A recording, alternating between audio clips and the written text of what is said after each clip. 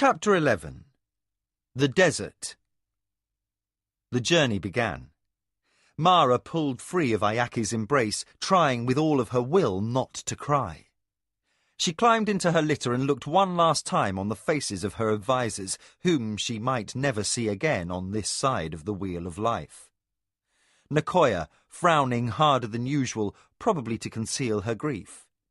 Jikan, who had a harder time hiding his emotion since his hands were empty of slates. Arakasi, shadow still, silent and, against his nature, looking grim. And Kyoke, dependably expressionless, standing erect on the leg he had left, the crutches leaned unobtrusively against the door jamb. He wore his sword, but seemed a stranger without armour and warrior's plumed helm. "Guard Ayaki and the Natami, and may the gods of fortunate aspect look favourably upon our endeavours," Mara said. Somehow she managed to finish in the proper firm tone. Her advisers and the house servants arrayed behind them looked on with pride as she waved to Force Commander Lujan to signal her army to march. The tramp of many feet lifted a dust plume over the road, as it had not since Sezu's time. That army had departed, and only 40 had survived to return. An older generation of servants wondered if the past would repeat itself, while the newer generation sensed their fear. They watched 3 companies in green and a shiny black company of Choja march out bravely under the Shatrabird banner. The sun burned down through the morning mists and flashed off polished lacquer armour. It caught on the streamered points of spears and on the feathered crests of strike leaders, patrol leaders, and officers' aides.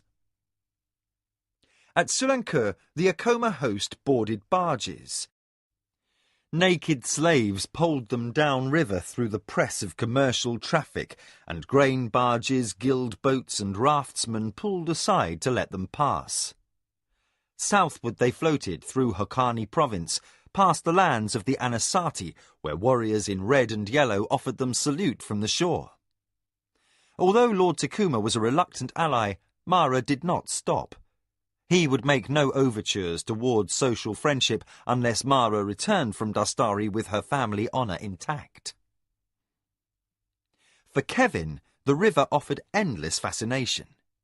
He spent even the hottest hours by the rail, talking to the barge master and the slaves who manned the poles with equal interest.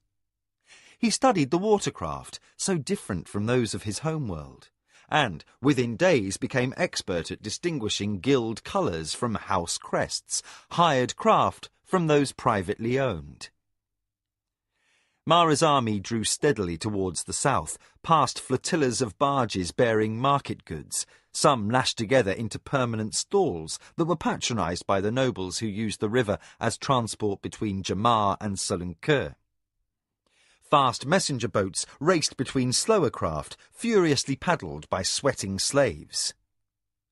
Once they passed an imperial barge, bright with gilt and hung with banners, its white and gold colouring a dazzling change from the many-coloured craft of the nobles.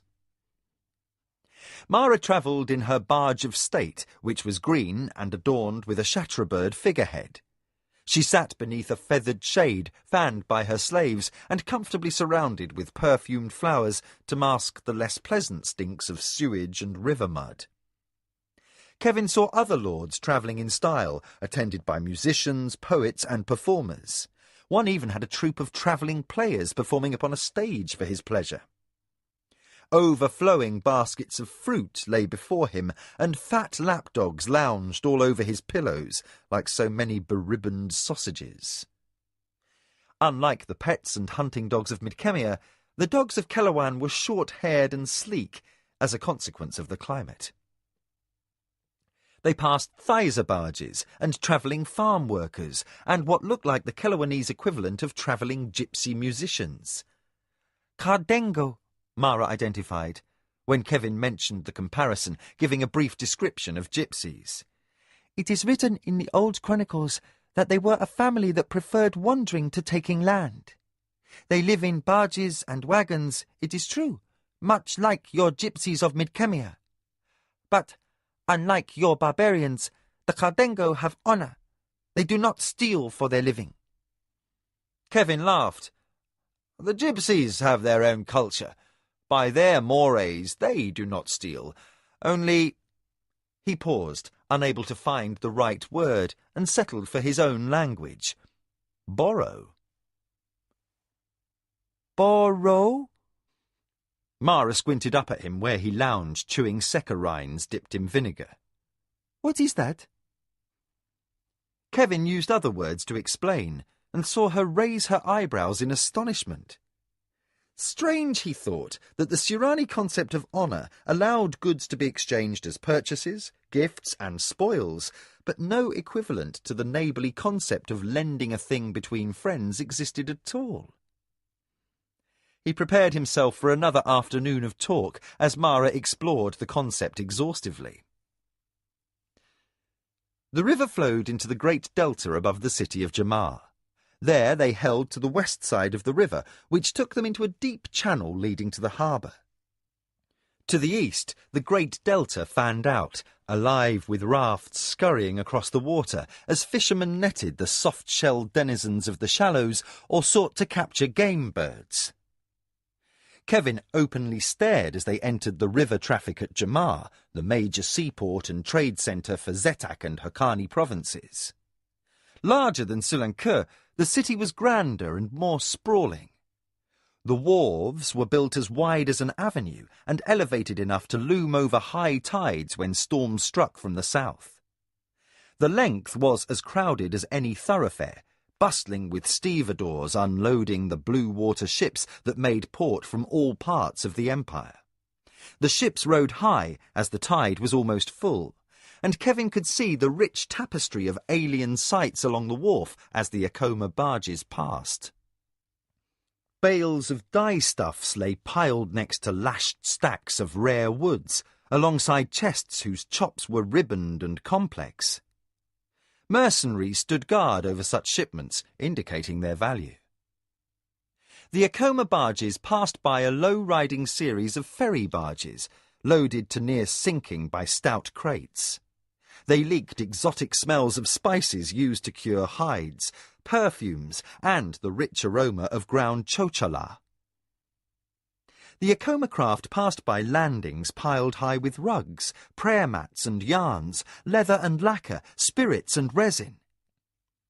Each valuable shipment was shepherded by slate-bearing factors, hodonras, and caravan masters. Under hot sunlight, two-wheeled vehicles pulled by slaves transported the goods from shipboard to docks and from docks into wagons on dry land. Kevin watched with interest those Surani he had never had a chance to glimpse before. Sly-eyed sailors drank jugs of liquor in the shadow of the alleys, or paired off with the painted ladies of the reed life, who displayed their fleshly wares from gallery boudoirs hung with perfumed silks. Street urchins begged coins, and cart vendors hawked wares in a variety of sing-song calls. Bead sellers vied for shorefront space, where incoming ships landed tenders to be first to sell trinkets for sweethearts to sailors coming ashore. Kevin felt a chill as they rounded the bulk of a large ship and the slave market came into view. Though it was ignored by the others on Mara's barge, Kevin recognised the compound at once from its high picket fence and the naked men standing in coffles with overseers snapping their goads.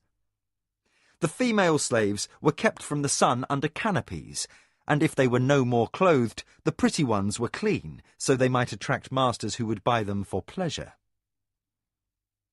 Reminded by the sight that he was still Mara's property, Kevin's interest in Jamar's strange sights flagged at last. He felt no regret when the ship hired to carry the Akoma army across the sea came into sight. Nets were lowered for the Chojar to scramble up, and then the Akoma soldiers. Mara's litter was lifted, while she calmly sat inside by the hoist used to load cargo. Then supplies were hurried aboard. The captain that Lujan had engaged to provide their overseas passage was efficient and determined to make the peak tide that was but minutes away. He called the dock crews to cast off, even as his sailors were lashing down boxes of Acoma supplies.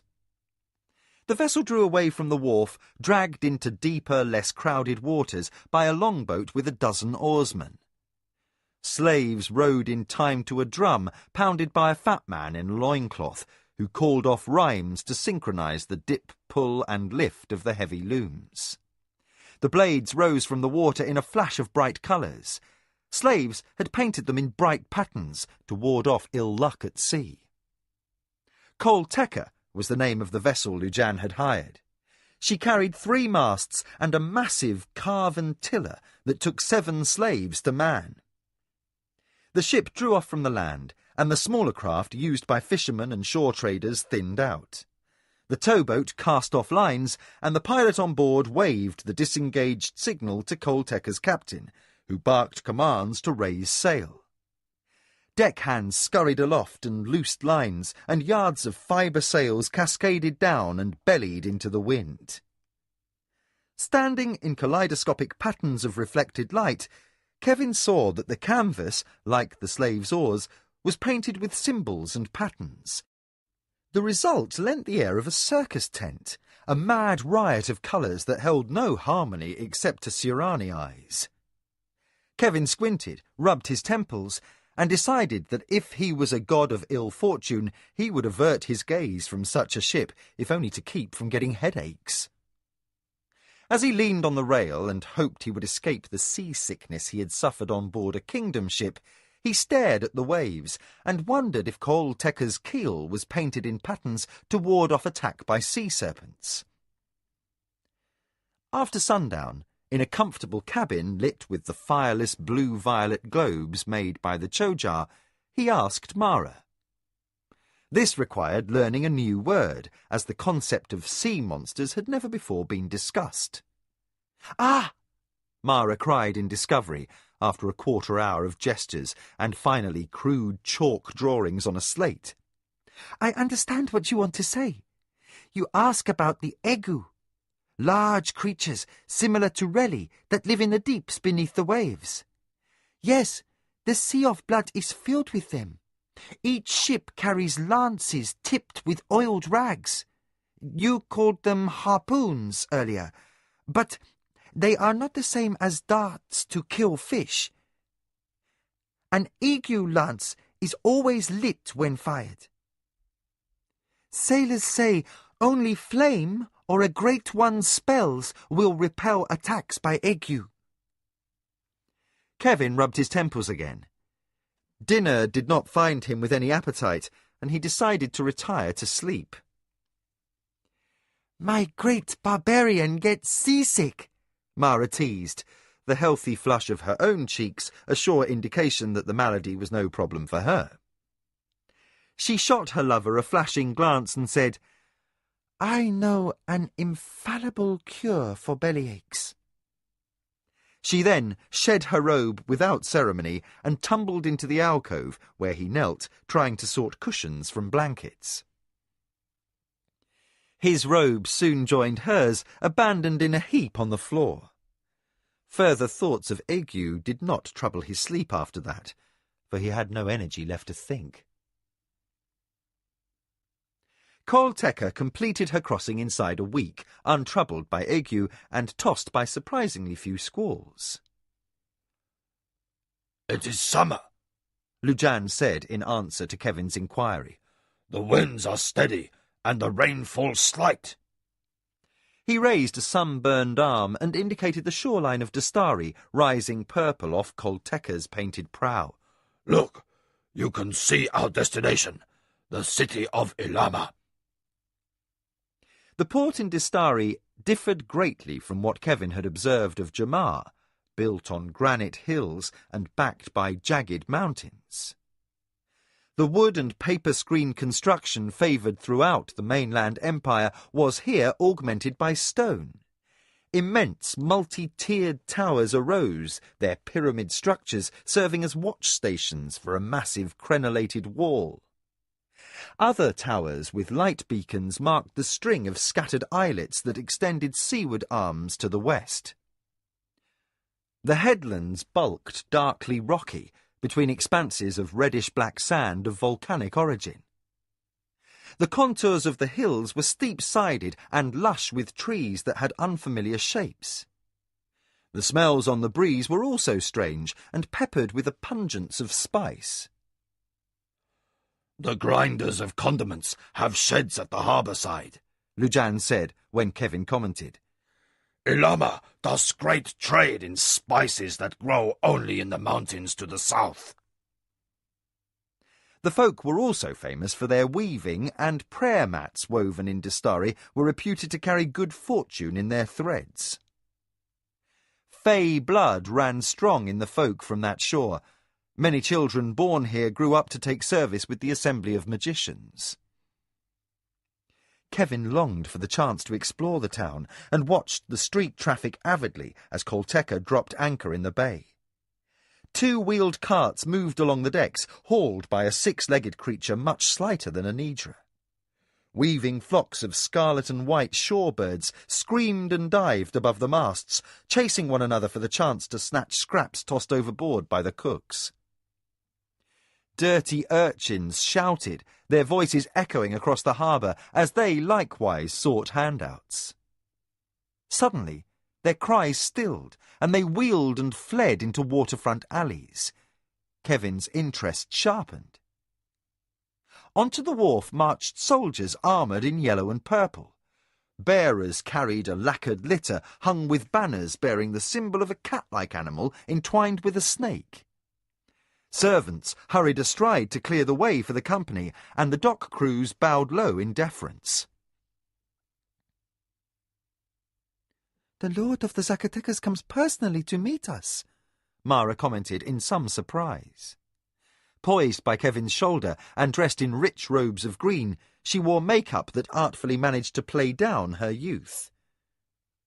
"You didn't expect him?" Kevin asked, turning to assess the reason for her nerves. "I did not," Mara considered, frowning. "That he has left his war camp to attend the arrival of the Akoma honours us." She waved to one of her maids and said quickly, "Unseal my black lacquered carry chest. I'm going to need a finer overrobe." Kevin's eyes widened in surprise. "The jewels you wear now are already blinding." Mara fingered the seed pearls and emeralds stitched in rows and whorls at lapel and cuffs. "For a lord who rules one of the 5 families and the war chief of Clan Zakala, I shall wear metal. To appear in less than my finest apparel might be taken as insult, and this man is one my people must never risk offending." Sailors began to lower Kolteka's tender, and under Lujan's direction, Mara's honour guard assembled on the deck, their armour polished and their spearheads adorned with streamers. The lady hastened off to change her robe. Kevin, dressed in Midkemian-style trousers and shirt, took his place among her cortege like a grey and white dove in the midst of a festival. Shortly after, Mara reappeared, clothed in an emerald silk overrobe tastefully sewn with copper sequins. Kevin preferred it to the pearls, and said so. The reddish glint of the copper set off the deep brown of her eyes, but the compliment brought no smile from her. Lujan saw his lady settled on board the canopied tender that would bear her party ashore. The new force commander's light brand of humour also seemed absent, which Kevin interpreted as a cue to be restrained. Changed from the brash captive freshly taken from the battlefield, the Midkemian had finally learned the wisdom of keeping quiet when the time warranted. That Lord Zacatecas was immensely powerful was apparent by the depth of Mara's bow, made the moment she stepped onto the stone wharf to the personage in yellow armour and dazzling gold wristbands, who sat like a king enthroned upon his litter. The Lord of the Zacatecas inclined his head, arose, and returned a polite bow. He was an older man who did not appear dissipated. His flesh was sunburned and hard, and his hazel eyes shrewd amid their wrinkles. His dress was fine, yet not frivolous, and his mouth was bracketed by deep folds that hinted at irony as he smiled. "Lady Mara, are you well?" His voice was gruff but well modulated. And Mara, looking up at him, smiled also. "You honour me too much, my lord," she said in quick deference, by which Kevin knew the man had higher rank, but had not insisted she speak first. Lord greeted Lady in friendliness, with a public display of favour. "I am well," Mara continued, her poise belying her strain, "and greatly flattered to see you here. You are well, Lord Cipino?" "Well, indeed," the man replied, with sudden acid sarcasm. He tossed back steel-coloured hair and laughed. Kevin could not see why, but decided the lord was responding to some subtle nuance of Mara's as he offered his arm and led her forward. "Lord Decio, may he and his cousins die choking, shall be made to regret this day." Mara murmured something in reply that caused the lord of the Zacatecas to laugh again and to eye her with fresh appreciation. He completed a gracious motion, and the lady was handed into the lord's own litter, a thoughtful courtesy, since his personal appearance had not been expected, and time had not allowed the Acoma servants to unpack her palanquin. The company of warriors moved off in squares of black and yellow, offset like a checkerboard with squares of green. "If I were younger," boomed the lord in his gravelly voice, "I would be minded to give young Hokanu some competition." Well, Kevin decided, with a small pang of jealousy, at least the lord of the Zacatecas seemed charmed by the lady who desired his alliance. "For which your beautiful lady wife would wish me poisoned," Mara demurred smoothly. "Is Isashani well?" "Well, thank you, and grateful for my absence, which keeps her from becoming pregnant again. Turn here," Lord Cipino instructed his bearers. The company wheeled smartly across a narrow intersection and entered the canopied shade of an open-fronted hostel. A refreshment bar extended the length of the back wall, and the sides were open framework. Soups, pastries, and assorted blends of local herb brew called tesh, as well as the usual chocha, were sold here. Benches and tables emptied as patrons of lesser rank scurried to make room for their betters, and a flurry of servants in smocks descended to clean up leavings and lay out clean cups and plates. Cipino saw Mara to a seat, took the lord's place at the head of the table, and set his elbows on the sanded planks, chin rested on his steepled fingertips. He regarded the girl who had routed Lord Jingu of the Minwanabi in his own home, and whose quickness at the game was earning her notoriety. Around him, Lujan's warriors and Zacatecas were arrayed in defensive formation, leaving Kevin standing with the bearers just beyond earshot of the conversation. He could tell by Mara's bearing that the social chat ended and that discussion of serious matters began almost immediately. Servants brought food, which was laid aside barely touched, to make room for parchment maps and a series of slates brought in by a servant in yellow and purple livery. Presently, Mara waved for Kevin to come and stand at her shoulder. "I want you to hear this," she said, and by her tone the Midkemian understood that she intended to ask his opinion later, when they had time in private for talk. The afternoon passed in discussion of the previous year's succession of skirmishes, which had resulted in Mara's summons from the High Council. "There is only one thing to be concluded," Zacatecas wrapped up. "The raiders from Suba are growing vastly more numerous and aggressive beyond their normal nature. What I would ask you is, why?" Mara regarded the older man steadily, thinking. "We shall find out, Lord Cipino." She spun her empty tesh cup with her fingers and said obliquely, "Rest assured, my estates are vigorously fortified." The lord of the Zacatecas smiled to show even teeth. "Then, daughter of Sezu, we understand each other well. The enemy shall gain nothing of advantage. He reached out and lifted his goblet of Jamar crystal in hands that bore no rings. To the victory, he said softly. Mara met his eyes and nodded, and for some unknown reason Kevin felt chilled. The coal tecker had been unloaded by the time the Lord and Lady emerged from their table of refreshment. Mara's palanquin awaited beside Lord Chipino's, and servants had commandeered a herd of pack beasts. They were lightweight, six-legged, and, to Kevin's eyes, resembled a cross between a camel and a llama, except for the ears, which were scaled and whorled like a lizard's. Mara's wardrobe, chests, and the tents, braziers, charcoal sacks, oil barrels, and stores, and supplies for her army, had all been strapped to strange U-shaped racks that rode the creatures' backs like saddles. The train was a very long one, noisy with the bleat of animals and the calls of swarthy-faced tenders who wore loose scarves at their throats. Drovers in baggy garments striped in garish colours prodded their charges into a straggling order of march. The human and Chojar companies formed up more quickly, and descent into the mountains began.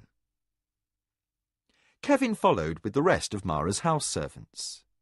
Distracted by a giggling child who rolled in the gutter by the roadside, he was startled by a splash of warm fluid. He spun, discovered a white gobbet of saliva dripping from his shirt sleeve, and grimaced. "Damn it to hell!" he said in Midkemian.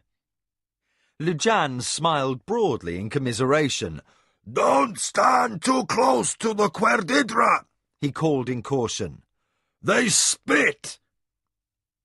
Kevin flicked his hand and shed a foaming mess on the pavement. It reeked unpleasantly, like rotted onions. Evidently, they don't like your smell, the force commander finished, laughing. Kevin eyed the offending pack beast, which was looking at him through violet, long-lashed eyes and curling its monkey-like lips. "Feelings mutual," he groused. And he wished it a painful attack of constipation and thorns in all 6 of its padded feet. Dustari was going to be peachy, he groused to himself, when the Quedridra that carried the supplies seemed to outnumber the soldiers. The mountains changed drastically as they approached the passes.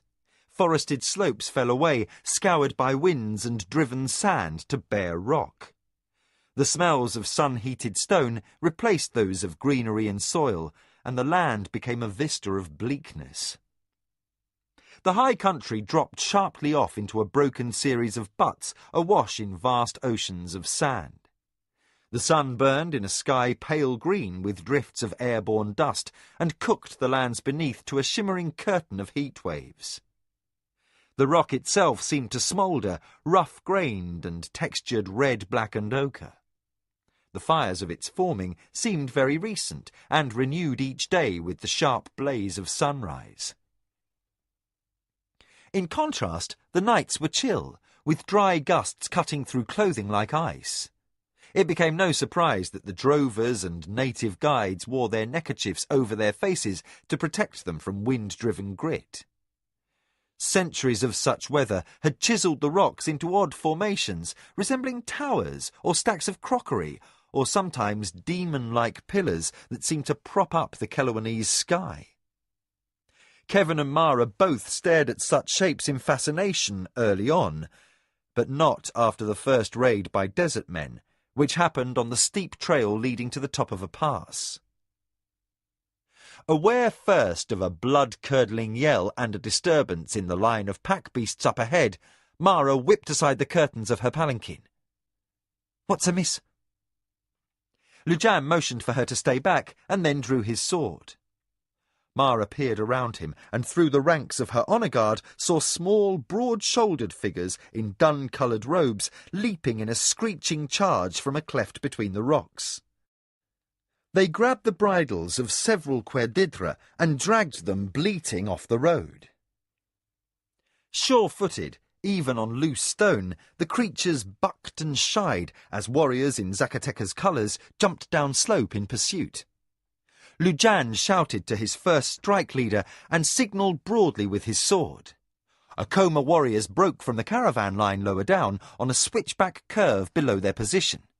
Their sally was joined, then overtaken by a fast-moving strike from a force of Choja.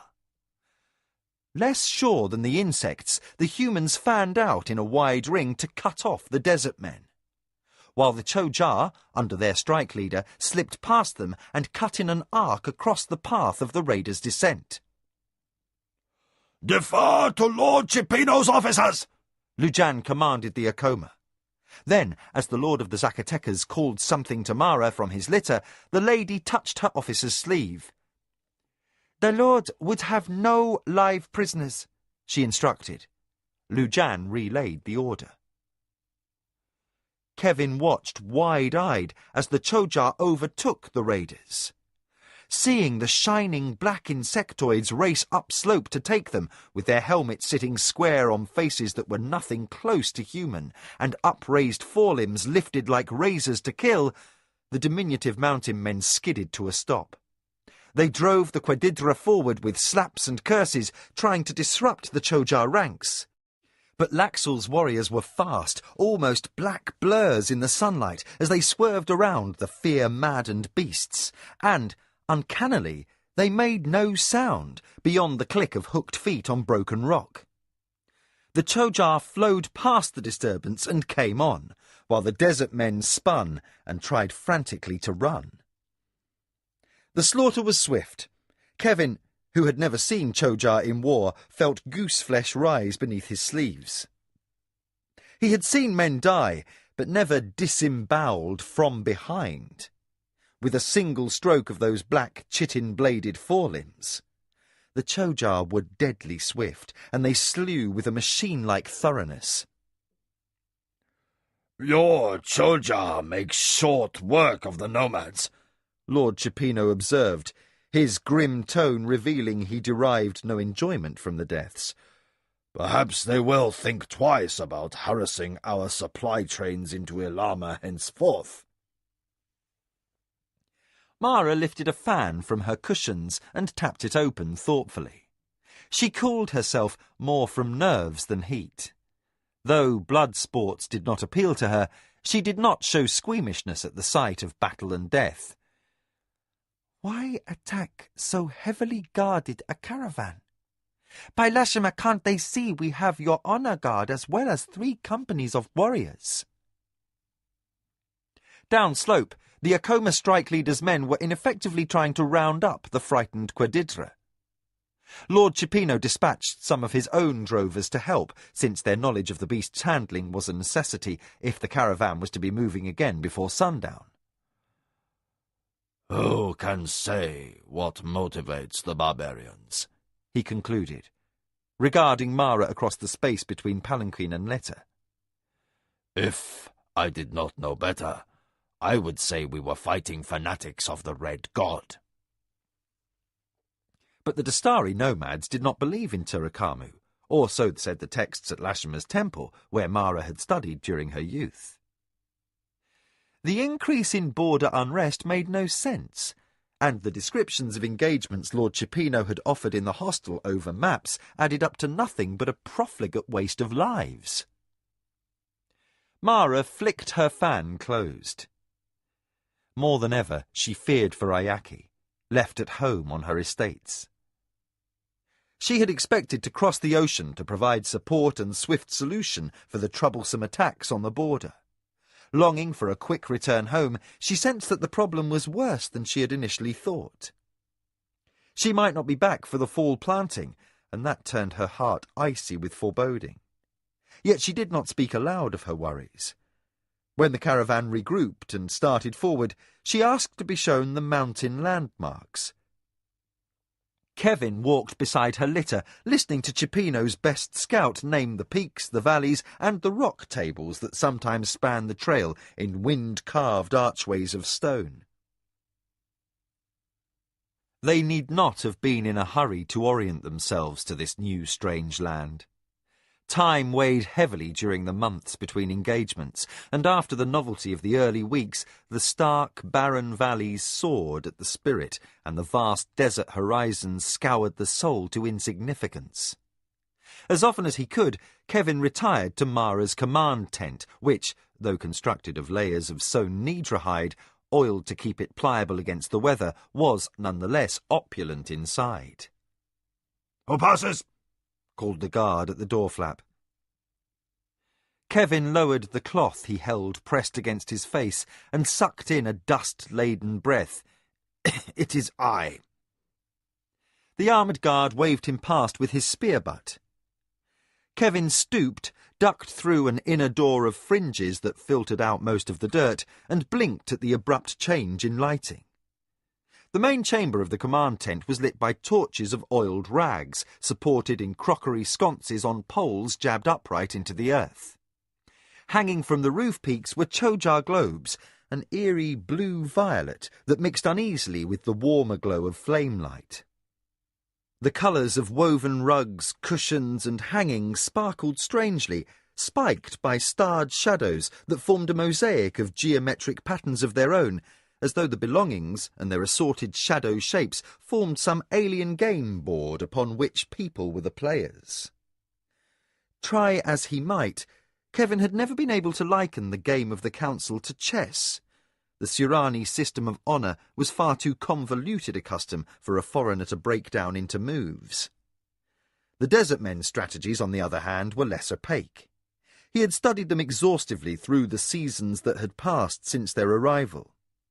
The nomads sent raiders against the fortified passes, mostly at night and always in stealth. They sought to wear away at the armies of Zacatecas and Acoma, here through attrition, and there through the nerve-soaring, actionless boredom. Day after day dawned with no battle beyond the wasp stings of raiding at night.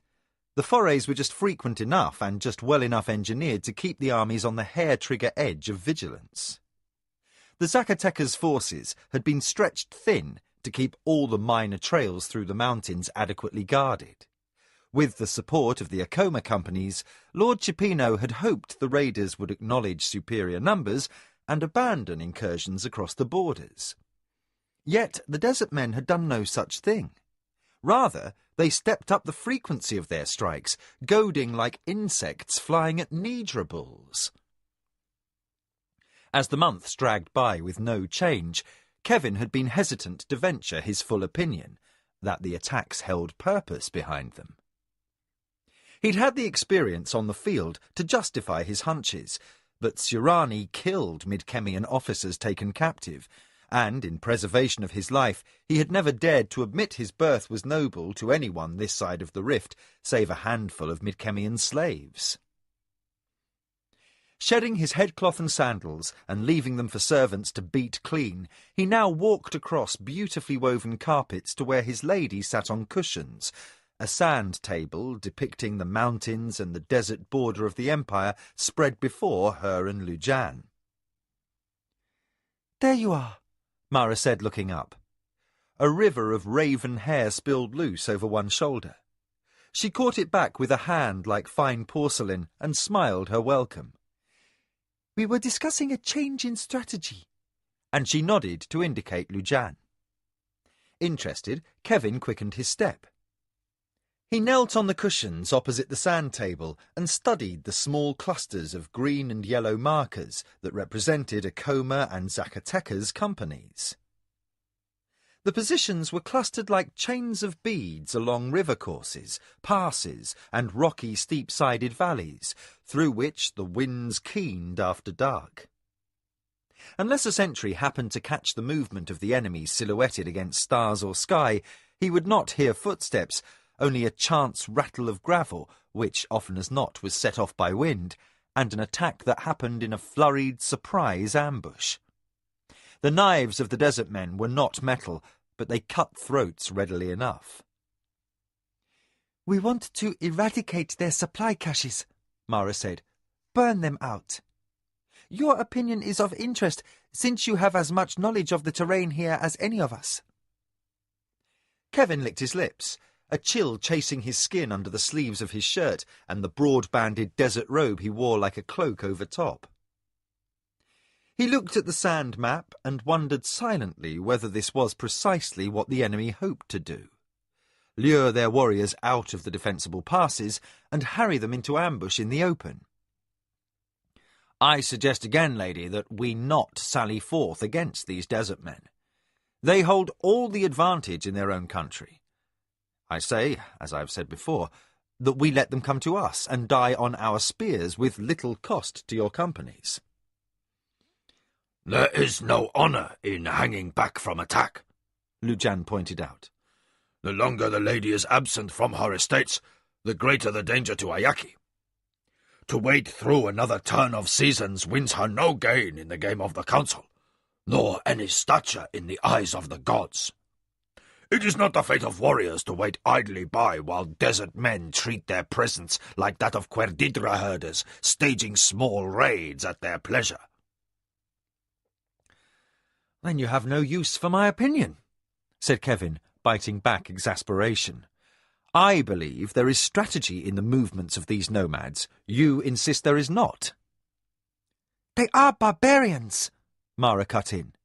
They raid across our borders because the land is rich and green. Why should tribes of desert men suddenly organize against a nation armed and prepared against them? What could they hope to gain except obliteration? Kevin heard her anger and took no offence, aware as he was that the time away from home had stretched out into almost a year, and the separation from her son was wearing at her. Each month the traders' ships made port at Ilama, and Jikan's messenger reached her, but no word arrived of an attack by the Minwanabi. She had left her best troops to guard the estate. Here, with the ones that remained, she had expected to lend support to Zacatecas and then be free to depart. But the attack at home had not happened, or at least, if it had, word had not reached them. And on this side of the Sea of Blood, the campaign was unexplainably drawn out and showed no signs of resolution. "We must find the nomad supply caches and burn them out," she insisted emphatically, "or else grow old in this wretched waste and never see satisfaction against Minwanabi." Her pronouncement ended discussion. The scouts went out. They made a 5-day sweep of the lowlands that extended into a month of seeking. The nomads could not be tracked across sands continuously shifted by the winds, nor over swept slabs of rock. The Tsurani were forced to search for the smoke of cooking fires in a land that had no trees, but imported oil or charcoal for heat and light. The warriors had to lie for days in hiding, scanning the barren horizons for signs of enemy encampments. They marched across smouldering hardpan and found nothing. Just old fire rings filled with ash and burned bones, and sometimes the imprint where a hide tent had stood, or broken bits of discarded crockery. The nomads' caches of supplies remained elusively hidden. After 3 unfruitful months, Zacatecas and Acoma soldiers began taking captives. These unfortunates were dragged back to Chipino's tents for questioning. The desert raiders were small, of wiry stature, and often bearded. They smelt of querdidra and sour wine, and they wore leather studded with bosses of the pack beast's horn and bone. Over this primitive light armour they threw loose-fitting robes in beige colours, tied with beaded sashes that held talismans denoting their prowess and tribe. Very tough, with skins weathered by the climate, few could be induced to talk. The ones that had looser tongues were not highly placed in their clan hierarchies. The caches they disclosed in the following 4 months were of little consequence. Just a few skins of wine and some grains stored in earthen jars. Not enough to be worth losing warriors over, Lord Chipino said to Mara in a frustrated talk after a day spent in blazing sunlight, digging one such cache from the sandy floor of an arroyo. The Acoma command tent was still under the gloom of twilight. The calls of the sentries as the watch changed mingled with smells of roasting meat that drifted in through the flaps, opened to the cooling evening breeze. Charcoal smoke arose in blue puffs against darkening hills, and inside, the smouldering of oiled rags threw cherry-coloured light through the decorative pierced patterns in the light sconces. Mara clapped hands for a servant to bring the Lord of the Zacatecas some tesh, sweetened as he preferred it. She said, "Then you think we waste our time by searching the foothills?" I do. Lord Chipino emphasized his frustration with a jerk of his chin. The supplies of the nomads must be held in the deep desert beyond our scouts' line of sight, and where no trails exist to leave tracks. I believe we must attempt an incursion with perhaps 2 companies of warriors. The servant arrived with the tesh, lending Mara a moment for thought. She had also come to feel that some similar tactic was necessary, and Lujan supported her.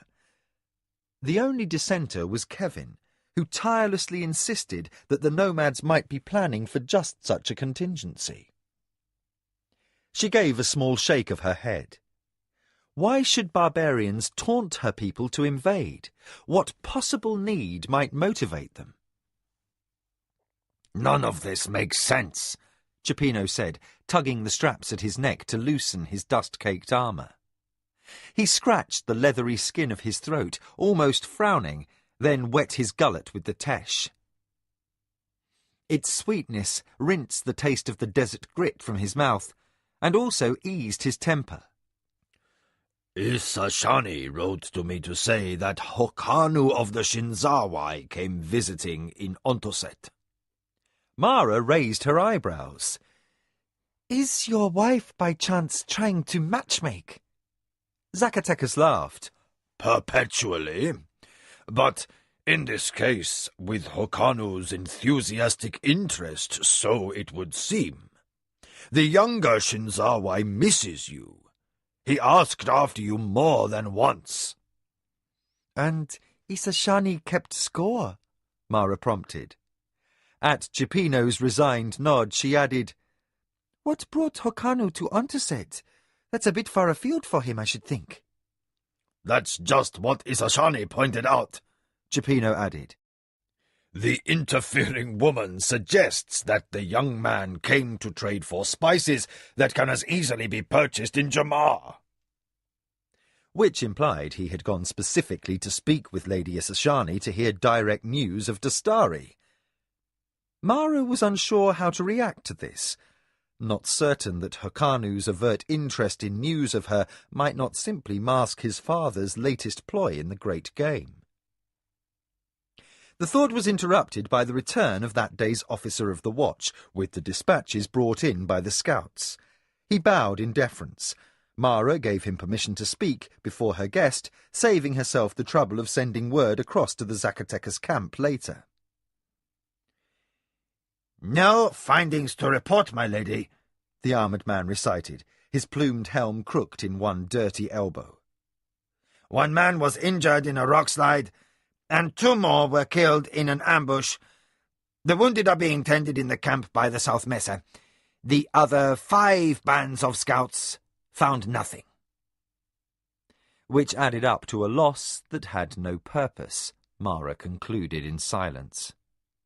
Needled by the progression of useless days, useless deaths, and no sign of change beyond attrition, she found her patience at an end. The nomads were just toying with them. About this, Kevin was correct. But to sit and wait without action was unacceptable. Mara excused her tired officer from duty, then met the dark, sardonic eyes of the Lord of the Zacatecas. "The Acoma offer 1 company to march out in a foray beyond the foothills. My first-strike leader, Migachi, will command, and a half-patrol of Choja will go along to act as message-bearers between here and the main camp." Lord Chipino of the Zacatecas inclined his head. He set his tesh cup on the low table between the stone-weighted corners of the map scrolls and the slates and the ground-down ends of chalk, and reached for his sun-bleached helm. "To the honour of our houses and the ruin of enemies," he intoned, I will send a company also, and a gift to recompense for your Choja, whose abilities I cannot match from my own ranks. The hive on our lands had no warriors to spare, with the unrest of House Zirentari on the northern borders of our home estate. Mara did not venture the fact that she had bargained with her own queen to breed extras. One did not divulge the unnecessary even to friends, for in the great game, today's allies could be tomorrow's bitterest enemy. She arose out of politeness and bowed to her social superior, though between herself and the lord the forms were not always observed in private. "I waive the need for the gift." Lord Cipino studied her, squinting slightly in the spangled light thrown off by the pierced designs of the sconces. "You are wrong," he said gently, as he might perhaps have corrected a daughter. "A woman in the beauty of her youth should never be permitted to languish in a desert without gifts." Mara flushed. She found no words to cover her intense moment of self-consciousness, so Lord Cipino smoothed over the embarrassment for her. "Hokanu made Isashani promise to see that your charms were not forgotten in this desolate barbarian land." The lady of the Akoma laughed freely, which was a change after 2 years that felt in isolation like captivity. "You and Hokanu both are flatterers." Cipino turned his head, then shoved his helm over rumpled grey hair and left the chin strap hanging. "Well, it's true there are no women here to exercise that failing of mine. I'd flatter the Quadidra males if I could." He shrugged. "But they spit. Do you spit? No, I don't think so." Then the true compliment came underhandedly, so she would not brush it off in a change of subject. "Hokanu is a man of shrewd sense and fine taste. Else Isashani would have shown him and his questions out her door, you can be certain."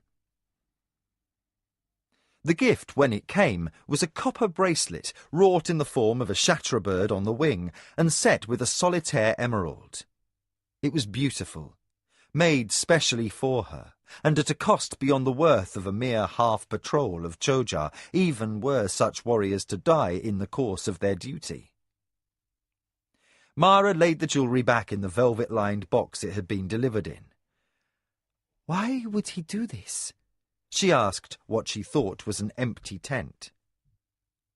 Kevin spoke up from behind her shoulder, making her start. "Cipino admires you for yourself. He wants you to know that." Mara's frown deepened. "Lord Zacatecas, why should he admire me? He is of the 5 families, preeminent in the empire. What does he hope to gain from a house under siege by the Minwanabi?" Kevin shook his head in a flash of impatience and sat on the cushions beside her. He reached up, lifted her masses of loose hair, and gently began to knead the tense muscles in her shoulders. Mara leaned into the caress with a sigh and surrendered knots of tension she had not noticed were there. "Why should he?" she persisted, in reference to the Lord of the Zacatecas. Kevin's hands rested warmly on either side of her chin. "Because he likes you. Not because he has designs on you, though I'll wager he might indulge in a little discreet dalliance if he thought you were of a mind, but he has no overt designs on you or your house, or what gain he might make in the great game, lady. Not all of life is bloody politics. Too often you seem to forget that.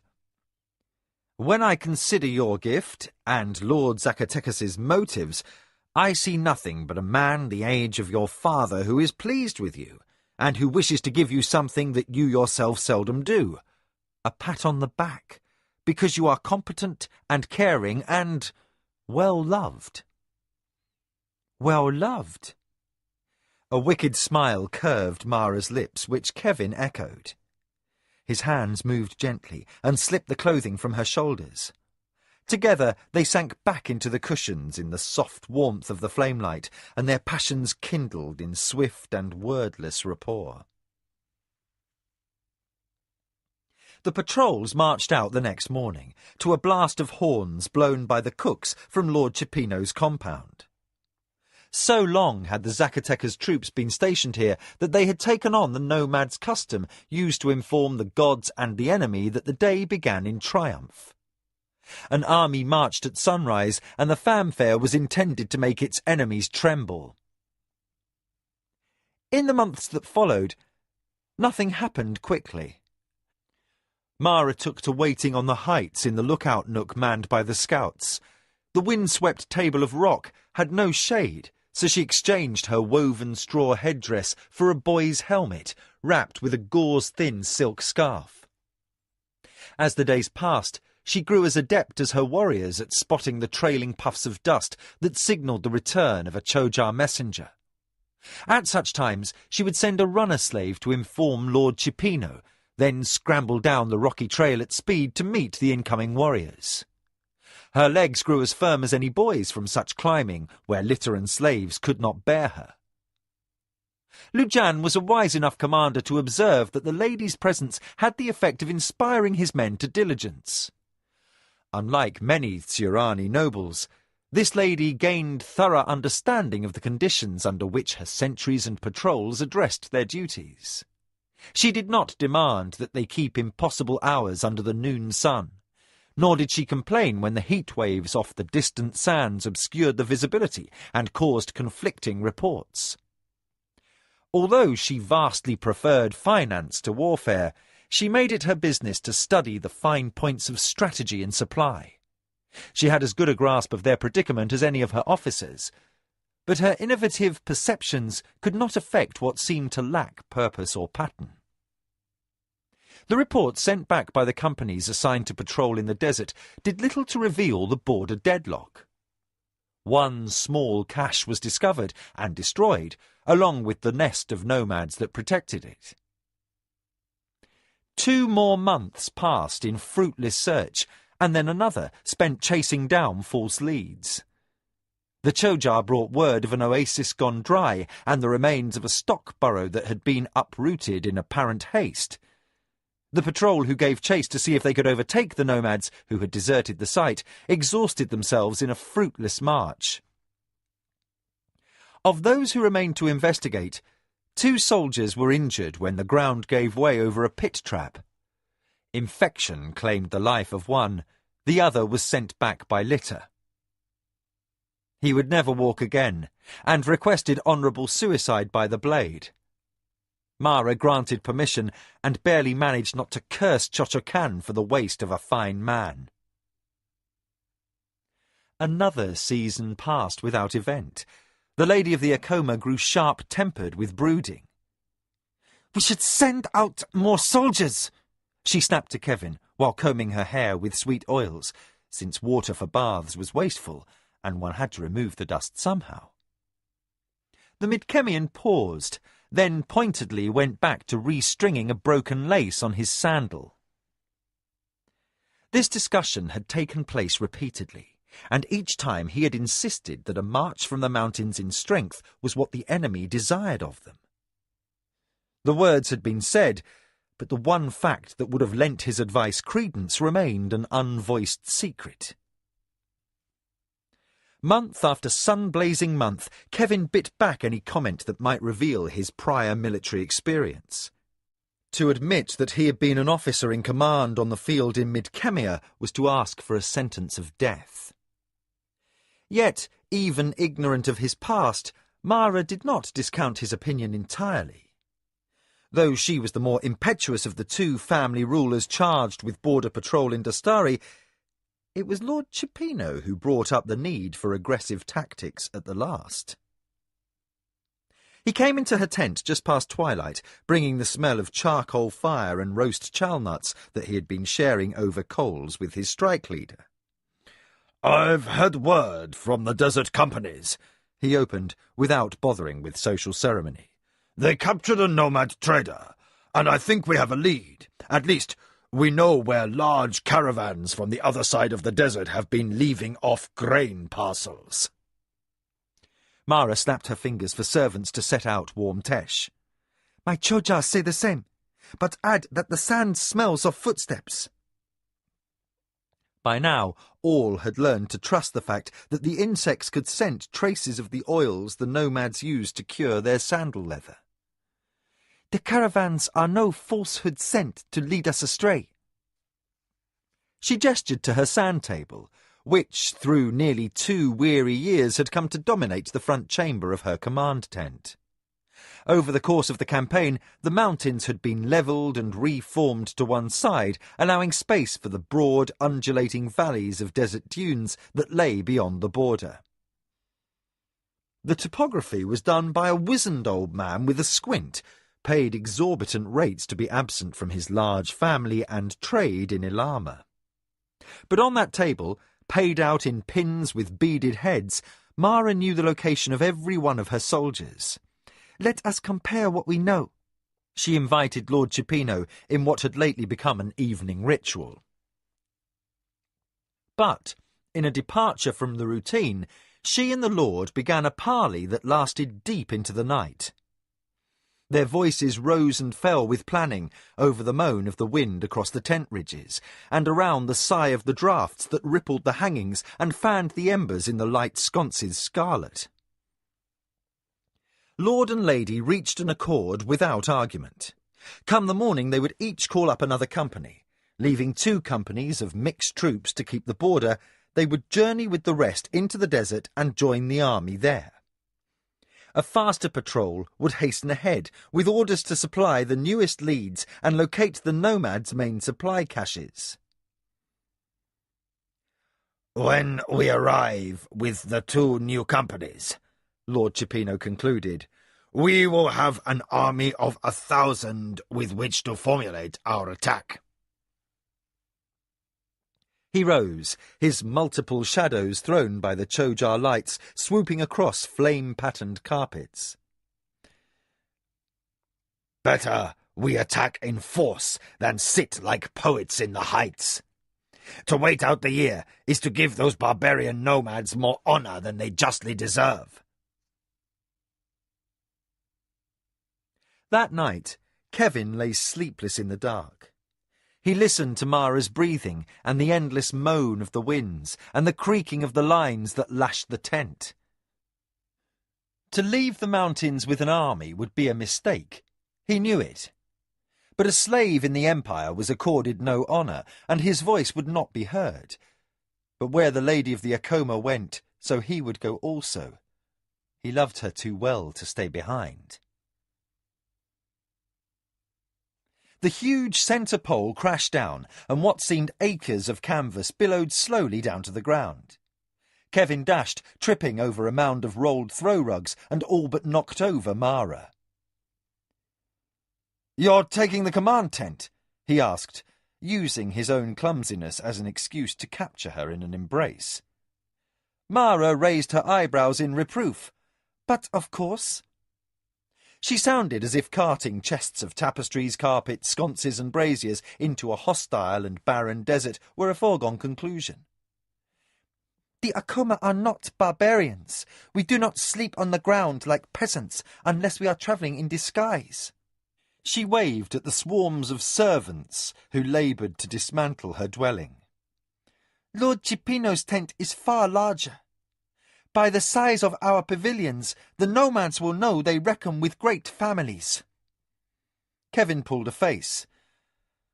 "And, seeing the size of your respective tents, they will run like jiggerbirds from trouble?"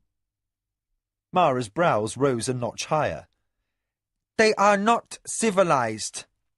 "Meaning if they were, they'd run like jiggerbirds," Kevin qualified. "You have a habit of repeating the obvious." Mara pushed impatiently at his hands, which were stroking her intimately through her thin robes. "Not now, busy man. When I insisted that you stay at my shoulder, I did not mean bed sport in plain view of gods and sky." Kevin backed off, smiling. The Quadidra drivers have rounded up their herds. He glanced at the growing piles of chests, carpets and cushions.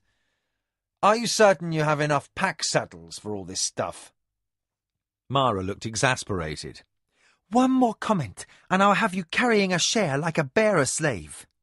Very likely you belong with them anyway, as punishment for incurable insolence. Kevin bowed with mock deference and hurried off to help bridle the insufferable and fractious-tempered six-leggers. By damn, we'll be lucky to have this army marching before sundown, he muttered as he passed out of earshot. In fact, it took until noon.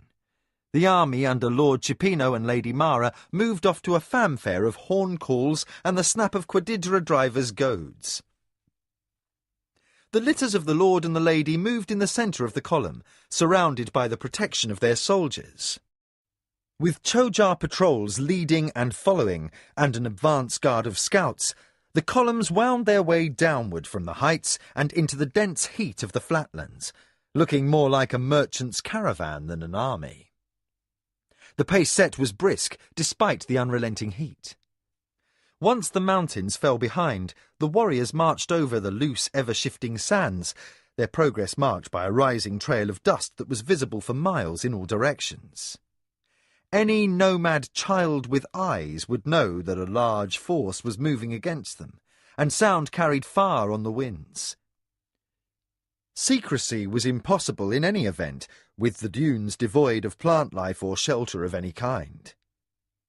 Barren tables of rock thrust up through the sands, wind-carved into fantastic shapes and sliced by deep-chasmed arroyos that sometimes held springs in their shadowed, almost cave-like depths. Any of these might hide a camp of enemies. The tribes would be watching the armies of the Acoma and the Zacatecas, trying to determine whether to stay where they were and stage ambush, or to slip away under cover of blown dust and nightfall, to avoid getting bottled up inside and slaughtered. The land was unsuitable for pitched battle of any sort, Kevin decided. Superior numbers were the only assurance of victory, and no one could guess how many desert clans were allied for the campaign against the Empire. They could be holed up in the rocks on all sides, or they might melt away invisible while the army marched itself to exhaustion in search of them. Gouging loose sand from beneath the straps of his sandals and feeling the blisters starting underneath, Kevin swore. If you were a desert man, armed with long knives and poisoned arrows, your tactics in provoking a large war force made sense only if you had a trap out there, carefully set and awaiting the army to spring it. The whole thing reeked of long-range planning. Yet Mara stayed reluctant to see reason. "The desert tribes cannot be bought," she said under the stars when at last they made camp. It was too hot and still yet to retire into the command tent, and slave and lady sat companionably on a carpet, snacking on dry wine and Quadidra cheese.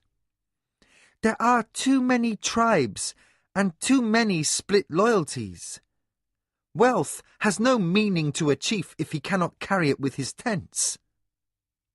Kevin conceded this point in silence.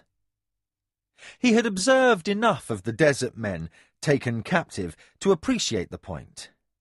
They might be diminutive, but they were as fiercely proud as the dwarves of his homeworld, and argumentative as a sand snake. They tended to bite first and worry about survival after. They were children of a harsh country where death walked behind every man.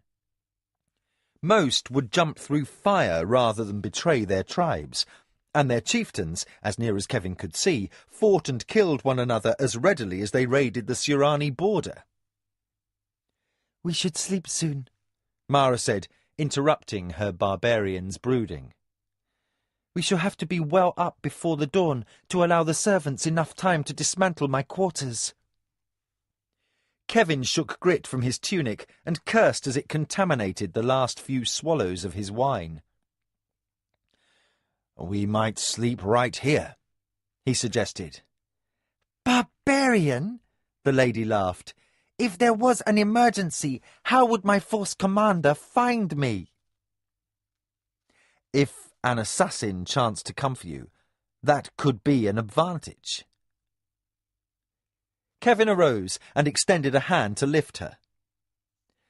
Show me the assassin who could get through Lujan's patrols, Mara retorted, slipping comfortably into his arms. Which was true enough, Kevin reflected, but not in the least reassuring. If the nomads had intended to send assassins, they would have done so without baiting a whole army. The next week's march led them into a country of rocky tablelands and dunes crowned with broken clutches of boulder. The army was hemmed in by poor footing, forced to straggle through deep sand in a twisting succession of narrow valleys. The place had a canyon-like feel, not at all to Kevin's liking, and even Lujan voiced doubts. But messengers from the advanced troops rushed in with excited word that there was a cache, a large one, as well as a sizable force of desert men encamped on the hard pan on the other side of the hills. Mara and Lord Zacatecas held parley and decided to press on. The Choja do not get mired in this sand, Mara explained to Kevin when the latter questioned the decision. They are fast and fierce, and the heat does not slow them. One company of Choja is worth 2 of humans in this desert, and what can the barbarians do as counter-offensive against that? There was no ready answer. The army marched on until night fell over the land, and the copper-gold moon of Kellowan rose and bathed the dunes in metallic light. Mara retired to the comfort of her command tent and the soothing voice of a musician, while Kevin paced the camp perimeter and wrestled with conflicts of his own. He loved the lady. She was in his blood, and nothing could change that. But did he love her enough that he should risk his own life? The Midkemian walked, listening to the talk of the warriors and the banter that passed between them. The language might be different, but soldiers on the eve of a conflict were no different here from those in the Kingdom of the Isles. Honour notwithstanding, the warriors of Mara's army diced and joked and upbraided one another, but they did not mention death, and they avoided talk of loved ones left home on the estate. Dawn broke in a haze of fine dust thrown up by the restless breezes. The servants by now had the knack of collapsing the great tents. The Quedidra had stopped spitting and grown resigned to their added burdens, or else they were too thirsty and too wise to waste fluid, Kevin thought, as he worked grit from between his teeth and sipped sour water from a flask. Too soon the army was gathered into ranks and marching through the defile that wound down between mesas to the hardpan. The nomads were massed there, waiting, a motley spread of perhaps 800 drably clothed warriors, clustered around tribal banners woven in bright colours and embellished with the cured tails of Curek, an animal resembling a fox. Kevin looked on them and felt the skin of his arms crawl with gooseflesh. While the warriors of the Acoma and the Zacatecas formed ranks and readied weapons, he retied the laces on his light Midkemian-style brigandine and hung close by Mara's litter. There, Lujan, Lord Zacatecas, Moxel, the Chojar force commander, and Envedi, who commanded the Zacatecas army, held conference. They would attack the ragtag force of tribesmen, their honour required it, as performance of their duty as guardians of the Empire's southern border. Kevin wished Sirani custom allowed a slave to bear weapons, for that this army prepared for disaster he had not the smallest doubt. I will lead my 2 companies into the valley and attack in a frontal charge, Lord Zacatecas rumbled in his bass voice. If the barbarians break and flee before us, your Chojar company can flank and engage from the rear and cut them off. If the desert men do not run, then Zacatecas will send a great offering to Turakamu. Mara inclined her head. As you wish, she intoned formally. Although Lujan would have preferred to send in a mixed company of Acoma and Zacatecas warriors, Lord Chipino had social seniority. His were the more experienced officers, and Mara had made it clear that she desired alliance, not rivalry, between her house and that of Zacatecas. To contend over the war honours and protocol would not be to Acoma advantage. The sun climbed toward noon, and the shadows shrank beneath the rocks. The army of Lord Zacatecas formed up into battle array and aligned itself for the charge. Mara set observers upon the crests of the escarpments on either side and arranged messenger runners to carry dispatches. The air was still, the silence complete. Kevin stood sweating at Mara's shoulder, almost wishing for the scrape of chitinous shell that the Chojar made while whetting their blade-like forelimbs to a razor sharpness for killing. His teeth were on edge anyway, and the sound would have justified the discomfort. Then the horns sounded, and the Zacatecas force commander signalled the charge. In a wave, the warriors in yellow and purple broke into a run toward the valley. Kevin shivered before a horrible, gut-wringing premonition that disaster was about to overtake them. "Lady," he said hoarsely. "Lady, listen to me. There is something I desperately need to tell you." Wholly engaged with watching the army that descended at a run toward the hardpan and the screaming, ragged ranks of desert men who surged yipping to meet it, Mara glanced barely in Kevin's direction. "Let it wait," she snapped. "I'll hear you after the battle." Chapter 12. Snares. The army charged. From a niche in a cleft of rock behind the desert men's lines, Tassayo licked his teeth. "Good. Good," he murmured gently. At last we have the Lord of the Zacatecas precisely where we want him." The strike leader at Tassayo's shoulder restrained an urge to scratch an itch beneath his armour. "Do you wish our offensive to begin now, sir?" Tassayo's cat-yellow eyes blinked once. "Fool," he said, with no change of tone, but the strike leader squirmed back. "We do not attack now. But when Lord Zacatecas has fully engaged his troops and is absorbed with the slaughter of tribesmen." The strike leader swallowed. "Sir, that is not what you told their chiefs in last night's council." Tassayo lounged back, his hair dark like copper against his cheek, a fine stubble showing just in front of his ear where his helm strap had worn the growth short. "Of course not," he said in the same velvet tone. "The tribes would hardly have committed their people to a battle to the death, the slinking cowards." The strike leader of the Minwanabi tightened his lips and said nothing. Tassayo laughed brightly. "You think I have acted dishonourably?" Of course not, sir," the strike leader stuttered hastily. He had heard that laugh before and learned to fear what action might follow.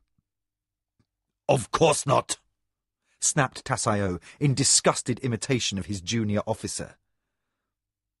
"The desert men are barbarians, without honour, and the promise to their chiefs is as wind. Turakamu will avenge no people who question his divine truth. The desert men are soulless bugs, and even a land such as this will be cleaner without them." "As you say, sir," the strike leader said obsequiously. His fawning disgusted Tassayo. He turned aside and watched the oncoming ranks of the Zacatecas crash into the lightly armed desert men. Weapons clattered against weapons, and screams arose as the first of the fallen watered the dry sands with their blood. "Wait," Tassayo soothed his near-to-fidgeting strike leader. "We shall attack in due time." He leaned against the shoulder of stone, totally at ease, as if the sounds of death and battle were music to his ears. The Minwanabi strike leader maintained his own calm by strength of will. If he was disturbed by the sight of their desert men allies being cut down and slaughtered as a sacrifice, he said no word. Stiffly correct and obedient to his master, he observed without flinching as the desert men were driven back and back again, leaving their numbers in thrashing, bleeding heaps upon the sand. The soldiers of Lord Zacatecas were thorough, efficient, and in no mind for showing mercy.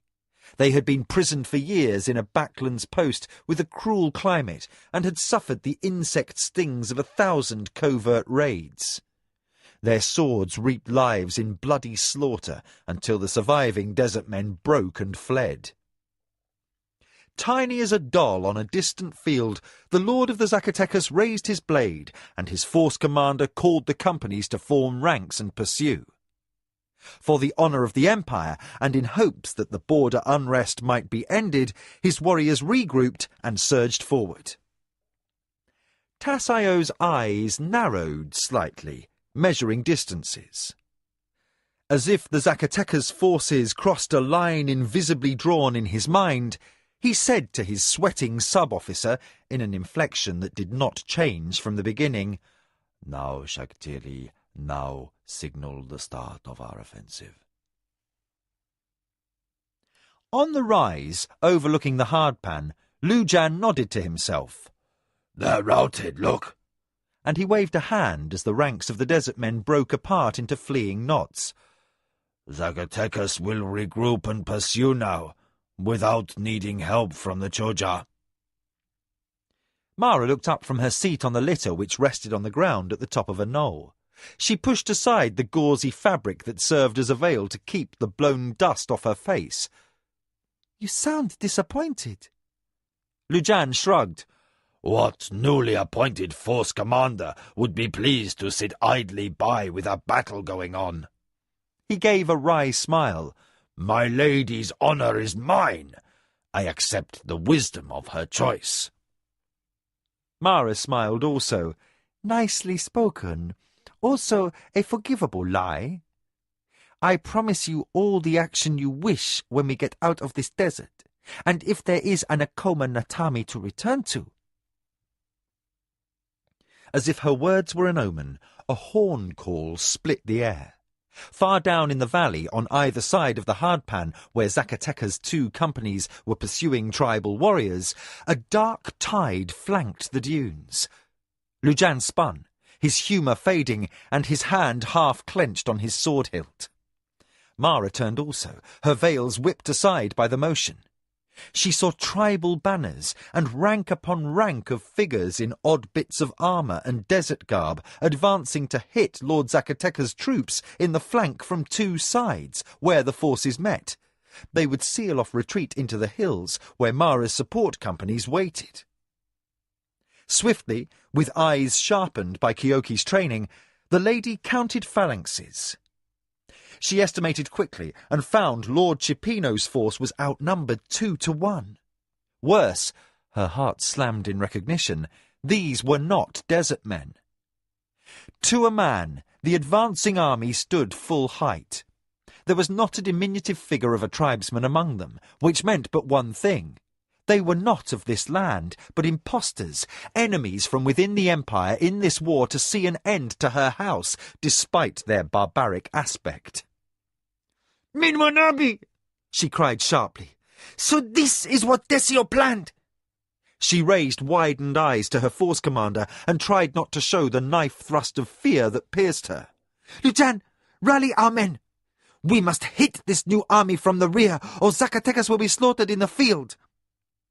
Lujan began a hasty bow, his lungs already filling with air to raise his shout of command. "Wait!" Kevin's cry cut between with an intensity that demanded hearing. Mara turned white. "Kevin," she snapped in a near whisper, "you presume too much if you think to interfere between sworn allies. There is honour at stake here." She jerked her head at Lujan. "Continue, Force Commander." Kevin shot up from his crouch, very fast for a man of his size. He reached out, caught Lujan's arm, and then froze as the Force Commander's blade cleared its scabbard, snapped down, and stopped in perfect control against the bones in his wrist. A fine line of scarlet opened where the skin split under the edge. "Stop!" Mara said. Her voice shook, as it never had in the memory of any man present. In the valley, the shouts of the armies reached a crescendo, and the rattle of shields and swords clashing together added to the din as the Zacatecas forces wheeled to take the shock of the enemy reinforcements.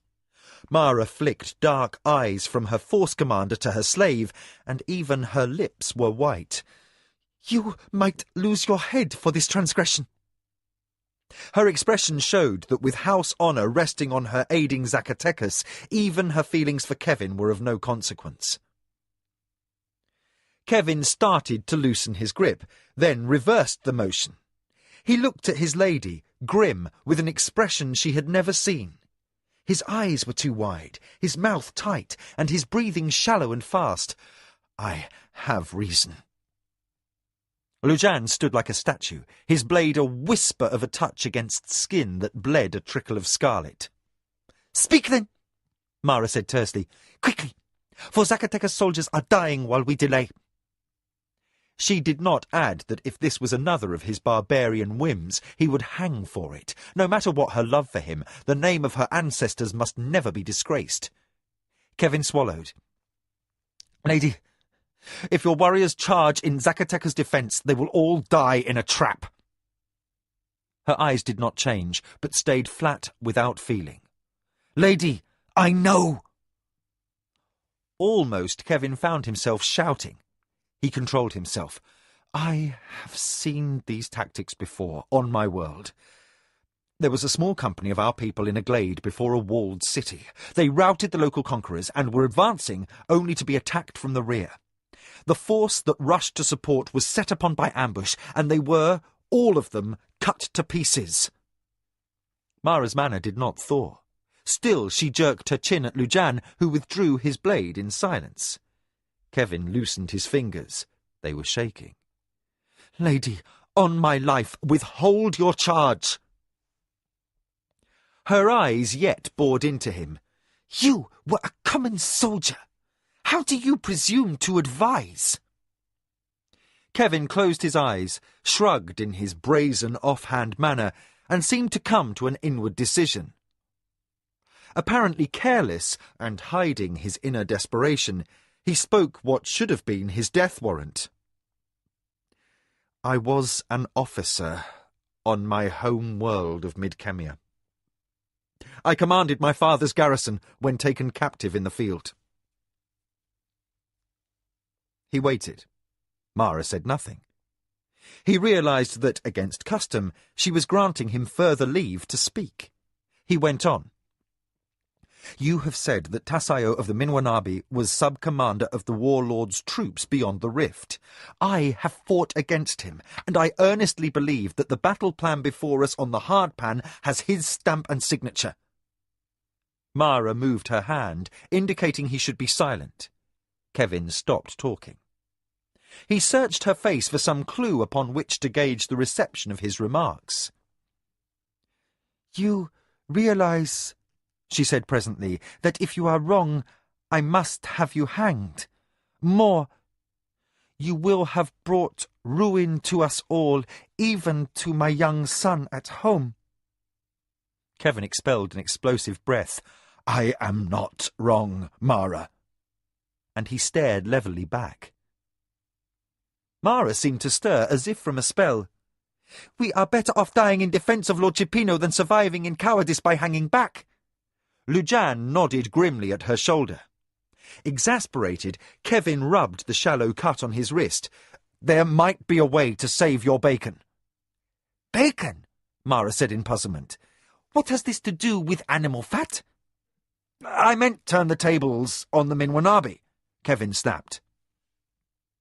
The clamour of battle on the hardpan was drawing closer, with the Zacatecas taking losses, and the desert men survivors fleeing in small puffs of dust over the farther dunes. If I am right, Tasayo will have another war host concealed in these hills. He will expect us to charge onto the hardpan. His reserve troops wait in hiding to hit us from the rear. Then the companies engaging Zacatecas would split themselves into two forces. He held his hands to illustrate.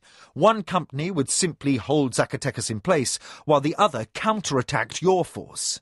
Your companies would find themselves surrounded and annihilated, with Zacatecas' troops cleaned up afterwards. And you propose? Lujan prompted urgently. Kevin raised his eyebrows. I say we send a small company down to aid Lord Cipino. We send the rest of our troops back down the valley we marched in through. Then we send a fast-moving company with the Chojar to surround the hills where Tasayo's troops are in hiding and harry them out into the open, over the hills, and into the company in the valley. Our attacking companies will have the advantage of height. With decent timing, our archers can pick a third of them off before they hit our centre lines in force. We'll have a battle in the valley, but one we stand a chance of winning with all our enemies surrounded. We could drive them into Zacatecas' waiting spears. Lujan spun his blade, expertly flicking off the fine traces of blood that marred the edge. His voice held disgust as he answered Kevin's bold plan. Your ideas are no better than a dream. Only Chojar could move fast enough to effect the maneuver you describe, and one company of them will not be enough to surround this stand of hills. We'll have to try, Mara cut in, or else be caught in this Minwanabi snare and break our trust with the Lord of the Zacatecas. No, Kevin corrected. He glanced across the incline to where the Chojar waited, still as statues in their ranks. He wondered briefly whether the creatures had a prickly sense of dignity, then gave that up as moot. Mara and all of her following were going to be cut down where they stood if Minwanabi had the chance to complete his offensive as planned. Not to mention the fact that he, Kevin of Zun, would be hanged in disgrace if he proved wrong. With a fatalistic sigh that approached a laugh, the Midkemian sucked in new breath and related his intentions to Mara and her force commander. Tasayo repressed a shameful desire to slam his fist against the rocks. Damn her! Why does the whore not order her troops to charge? Her brother and father were not cowards. Why does she hesitate? On the hardpan, cooked under the merciless noon sun, the Zacatecas forces retreated into a tight-knit defensive shield ring. Pinned in place and surrounded by enemy warriors, they could do nothing but close ranks and suffer losses until Mara sent in relief companies to save them. The black and yellow banner with its sigil poked stubbornly from the press of defenders, now and then obscured by blown dust kicked up by the battle.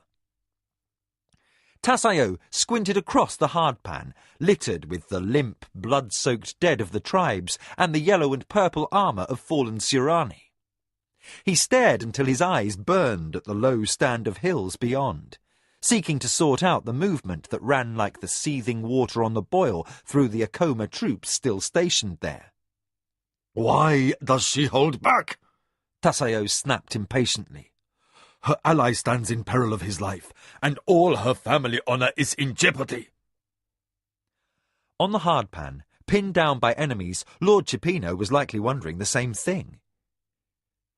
A horn call arose from the company beleaguered on the plain, signalling urgently for aid. In answer, a small, dense square broke away from the rise of the hills and advanced upon the battle that swirled the lowland dust. "A half company, looks to be," offered the Minwanabi strike leader, trying to be helpful. I see that. Tasayo stroked his weapon hilt, repressed a peevish impulse to pace, and instead gathered up the plain, unplumed helm he had acquired for his campaign in the desert. I need a better vantage point. He snapped the buckles and jerked the strap adjustments tight. And find me runners. We are going to have to send messages to the companies hiding behind the ridges to inform them the battle is not proceeding at all as we had planned. "Yes, sir, as you command." The strike leader hastened off, clumsy before Tasayo's angry grace. Yet the irritation of his senior held nothing of discouragement. battles did not always go as intended. The brilliant man, the master tactician, was the one who could turn setbacks to advantage. Lujan placed a hand in trepidation on the slick, horny carapace of the Chojar. He resisted the impulse to ask the insectoid strike leader again if he minded the idea of carrying a human rider. The creature and its fellows had agreed to Kevin's outlandish request, and to question again would be to cast doubt on Chojar dignity. Moxel, you will tell me if I discomfort you, the Akoma Force leader offered by way of compromise. Moxel turned his rounded, black-armoured head, his eyes lost in shadow beneath his plumed helm. "I have strength sufficient for the purpose," he intoned. "Perhaps I should crouch lower for you to mount?" Lujan cringed inwardly. "No," he said quickly. "That's not necessary." He decided that he would rather split his breeches than allow the Chojar officer to act in the least bit subservient. He wondered, as he searched for a nearby rock to use as a mounting block, whether, if their roles were reversed, the human warriors in his company would take as kindly to the dictates of necessity. Perhaps Kevin was right, that the Sirani concept of honour was self-limiting. Then, as Lujan scrabbled ungracefully to find purchase on the smooth, chitinous shell of his mount, he banished such impious thoughts. It was ill to contemplate blasphemy with battle in the offing. If the Akoma had earned the wrath of the gods, he would find out soon enough. Feeling a trepidation that for honour must never be revealed, Lujan gripped the Chojar behind its neck segment and swung his leg over its rounded, faintly ridged middle. He sprang and hauled himself astride. The creature's triple sets of legs depressed and recovered to compensate for his weight, and around him the company of human warriors paired off with an equal number of Chojar followed his bold lead and mounted. If they found their seats slippery or uncomfortable, they withheld complaint. "How do you feel, Moxel?" Lujan asked. The Chojar's voice sounded strange coming from a point to the front of and below him. The creatures habitually walked upright when in the presence of humans, using all 6 of their legs only to run at need. "You are considerate to ask of me, Force Commander. I am not in distress. Instead, I would ask that you have a care for the safety of your lower hind leg limb, that my bladed lower forehand limb not give you injury when we run." Lujan looked down and saw that, indeed, his ankles and shins would be at risk of getting diced when the Chojar extended to full stride. "I presume to suggest," Moxel continued politely, "fix your knee behind the lateral knob on my carapace. The protrusion might offer you support." "You presume in kindness, and I thank you," Lujan replied in somewhat stilted politeness that marked the etiquette of the hive-born. He slid his leg farther underneath himself and found that the bodily feature Moxel mentioned did indeed serve as a wedge to steady his seat. Then, at a loss, he searched the top of the insectoid shell for somewhere to grip with his hands. His efforts met with Moxel's tinny laugh. The creature tilted its head and managed to twist its face around to look at him in a manner no human could repeat. "Force Commander, my parts are not soft like yours. Your hands may grasp my throat joint with safety. My windpipe is protected quite sufficiently by my exoskeleton and will not be disturbed by your strength." Still gingerly, Lujan did as he was bid. The moment his fingers found their place, Moxel faced forward. "We are ready, Force Commander. It is time now for haste." The Chojar scuttled ahead with the startling shift into motion that characterized his race. All but thrown from his perch, Lujan clutched and precariously maintained balance. Around him, with near mechanical precision and never a single voice order, the Chojar company formed ranks.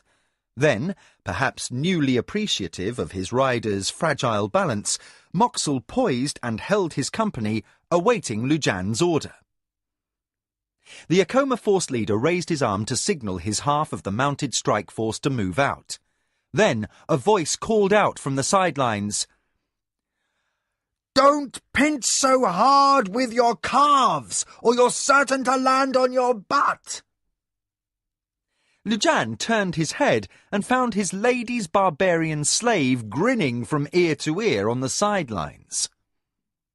The force commander considered a retort, but decided that ignoring the taunt would be more dignified.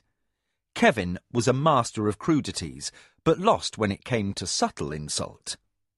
Then, belatedly, Lujan recalled that in Midkemia the barbarians were said to ride upon great beasts into battle. The advice perhaps was quite valid and genuinely offered as well. "Worry instead about the safety of my lady," the Akoma force commander called back. Then he waved to the ranks surrounding him, and the Chojar surged forward into a run. Their long, many-jointed legs adjusted to the uneven terrain with inhuman agility. Heat did not trouble them. Their gait had a slight surge to it, back and forth, but almost no sway. A rider did not feel the jolt of each leg striking ground. Lujan revelled in the sensation of speed beyond his imagination. He felt the wind whip his officer's plumes and trappings, and the snap of loose hair against his cheek.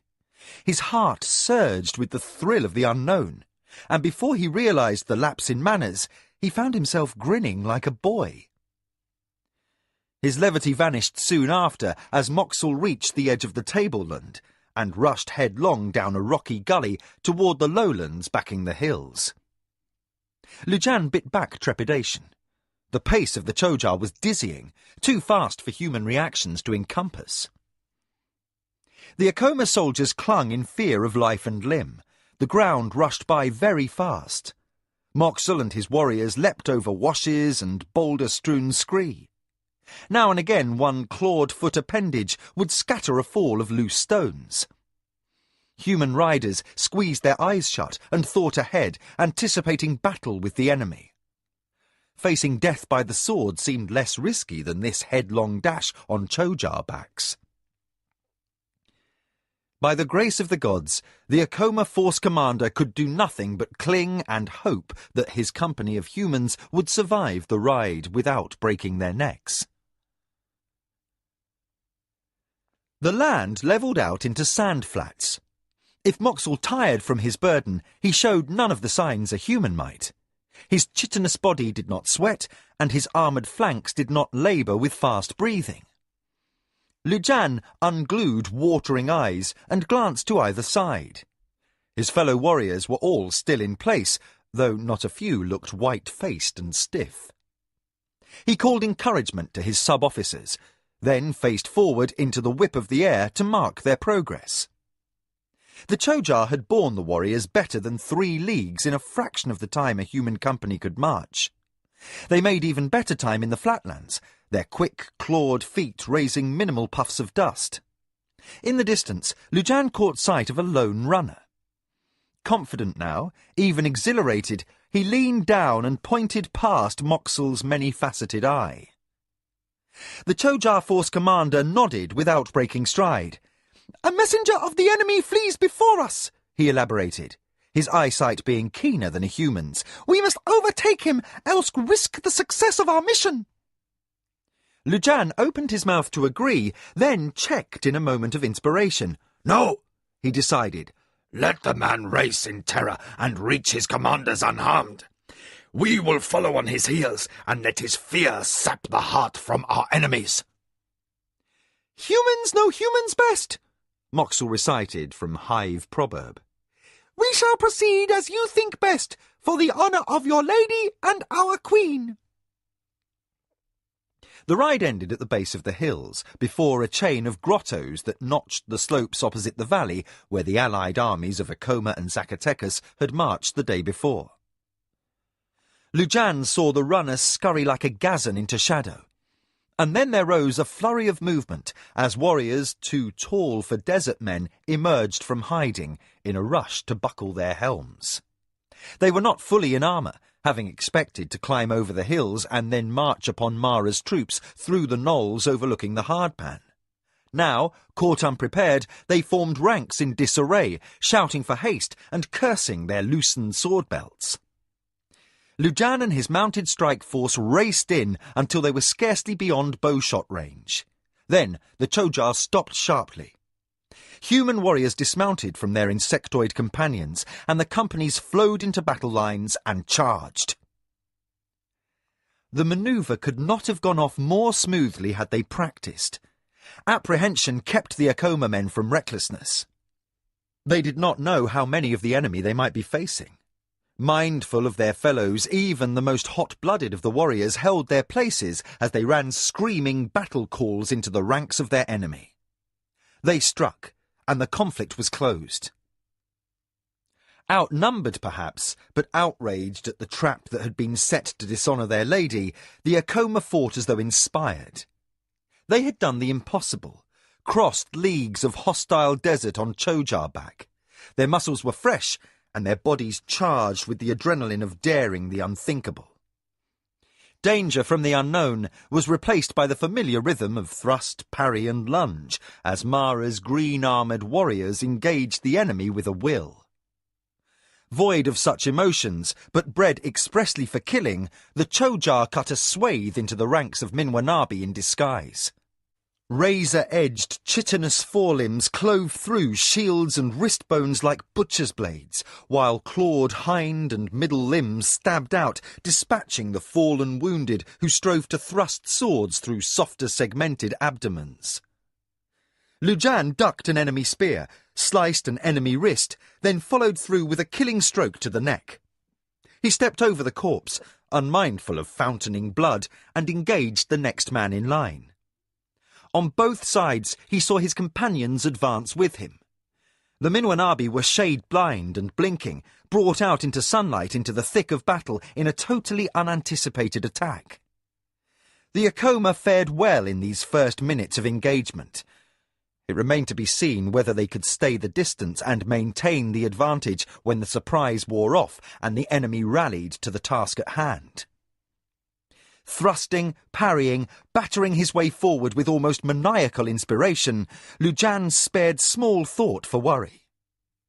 He had once been a grey warrior and would not willingly be inflicted with such a fate once again. Death was preferable to the loss of his lady's honour. He was too busy fighting and staying alive to wonder more than fleetingly whether the other company of Chojar and Akoma, under the command of his first strike leader, had met with as resounding a success on the far side of the hills across the valley. And if the patrol sent on the march down yesterday's back trail were not in place, Mara was left as defenceless as a sacrifice, alone on the hillside with her honour guard of 12. On the hardpan, the sun beat down with the merciless might of full noon. The token Akoma force sent down to Zakateka's aid had not significantly altered the odds, except to draw some of the overwhelming numbers of attackers away from Lord Chipino's shield ring. The Akoma forces soon became as beleaguered as their allies, but with one difference. They had a purpose to their defence. Huddled together in a wedge, they appeared to be fighting as desperate a defence as the Zacatekas, except that, step by gradual step, they seemed to be winning their way closer to their allies. Not one to miss nuance, Tasayo noticed. His frown darkened. That his enemy should take more losses than strictly necessary just to gain an insignificant bit of ground discomforted him. He might call Mara a coward for sending so small a relief force, but he was too cold-bloodedly wise to discount that another purpose beyond fear might motivate her actions. His suspicion was confirmed a moment later, when an archer within Mara's shield wall fired off a signal arrow in a high arc. Tasayo cursed more fervently when the shaft reached its height, tipped into downward flight, and landed unrecoverable in the midst of Zakateka's troops. Suppose she has got a message through, worried the interfering strike leader. No doubt, Tasayo snarled. His plot had gone wrong. He was sure of it. There was dust rising beyond the ridge at the edge of the hardpan, which warned of another battle well in progress. His hidden troops had certainly been discovered, which explained much, and none to the good. Quickly, we must call off half of the troops that pinned down Lord Chipino, Tasayo concluded. Our best chance now is to charge upon Mara's command position and hope she has engaged the bulk of her soldiers elsewhere. If she has done so, we stand good odds of overrunning her honor guard and killing her. If we act swiftly, Lord Chipino and that ridiculous little company she sent to distract us will have no opportunity to win free. The strike leader raced off to sound the appropriate horn calls, and Tasayo, slit-eyed, arose from his position and checked his sword belt. With a stiff nod to his battle servant, who accompanied him always, he stalked off to join his warriors. Nothing would go amiss this time, he swore by Turakamu the Red.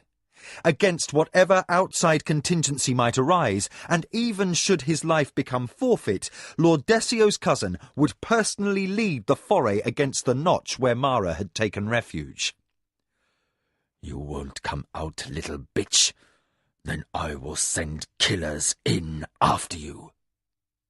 So saying, Tasayo drew his sword and took his place at the head of the warriors called into position by his strike leader. The scout bowed to Tasayo. It is as you expected, sir. Mara has sent all of her companies around the ridges to attack our forces in hiding. She keeps with her one officer as honor guard to stand by her litter. Then we have her. Infused by a glow of confidence and satisfaction, Tasayo dismissed half of the warriors he had called from the battle on the hardpan. Return to support our fellows against the Akoma and Lord Zakatekas. One patrol should be more than enough to ensure the Akoma bitch dies. He waved, and the company started forward. Tasayo marched them up the slope toward the saddle between two knolls, where Mara and her honor guard held position. He made no effort at concealment. Indeed, it would only be a satisfaction to him if his quarry trembled in fear at his approach. If the lady broke in terror before his threat, he would bring home to his cousin and lord the gratifying story of Mara's shame. Very much he would enjoy seeing her cringe before him at the end. The warriors crested the rise. Tasayo had time to notice that the curtains of Mara's litter were drawn closed, her form but a shadowy presence through layers of gauzy silk. Eyes narrowed against sun glare, Tasayo also saw that the honor guard who stood vigil was exceptionally tall and red-haired. His greaves were too short for his long shanks. The helm pressed over his unkempt locks was not snapped in the heat. As he sighted the advancing ranks of the Minwanabi, he widened eyes of a rare deep blue. Then, to Tasayo's ultimate surprise, the red-headed guardsman, who should have been the first pick of Mara's warriors, gave a gasp of alarm. He plucked at the gauze curtains and whined, "Lady, the enemy comes!" Enjoying the moment hugely, Tasayo signalled the charge. Around him, his warriors leaned into full stride for the attack. With a strange expression on his face, the Akoma guard braced his spear. Then, as if he rethought the matter, and as his attackers came within arrow range, he dropped his weapon with a noisy clatter, spun on his heel, and ran. Tasayo loosed a startled laugh. "Take the bitch!" he called, and waved his following onward. The strike patrol raced for the kill, sandals scattering stones as they pressed eagerly into the draw. Tasayo in the lead loosed an ululating cry that was half battle yell and partly a paean to the red god. He dashed to the green lacquered litter, slashed the silken curtains aside, and thrust his sword deep into the silk-clad figure inside. A cloudy puff of jiggerbird feathers burst outward from the pillow his blade impaled. Caught between fury and reflex, Tasseo struck again. Silk split, and a second gutted cushion disgorged its contents into the air. Tasseo inhaled a lungful of down and cursed aloud. Enraged and forgetful of decorum, he slashed a third time in an explosion of sheer temper. The litter contained only pillows, wrapped up in a lady's fine robe. The honour guard, the redhead, had too obviously been a slave set up as decoy, and this litter a gambit and a trap. Tasseo's mind reasoned quickly, even though he was irate. This minute, hidden in the surrounding rocks, Mara was certainly enjoying a rich laugh at Minwanabi's expense. Tasseo scanned the nearby knolls to glean some clue where to send his shamed patrol of warriors, who were now as mortified and hot for blood as he was. To follow after the fleeing slave was too obvious. Mara surely would be more clever. That moment, the arrows began to fall. The man next to Tasseo caught one just above his cheek guard. He fell, clawing at his face. Tasseo saw other warriors stagger out of their ranks, and he himself took a glancing blow to his armour that scored deeply through hide layers before rebounding and leaving him unharmed.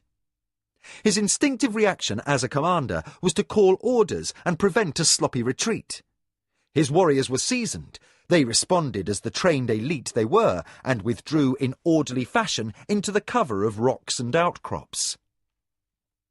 At once, Tasseo began to trace the flights of the arrows, and to formulate a counterattack to obliterate the Acoma archers. But a clattering of loose rocks sounded on the ridge he had only recently climbed. Distracted by the disturbance, Tasseo spun and saw the plumed helm of an Acoma officer flash past a gap in the rock. Green armoured shapes followed, accompanied by the unmistakable hiss of blades being drawn. Voices added to the din, ordering ranks to close in preparation for a charge.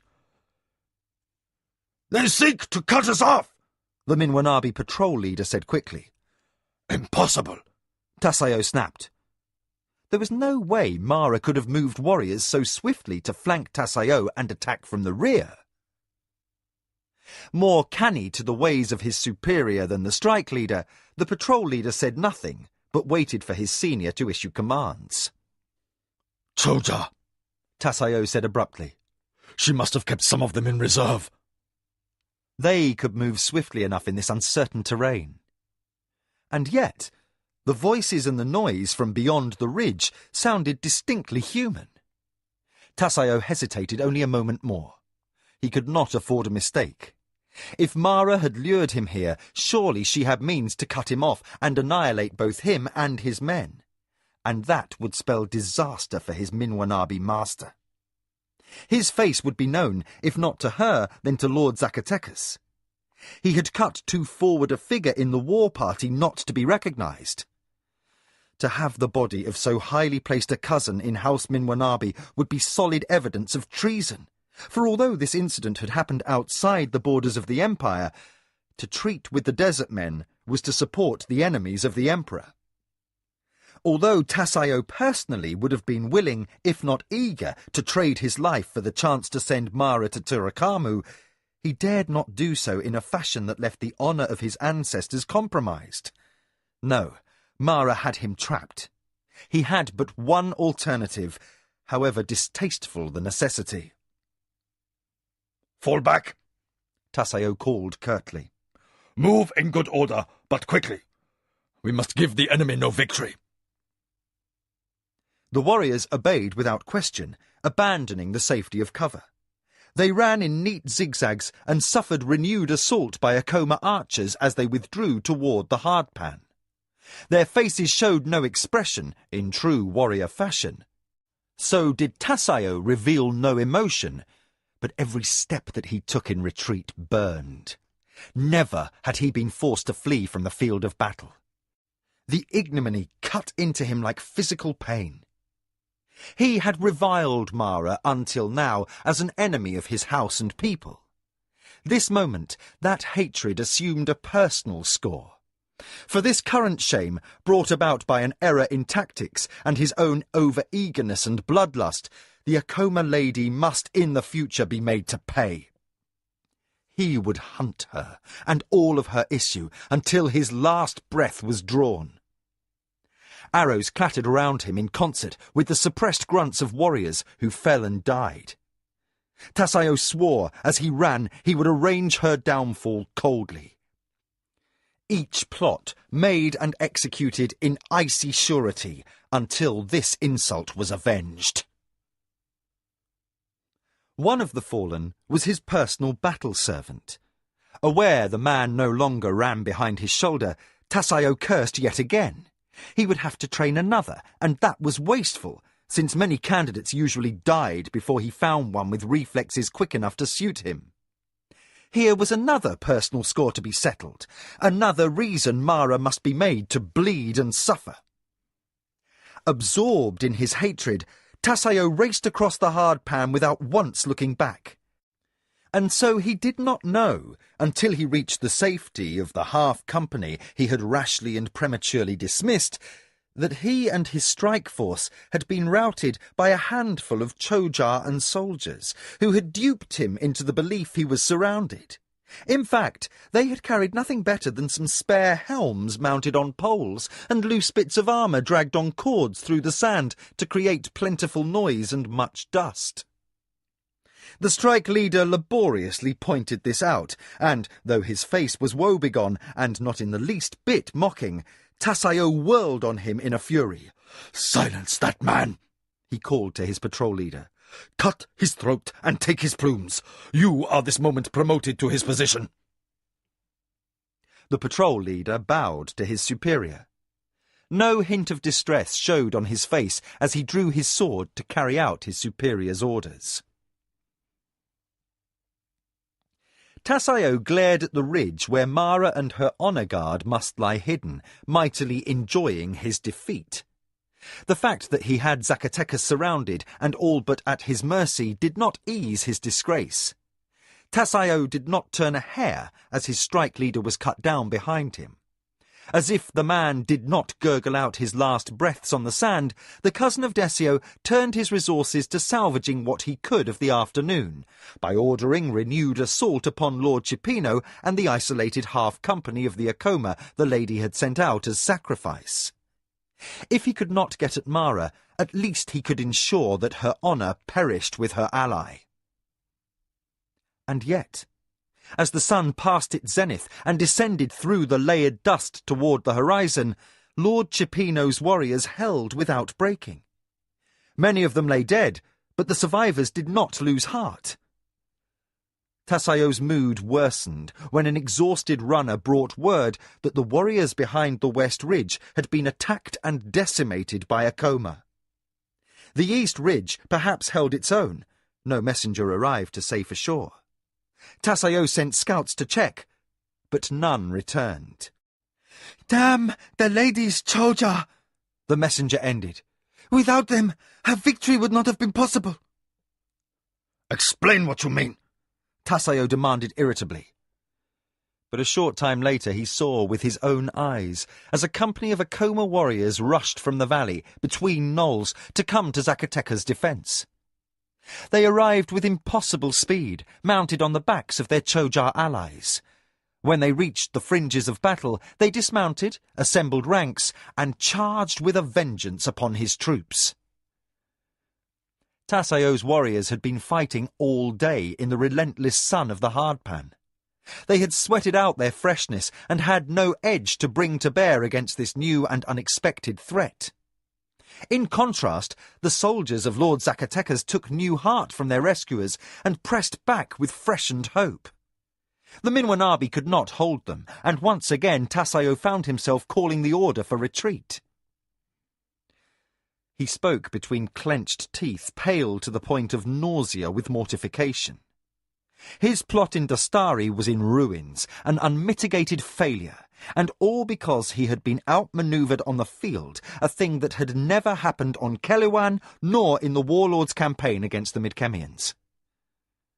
The taste of defeat was new and all too potently bitter. Tassaio oversaw the withdrawal of his army, what remained of it. His stomach churned with the realization that he had destroyed his chances to retaliate. He could not remain in the desert to mount a second assault. The desert men he had sent forth as bait would not forgive his betrayal. The tribes would now be set against him, their chiefs perhaps angry enough to swear blood debt. Though Tassaio looked with scorn upon tribal custom, and was not in the least afraid of any retaliation the desert men could call down upon his house, he could not discount their retaliations. All the way to Banganok and the ships that would return him to the mainland, he must endure petty raids as the desert men sought to settle blood score against his company. That night, sitting tentless and tired in camp between a fold of dunes to the east, Tassaio brooded in solitude. He would take no wine to blunt the aches left from battle. He shut out the voices of his soldiers, raised in bitter complaint, as they wrapped their wounds and sharpened the chips from their swords. Above all, he would not look to the west, where the afterglow of sunset was displaced by the glimmer of Acoma and Zacatecas' victory fires. Soon enough, he promised, those fires would be as ashes. Soon enough would Mara come to regret this brief victory. For next time he matched wits against her, Acoma defeat would be utter and final. In the command tent of the Lord of the Zacatecas, surrounded by the soft light of lamps and by hushed conversation between a healer and a favoured wounded soldier, Mara made the bow that was proper from a ruling lady to a social superior. Although hers had been the triumph in the day's rout, she had chosen not to press the acknowledgment of her laurels. She did not wait haughtily in her own tent and insist that the lord of the indebted house come to her. Wisely, subtly, she did not force her new-won position upon a lord who could potentially cause the Acoma more harm than help were his pride unduly ruffled. Neither did she attempt to ingratiate herself, but passed off her presence as a social visit of little consequence. "My Lord Cipino," she opened, smiling slightly as she arose. "You expressed an interest in my honour guard, and specifically the soldier who betrayed such remarkable cowardice that Decio's much-praised cousin Tassaio was set off his guard." Lord Cipino waved away the servant who applied a hot compress to the sore muscles of his back and neck. Glistening with massage oils and smelling of sweet ointments, he gestured to a waiting slave boy who slipped a light robe over his body. "Yes."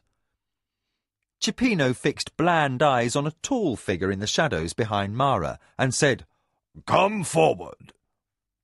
Kevin stepped forth, dressed in his Midkemian trousers and a loose-sleeved shirt, gathered at the waist with a Surani belt of overlapping shell discs.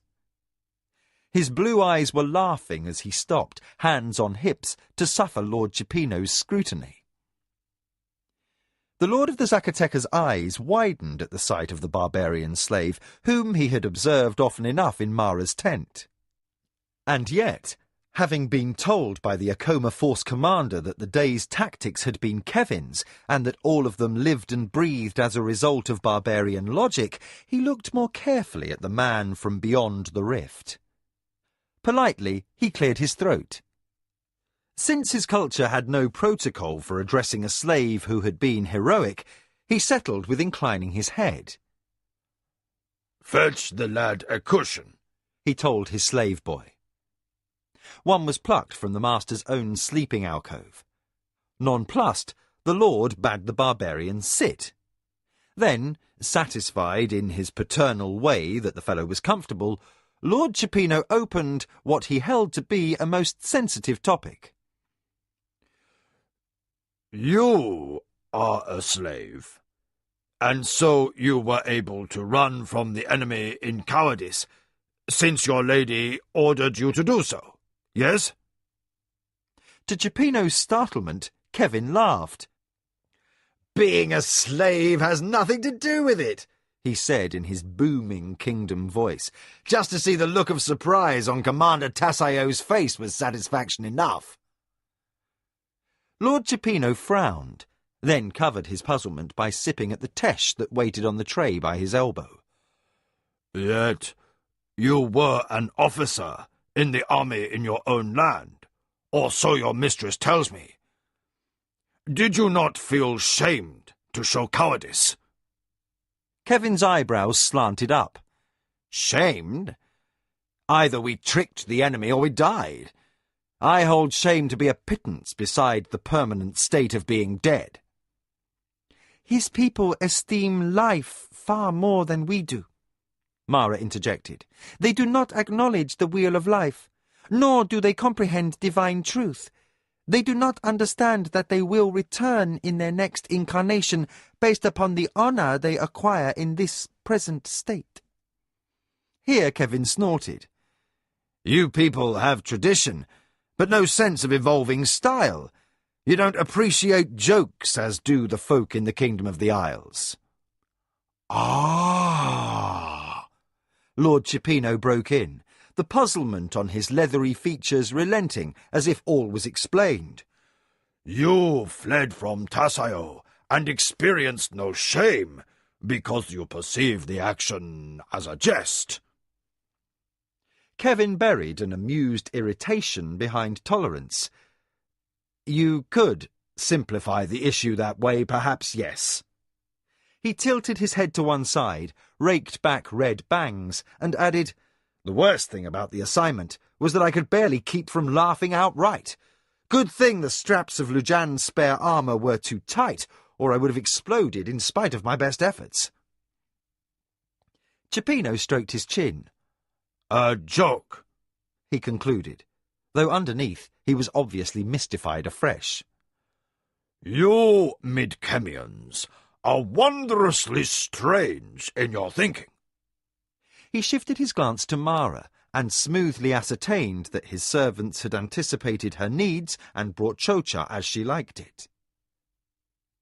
A man who lived by subtleties, he had trained his staff to observe his guests, learn their needs, and respond in their duties of hospitality without spoken orders from him. The practice had rewards. It was amazing how soft an opponent could become when he was personally catered to with as little fuss as though he sat in his own hall. Mara was not here as an enemy, but Lord Cipino recognised his debt to her and was anxious to negotiate a favourable settlement. He chose his moment, broaching the subject after Mara was settled with refreshment, but quickly enough that she had little space for deep thinking. Lady Mara, your soldiers and the brilliance of your war tactics today spared House Zacatecas from yet more tragic losses. We are in your debt for the occasion, and are prepared to offer fair and honourable reward. The lady was young, she was gifted, but she still had much hardening to undergo before she became practised in the great game. She proved so now, for she blushed. My lord, the Acoma soldiers achieved only what was proper between allies. Little reward is required beyond a formal swearing of alliance with witnesses upon our return to the mainland. She paused, dropped her eyes, and seemed more than ever the young girl. A slight frown creased her forehead as she thought upon the matter and realised that she must ask something more of House Zacatecas, lest she leave a social superior with an implied debt of obligation. To leave such business unfinished was an unwise move that could strain further amicable relations. Lord Cipino, she added formally, as if the matter were an embarrassment to her, for the actions of the Acoma on behalf of your house, I ask one boon, that, at a time of my choosing, you grant me your vote in the Imperial Council to be cast as I wish. Will this be acceptable? Lord Cipino inclined his head well pleased. The request was a pittance, and the girl was cautious beyond her years to keep her asking modest. He murmured a command, and his runner hurried to fetch his scribe, to set the matter officially under seal. To Mara's most appropriate response, he added one thing more. Let a suit of fine armor be made for the barbarian slave in Akoma colors, that he may serve his lady in comfort the next time she requires to bait her traps with an honor guardsman. Kevin smiled in appreciation of the dried Surani humour. He would never be permitted to wear this armour, but he would have it as a trophy of sorts. Then, the matter disposed of in lasting satisfaction of the debt, Cipino clapped for servants to bring food. "You shall dine here," he said, and he waved to indicate the barbarian slave was to be included. "Together we shall drink fine spirits to celebrate the defeat of our enemies." Mara woke to the touch of a hand shaking her shoulder briskly. She rolled over, dark hair caught in her lashes, and she sighed, still deep in sleep. "Lady, you must wake up," Kevin said in her ear. The bedding seemed much too warm and comfortable. Reluctantly Mara stirred. Though weary still from the battle the previous day, and no little bit discomforted by the wine consumed with Lord Cipino to celebrate the victory, she forced her heavy eyes to open. "What is it?" Dawn greyed the sky beyond the tent flap, left open to catch the night breezes. In the sandy dunes of the low country, the temperature did not fall after sundown as happened in the mountains. Mara blinked and rolled closer to Kevin's warmth. "It's too early," she protested, and began provocatively to tickle him. "Lady," the tall barbarian scolded gently, "Lujan is waiting with a message." "What?" Now fully wakened, Mara sat up. Loose hair spilt like ribbons over her shoulders as she clapped sharply for a servant to bring a robe. Across the command tent, seen as a shadow against the lamp-lit antechamber, Lujan stalked the breadth of the carpet in long strides, his officer's helm crooked in his elbow. Quickly, the lady of the Akoma shoved her hands into waiting sleeves. She rose, leaving Kevin fumbling for his trousers, and hurried through the fringed partition between the rooms. "What's amiss?" she said in response to Lujan's agitation. The Akoma strike leader completed a swift bow. "Lady, come quickly. I think the best thing would be for you to see for yourself." Made tolerant by curiosity, Mara followed her officer, pausing only to slip on the sandals brought to her by a servant as she stepped into the thin light of dawn. Her eyes adjusted to the gloom, and she halted very quickly, colliding with Kevin, who hurried less gracefully after her. Involved with fastening his buttons, and still barefoot, he had not seen her stop. Yet his clumsiness raised no imprecations.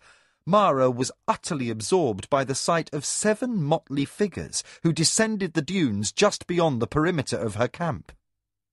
They were short, almost dwarf-like in stature. Their robes were fringed with beads of glass, horn, and jade, and their hair was braided. The ends were tasselled in colours, though the rest of their clothing was drab, and around the wrist of each, in varied and elaborate patterns, were blue tattoos like bracelets. "They look like tribal chiefs," Mara said in wonderment. "So I thought," Lujan replied. "And yet they come alone and unarmed." "Fetch Lord Cipino," Mara ordered. Her force commander inclined his head in his usual wry fashion. "I have already taken that liberty." Then, acting purely on instinct, Mara added, "Ask our sentries to disarm. Now, at once." Lujan directed a suspicious glance at the approaching figures, then shrugged. "Let us pray the gods are with us. After Tasayo's performance yesterday, the clan chiefs will have small cause to love us." "That's just what I am hoping," Mara said quickly. She stood, a frown on her face, while Lujan carried out her wishes. All around the camp, Akoma soldiers removed their sword belts and laid their weapons flat upon the sand. "You think these chiefs come as peace emissaries?" said a voice. Chipino's still gruff from sleep. The Lord of the Zacatecas stepped up to Mara's side, his robe sash half-tied in his haste. "That's what I am counting on," Mara murmured. "And if they are not?" Chipino prompted. He sounded dryly interested rather than worried. And Mara smiled back. "You guess right. My lord, I am not without reservations. Lujan was told only to ask the sentries to disarm. The reserve troops, no doubt, are even at this moment being mustered into armour behind the cover of the command tent." Lujan stepped back into view from that very quarter, looking faintly sheepish. "Someone has to keep a weather eye open for trouble," he said cheerfully. Then his levity faded, and he too looked southward to where the 7 small visitors paused by the still rows of sentries. The one in the lead, who wore the most beads, performed a flourishing salute. "Let them pass," called Lord Chipino. "We are willing to parley." The sentries obediently parted, and without speech the desert men came through. They walked on short, bandy legs across the camp, looking neither to the right nor to the left. Unerringly, they proceeded until they reached the lord and the lady before the tent. They stopped, arrayed in a semicircle, and stared without speaking like sand-carved wooden icons, their beads swinging gently in the breeze. "Send for an interpreter," Lord Chipino said softly to one of Mara's servants. Then, taking the lady's hand, he led her forward 2 measured paces. Together, lord and lady inclined their heads. In the sign language of the desert tribes, they held forth opened hands, signifying suspension of hostilities. At once, the lead chieftain repeated his salute, which involved a series of gestures that framed his nose, mouth, and ears. He bowed, empire style, his beads jouncing briskly on their fringes. Then, quite at odds with his precise movements, he broke into excited speech. The interpreter, a rotund little fellow hired out of Ilama, had to hustle to arrive in time to catch the gist, for the desert man's on-rushing babble abruptly ceased. "What did he say?" Mara demanded, losing her poise to impatience. The interpreter raised sandy eyebrows in a look of unfeigned surprise. He seemed to try the words out on his tongue once, to ascertain their validity before he answered. "These are the chiefs of the 7 tribes of the Starry's northern desert, called the Winds of Sand in their dialect. They are here to swear enmity and blood debt against the man whom you know as Tasayo of the Minwanabi.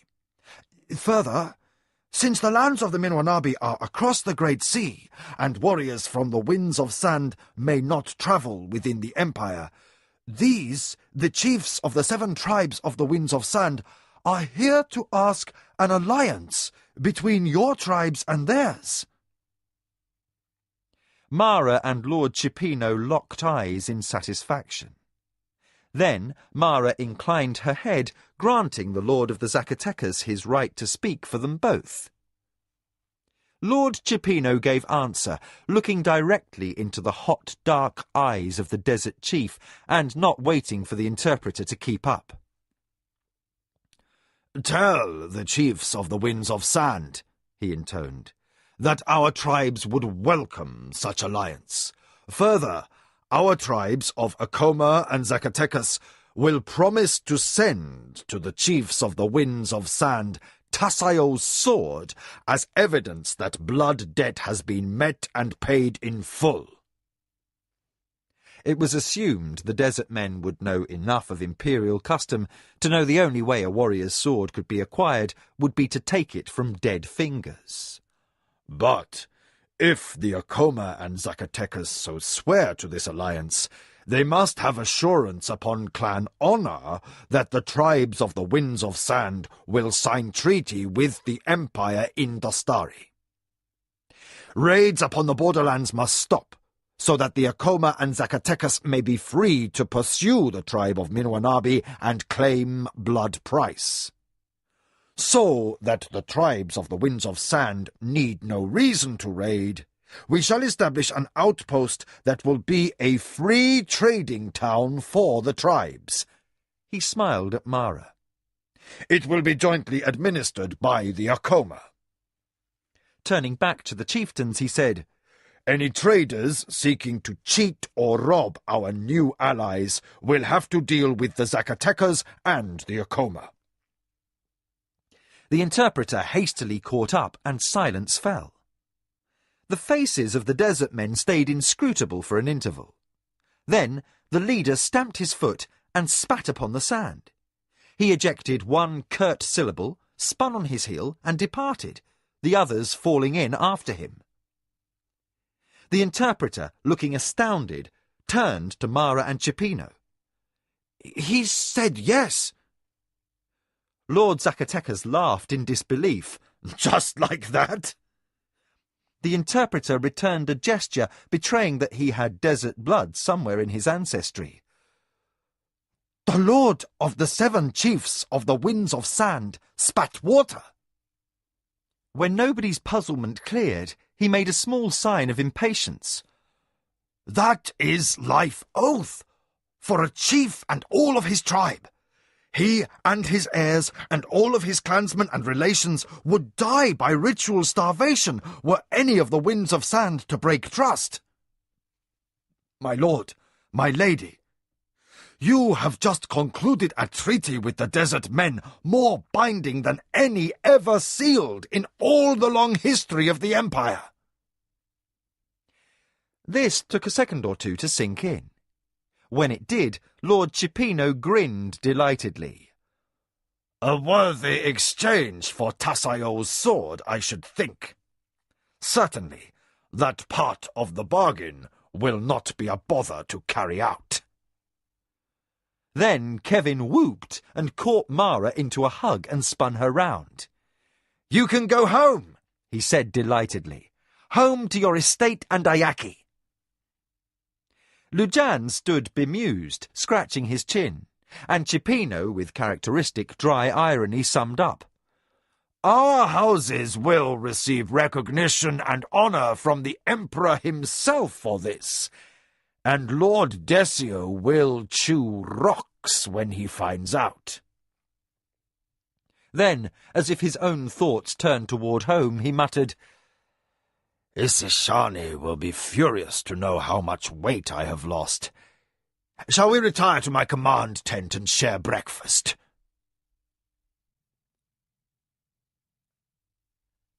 Chapter 13. Realignment. The guard signalled. Decio of the Minwanabi strode into the vast conference chamber, his nailed sandals striking the flagstone with a surprisingly loud snap. Nkomo watched his master approach the dais, his broad hands stripping off his battle gloves, which he flung to the body servant who scurried to keep up. While still not the crafty schemer his father had been, nor as brilliant a strategist as his cousin, Decio now threw himself into the tasks he had avoided at the start of his rule. Before his first adviser could speak, the Lord shouted, Is it true? Nkomo clutched the latest report tighter to his chest and nodded. Damn! Still heated from his hour of exercise with his honour guard, the Lord of the Minwanabi vented his rage, hurling his helm with total disregard for rich furnishings and glass ornaments. The servant dived but missed the catch. The helmet bounced across polished flooring, fortunately missing anything of value, skipping twice before it hammered against the far wall with enough force to mar its shiny finish. The servant distastefully picked a path through a scattering of lacquer chips to effect a retrieval. Miserable as a whipped dog, he crept back to his lord's side, holding the battered helm. But Decio was too intent on upbraiding his first adviser to curse the servant for damage to his armour. You hold a report less than an hour from the boat, and every servant and soldier knows the news before I do? Desio stuck out a sweaty hand, impatiently raking damp hair from his eyes with the other. Incomo surrendered the parchment, struck that the pudgy fingers he recalled in the boy were hardened to heavy calluses. The fat, self-indulgent youth who had sought to lose himself in drink and women had changed to a self-assured ruler. Desio was far from the ideal Surani warrior, but he now looked the part of a soldier rather than a caricature of one. Desio scanned the opening lines with narrowed eyes, flipped through pages still gritty with desert dust, then, disgusted with the contents, tossed aside the stack. Tassayo is nothing if not thorough in admitting his failure. His lips white with anger, the lord sank heavily into the cushions he preferred for conducting court. A sigh escaped him. And our defeat. Incomo surveyed his master's flushed features and warily hoped that he would not be asked for advice. After 2 years of stalemate, Mara's triumph in relieving Lord Zacatecas in Dastari came as a bitter surprise. Until today's report, every communique from Tassayo had indicated the plan was proceeding as designed. For close to a month, Minwanabi Lord and First Advisor had waited in keen anticipation of a final victory over the Acoma. But when the jaws of Tassayo's trap snapped shut, Mara had eluded capture once again. Worse, her brilliant counter-offensive, using tactics never seen within Suranuani, had established the first treaty with the Subar desert men who had preyed upon the borders for generations. Desio pounded a fist into his pillows. Breath of Turakamu! How could Tassayo have bungled his job? Waving at the report on the floor, he said, Our own factor in Juma reports that the combined armies of Zacatecas and Acoma were greeted there with fanfares. He even suggests Mara may receive a citation from the Emperor. She has gained her alliance. Instead of 2 solitary, weakened enemies, we now face powerful families on the verge of joining to oppose us. Wincing at Desio's ranting, Incomo tried gently to ease matters.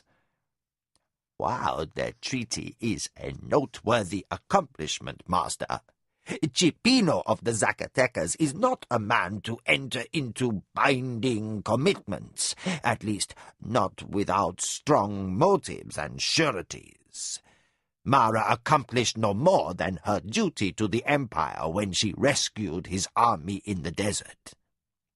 Her victory may have impressed the Lord enough to rethink his position once more, but if it didn't impress him, he's a fool!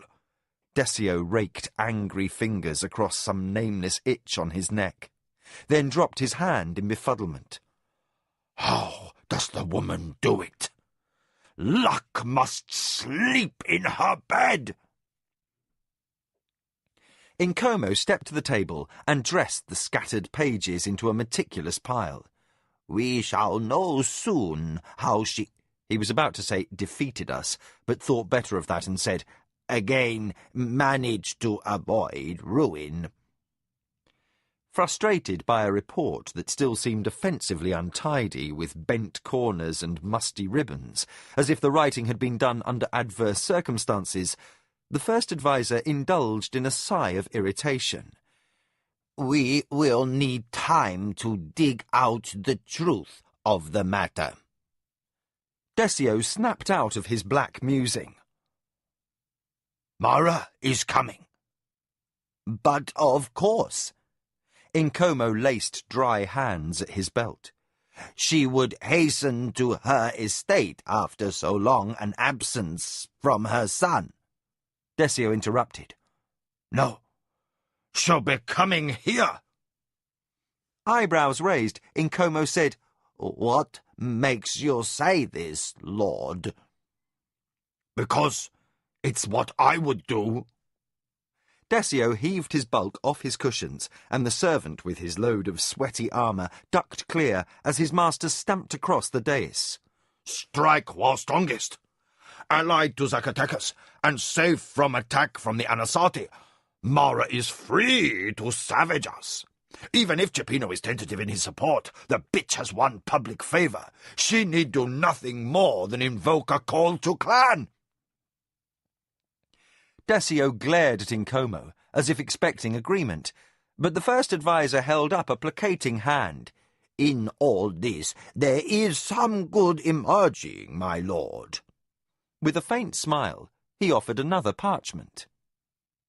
The lord's expression grew thunderous as he saw the proffered scroll bore the personal crest of Bruley of the Kehotara. Desio refused to look at the document. Bruley has been whining for our patronage for years now, but he lost my father's goodwill and mine when he refused to swear as vassal upon his father's death. He wants the benefits of Minoanabi protection without being under our rule. Frustrated further by suspicions that Mara might somehow be behind House Kehotara's truculence, Desio flopped back on his cushions. Another request for alliance should be refused. Then Desio sighed. But right now we can use all the friends we can manage. What does the weak fish say? Dryly, Nkomo said, I suggest my lord read the message. The parchment changed hands. Stillness fell, marred by the creak of armour as the slave who bore the lord's gloves and helm shifted his burden from one tired arm to the other. Desio laboriously scanned the closing lines, and his eyes widened with pleasure. Is Bruley's observation reliable? Nkomo tapped his cheek with a finger. Who can ever be certain? I read into this situation, as you might, my lord, that sundry factions in Mara's clan fear her sudden rise. Should she gain much more honour and wealth, she'll certainly come to dominate Clan Hadama. No other house is more powerful now, if the truth were known. Only divided loyalties prevent Mara from dictating clan policy. That, however, could change. These worthy lords who have presumed to contact Bruley of the Kehotara are careful to let us know they do not see their own fortunes necessarily tied to those of House Akoma. Desio sat forward, elbows rested on his knees. He pondered, realised he was thirsty, and waved for his slave to carry his armour off and fetch refreshments. We can thank the gods for small favours. Still, better Clan Hadama's families remain neutral than join their ranks against us. Nkomo said, I think my lord has missed the other implication. Matured by his power, and less intolerant of correction, Desio returned a penetrating gaze. Plainly, his first adviser had best be concise if he wished to escape his lord's ire. What implication? Our agents have progressed in their work to infiltrate Mara's spy network. Fired by acerbic enthusiasm, Nkomo spread his bony palms. We have isolated still another Akoma agent. Nearly all their contacts have been traced, their couriers identified. Occasional plants of useful information have kept those lines open. At need, we can manipulate these Akoma dogs to our advantage. A strange look passed over Desio's face, and a headshake prevented his adviser from disturbing thoughts not yet formed as he stretched to grip a notion that tantalized his mind. When the servant returned with the refreshment tray, the lord had lost his appetite. "I must think on something. Have my bath prepared. I stink like a Nidra pen." Inkomo bowed. "Which girls does my master wish to attend his comforts?" Desio silenced his adviser with a raised palm. "No, I need to think. Just the bath attendant. No women, no musicians. A large mug of spiced juice will do nicely. I must have quiet for contemplation." Intrigued by this sudden turn towards asceticism, Inkomo stepped from the dais to carry out instructions. At the door, he stopped on an afterthought. "Any new orders for Tassaio, my lord?" Fury smouldered under Desio's hooded eyes. "Yes, my brilliant strategist. After 4 years of squandering our resources on his masterful plan in Suba, he must be tired. Let's see that he's given a post that will not tax his depleted energies. We still command that fortress at Outpost Isles. Send him there. Let him protect our westernmost holdings from the seabirds and fish." Inkomo lowered his rounded shoulders into a bow, then left his master brooding, and continued down a stone corridor that cut into the hill upon which the estate house rested. The cool passage was lit at long intervals with torches. Sheltered from view by thick shadow, the Minwanabi first adviser let his frustration show. His pace turned brisk, and his robe of office flapped around thin ankles. A pity that Desio's wits had not developed to match his resolve. For if Tassaio's failure was dramatic, no plot in the game could ever be guaranteed. If there had been fault with the plan, it was simply that no provision had been made to allow for failure. Down a shallow flight of steps, and through a worn postern, Inkomo arrived at the wing that jutted out of the hill toward the lake shore. While not as closely situated to the Great Hall as lesser quarters, the Lord of the Minwanabi's chambers had an unobstructed view of the lake at sunset that made the walk worthwhile. Inkomo clapped for servants and ordered his lord's private bath chamber made ready. As the servants hurried off to assign slaves to heat the water, Inkomo crossed back through the maze-like house to his own less sumptuous quarters. There, surrounded by screens painted with patterns of kill wings and clouds, he cursed at his master's orders to Tassaio. His bitterness must never be shown in public. That fate would send away the truly gifted son of the house and leave Minwanabi fortunes in the hands of... Inkomo slammed his fists on a chest in a display more like his master than himself. The thoughts he entertained were unthinkable for a loyal servant, even in the strictest privacy. Desio must somehow contrive to lead the Minwanabi out of this dilemma. Inkomo sank onto a cushion and clapped for his personal servant. "Fetch my writing desk, and move it over to my contemplation mat," he commanded, rubbing his temples. "Then open the screen to admit the evening breeze and depart." Alone once more, and confronted by his pens and his desk, the first adviser thumbed a blank sheet of parchment and pondered how to compose his missive to Tassaio. While the man was ostensibly transferred to command of another Minwanabi garrison, Desio had effectively ordered banishment. The fortress in the Outpost Isles had only been established to protect Minwanabi shipping from piracy, and those waters had been cleared of such brigands for over a century and a half. The fort still stood due to the hidebound Surani reluctance to surrender any ground once taken. The Minwanabi manned that desolate, fog-bound chunk of rock simply to prevent anyone else from supplanting them. Now, one of the most gifted military minds in the Empire was being sent to the hinterlands to grow moss. Disgusted by what he perceived as a waste, Inkomo reminded himself that as the price of a grand failure went, life on that rock was light punishment.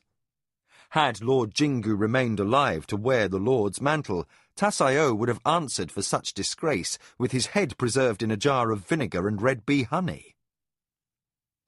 Setting brush and ink to parchment, the first adviser sighed that so painful an order should be relegated to written correspondence. Tassaio surely deserved better. A slight word of personal regret would be appropriate. Seasoned with the reverses of politics, Nkomo knew better than to burn any bridge at his back. Fortune in the great game could turn all too quickly, and a man never knew where he might owe his loyalty in the future. As the litter rounded the last bend in the road, Mara leaned out of the curtains with childish eagerness. The Sirani bearers shouldered their off-balanced burden in stoic silence. They could sense their mistress's excitement. "Nothing has changed," Mara said breathlessly. "The trees and the grass look so green." The wet season lushness of the landscape was a balm to the eye after years of barren desert. Over the final knoll, past the fences of the outermost Nidra fields, the well-kept estate spread across the land. Dead branches and brush roots had been pruned back, and the grass under the hedges stood neatly clipped. Mara could see the advance scout waving from the top of the next rise. For an instant she worried. Could some clever enemy have set an ambush to turn her homecoming to disaster? Had she, in her excitement, pushed her warriors and her scouts ahead too rapidly to ascertain the safety of the road? Then logic absolved her fear. She rode at the van of a triumphant army. More than one foe must join ranks in force to threaten her at her own borders. A scout reported to the head of the column. Mara pushed impatiently at the gauze hanging that separated her from the officers who marched beside her. "What news, Lujan?" Her force commander flashed a smile, his teeth vividly white in his desert-tanned face. "Mistress, a reception." Mara smiled. Only now could she admit to anyone, most of all herself, just how desperately she had longed for home. The fanfares that had greeted her and Lord Zacatecas in Ilama and Jamar had been flattering, but even celebrations that heaped her with honours had proven taxing. Close to 3 years had passed since the orders to send her garrison in defence of the borders. Too long a time in the life of a young son for a mother to be absent. Nights in Kevin's arms and the rigours of battle by day were only a distraction from her ache to see Ayaki. The returning army crested the hill, the tramp of 3,000 feet in the damp soil of the road a dull thunder in the morning quiet. Mara breathed in the scents of rich foliage and akasi, then went wide-eyed with wonder. At the junction of the Imperial Way and the road to the Acoma estate rose the ornate towering arch of a magnificent prayer gate. New paint and enamelled roof tiles sparkled in sunlight, and in the gate's deep shadow 100 Acoma soldiers stood in ceremonial armour. Before their rows of shining shields were other well-loved figures. Kyoke, correct as his warriors, but wearing the embroidered badge of an adviser. Jikan, dwarfed by the Hedonra's staff of office. Nakoya, her bothered expression buried in smiles. And, a pace ahead of her, a boy. Mara's breath caught. She fought a rush of tears, determined not to succumb to unseemly display. But the moment she had longed for, that at times had seemed elusive as a dream, overwhelmed her resolve. Kevin acted the role of body servant to perfection, lifting aside the hanging and offering his free hand to Mara. His steadiness allowed her to recover decorum as she stepped onto her native soil at last. She had to wait, as befitted her rank, for the party by the gate to approach her. The delay was torture, and her eyes drank in details. Kyoke had mastered his crutch. He moved with barely a hitch in stride despite his missing leg, and Mara exulted in her pride for him. Nakoya had not aged so smoothly, but had acquired a slight limp. Mara smothered an impulse to rush and offer an arm. The first adviser would never forgive such a breach of manners over something as trivial as an aching hip. Lastly, in tingling apprehension, Mara dared a look at the boy who strode resolutely toward her, head held high, back straight and chin outward. He was so tall and rangy. Mara's throat tightened as she took in his child's armour, the miniature sword at his side, the helm he lifted from ink-black hair with the bearing of a perfect little Akoma warrior. Her child had grown nearly twice the size she remembered on her departure. With rehearsed dignity, Ayaki completed the bow of son to mother. He spoke out, his child's treble carrying solemnly over the ranks of still warriors. "I bid welcome to the Lady of the Akoma. We are 100 times blessed by the good gods for her safe return to our home." Mara's resistance crumbled. She knelt before her son, and suddenly the boy's arms were around her neck, hugging fiercely enough to crumple her fine silks. "I missed you, Mummy," the boy quavered into her hair. Moisture trembled in Mara's eyes as she answered, though somehow she kept her voice firm. "I have missed you, my little soldier, more than you can ever know." Standing with pursed lips to one side, Nakoya allowed mother and son a moment of public indiscretion before pointedly clearing her throat. "The entire house of Akoma waits to welcome our mistress. So gladdened were our hearts at news of your triumph, that this prayer gate was erected to honor your victory. We trust it pleases you, lady." Mara raised her face from Ayaki and examined the brilliant panels of the prayer gate, each one carved and painted with the icons of the felicitous gods. Chochokan, the good god, seemed to smile directly upon her, while Hantukama, the bringer of blessed health, spread his hands in benediction toward her army. Duran the Just beamed down from the crest of the crossbar, as if in blessing of those about to pass through. Lashima the Wise seemed to gaze with affection at one who almost had been committed to her service. The artisans had done superlative work, and the figures seemed charged with divine wisdom, but the allure of the images quickly palled. Mara took in the familiar faces of servants and soldiers, advisers and friends, then glanced back to Kevin, who returned his barbaric wide smile.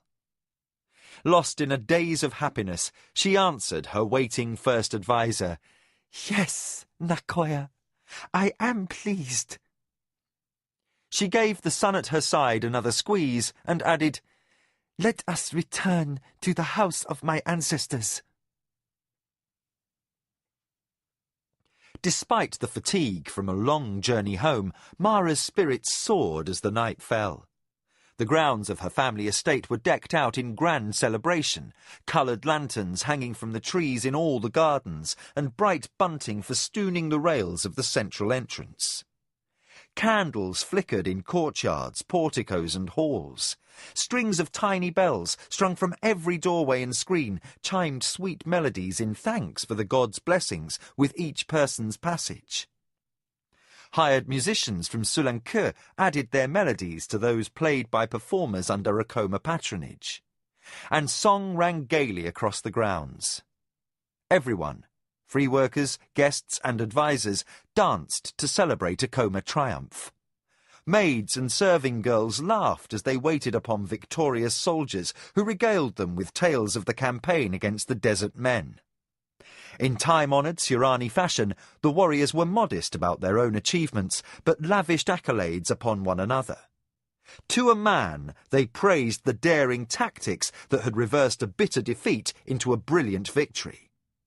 What their lady had done in the game of the council, she had accomplished on the battlefield. Make innovation her ally. From his place at the mistress's shoulder, Kevin smiled indulgently at her beaming expression. Ayaki perched like a miniature soldier at his mother's right hand, determined to stay the course until the festivities ended, but battling drooping eyelids. He had been appointed Defender of the House in the army's absence, and, though the real military orders came from Kyoki, the boy revealed a single-minded devotion that astonished his elders. Unfailingly, he had turned out to oversee every change of patrol. Ayaki was much like his father in that regard. No matter what else might be recalled of Lord Buntakappi, none spoke ill of his sense of duty or bravery. But the excitement bested the boy finally.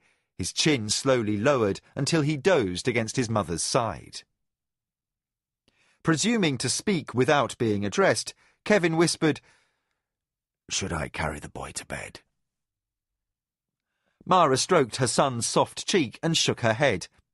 Let him stay.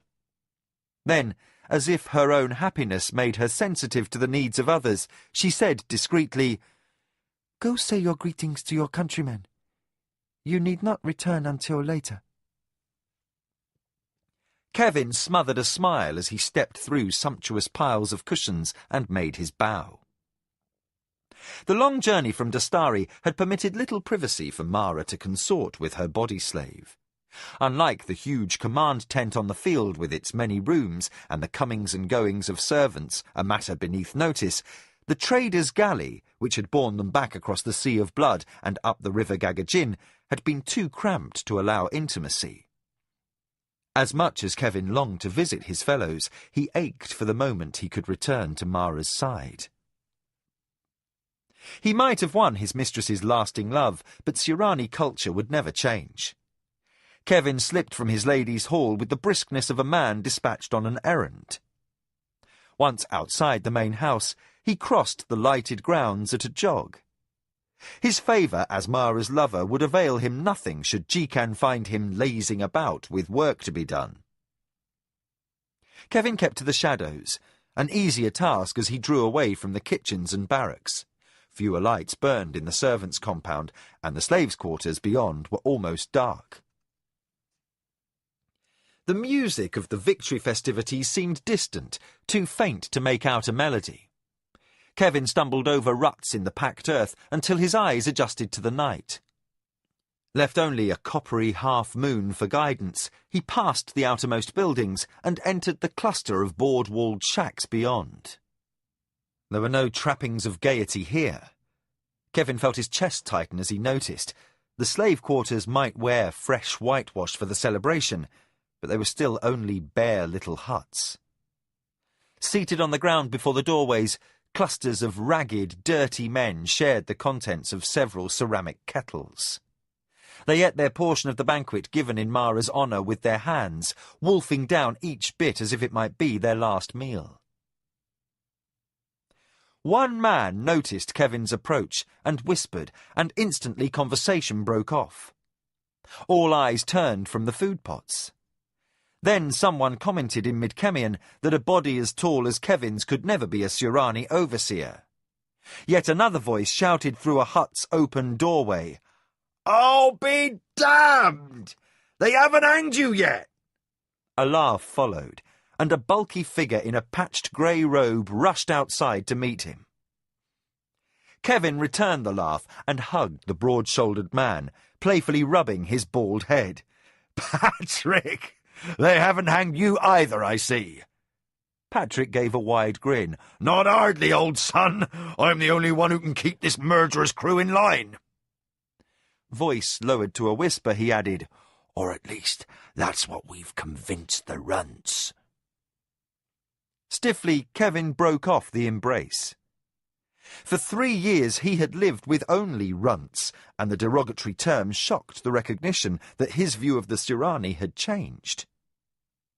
Now, confronted by the gaunt faces of his countrymen, he could not escape the fact that his perspective was unique.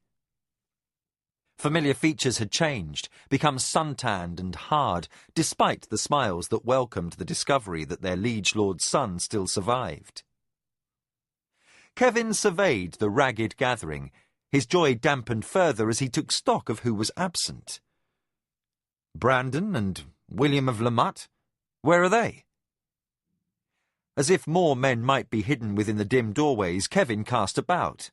Marcus, Stephen and Henry? The 2 Tims? Brian, Donald and John. Where are they, Patrick? Things changed since you left, old son. Patrick expostulated with a tired sigh. This G-Can's a fiend for cutting expenses, so the favours you arranged from her ladyship vanished. We're treated the same as any other slaves now. But where are the rest of us? Kevin demanded in concern. A mutter ran through the men while thin-lipped Patrick answered. Brian's stomach turned sour and he died in a week. The runts let him lay there and wouldn't call any doctors for a slave. Donald was killed by a nidra bull during breeding last spring. Marcus died from the fever the wet season after you left. Some sort of snake, called Ray.e.f by the runts, bit Tim Masonson and the guards killed him without batting an eye. They claimed they spared him a slow death. That, at least, was a kindness. Kevin cut in. Ray.e.f poison kills very slowly and painfully, and nobody knows of a remedy. Unconvinced, Patrick laid his arm around his countryman's shoulder. He smelled of dirt and nidra and unwashed sweat, but Kevin noticed little beyond his whispered words. Some of these runts understand bits of the king's tongue, we suspect. John was sent elsewhere to work with wood. Somehow they discovered he was a carpenter. We've not seen him for a year. Samuel of Torran lost his temper and struck a runt, and him they hanged within minutes. Glancing nervously across the compound, Patrick dared one last line. But Tim Blodgett and the others have escaped. Kevin forgot himself. He jerked back, eyes wide, and said, "Escaped?" Patrick caught Kevin by the wrist and pulled him strongly away from the huts, past the perimeter hedge and over to the bank of a small brook. Jumpy, tense, and looking often over his shoulder, he continued in a low murmur. There are camps of bandits in the foothills to the west. The runts name them Grey Warriors. We overheard some soldiers speaking of them after the army left. William of Lamott escaped and then snuck back, telling us it was true. Brandon, Tim Blodgett and Stephen went with him, and we've got a few messages back and forth. The streamlet chuckled quietly over its bed of stones. The music could not be heard at all here, only the scraping of night insects. Kevin sat down, his hands gripped tightly to his forearms. "Escape," he muttered. Patrick chose a worn rock, sat also, and absently pulled a grass stalk. Security's tighter now. That Keoke's no fool. Once the overseers figured out the boys had cut and run, he changed the patrols and doubled the guards who escort us to work. Patrick sucked his grass stem, found it bitter, and spat. Leaving would be tougher now the runts have puzzled out what took place. Before, they never imagined a slave might want to escape. He chuckled in bitter irony. Odd lot. Lived here 5 years and I've still got no clue how they think. Kevin shrugged. I understand them better now. A snap to his words, Patrick said, Well, you should. You're the educated one, Kevin, being a noble and all. I'd have taken the other boys into the hills by now, but I thought it wiser to leave that to you. We need your leadership, because one chance is very likely all we're going to get, and... Wait!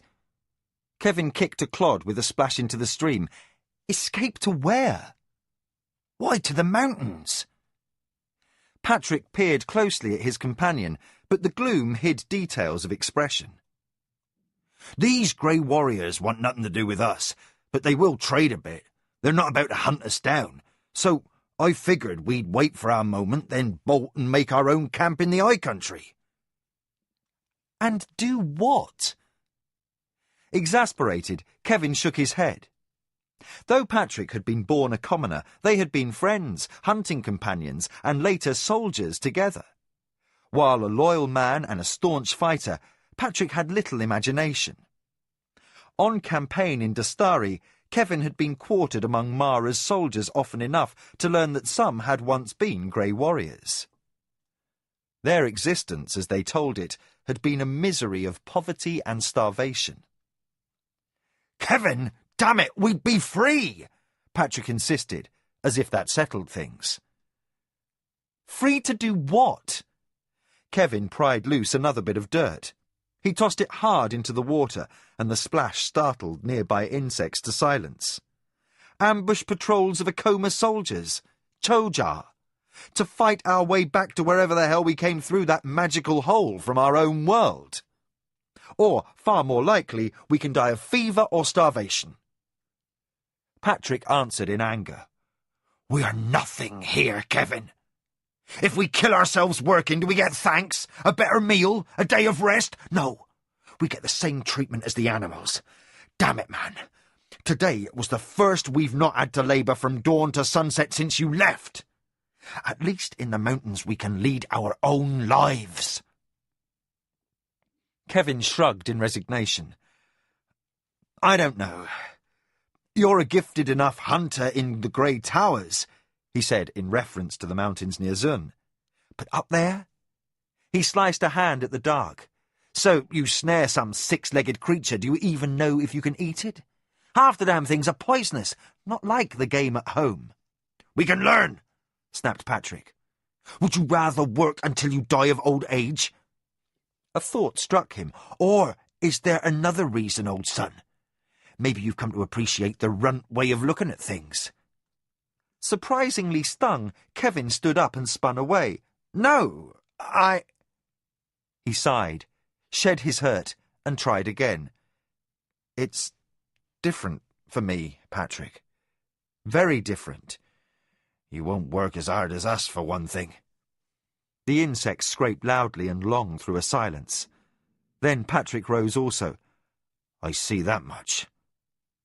Kevin whipped irritably around. No, I don't think you do. Aware he had reached a sort of watershed, he struggled for words to tell his friend what he had come to know and feel for Mara. His hands twisted in frustration. No matter what he said, Patrick would only see the lady as his captor. A man of plain tastes and simple intellect could not appreciate her ingenious way of seeing things, or Kevin's own delight when she laughed at his jokes when they were alone. Neither could he explain the magic, the fulfillment of his life as he lost himself in her. Too tired to communicate the impossible, Kevin threw up his hands. Look, we'll talk about this again. I can't promise anything in a hurry, but we can always leave. And since the Starry, things are not quite so hidebound as before. In what way?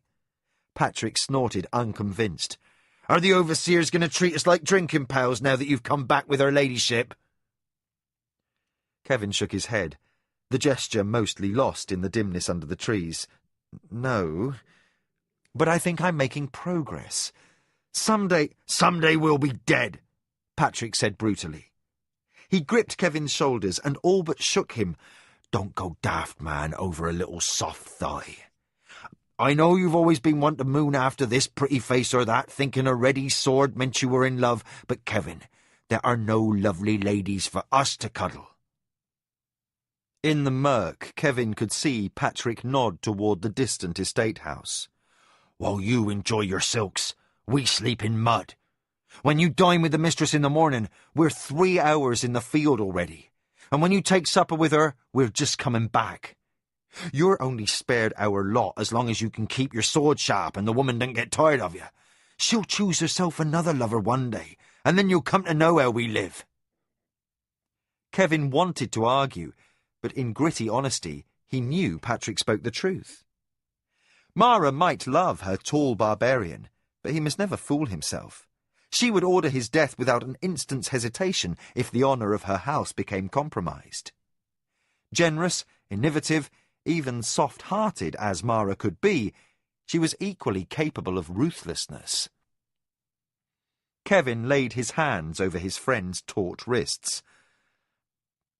I'm not saying I'm against the idea of escape.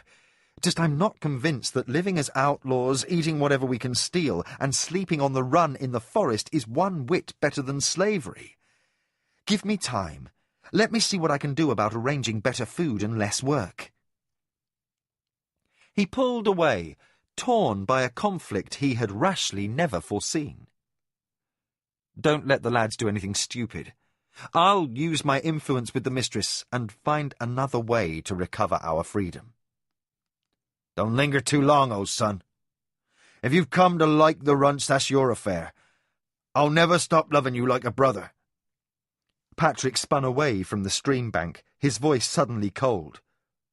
But know this. I'd kill you if you try to keep us here.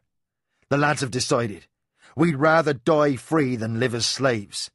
We've figured the Sirani out enough to know that if your lady had failed down south, it would have been every man for himself. Demons take the hindmost.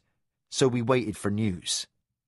If the lady was dead, we'd be off with no one to tell us stay. When we heard she'd won, we agreed to wait for you to come back, you being our officer and most likely to get us out safe. He fixed his countryman with a hard gaze.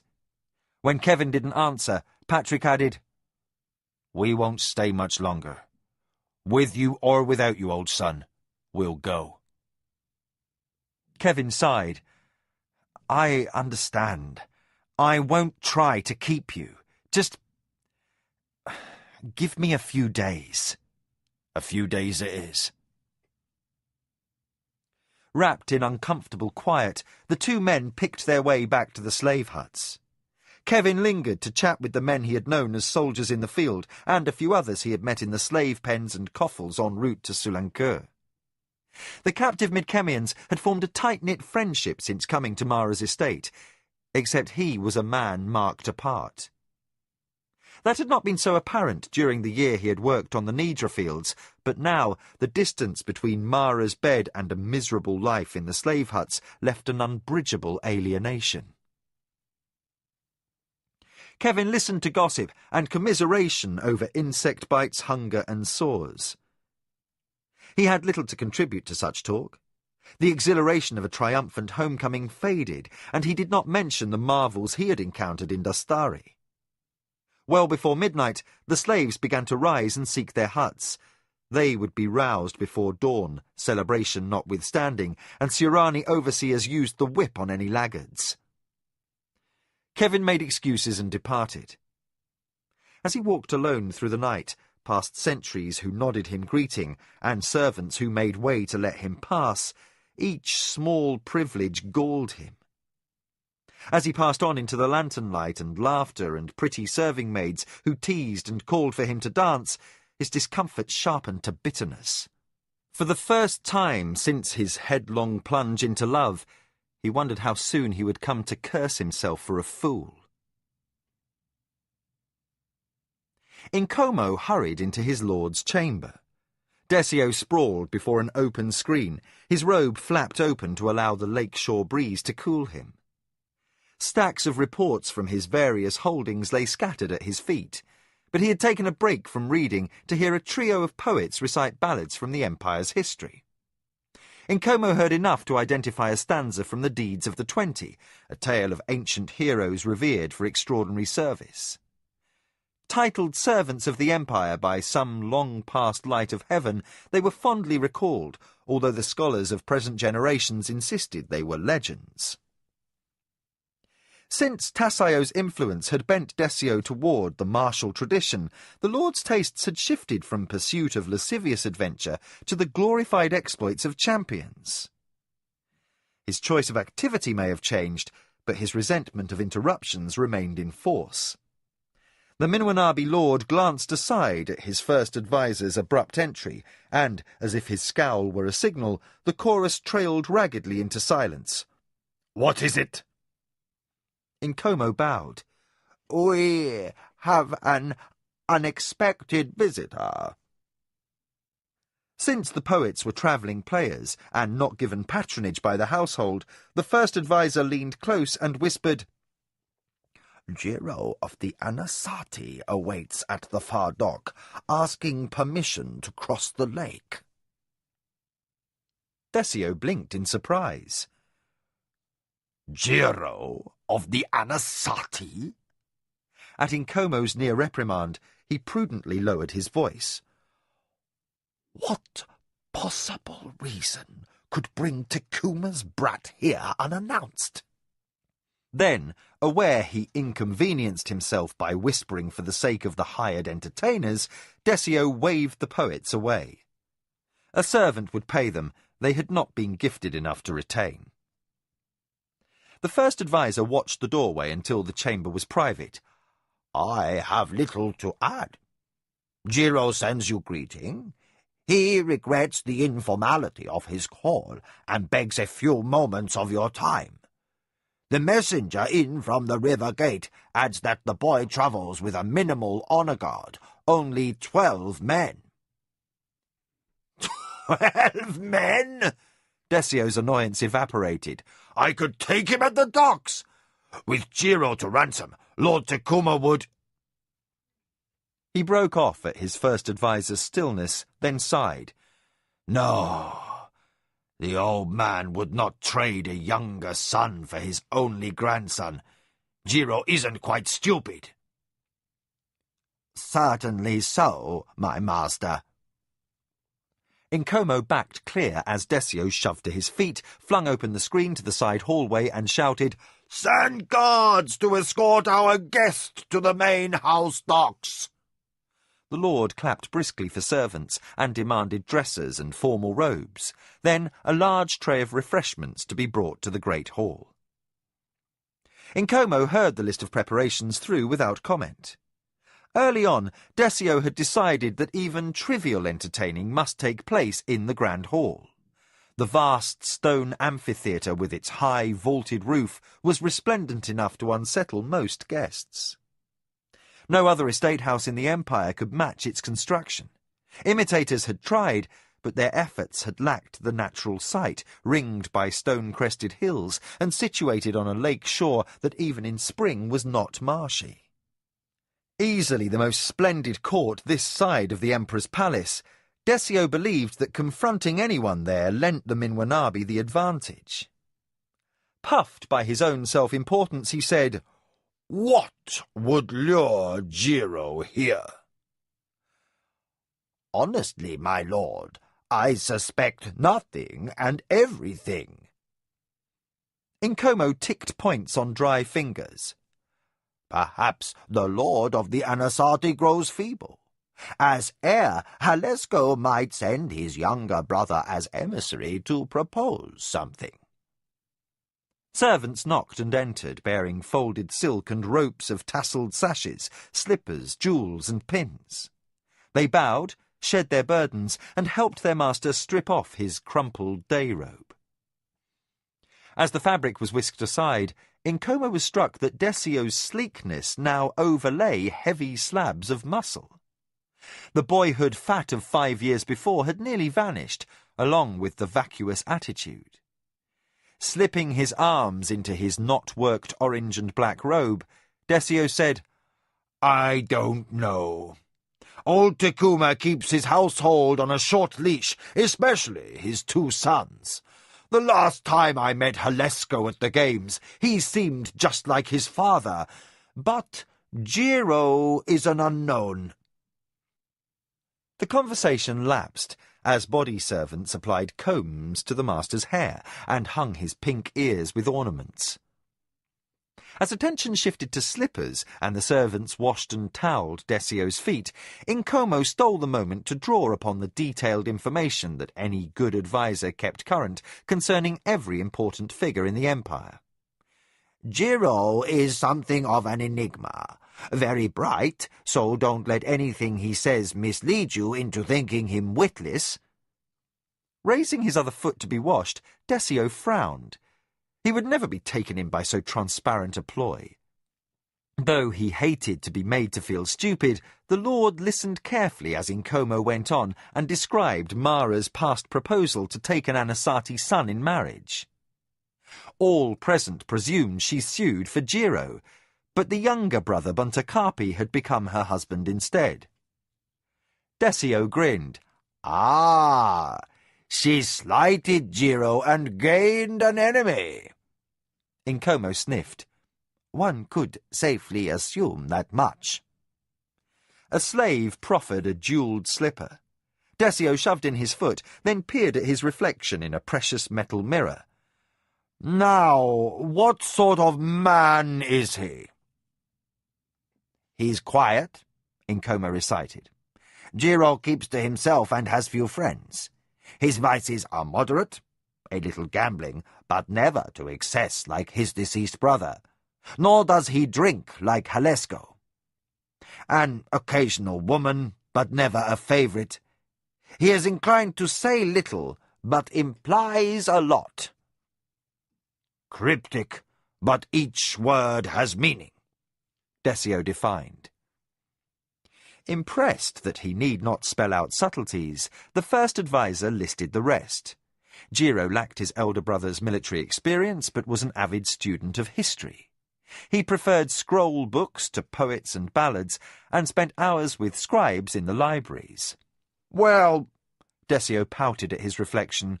I hate to read, so he would hardly be coming here for scholarly conversation. I shall meet our uninvited guest at the dockside, and if I don't care to hear out the younger son of the Anasati, I can send him packing without wasting any more bother. Does my lord wish an honor guard? Desio straightened one of his jewels and laid the mirror in the hands of a servant, who reverently returned it to a velvet slip case. How many men did you say Jiro brought? 12. Then order 20 soldiers to the docks. It's too hot for a crowd, and I feel no need to put on a display. Noon sunlight beat down on the grey boards of the dock and flashed reflections off the trappings of the honour guard. Sensitive to the light, Desio squinted across the water toward the approaching Anasati barge. The craft was not imposing enough to indicate a state visit. It was smaller, adorned only with paint, and its primary service was running messages along the river Gargajin.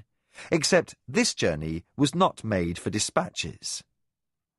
Between the ranks of Jiro's honour guard, Desio made out the bulk of a heavy, slatted cargo crate. His curiosity became piqued. As the polemen manoeuvred the barge to the dockside, Desio had Force Commander Irilandi call his warriors to attention. The Anasati craft bumped against the landing. Slaves at bow and stern leapt ashore to secure lines, and a strange and unsettling growl issued from the depths of the crate. Apparently, the container confined a vicious animal. An avid enthusiast of the Imperial Games, which held spectacles of beast fights and warriors, Desio craned his neck until a nudge from Nkomo recalled decorum. Soldiers in Anasati red and yellow were already stepping onto the wharf. In their midst, robed in velvet stitched with river pearls, Jiro greeted his host with a graceful bow. He was slightly older than Desio, decisively more poised and strictly observant of the forms. Without hesitation he said, "Are you well, Lord Desio?" "I am well, Jiro of the Anasati." Eyes narrowed, Desio returned the proper response. "Is your father well?" "Well indeed, my lord." A louder, more savage growl issued from the depths of the cargo crate. Jiro gave the haughty suggestion of a smile. Careful of his timing, he drew breath to continue the tiresome formal ritual of greeting. But Desio's patience deserted him. Afire to ask after the beast in the crate, he blurted, "I am happy to say all of my family is well." Released from protocols, Jiro glanced smugly at Nkomo, who radiated intense annoyance, but who at this moment was powerless to intervene. "Thank you," murmured the Anasati son. "My Lord Desio is kind to welcome an unexpected visitor. I apologize for my rudeness, but I chanced to be in your area and I felt it would be useful for us to speak." Something clawed at the crate slats, and the slaves on the barge shifted nervously. Desio twitched from foot to foot. The moment had come to invite his guest inside for refreshments or turn him away at once. The irritation of honouring an enemy's son was balanced by fascination. While Desio dithered, Jiro seized the initiative. "Please, Lord, I had not intended to presume upon your hospitality. I have live creatures on board that dislike the motion of the barge. It is well for me and best for them if I may speak here."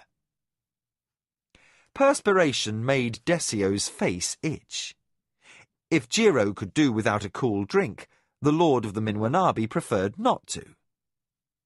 He waved magnanimously to his guest and the entire Anasati honor guard. "Come in and sit where we need not hasten our talk." As his visitor darted a concerned glance at the crate, Desio added, "I'll have servants move your beasts into the shade so they will not suffer." Jiro hesitated. Indelicately caught between refusing the kindness of a superior or acknowledging fear of an enemy's hospitality and implied shame, he fingered his shell and lacquer belt. "My lord is generous, but the beasts I transport are too vicious to be left in strange hands. I would not risk an injury to any of the servants in your household." A strange, deep light touched Desio's eyes. "Then bring the beasts along. They sound interesting." Jiro bowed. To the servant who lingered on the barge, he ordered, "Leash the hounds and bring them. And as you value your honor, make sure no hapless Minwanabi servant stands too close and takes harm." The servant paled at the comment, Desio saw. His own palms grew moist in excitement. As Irilandi formed the Minwanabi honor guard into ranks for the march indoors, he could not resist a look back. On the barge, the white-faced servant donned a heavy pair of gloves. He then gathered 2 thick braided leashes and signalled the slaves, who hesitantly dragged the cover off the cage. A strident bark and more growls answered the unveiling, and the slaves jumped back in fright. Then the servant raised a bone whistle to his lips. He blasted a single note, and 2 muzzles poked through the opening, followed by wide-set slanting eyes and ears trimmed short into points. 2 dogs of ferocious aspect braced long forepaws on the cage. The slaves cowered back, and every warrior in the Anasati honor guard surreptitiously touched his weapon. "Magnificent," Desio breathed as the servant stepped in and looped the leashes through 2 jewel-studded collars. The dogs flowed out of their prison with sinuous grace. Massive of shoulder and jaw, and brindled in light tan and black, the creatures sprang over to the dock, then sat as regally as if they owned it. "My lord would be wise to stand back," murmured Jiro. Desio did so, too rapt to notice that an enemy had told him what to do. "Magnificent," he repeated, and he stared at amber eyes that were passionless in their canine ferocity as Tasayo's out on the archery field. Then, annoyed by the reminder of the cousin who had failed him, and made aware by Inkomo's quiet hiss that he stood gawking like a farmer, Desio motioned for his honor guard and adviser to follow and strode off toward the entrance to the great hall. "What sort of hounds are those?" he asked as he crossed the hall and mounted his cushioned dais, his first adviser a half step behind. "They are hunters without peer." A gesture from Jiro, and the servant led the dogs to a safe corner, out of reach of passing servants and set back from any doors. The animals sat, too poised for relaxation, their eyes restless and hungry. By now, Inkomo's headshakes had drawn notice. Desio understood that his eagerness set him at a disadvantage. As he sat down, he sniffed with intent to diminish. "We have fine tracking dogs." Jiro rebutted him quietly. "None like these, my lord. Perhaps when our conference is over, I could offer a demonstration." Desio brightened. "Indeed, perhaps you should." He sighed in restrained anticipation, then waved for his guest to choose a cushion. "Come, let us be refreshed." Slaves rushed in with laden trays of food and drink. Keeping his bearing erect and proper, Desio resisted the urge to turn to look at the dogs who were offering low, menacing growls to everyone that passed. At Desio's gesture, Irilandi withdrew the Minwanabi honour guard a discreet distance away. Jiro's strike leader did the same, and across the vast chamber came more slaves with bowls and towels to assist both nobles to wash. One of the dogs whined. Jiro paid it no mind, but dipped his fingers in the scented water and held them out to be dried. "You have an impressive home, my lord. When I imagine this hall filled with grand entertainment, I deeply regret that I missed attending the warlord's birthday celebration." Nkomo froze, caught in the motion of sitting down at his master's right hand. He looked urgently at Desio, and by the hardness of the lord's expression knew that he need not take action. The reference to the event when Lady Mara had trapped the former Minwanabi lord into dishonour and ritual suicide had not escaped his master's notice. The vast hall was silent. Desio reached out and took a glass of fruit juice from the tray. That he eschewed stronger spirits showed his inner anger. He sipped, pointedly withholding permission to eat from his guest. No fascination with dogs could ease the Anasati's current danger. Desio was a powerful lord, seated within his own hall. The silence would stretch to eternity before he stooped to ask what this upstart second son might wish. Jiro let the stillness extend enough to show he was not cowed. With sudden brightness he said, "Splendid news from Dastari. Now the desert men and their allies are routed. The Empire shall enjoy peace on the southern border for many years to come." Desio flicked a glance to his first adviser, who signalled a discreet warning. By his reference to allies, Jiro either guessed the desert men had acted under Minwanabi influence, or else the Anasati had spies as cleverly concealed as Mara's. A dog whined. Its attendant whispered frantic reprimand. The Minwanabi lord said nothing. "Except for the fabled Akoma luck, this triumph would never have come to pass," Jiro finished, then proved also that he could wait. In leisurely fashion, Desio drained his glass. He listened to a few whispered words from his adviser, then answered in faultless form, "Any action undertaken in defense of the Empire is to be applauded. Or do you think otherwise?" Jiro smiled without warmth. "The duty of every ruler is to serve the Empire, naturally." Conversation faltered to a halt. Nkomo's shrewdness rescued the issue from stalemate. "I wonder how Takuma views Lady Mara's brilliant victory." Given the cue he had sought for, Jiro gave the skinny old adviser a polite nod. "We, Anasati, find ourselves bound to a difficult course. Since blood relation to Mara's heir forces adherence to goals that occasionally align with Akoma interests." "Go on," Nkomo encouraged, with a sidewise glower at his master to recall courtesy and offer refreshments. Desio complied with a sulky wave. Jiro accepted a fruit drink, the same variety the Minwanabi lord had chosen. He took a sip, shook back burnished brown hair, and stared off into the distance. "That such conditions should endure is unnatural, of course." His manner turned disarmingly offhand. "I share concern for my nephew well enough, but let me speak forthrightly." He delayed for another drink until Desio once again leaned raptly forward on his cushions. Jiro resumed. "Ayaki's mother has too few friends to warrant such a dangerous course for the Anasati." He allowed a suggestive pause. "So, if harm comes to my nephew, I would understand. My father is less given to bending with the whims of fate, but my brother and I see things differently. Here, Nkomo had to touch his master's arm to remind the young lord not to show his interest. But where Mara's name was at issue, tact was lost on Desio.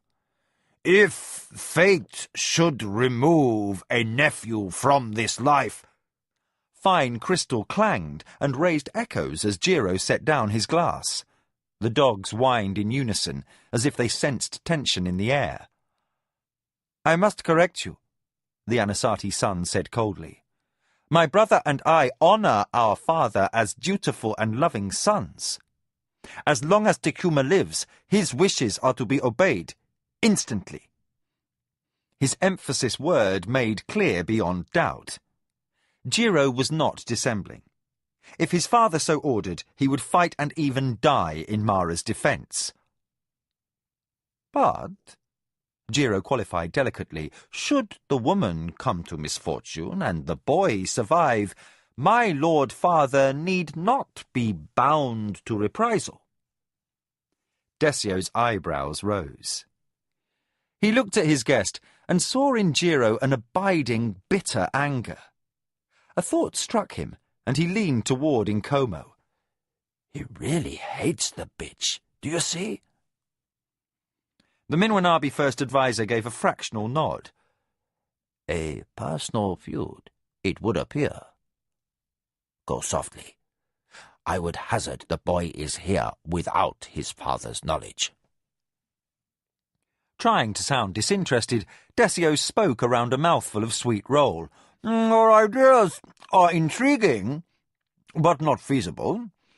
My house has sworn oath to the Red God that the Akoma bloodline must perish. Jiro took a slice of cold meat. He did not eat, but fingered the morsel thoughtfully. "I had heard of your vow of sacrifice. Of course, if Mara were dead, and her Natami were broken and buried, the little heir would be a lord with no resources." He tore his titbit in two with his nails. "Lacking a house and loyal warriors, Ayaki would have only his father's family to shelter him. Perhaps he would be called to swear loyalty to the name of Anasati." So this was the ploy that had brought Jiro into the house of an enemy. Desio considered, searching for duplicity in his guest. The boy would swear? Jiro twisted on his cushions and tossed the meat toward the dogs. Obedient to command, they did not arise, but snapped the snack out of the air with a clash of strong jaws. "Ayaki is a boy. He must do as his grandfather and uncles instruct. As lord of the Akoma, he can release anyone from house loyalty, including himself.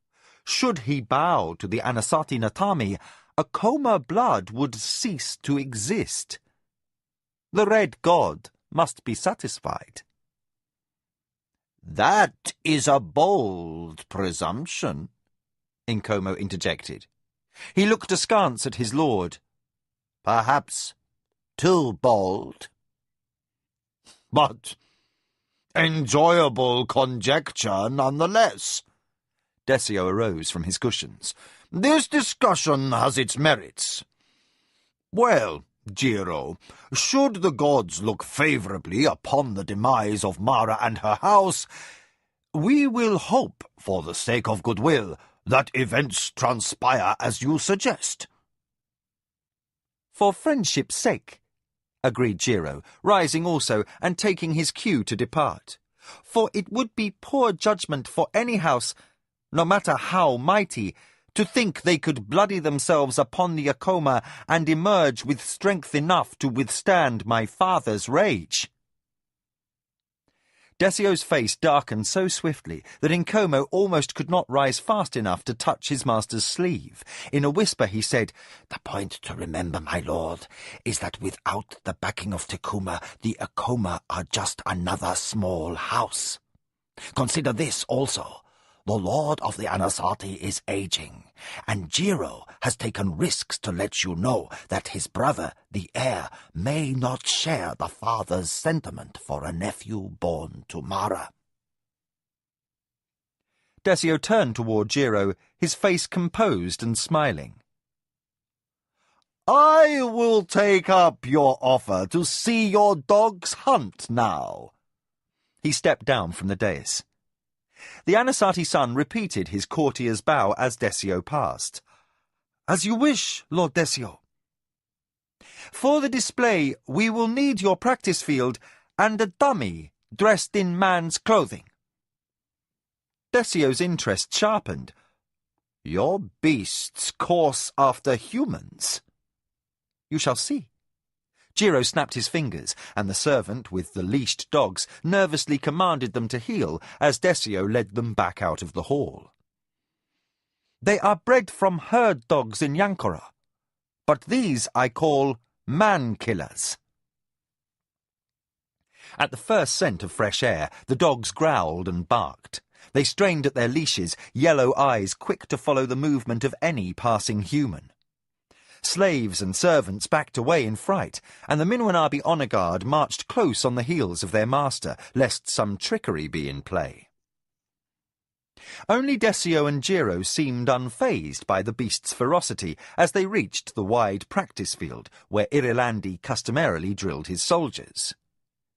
2 slaves were sent across a small gully to dismantle an archery target and stuff the old robe of a slave with what straw to make a dummy.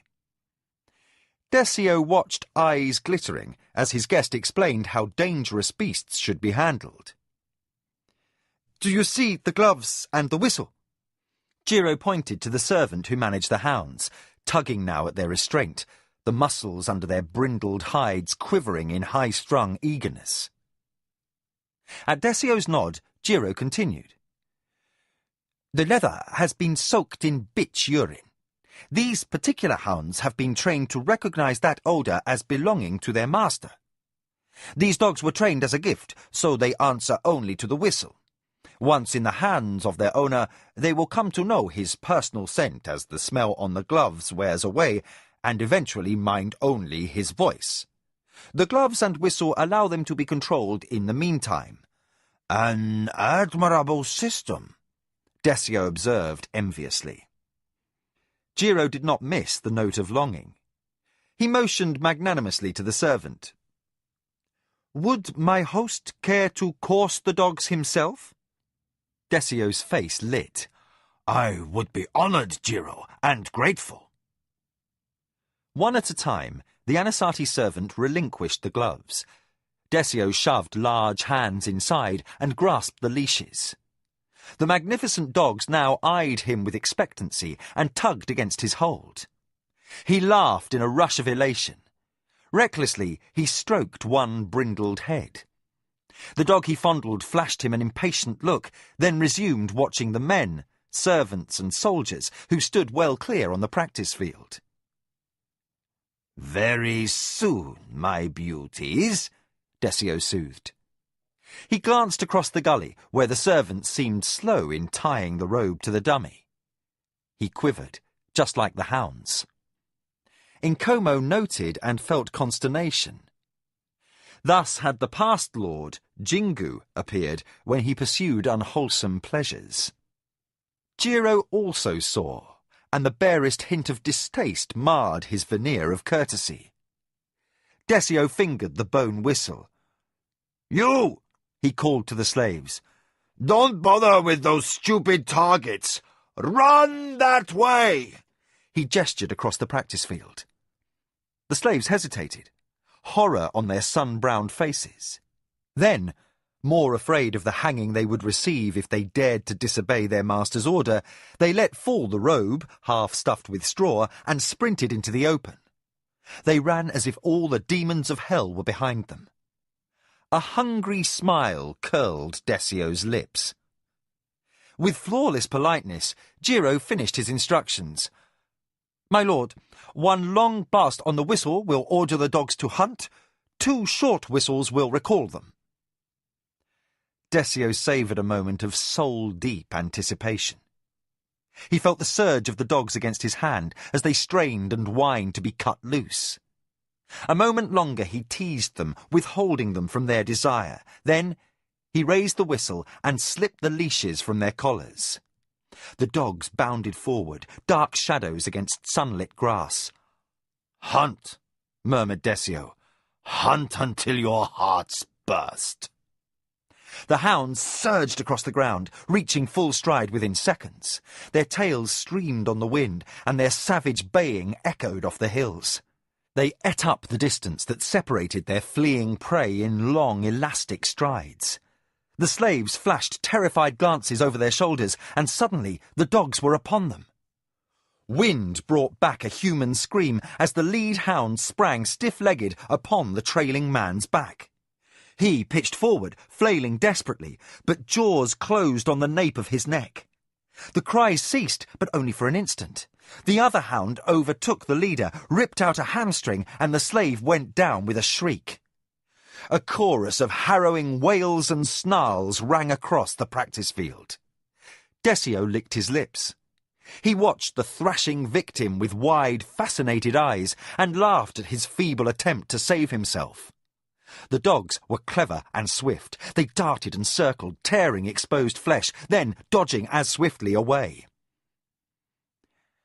"A man armed with a knife would not easily escape them," Jiro observed. "They were trained to kill carefully." Desio sighed. "Magnificent. Truly magnificent." He savoured every moment of the carnage until the struggles of the slaves subsided and the hounds closed in for a firm grip. One tore its victim's throat out, and the last cry died away. Into uncomfortable stillness, Desio said, "Like the legendary battle hounds in the sagas." Jiro shrugged. Perhaps the war dogs of legend might have been akin to these. As if he were bored by the topic, he bowed to Desio.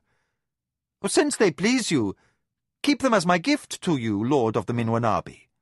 Hunt them, and as they kill at your command, think kindly on our afternoon's discussion."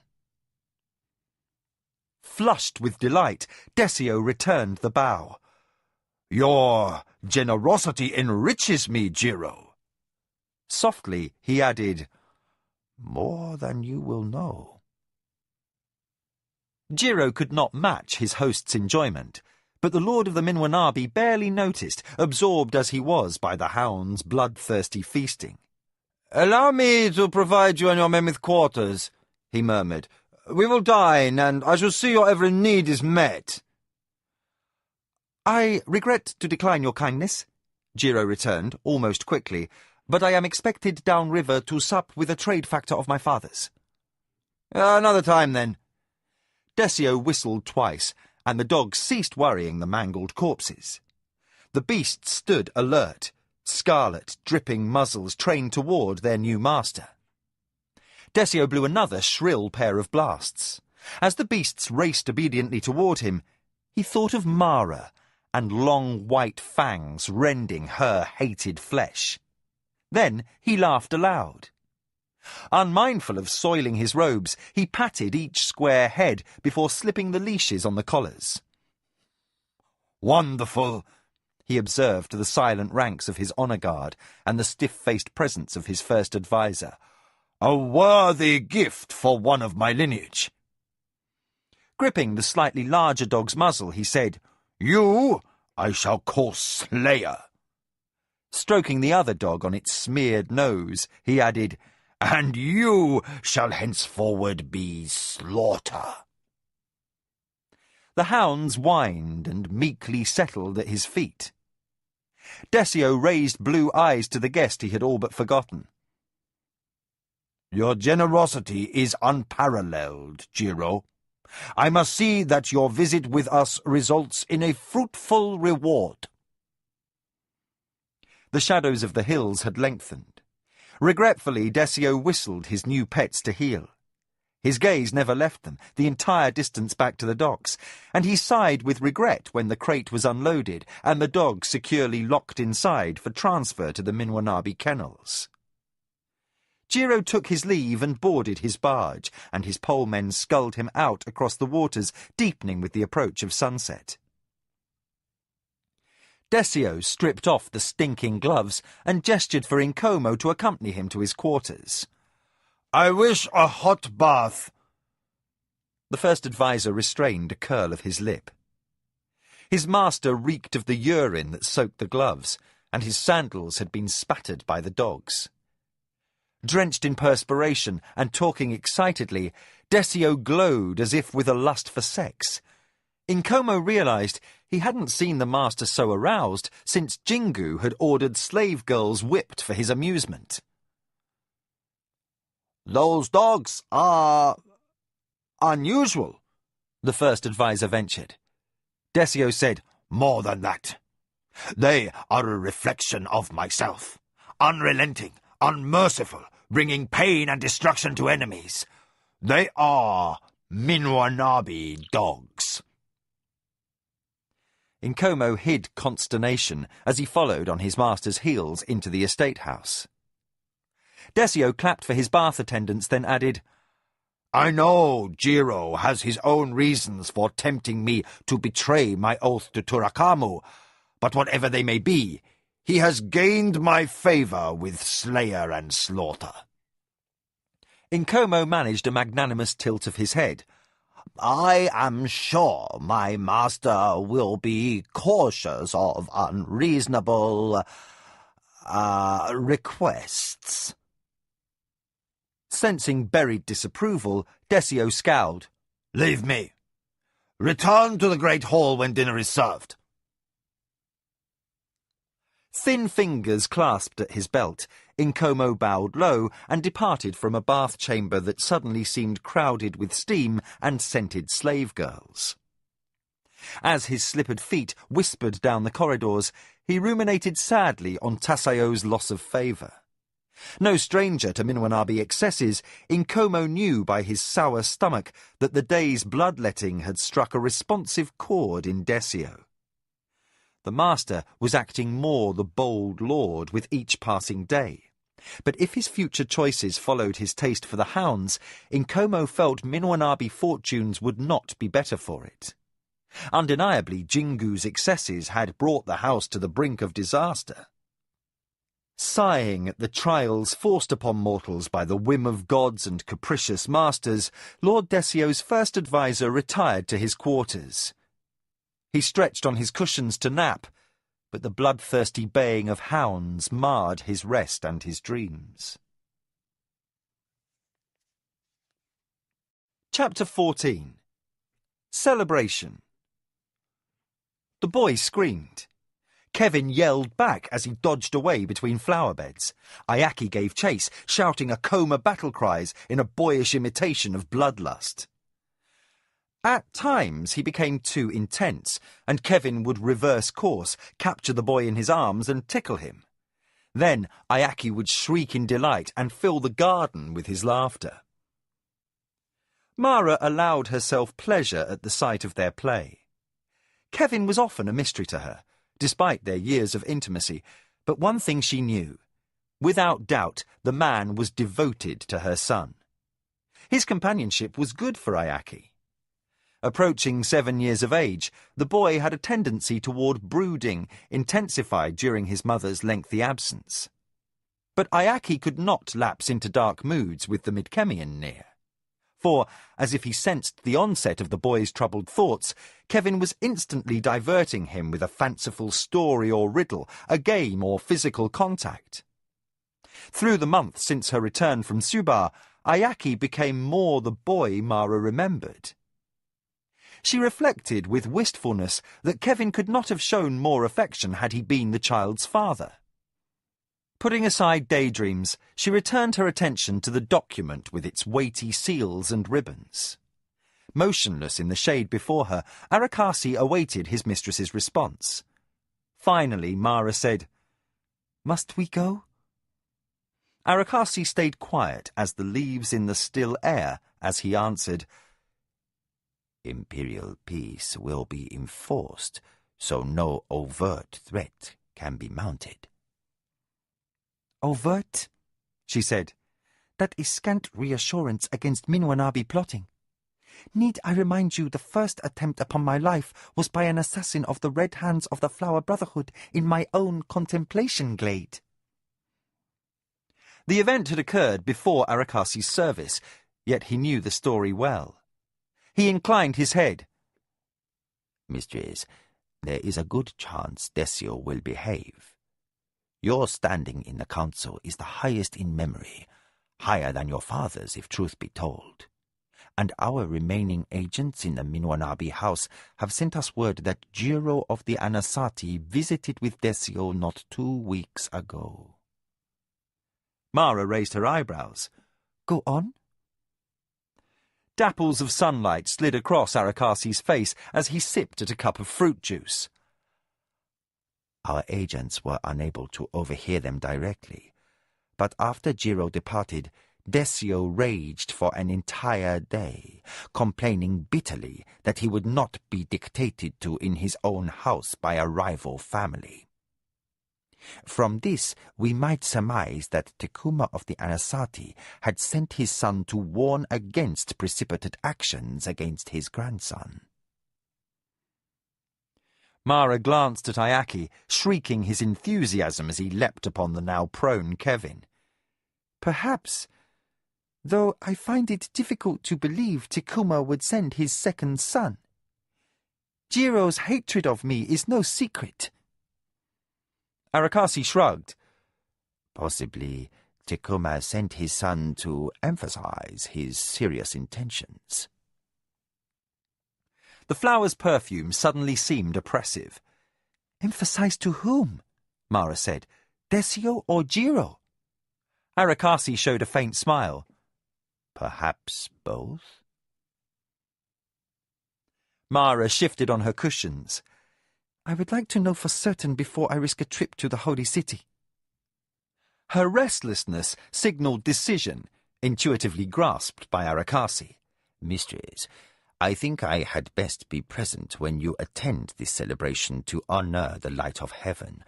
For reasons that elude my network, the Blue Wheel Party's sudden reversal of loyalty has vaulted the warlord into an almost unassailable position. Our Mecho can dictate to the council now, and should Ichinda break tradition, as gossip says he might, and attend the games in person. Excited that his assessment matched hers, Mara nodded. The Emperor's appearance would endorse Almecho's acts, effectively undermining the High Council for the span of this warlord's rule.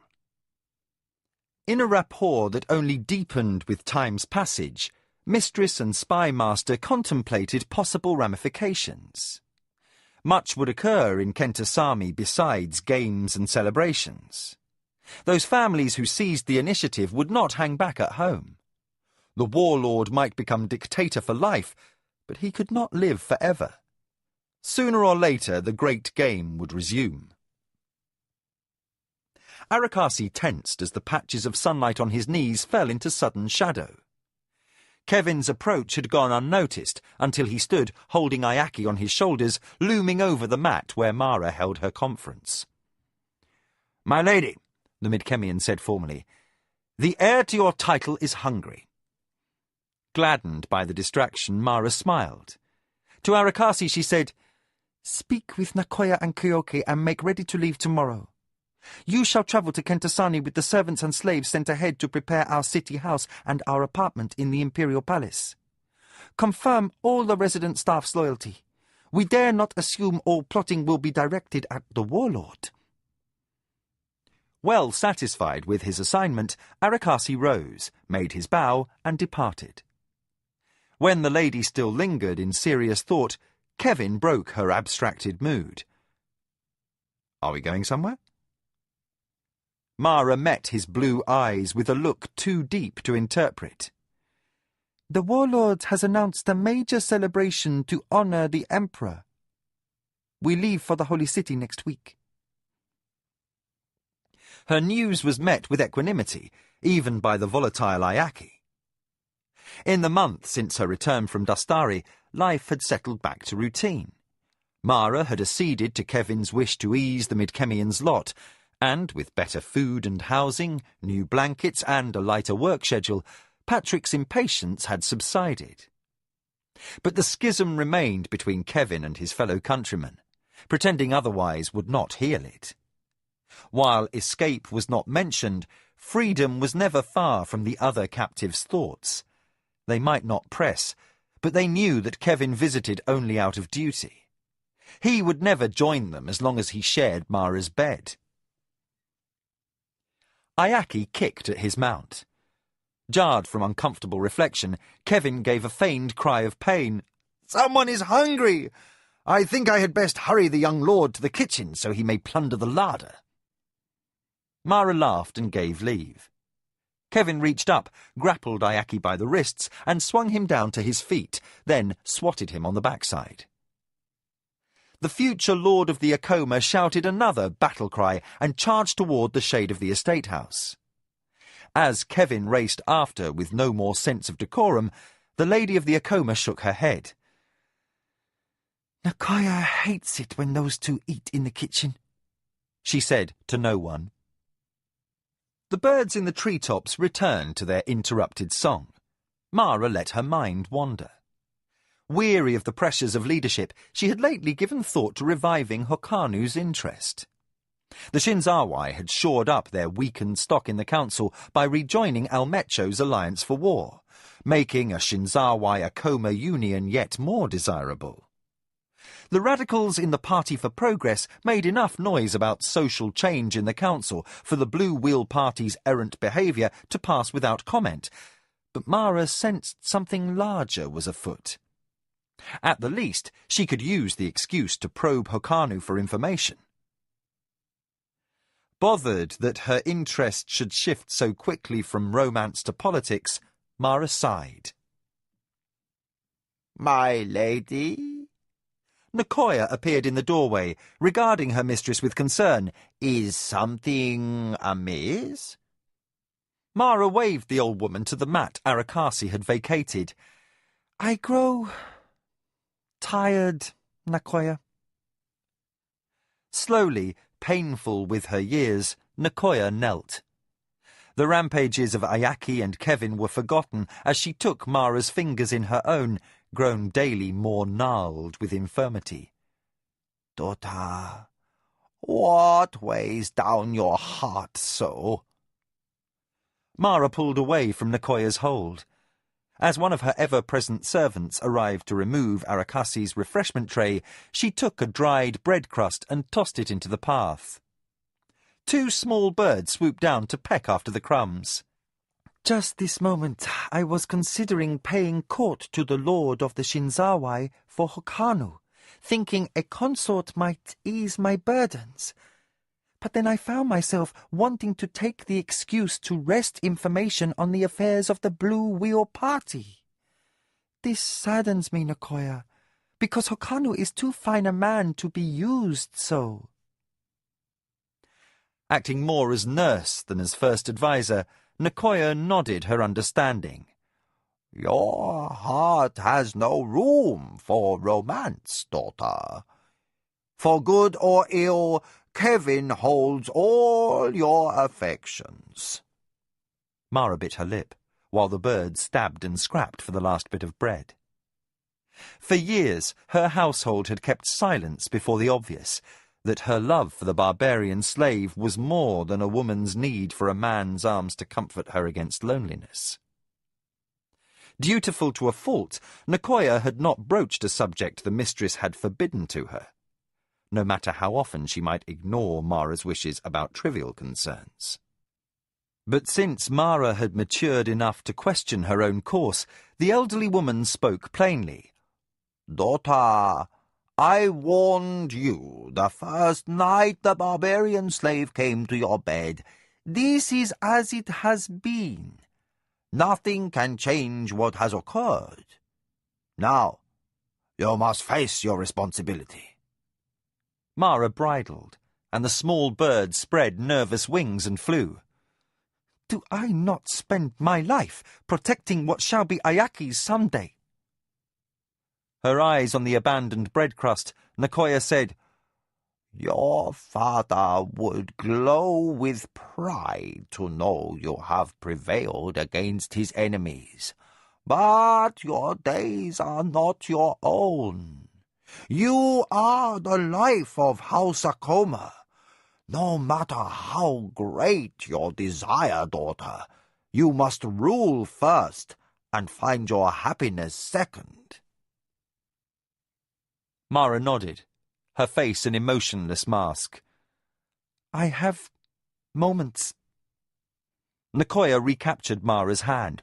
Moments that none who loves you begrudges, daughter. But the time will come when you must seek a firm alliance. If not with Hokanu of the Shinzawai, then with another noble son. This new consort must father a child to seal the alliance between our house and his. As ruling lady, you may ask to your bed whoever pleases you, and none may say no. But only after you bear a child to your husband. Before that, there must be no question who the father is. None. For that child must be as a bridge of stone across a deep chasm. I know, Mara sighed, but until that time, I shall pretend. She left the thought unfinished. When Nicoya made no move to leave, Mara forced aside her melancholy. You have news? The former nurse scowled to hide a smile of pride. The visiting emissary of Lord Kedar is at the end of his wits and patience. He will press for a settlement this afternoon. You will need to eat and see to your appearance, for Jikan has used up excuses. The time has come for you to take charge of negotiations. Mara summoned up an impish grin. The desperate and vexing matter of grain warehouses. I had not forgotten. She rose, offered a hand to the elder woman to ease her back to her feet, then made her way to her quarters, where maids awaited with an exhaustive array of formal robes. 2 hours later, with the hair at her temples pulled painfully taut by the weight of the pins that secured her headpiece, Mara entered the great hall of the Akoma. Awaiting her, looking hot, stood the dignitary who had spent most of 2 frustrating days in contention with her Hadonra.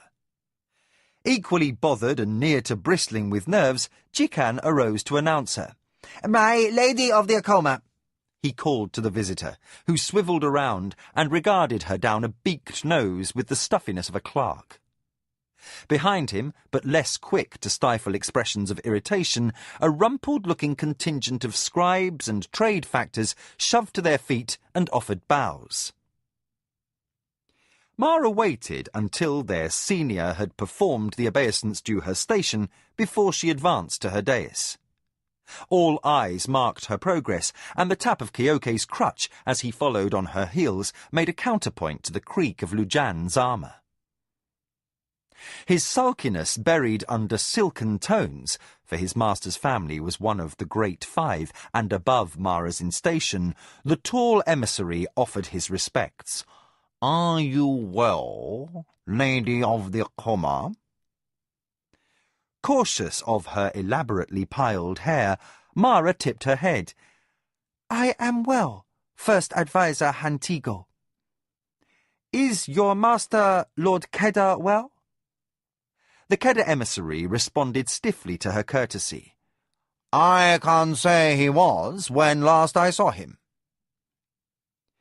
Mara took care not to smile in the face of the man's veiled bitterness. Distantly related to the Shinzawai, his master was a powerful man, not only above her in family standing, but war chief of Clan Kanazawai. Lord Kedar's was not a house she cared to offend, though, at her instruction, Jikan had spent the last day and a half balking the man's first adviser. Settled on her cushions, her robes arranged in layers like flower petals, Mara gestured leave to her advisers and the Kedda's emissaries to be seated. She opened promptly, as if her Hadonra had not done his best to stall through the days of negotiation. Nakoya tells me we are close to an understanding. The Kedda first adviser maintained his impeccable manners, but his tone left no doubt as to his mood. With due respect to your most esteemed first adviser, Lady Mara, the matter is far from settled. Mara raised her eyebrows. Really? What more is there to discuss? The Kedda first adviser smoothed irritation with the skill of a seasoned politician. We require access to the docks in Silmani, Sulanku, and Jamar, lady. Apparently, your factors have purchased so much of the available warehouse space that you hold, in effect, a monopoly. Soured by sarcasm, one of the lesser factors broke in. Given the lack of visible Akoma commerce in these areas, I would hesitate to suggest you had anticipated Kedda needs and sought to frustrate them. We remind that the season is short. Time compels us to arrange an accommodation to store our goods upon the river docks. The commerce of House Kedda must not suffer a detrimental interruption. Lest the angry clerk reveal too much, the Kedda first adviser took matters back in hand. My master has ordered me to make inquiry into your requirements and bargain for purchase of your contracts for warehouse leases in the 3 cities mentioned. After 2 days of talk, we are unclear exactly what price you demand. A movement in the shadows at the far corner of the hall drew Mara's eye. Unobtrusive, silent as always, Arakasi entered. He saw at once that his mistress had noticed him and gave her a clear signal to proceed with the matter at hand. Mara concealed her satisfaction over the spy master's efficiency and looked pointedly at the Kedda first adviser. Hantigo. Akoma plans for those facilities are Akoma business. Suffice it to say that we will be relinquishing advantage in the fall markets next year if we do not retain our current contracts. My lady, if I may presume, the Kedda first adviser said with the faintest hint of acerbity, next fall's markets are of little concern to Kedda interests. It is this spring that our grain must be upon the river at flood. When our factor at Jamar was ignored by your own, we made efforts to negotiate rights to sublet the warehouses. He cleared his throat and forced himself not to sound patronizing. This was not a capricious girl he confronted, but a proven player of the game. Because it is not common for a ruling lady to be concerned with minor matters of trade, we were slow to bring the matter to your attention, but, my lady, the days that remain now are crucial. For the Kedda, interjected Mara. Arakasi's intelligence had hinted that Kedda spring crops were sitting in granaries upon farms upriver, awaiting word that dockside storage was available. When the spring floods began, the grain needed to be close at hand for transport by boats and barges downriver to the markets at the Holy City, Sulankur, and Jamar. The dry winters of lowland Kelewan were the only season when travel on the Gagajin, the heartline of commerce in the empire, was restricted. While smaller craft could negotiate the shoals during winter, deep draft barges laden with cargo could not pass the shallows between Sulankur and Jamar. Only when the spring snow melt from the mountainous high wall swelled the waters could heavy cargo make passage. Mara had tried to tie up the dock space at Kentasani, the holy city, as well, but had failed owing to imperial edict. No one could commandeer the warehouses under long contracts against the possibility of imperial need. Yet even with this setback, Mara had established a barrier to an opponent's trade, but in such a way that no overt act or threat was ever made. That Lord Kedda sent his first adviser to another house as negotiator proved her impulsive plot had touched a weakness. The dilemma concerning the grain impasse was a matter of critical urgency. Mara feigned consternation. Well then, if my advisers have not been clear, let me set the terms. She paused, as though counting on her fingers, then said, We shall grant you full rights to our warehouses in Silmani without restriction from this day to the day after your crops leave for the south, and equal access to warehouses in all your southern market cities, again without restriction, until you have sold the last of this year's crops, but no longer than until the first day of summer.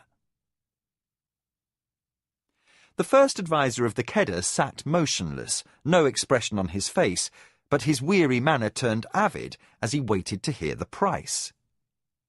Almost, Mara regretted to disappoint him. In exchange, your lord must grant to me the promise of a vote in the council, to be cast as I require without reservation or question. In violation of protocol, the Kedda first adviser blurted, "Impossible!" Mara returned only silence. On cue, Nakoya said, "First adviser, you forget yourself." Stung to shame, Hantigo flushed and fought to recover poise. "I beg the lady's forgiveness." Coldly, he narrowed his eyes. "Nevertheless, I would be less than faithful to my lord should I answer this request in any way save no." Aware that Lujan was smothering an ill-timed smile, and that Arakasi watched her in appreciation from his vantage at the rear of the hall, Mara managed her part to perfection. "That is our price." The clerks and factors looked miffed, and Hantigo's flush receded to a pallor that left him trembling. "Lady, you ask too much." "You could hire wagons and drive the grain to the southern markets," whispered a mortified factor. Hantigo glowered and answered through clenched teeth, "Had that been a feasible option, I should never have left the shade of my master's estates. The margin we had for alternatives has been wasted, and even should our wagons depart this hour, the grain would arrive too late to catch the market at peak. We would be forced to take whatever price the brokers offered." Hantigo faced Mara, his features a bland mask. "Kedda honor has no price." But Arakasi had disclosed that this year the Lord of the Kedda was overextended. If pride was paramount to him, he could sell the grain at a loss and wait for another year to recoup. Yet Mara sensed that to force him to such a pass would be dangerous, perhaps even earn his enmity. She smiled, and warmth seemed to radiate from her. "First, adviser Hantigo, you mistake me. I intend no disrespect towards Andero of the Kedda. Allow me to pledge before these witnesses that I shall ask your masters to support me only in a matter that holds significance to House Akoma. I will promise further that no vote shall be demanded that can adversely reflect upon the honor of House Kedda. No demand of mine would call for military aid to the Akoma or attack upon a third party or any other act that would require Kedda property or wealth to be placed at risk. I merely seek sureties to block any future attempts to disadvantage me in the High Council. Surely you recall the difficulty the Imperial call to muster on the border imposed upon my house." Hantigo rubbed dampness from his temples, reluctant to concede her point. Minoanabi's plotting had certainly inconvenienced Akoma fortunes for 3 years. The house's entry into the silk trade had been nearly ruined by that one action alone. But if the first adviser sympathized, He could not grant Mara's terms without leave from his master. The transfer of a vote in the High Council was not a concession to be granted by an emissary. Regretfully, Hantigo said, "Even with such assurances, I doubt my master will accept your terms." That the man had ceased protesting impossibilities was significant. Confident of victory, and knowing Andero of the Keddah for a man of steadfast integrity, Mara concluded the interview. "Then you had best fly to your master and apprise him of my offer. We shall await his decision with interest. Tell him that we leave for the celebration at Kentosani within a week. Here, or in the Holy City, let him know I will be at his disposal." She gave a precise smile, to hear his reply. The first adviser of the Keddah rose and bowed, his disappointment masterfully hidden. Attended by his troop of scribes and factors, he departed from the hall with dignity. Mara dispatched Jikan to attend the Keddah first adviser's departure. Then she waited a prudent interval and motioned Arakasi to her side. "Shall we count upon a Keddah vote in the council?"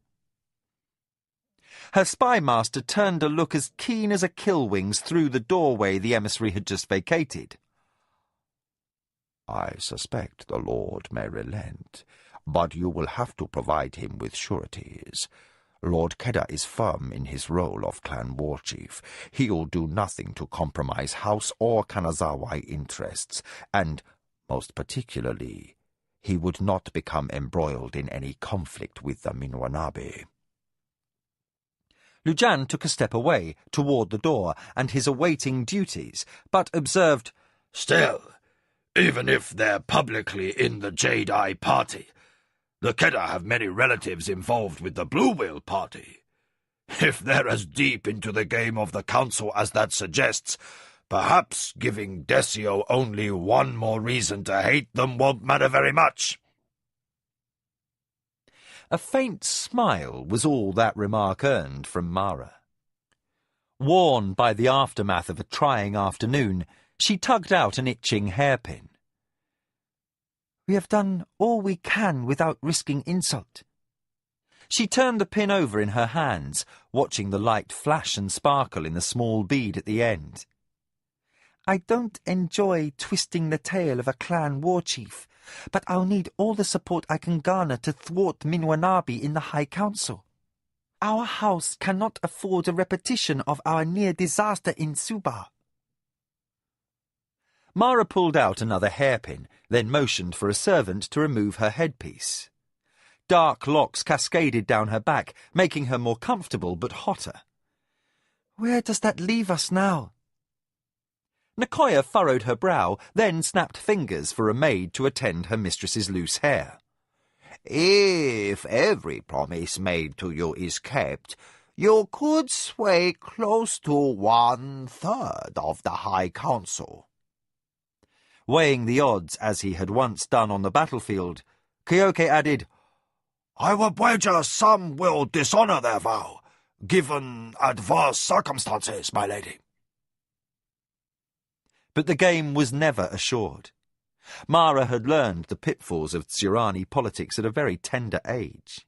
While the fingers of her servant worked her hair into a comfortable braid, she hugged her elbows against her chest and rested her chin on her fists.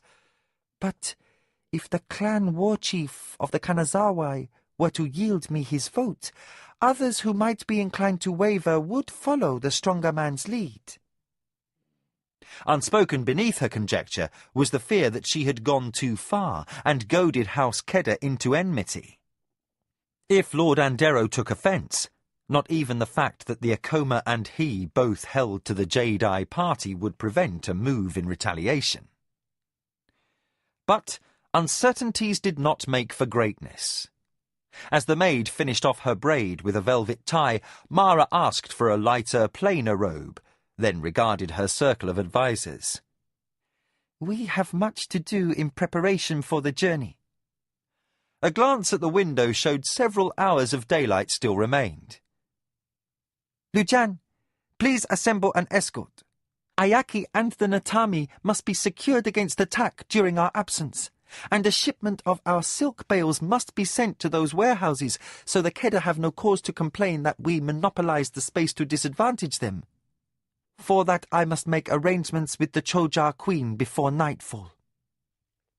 Like a patrol crossing an enemy border, the Acoma entered the holy city.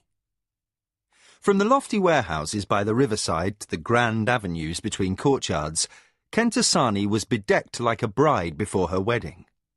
Freshly painted walls, garlands of flowers, and coloured bunting made each street a joyous vista. Older than Sulankeu, and reflecting overlapping centuries of tastes and architecture, the city was the most impressive within the empire. Multi-tiered stone buildings crowded against carved and painted balconies. Lamp-posts of cleverly fashioned wood and ceramic rose above boxes of flowers lining the avenues. Everywhere Kevin looked, he was stunned by beauty and stark ugliness in contrast. The scent of temple incense mingled with an underlying miasma of river sewage. Squalid beggars, licensed by the imperial government, sat in rows, open sores and missing limbs displayed to the passing throng. Not a few balanced upon crutches while resting naked backs against a mural painted by a master artist. Filthy bands of street urchins shouted and craned necks to catch sight of a great lady, while Mara's vigilant guard kept them back with shields and spear shafts. Town matrons, carrying baskets on yoke poles, jeered and pointed at the great barbarian slave who towered over the rest of her retinue, and whose red-gold hair drew admiring eyes. The knots of merchants, avoided by running couriers, processions of priests in their cowled robes and beaded sashes hung with relics, darting house messengers and city guards in sparkling imperial white, lent an atmosphere of bustling prosperity. But Kevin was soldier enough to notice alert eyes peering from men hanging back in shadowed corners. Whether they belonged to spies, informants, or rumour-mongers who sold news for shell coins, the Acoma guards took no chances. Alert scouts checked into every doorway and alley they passed, while Lujan kept his warriors poised to attack at the slightest hint of threat. Imperial peace was a promise of retribution against whoever broke it, not a guarantee for the unwary.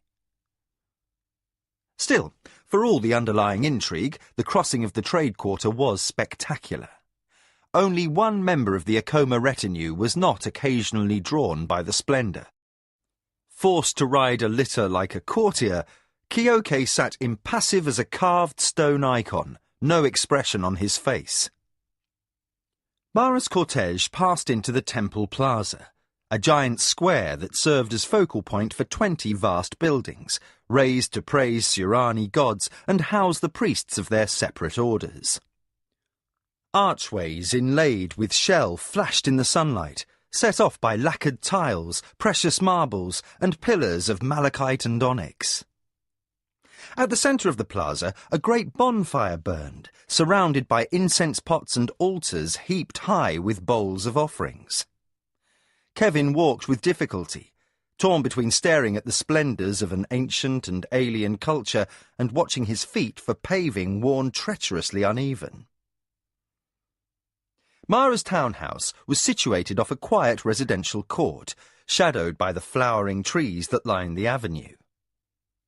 The front stood enclosed by an opulently tiled wall, above which rose its many-tiered roof, adorned at each gable with carved chaturabirds. The wide semicircular wooden portals at the entry were shaded by an arbour of purple vines that grew on trellises cut from thousands of giant seashells. The effect was designed to impress. Like many older families of the empire, the Acoma owned quarters convenient to the heart of Kentasani and the halls of the imperial seat. Years might pass between visits, but the stately, centuries-old houses were always maintained against the need to reside in the city for weeks at a time. Each family in the High Council was allotted a tiny apartment within the imperial palace, but for comfort and the advantages of private entertaining, most rulers preferred the freedom and spaciousness of their less formal accommodation outside the inner city. At the outer door to the Acoma townhouse, Jikan awaited, accompanied by a servant in house livery. As Mara's retinue halted before the dooryard, the Hadonra bowed. "All is in readiness for your arrival, my lady." Then he gestured, and on cue the gates swung wide. Mara's bearers bore their mistress inside, and as Jikan and his attendant fell in behind, Kevin realized with surprise that the man in the servant's robe was Arakasi.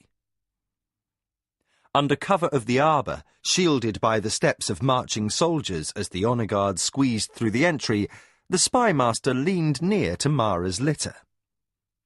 Only Kevin walked near enough to note that words were exchanged between them. Then the retinue was fully into the courtyard within the walls, and the gate swung closed and barred. Kevin offered Mara his hand, and noticed as he helped her from her cushions that she was forcing herself not to frown. "What's in play?" he asked. "Did Arakasi bring bad news?" Mara flashed him a warning glance. "Not here," she murmured pointedly, appearing to inspect the tiny garden that helped damp the street noise from the house. "Everything appears in order, Jikan." Kevin remained puzzled by his mistress's reticence until Arakasi nodded slightly toward the overhanging galleries of the home across the way. Watchers might lurk in the shadows there, and, belatedly, the Midkemian recalled that spies in this world included particularly sharp-eyed individuals trained to read lips. Mollified, he kept the proper one step behind his mistress as she entered her townhouse. The inner hall smelled of waxed wood, spices, and old hangings. Antique furnishings lay everywhere Kevin looked, lovingly polished by generations of servants. The residence in Kentasani was older than the estate home near Sulencoeur. Most of the screens on the street side were overhung with patterned silk, but the inward wall opened into a central courtyard green-tinged by the shade of ancient trees. Cramped stairs with balustrades carved with mythical beasts, worn nearly smooth by hands resting upon them, ascended through lofty ceilings. As if the building had once been a walled compound, the ground-level walls were stone, with the upper 3 stories of wooden frame and cloth walls. Kevin stared in amazement, for the building was like none he had seen on either side of the rift. While tiny compared to the Acoma estate house, Mara's townhouse was as large as a kingdom inn. Massive beams and stonework were cleverly constructed, forming a dwelling that fell open and airy. Balconies, crammed with potted flowers, overlooked the inner garden, with its fish pools and fountain, and one gnarled head gardener who brandished his rake at 2 slaves who scrubbed moss from tiled pathways. To no one in particular, Kevin said, "A man could get used to this." A jab from behind reminded him of his station. He looked around and down into the irascible countenance of Nakoya, who clutched her walking stick at an angle that still meant business. "Your mistress calls for her bath, barbarian." Belatedly, Kevin noticed that the ground floor was suddenly emptier, and servants were rushing up the stair. Arakasi did not seem to be among them. Poked again, and this time in a place that mattered sorely, Kevin said, "All right, little grandmother, I'm going." With an insolent smile, he hurried along. Mara was already in her chambers, several strange maids busied with her undressing. 2 other servants, neither one Arakasi, poured ceramic cauldrons of steaming water into a wooden tub. As Mara stood naked, her servant pinning her hair up, Kevin moved forward and tested the water temperature to ensure her comfort.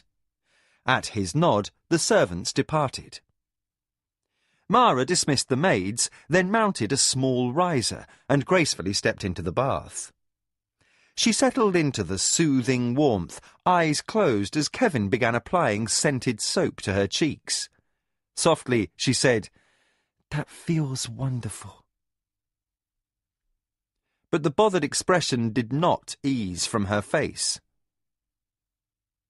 "What did Arakasi say?" Kevin asked as he massaged gently and removed the road dust from his beloved's face. He laid his hands upon her shoulders as she bent to rinse off suds, her tension still apparent.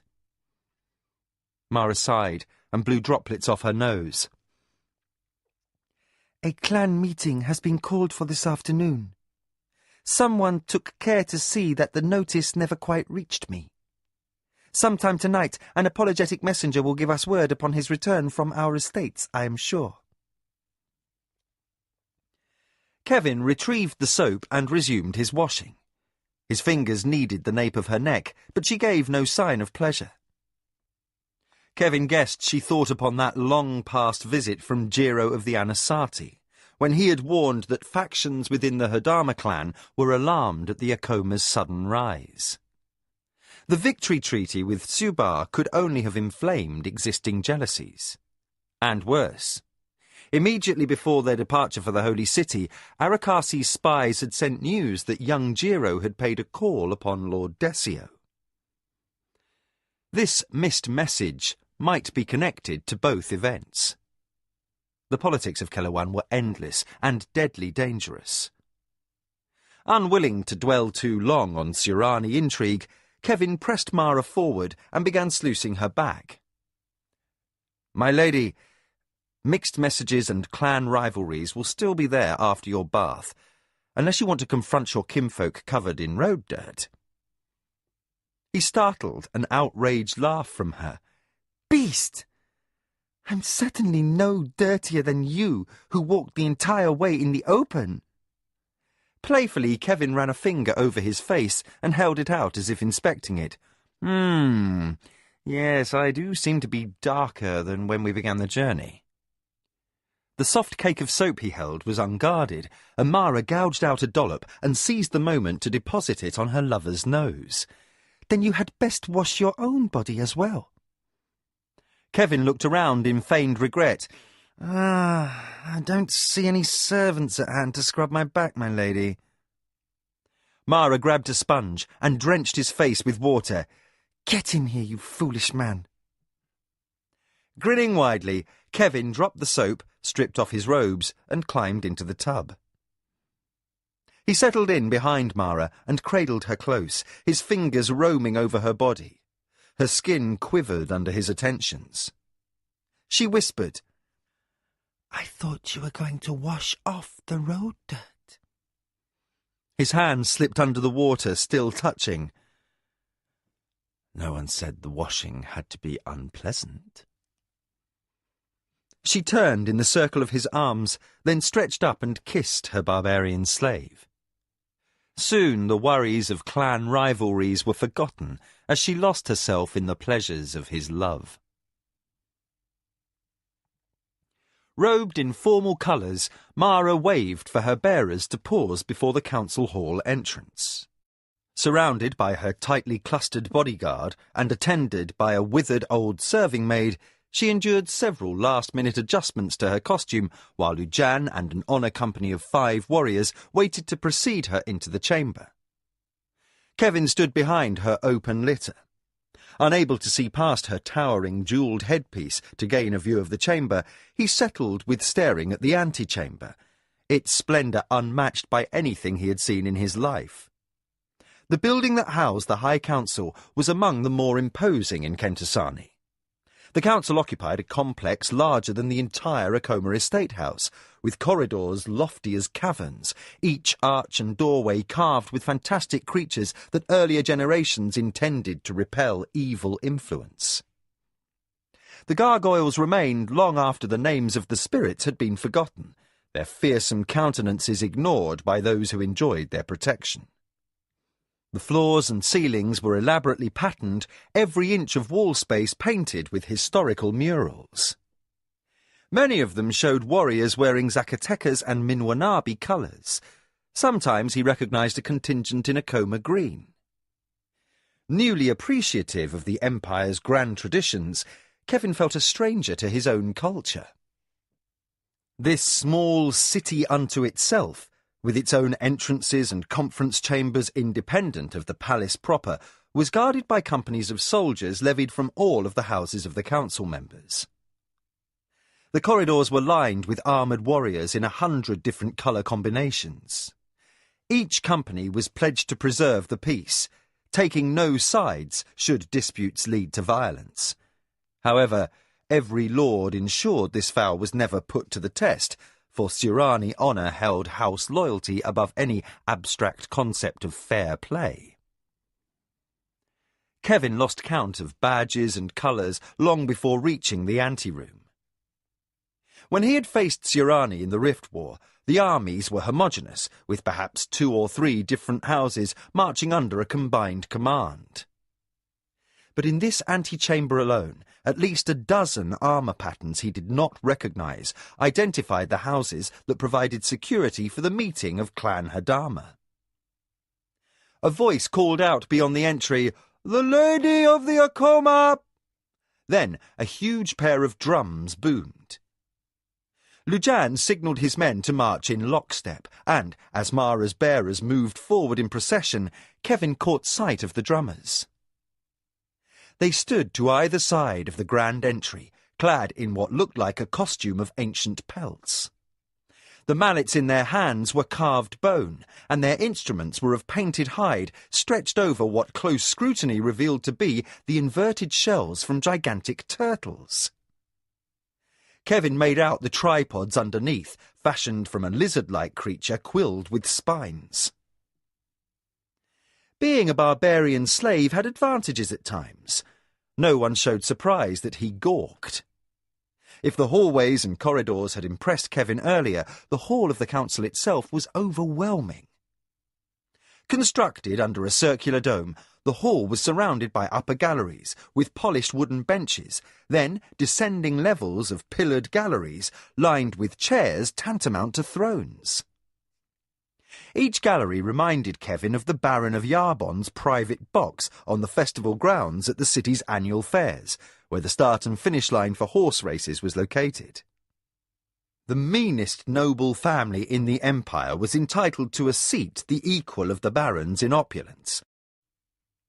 The most expansive galleries were on the lower levels, nearest the central dais, and many were set back under low canopies painted or embroidered with house symbols, ensuring that those behind and to the sides could not spy upon conferences.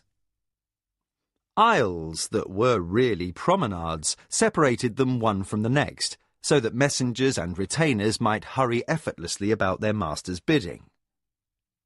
The vast size of the room was necessary. Kevin was astonished by the crowd. The lower levels were packed with lords in full Surani panoply. Colours and plumes and jewelled headdresses made a riotous feast for the eyes. Kevin closed his gaping mouth with an effort. This was only a clan meeting. Mara had attempted to explain clan relationships to him, and after a long and frustrating discourse, Kevin grasped only a fuzzy concept of how all these notables were affiliated. By his understanding, somewhere back in the dim mists of history, these people had ancestors that were cousins. Bound to customs that seemed a knotwork of contradiction, they clung to what was, in Midkemian logic, an outdated concept of relationship, one that might have held significance in an earlier age, but that now seemed mostly ceremonial. Yet, when Kevin had voiced this conclusion, Mara had insisted that clan loyalty was no phantom. Given the right motivation, these separate family factions would unite and die in bloody battle, defending their elusive code of identity. It was the very urgency of such relationships that had created the Great Game.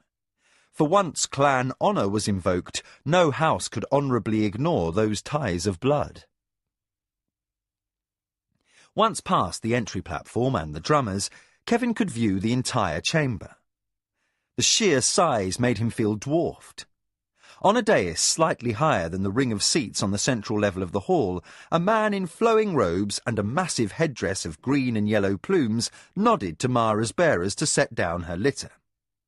Her honour guard retired to take up position above and behind the concentric circle of seats cut into the lowest tier of galleries, and a snap of her fingers summoned Kevin to assist her to her feet. With the lady poised on his arm, the Midkemian guided where she pointed, down a shallow stair to a green-painted awning and a chair carved with Shatrabird symbols, in a gallery large enough for all of Mara's advisers and officers to surround her should she need them close by. Followed by the ghostly echo of whispered conversation, Kevin kept his eyes down in proper Surani submission. He must observe the forms here, distasteful as they were to his beliefs. Fully 5,000 people could fill the overhanging galleries, with room for 10,000 more at floor level if occasion warranted. As Kevin installed the Lady of the Acoma in her green lacquered chair, he marked that her place was relatively close to the dais. Aware that the time of entry as well as seating were cultural indicators of rank, Kevin had already marked the range of fashion and quality of clothing. The lord farthest from the dais was a poor country relative by all appearance, for his finery was worn and faded with wear. But the man upon the dais was a peacock in full plumage. As Kevin performed a slave's bow beside his lady's chair, he risked a peek beneath his lashes. "My Lord Chekawara," Mara greeted cordially. "Are you well?" The lord, whose name Kevin recognised as belonging to the clan war chief, nodded back, though how he could do so and not topple under the weight of his jewels and plumes was mystifying. The man seemed something of a fop, yet his face was broad and masculine, and almost as black-skinned as that of a native of Grand Kesh, the southern empire in Midkemia. Muttering as he rose from obeisance, Kevin commented, "If you two are related, it's many generations back." Mara shot him a glance that was half irritated, half amused. From the dais, the Lord of the Chekawara smiled, showing an array of ivory teeth. "I am most well, Lady Mara. We welcome our most august ruling lady to our meeting, and presume that you are well also." Mara returned the ritual assurance, then coolly inclined her head to other surrounding lords. As he assumed a slave's place behind his lady's chair, Kevin searched faces for signs of displeasure. Yet, if any notable present was disappointed by Mara's timely arrival, nothing showed but Surani impassivity. Nearly 70 families had sent representatives to the gathering, and one or several could have been responsible for Mara's misdirected invitation. Stunned yet again by the scope of Suranuani, Kevin reminded himself that the Hadama were held to be a minor clan in the Empire, no matter how much honour the Acoma had gained. How many powerful houses must a great clan number? By Kevin's rough estimation, this tiny clan meeting, with advisers, servants and slaves, put the number of people in this building close to 500, with an equal number of soldiers waiting in outer halls. When the mighty of the Empire met in council, Kevin could only imagine the place filled to capacity. Clearly not intimidated, Mara said, "I am most pleased to seek counsel with our cousins and attend this, the first clan meeting since I assumed the Acoma mantle." The Lord of the Chekawara's smile broadened. "Much honour and prestige have you brought House Acoma since your father's untimely death, Lady Mara. You bring pride to our hearts." At this, many lords stamped upon the floor in a show of agreement like applause. Others offered congratulations, shouting, "Yes, it is so! Much honour!" and "Great success!" Kevin leaned over to remove Mara's outer wrap, a light silk embroidered with her house symbol. "This fellow's a snake oil salesman," he whispered. Mara's brow furrowed under her formal makeup. She risked a hiss of disapproval. "I don't know what snake oil is, but it has the ring of an insult. Now go and stand with Lujan's guard until I need you." Kevin folded the wrap over his arm and retreated up the stair.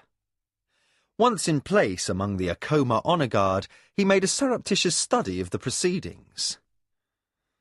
The Lord of the Chekawara opened by announcing what seemed like social chat. A list of pending marriages, hand fastings and births, and a longer list of eulogies. Few of the deceased had died of age or infirmity. The phrase, "fallen honourably in battle," occurred frequently.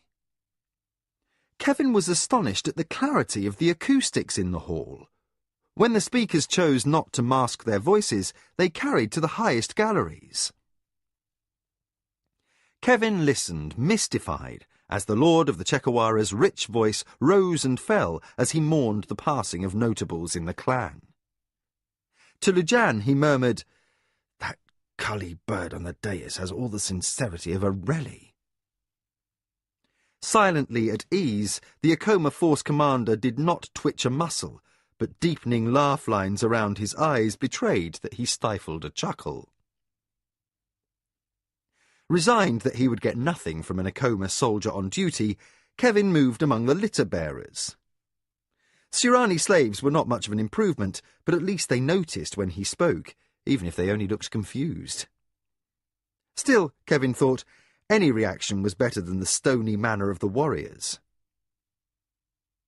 Kevin idled away the passing minutes, observing the comings and goings of the many servants and retainers of the attending Hadama lords, when an odd behaviour caught his eye. Those who hurried through the vast hall seemed oblivious to the many paintings that adorned the walls, save one, a depiction of a fairly nondescript man.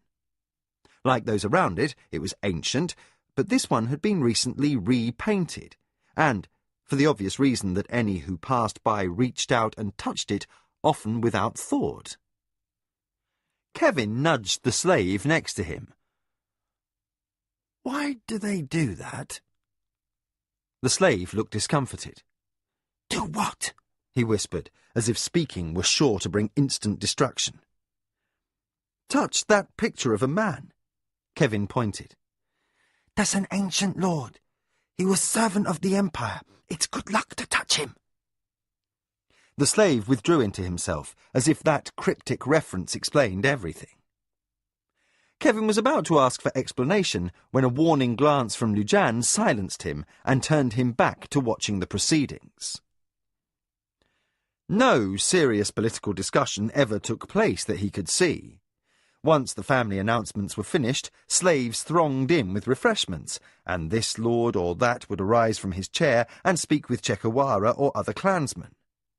Many flocked around Mara's chair, and all of them seemed civil, if not friendly. Kevin waited for a second call to order or some sort of announcement of business, but no such thing ever happened. When the afternoon light faded above the domed chamber, Lord Chekawara lifted his staff of office and thumped a ringing blow on the dais. "The meeting of Clan Hadama is concluded," he called out, and one by one, according to rank, the lesser lords bowed to him in parting. "Seems like nothing but an absurd party to me," Kevin commented.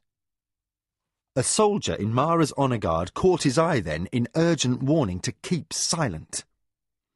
Kevin returned his usual insolent grin and then started.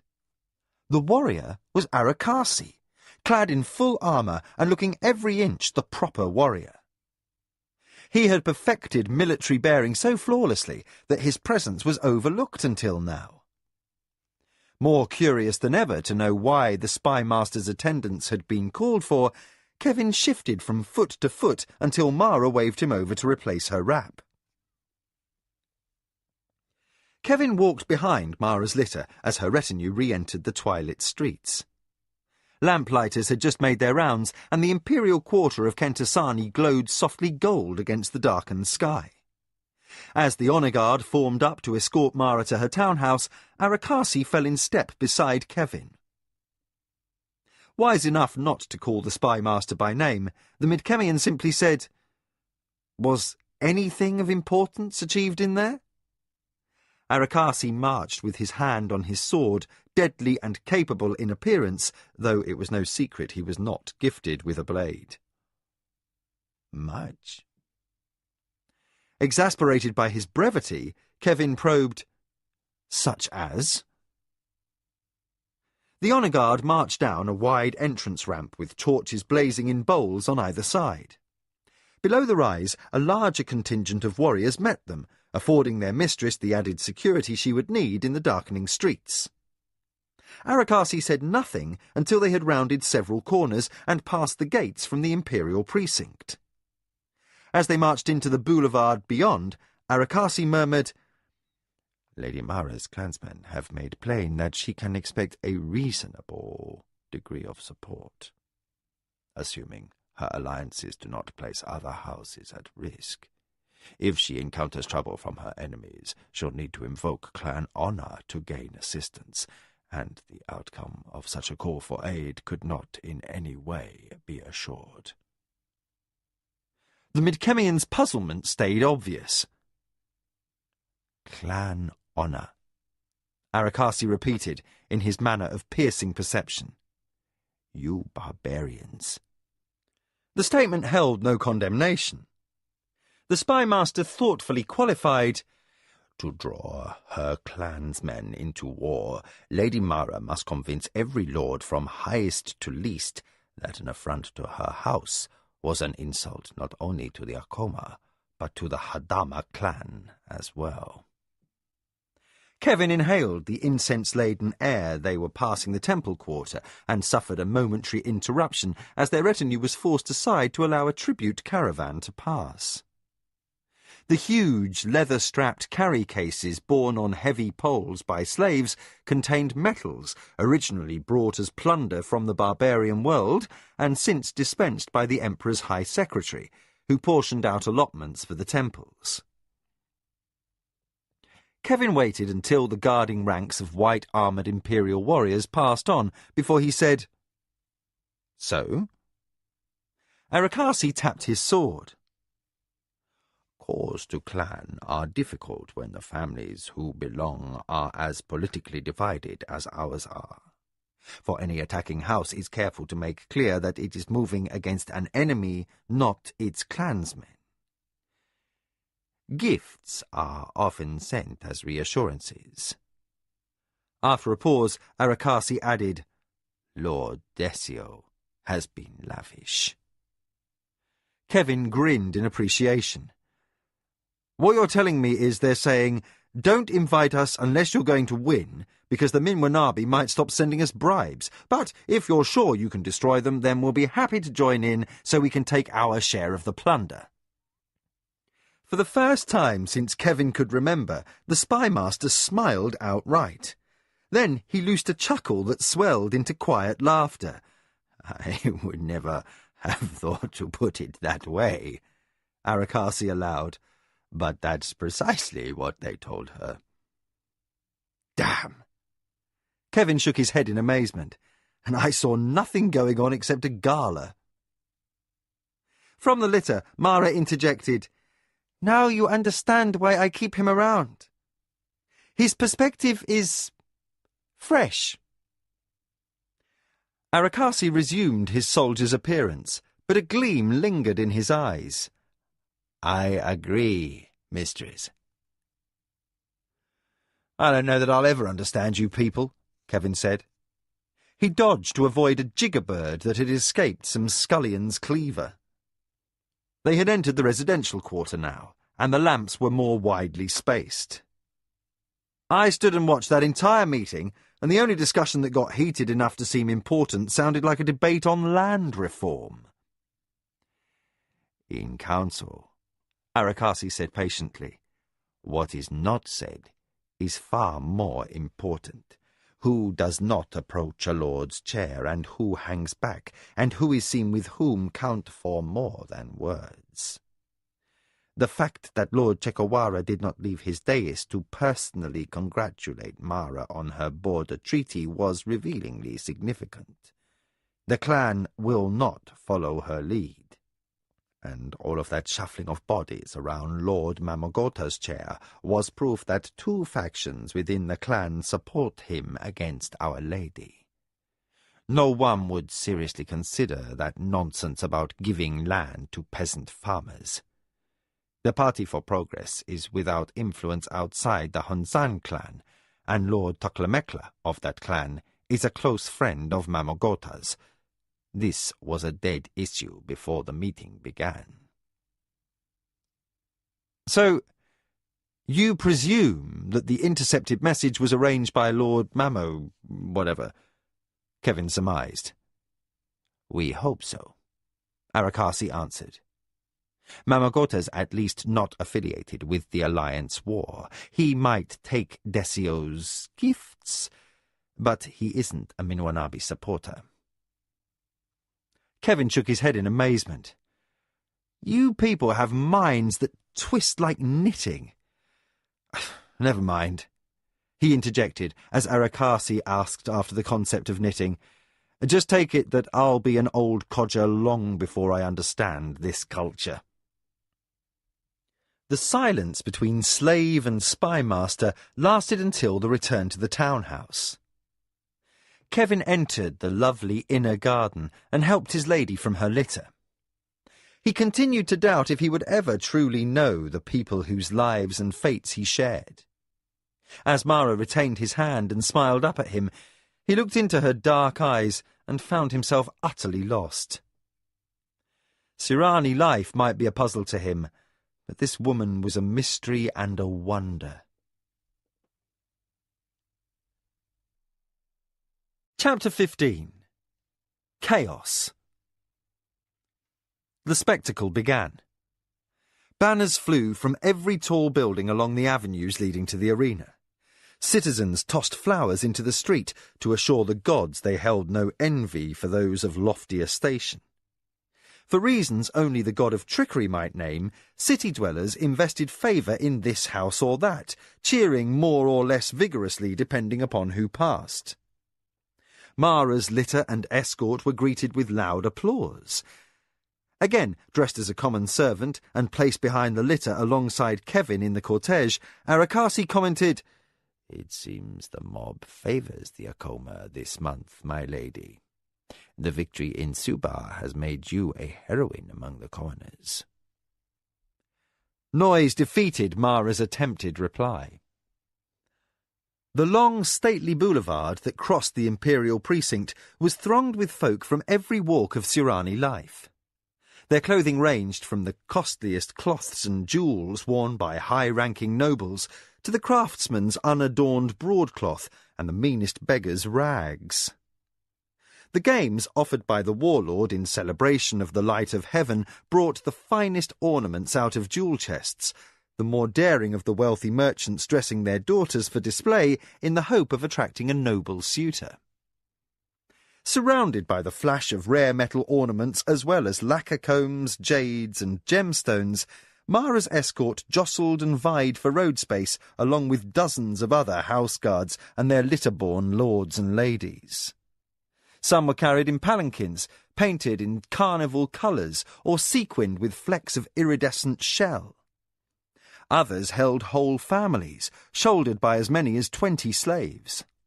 For as far as the eye could see, the festival crowd made a vast, brilliant swirl of 1,000 colours. Only the slaves stood out in commonplace robes of dull grey. Kevin stared like a blind man just given sight. Past a retinue of warriors in red and purple between the canopy poles of an uncountable crush of litters, he saw a wall hung with ribbons and banners that he took to be the end of the boulevard. But, as the Akoma party drew closer, his eyes widened in amazement. The barrier was no wall, but a segment of the Grand Imperial Stadium. The amphitheatre was vast, far larger than anything he might have imagined. The litters, soldiers and commoners on foot poured up a broad flight of steps, then across a concourse to a second flight. At the top lay yet another concourse, and beyond that the entrance to the stadium. As Mara's litter began the ascent, Kevin looked to either side and judged there must be at least another dozen entrances from the palace quarter alone. Even here, The guards had to shove and jostle to clear the way for their lady's passage. All of Sirani society had turned out to attend the games in the Emperor's honour, or to line up and gawk at the spectacle presented by their betters. Only great occasions such as this brought them so close to the might of the empire, and country folk flocked in droves to the city to point, jabber and stare. Despite the festive atmosphere, the warriors maintained vigilance. Men of unclear rank and position moved through the crowd. Many wore guild badges, others were messengers, vendors or rumour-mongers. A few might be agents or spies or thieves. Assassins might wear any disguise. Any state festival that intermingled clans and political parties became an extension of the game of the council. Beyond the highest stair arose a stone arch 200 feet across. Kevin tried to calculate the size of the arena beyond and failed. The tiers of open seats must hold 100,000 spectators, and no amphitheatre in the kingdom could compare. At the first terrace, Lujan shouted, "Akoma!" Individuals of lesser rank hurried clear of Mara's retinue. As the warriors ascended the second flight of steps, Kevin noticed bystanders exclaiming in surprise and pointing. When he realised the stairs were for him, his ears reddened. Commoners unaccustomed to his height and barbarian aspect made him an object of gossip and speculation. At the top of the second terrace, Lujan marched his guard through the crowd and cleared a space beside other noble retinues. The litter-bearers lowered their burden, and Kevin assisted Mara from the cushions. The force commander, a strike leader named Kenji, and 3 guards, and Arakasi, fell in at either side of the lady and her body-slave. The balance of the Akoma guard departed with the litter-bearers to wait upon them in the street at the bottom of the stairs. Lujan led the way into a corridor to the left of the archway. 100 or more rows of seats rose above the level on which Mara's party moved, while another 50 rows descended toward the arena floor. To the left, 2 areas stood cordoned off, one of them dominated by a box adorned in lacquerwork gold and imperial white. The other section was bare of any decoration, but was immediately noticeable by contrast. The occupants all wore black robes. Arakasi noticed Kevin's interest. "Great ones," he murmured in explanation. "You mean the magicians?" Kevin looked more carefully. But the men in their dark robes sat silently or engaged in hushed conversations. A few watched the sandy expanse below, awaiting the first contest. They look entirely ordinary. "Looks may deceive," Arakasi said. At Lujan's command, he helped the other warriors shoulder through a knot of bystanders. "Why are all these people hanging about?" Mara wondered. "Usually there are no commoners on this level." Taking care not to be overheard, Arakasi answered, "They hope to catch a glimpse of the barbarian Great One. The gossip-mongers claim he will be in attendance." "How can there be a barbarian Great One?" Kevin interjected. Arakasi waved aside a matron with a flower basket who tried to sell Mara a bloom. "Great ones are outside the law. None may question them. Once a man is taken and trained to wear the black robe, he is of the assembly of magicians. What rank he held before is of no consequence. He is only a great one, pledged to act in preservation of the empire, and his word becomes law." Kevin stilled further questions as Arakasi shot him a warning glance. They were too close to strangers for chance remarks or improper behaviour to be risked. The arena was not yet 1/3 full when Mara reached the box set aside for her. Like her seat in the council hall, the position indicated her relative rank in the hierarchy of the empire. By Kevin's estimation, some 100 families were closer to the imperial box, but thousands were farther removed. Mara sat with Lujan, the young strike leader, and the soldiers on either side. Kevin and Arakasi took up positions behind her chair, ready to answer her needs. Kevin studied the surrounding array of house colours and tried to puzzle out the pecking order of Sirani politics. Past the magician's area, and to the right of the warlord's dais, lay a box dressed out in black and orange, the colours of House Minwanabi. On levels above sat other families of lesser importance, but all clan-related or in vassalage to Lord Desio. Adjacent came the yellow and purple colours of Zacatecas. The victory treaty with Subar had advanced Lord Chipino, and now he was second in power in the High Council. The Lord of the Chekawara took up his position in a box beneath Mara's, on the same level as the warlords, but as removed from the white and gold as she was. A trumpet blast sounded from the arena floor. Wooden doors around the arena boomed open, and scores of young men in various colours of armour marched out in formation. As they moved, they sorted themselves out into pairs and saluted the empty imperial box. At a second signal from the games director, who sat in a special niche by the gates, they drew swords and began to fight. Kevin quickly determined that the matches were to first blood only. The bested man would raise his helm as a sign of submission. The winner would then take on another victorious partner and initiate sparring again. Lujan answered Kevin's query. These are young officers of various houses. Most are cousins and younger sons of nobility, eager to show their prowess and gain a sliver of honour. He glanced around the stadium. This is of little consequence, save for those down there and their families. Still, a man may advance himself in the eyes of his master by winning a contest such as this. There were no colours on the floor from Minwanabi, Zacatecas, or the other three great houses, nor from the Acoma, as houses recently covered in glory needed not bother with trivial displays. Kevin followed the combat with the trained eye of a soldier, but quickly lost interest. He had seen Sirani warriors much closer and with much more serious intentions than those boys who sparred upon the sand. Beyond the sunlit sands, lesser relations and servants were drifting into the boxes that would shortly hold the dominant lords of the empire. From the small size of their honour guards, none closer than a distant cousin had yet put in an appearance. The contest among the young nobles ended, and the last remaining pair departed, the loser with his sword lowered in defeat, and the winner nodding to the scattered cheers of those few interested spectators. The air off the sand was hot, and the amphitheatre's high walls cut off any breeze.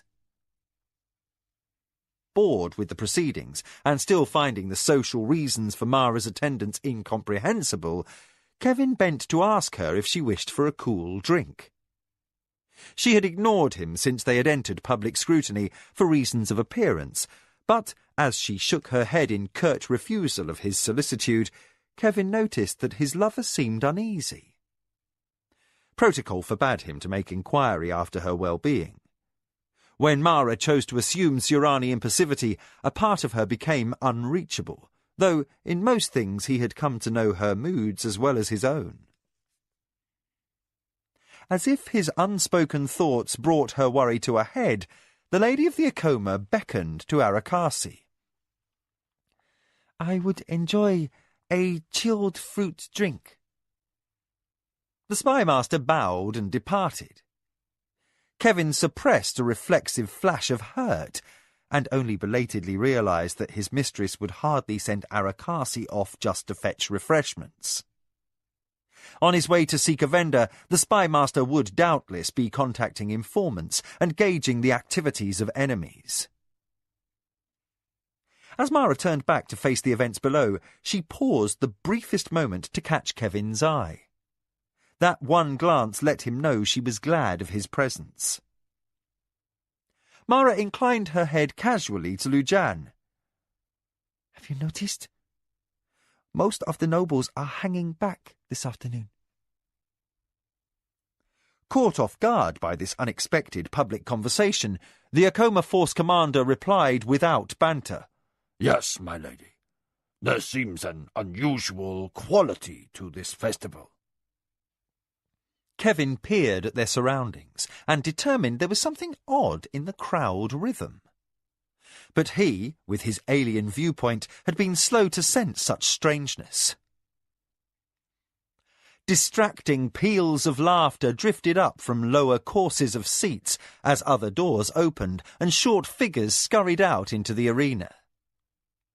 Kevin's eyebrows arose in surprise as a cluster of diminutive insectoids raced back and forth across the sand, waving their forearms in agitation and clicking small mandibles this way and that.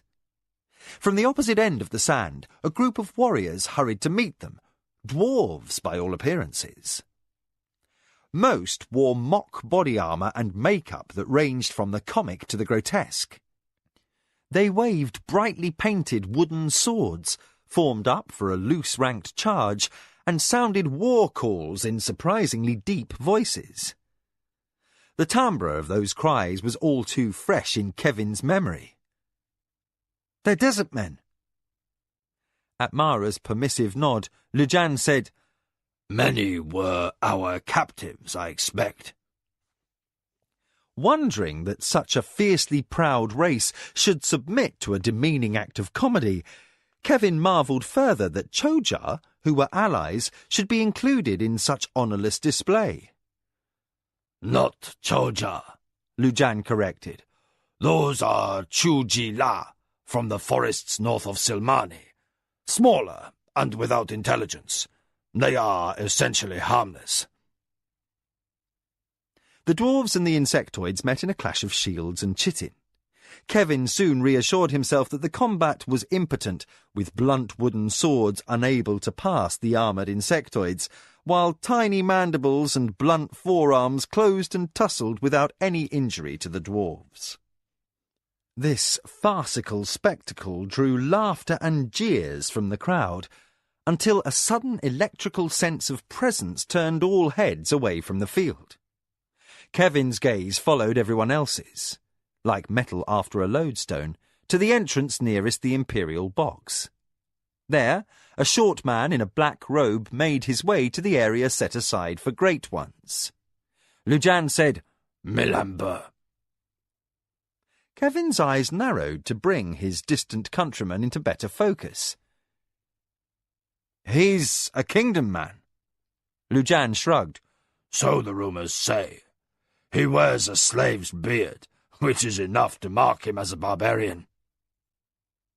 Short by kingdom standards, and quietly unremarkable, the man took his place next to a very stout magician and another slender great one. Struck by a sense of déjà vu, Kevin said, There's something familiar about him. Mara turned. Was he a companion from your homeland? I would have to get closer to see, my lady. But Mara forbade him the liberty, since he would attract too much attention were he to venture off by himself. Like all in Mara's immediate service, strike leader Kenji knew of the relationship between the barbarian and his lady, but their unaccustomed familiarity left him feeling uncomfortable. My lady, your slave should be reminded that, no matter where the Great One was before, he is now in service to the Empire. Kevin found his tone abrasive, just as Mara's had been, and though he knew her pose was necessary in public, it still rankled. Well, I wouldn't have much to say to a traitor to his own people anyway. A swift glance from Mara stilled his tongue before his brashness could demand the punishment that would become necessary should any passing stranger chance to overhear.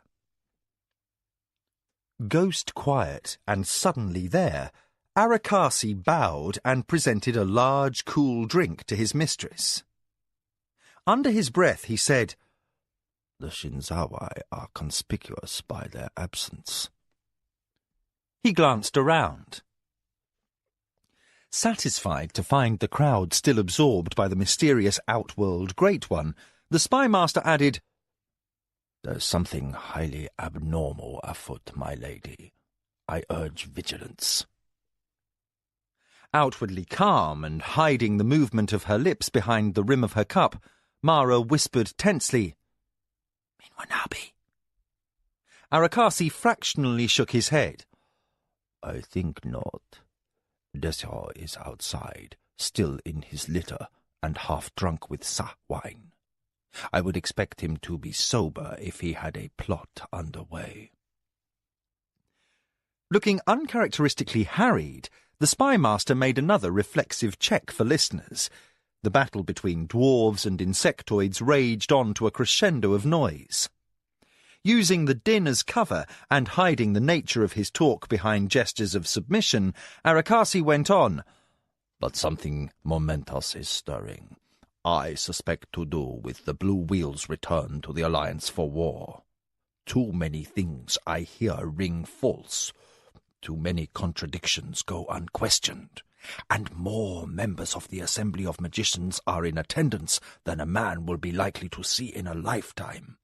If someone seeks to undermine the warlord—" "Here." Mara sat up straight. "Impossible." But the spy master confronted her skepticism. "At the height of his triumph, he could be the most vulnerable." After a significant pause, he added, 9 times since birth, mistress, I have moved upon no more than a feeling. And each time my life was saved.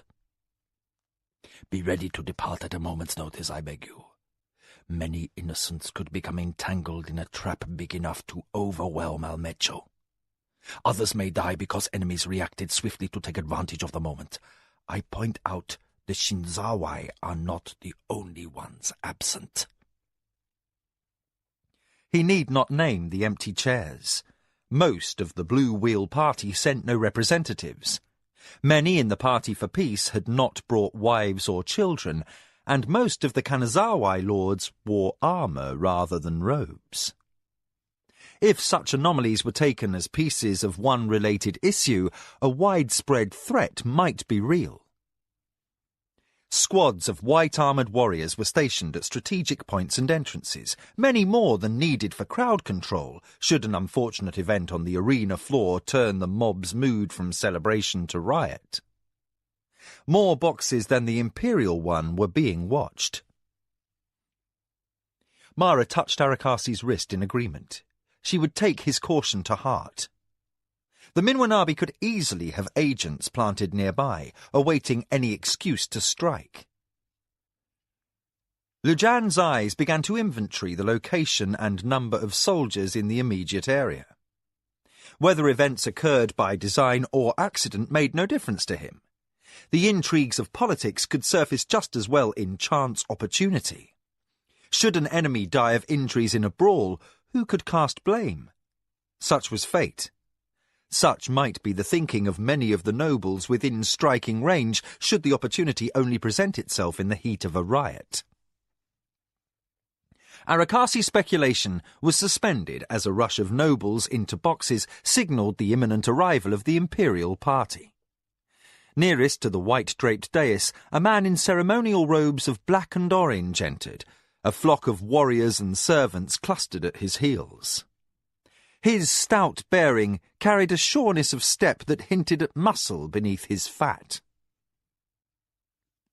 "Minwanabi," Arakasi identified with a startling note of venom.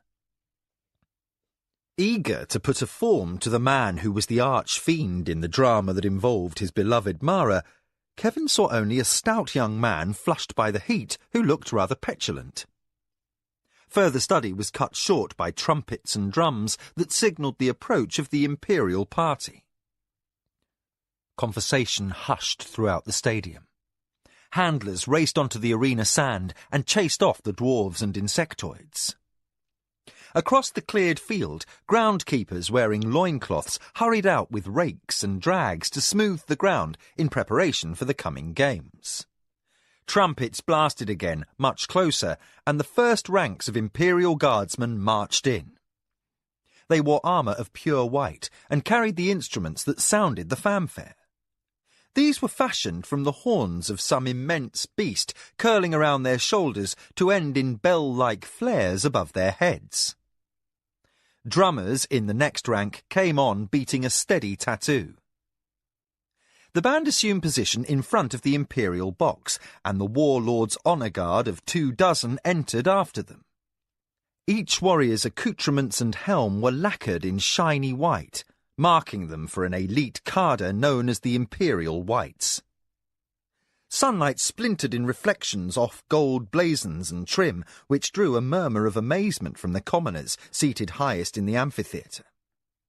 By Surani standards, the metal worn by each warrior was costly enough to finance a coma expenses for an entire year. The guards took position and the crowd stilled. Into an avid silence, a senior herald shouted, in a voice that carried to the most distant tier of seats, "Al Mecho! Warlord!" The crowd surged to its feet, crying out welcome for the mightiest warrior in the Empire. Quiet in her place and sipping at her fruit drink, Mara watched but did not cheer as the warlord made his entry. Wide bands of gold adorned the neck and armholes of his breastplate. Additional gold work patterned his helm, which was surmounted by a crimson plume. Behind Almecho trailed 2 black-robed magicians, named the warlord's pets by the masses. Kevin had heard how, in the years before his capture, one of those distant Great Ones had cast the spell that proved Mara's claim of treachery by the Minwanabi, an action that compelled Desio's predecessor to ritual suicide to expiate the shame to his family. Then, unexpectedly, the herald announced a second presence. "Ichinda! 91 times Emperor!" The ovation became a deafening roar. The young light of heaven made his entrance. Even Lady Mara threw restraint to the winds. She cheered as loudly as any commoner, her face alight with admiration and awe. This was a man held in near religious devotion by his nation. The light of heaven made his unprecedented appearance in armour covered entirely in gold. He seemed no more than 3 years over 20. His expression could not be interpreted over distance, but his bearing was erect and confident, and red-brown hair flowed from under his high gilt helm to lie in trimmed curls on his shoulders. Behind the emperor filed 20 priests from each of the 20 major temples. As the light of heaven made his way to stand beside the warlord, the crowd thundered. The cheering seemed inexhaustible. Through the unnerving din, Kevin shouted to Lujan, "Why is everyone so carried away?" Since decorum had been totally forsaken, Lujan freely called back, "The light of heaven is our spiritual guardian, who through prayer and exemplary living intercedes on our behalf to the gods. He is Swanuani." Never in living memory had an emperor blessed his nation by coming among the people. That Ichindar chose to do so now was inspirational, a cause for unrestrained joy. Yet, alone in a crowd of thousands, Arakasi was not cheering. He went through all the motions, but Kevin saw that he scanned the surrounding throng for any hint of danger to his mistress. With Shirani impassivity abandoned to wild pandemonium, the moment offered the perfect opportunity for an enemy to slip close without notice. Kevin edged closer to Mara's back, prepared to leap to her defence if need be. The tumultuous ovation rolled on with no sign of warning. At length the emperor took his seat, and the warlord raised outstretched arms. His demand took several minutes to be noticed. When the crowd reluctantly quietened, Almecho shouted, "The gods smile upon Suruanuani! I bring news of a great victory over the otherworld barbarians. We have crushed their greatest army, and our warriors celebrate. Soon all the lands called the kingdom will be laid at the light of heaven's feet." The warlord ended with a deferential bow to the light of heaven, and the masses roared out in approval. Kevin stood as if stunned. The pit of his stomach felt like ice. Then, aware through his shock and the howl of the crowd that Arakasi studied him intently, the Midkemian glared back. "Your warlord means Brukel and Boric's forces were routed, the armies of the West."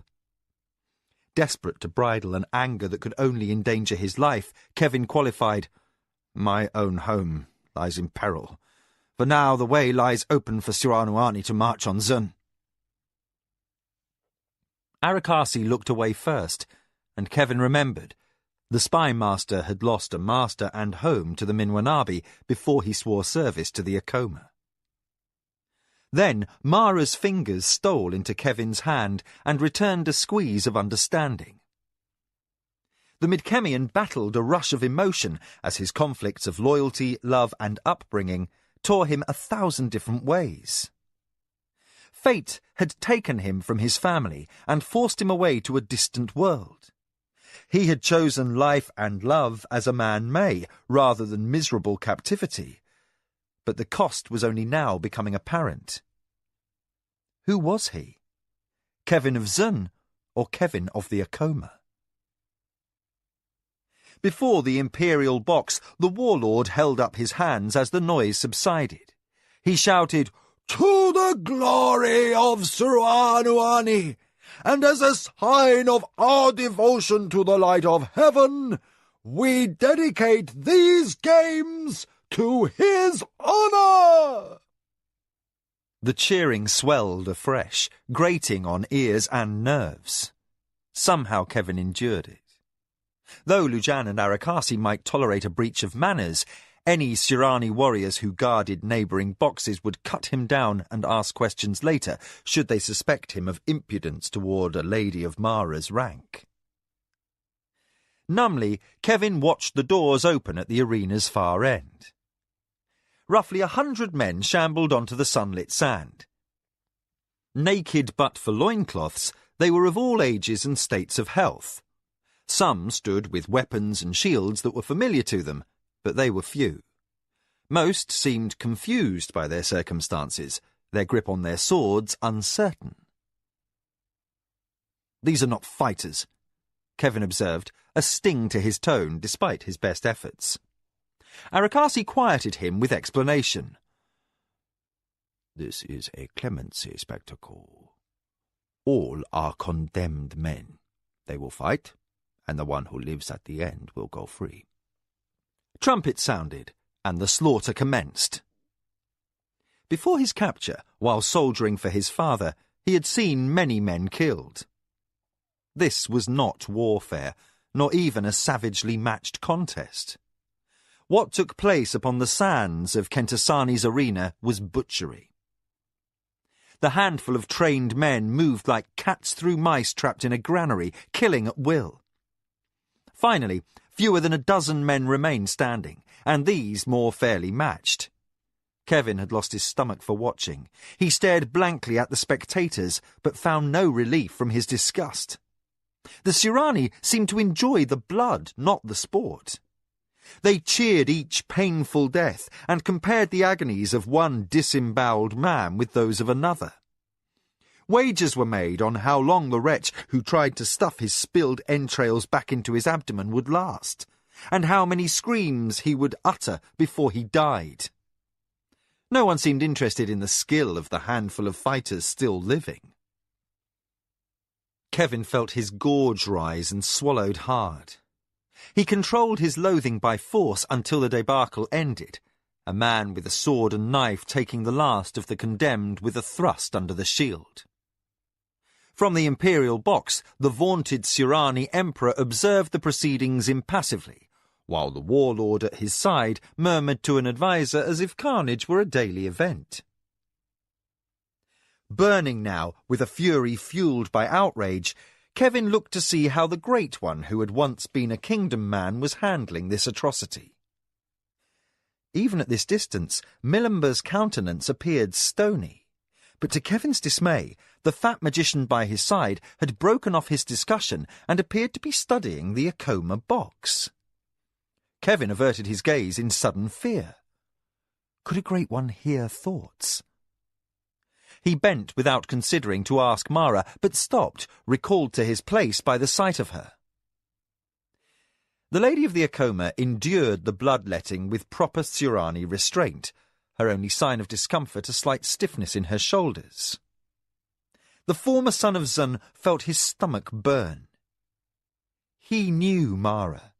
Intimate with her throughout 5 years, he knew she could perceive the difference between the slaughter below and the battle campaign experienced in the desert. Yet she never so much as flinched when the victor swaggered among the fallen bodies, his gory weapon brandished aloft.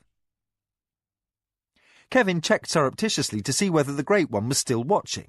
This time he could plainly see that the bearded one, Milimber, bore an expression of distaste. Even his eyes seemed ablaze. Kevin was not the only one to notice Milimber's disgust. Nobles in nearby boxes whispered and glanced toward the magician, and a few looked openly apprehensive. Arakasi saw the exchange. To Kevin he whispered, "This doesn't bode well. Great ones may act on a whim, and not even the light of heaven dares gainsay their will. If this former countryman of yours shares your distaste for killing, there could be a scene." In sunlight, on hot sand, the victor finished his strutting. Slaves came and cleared away the corpses, while rakers smoothed over the rumpled, blood-soaked ground. Trumpet sounded the next round of the Imperial Games, while Kevin wished silently for a drink to wet his dry mouth. A band of men wearing loincloths entered the stadium, taller and fairer than most Surani. Kevin instantly recognised countrymen from his homeworld. Their shoulders gleamed with oil, and they carried an assortment of ropes, hooks, weighted nets, spears, and long knives. The festival atmosphere did not disorient them, nor did they give the crowds of showy nobles more than a desultory glance. Instead, they crouched in awareness that trouble approached from any of a dozen directions. Kevin had shared such uncertainty upon patrol and standing the night watch on the edge of the no-man's land where the enemy might strike at any moment. But these men had not long to wait for action. A pair of large doors rumbled open at the far end of the arena, and a creature out of a nightmare shambled out. All fangs and lethal claws, it stood the size of an elephant, but moved cat-fast on its 6 legs. At the sight of it, even Mara lost her composure and exclaimed, "A Haroth!" The Kelowanese predator blinked and snarled at the sudden blaze of sunlight. Scales armoured its hide, scattering chilly highlights across its neck as it quested to and fro, sniffing the air. The crowd sat charged with expectation. Then the beast spotted its foe. The tiny men who stood exposed on that cruel vista of sand.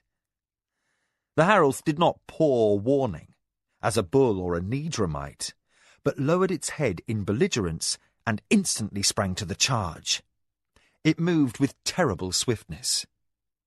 The warriors scattered, not in panic, but in a desperate attempt to confuse. The beast made no sound, but its fury was apparent as it focused upon one unfortunate fellow and gave chase. The end came in a flash of claws and a spinning stop that ground the human underfoot. Unmindful of sand or weapons, the Haralth devoured the remains in 2 bites. Saddened, revolted, and frozen in sympathy for his countrymen, Kevin could not look away. While the Haralth dispatched its meal, the survivors regrouped behind the animal and quickly deployed their nets. Faster than Kevin could possibly imagine, the creature spun and charged. The men stood their ground until the last instant, then threw the nets as they scattered. The hooks grappled and caught in thick hide, and the creature was entangled. Kevin watched in admiration and fear as spearmen rushed in to strike. The weapons they had been issued were heavy, but the creature's scales were very tough.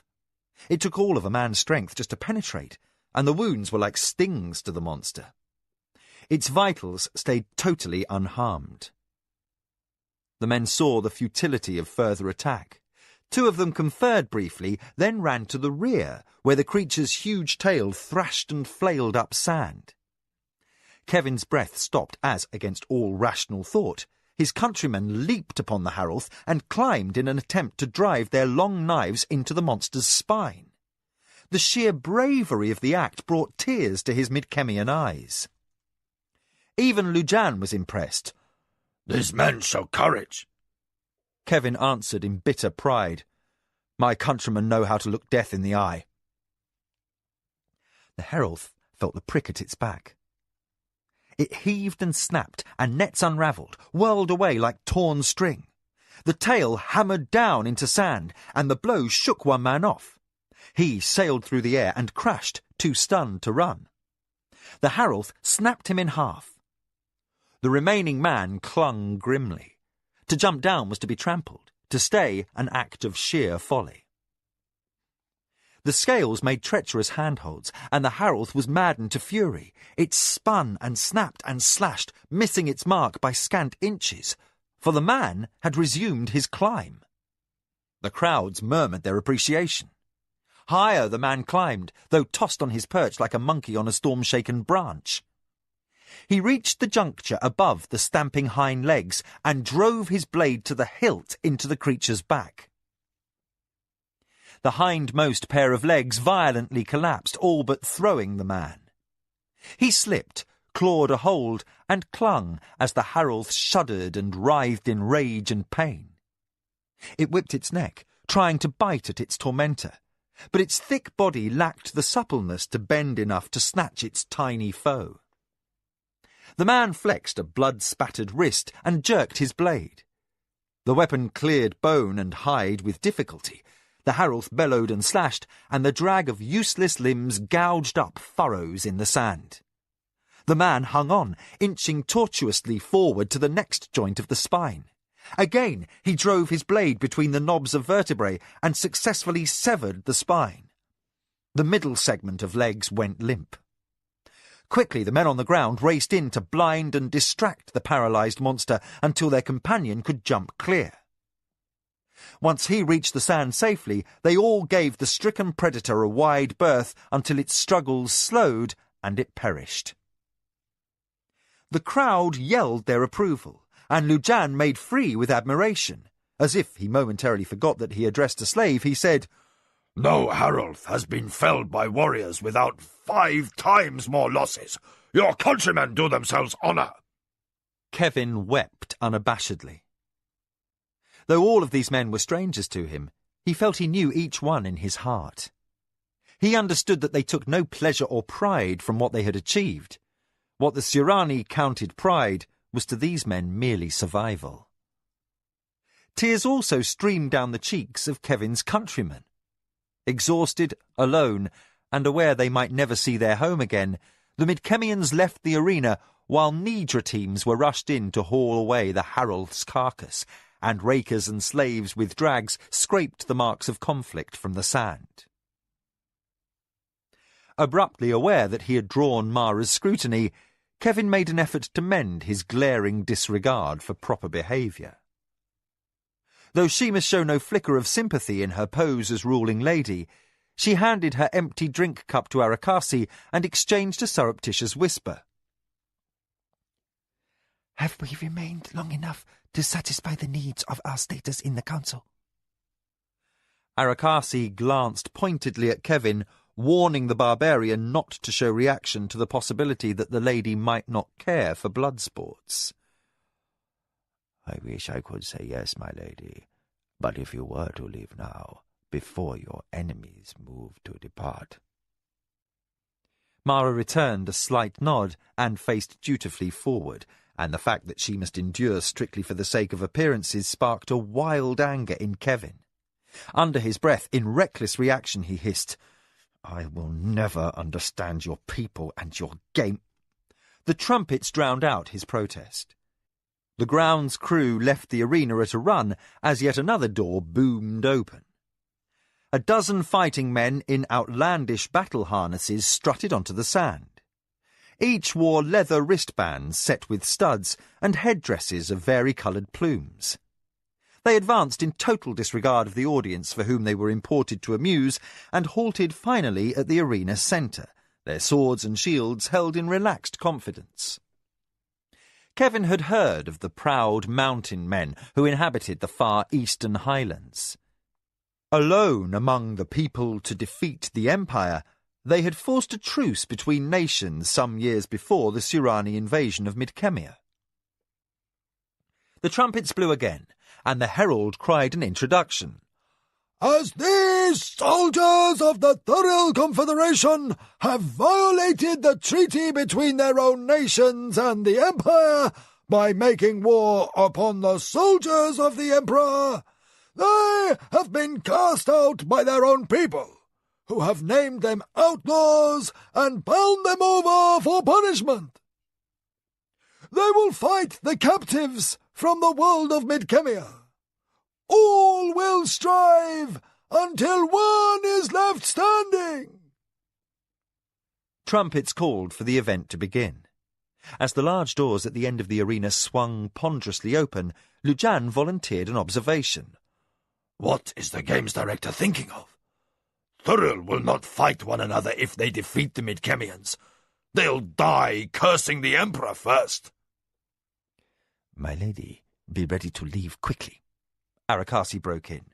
If the fight is a disappointment, the mob will likely turn ugly. Since Surani customs seated commoners on the levels above the nobility, in the event of violence, the higher classes of the Empire would need to fight their way up through a riot to reach the available exits. Kevin wondered at the much-vaunted Surani discipline, but, as if sensing his thought, Arakasi contradicted.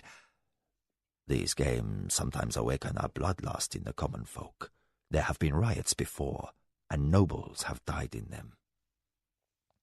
The seemingly endless contradictions of these people baffled Kevin only briefly. For that moment, a dozen Midkemians marched from the opened archway opposite the warlord's dais.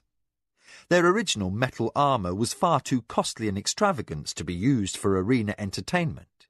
In place of good chainmail and armoured helms and shields, these captives wore garishly painted facsimiles fashioned of Surani materials. One shield bore the wolf's head of Lamut, and another, in two bright splashy colours, the horse blazon of Zun. Kevin bit his lip to keep from voicing his anguish. He could not help his countrymen. He would only get himself uselessly killed and leave his beloved lady an inheritance of shame. But the outrage and the pain he felt would never answer to logic. Smouldering with pent-up emotions, Kevin closed his eyes and lowered his head.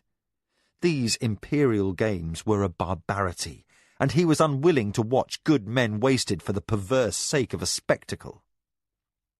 But, instead of the clash of combat, a murmuring arose from the crowd. Kevin risked a look. The warriors of Thuril and Midkemia were not fighting, but speaking. Catcalls and whistles drifted down from the highest rim of the stadium as the two combatants faced one another with something less than a bellicose posture. Now, one of the Thuril pointed at the crowd. While his words were too distant to hear, his expression reflected contempt. One of the Midkemians stepped forward, and a Thuril came on guard, but a shout from his companion caused him to retreat a step. The Midkemian removed his leather helm and glared about the arena. Then, unthinkably insolent, he cast both armour and sword upon the sand.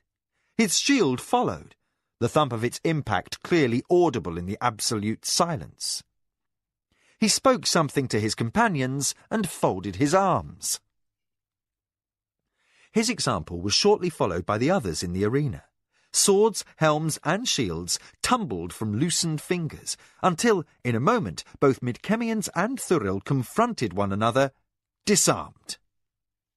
More catcalls came from the commoners, but, as yet, the higher classes seemed more amused than offended by this odd behaviour. Danger did not seem imminent. Until Arakasi tapped Kevin lightly and quietly on the arm. "Take this," he whispered. A knife haft slipped into the barbarian's palm. He all but flinched in astonishment before his fingers closed. For a slave to carry arms meant a death sentence, and honourless was the free man who dared to flaunt this law. That the spy master did so indicated a circumstance of deadly peril. To Mara, Arakasi murmured, "Lady, I will fetch your guards and litter and have them brought as close to the arena entrance as the Imperial Guards will permit. Then I will run back to your townhouse and muster your remaining soldiers. Come away and meet us in the streets as you can. I have that feeling I spoke of earlier. I fear the worst from this." Mara gave no visible sign that she had heard, but Lujan set his hand upon his sword hilt, and Kenji and the other two warriors came alert. Arakasi slipped quietly away.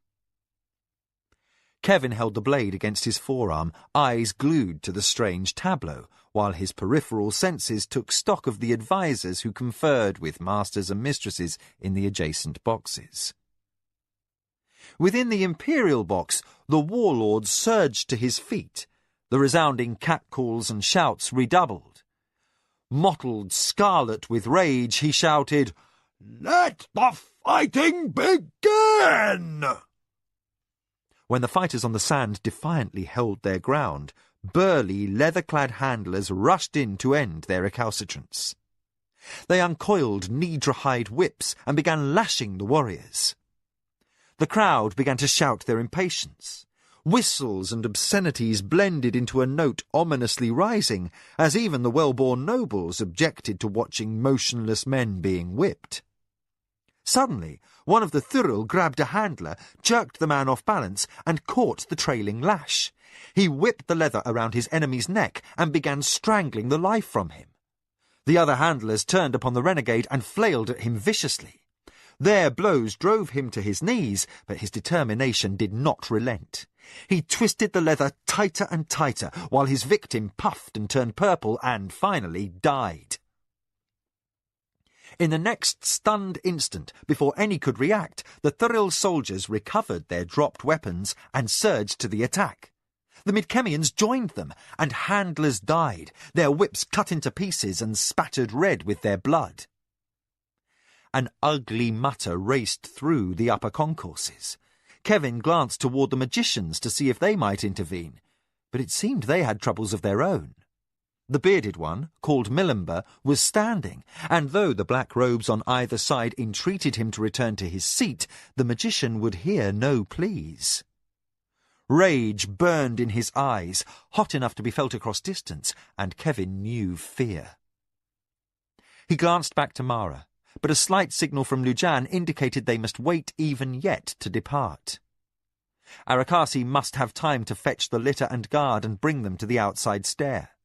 To be caught without an escort in the street was far too great a risk. Suddenly, a black robe at the warlord's side rose and swept his hand in an arc. A shudder ran down Kevin's spine, and the hair prickled at his nape. Magic!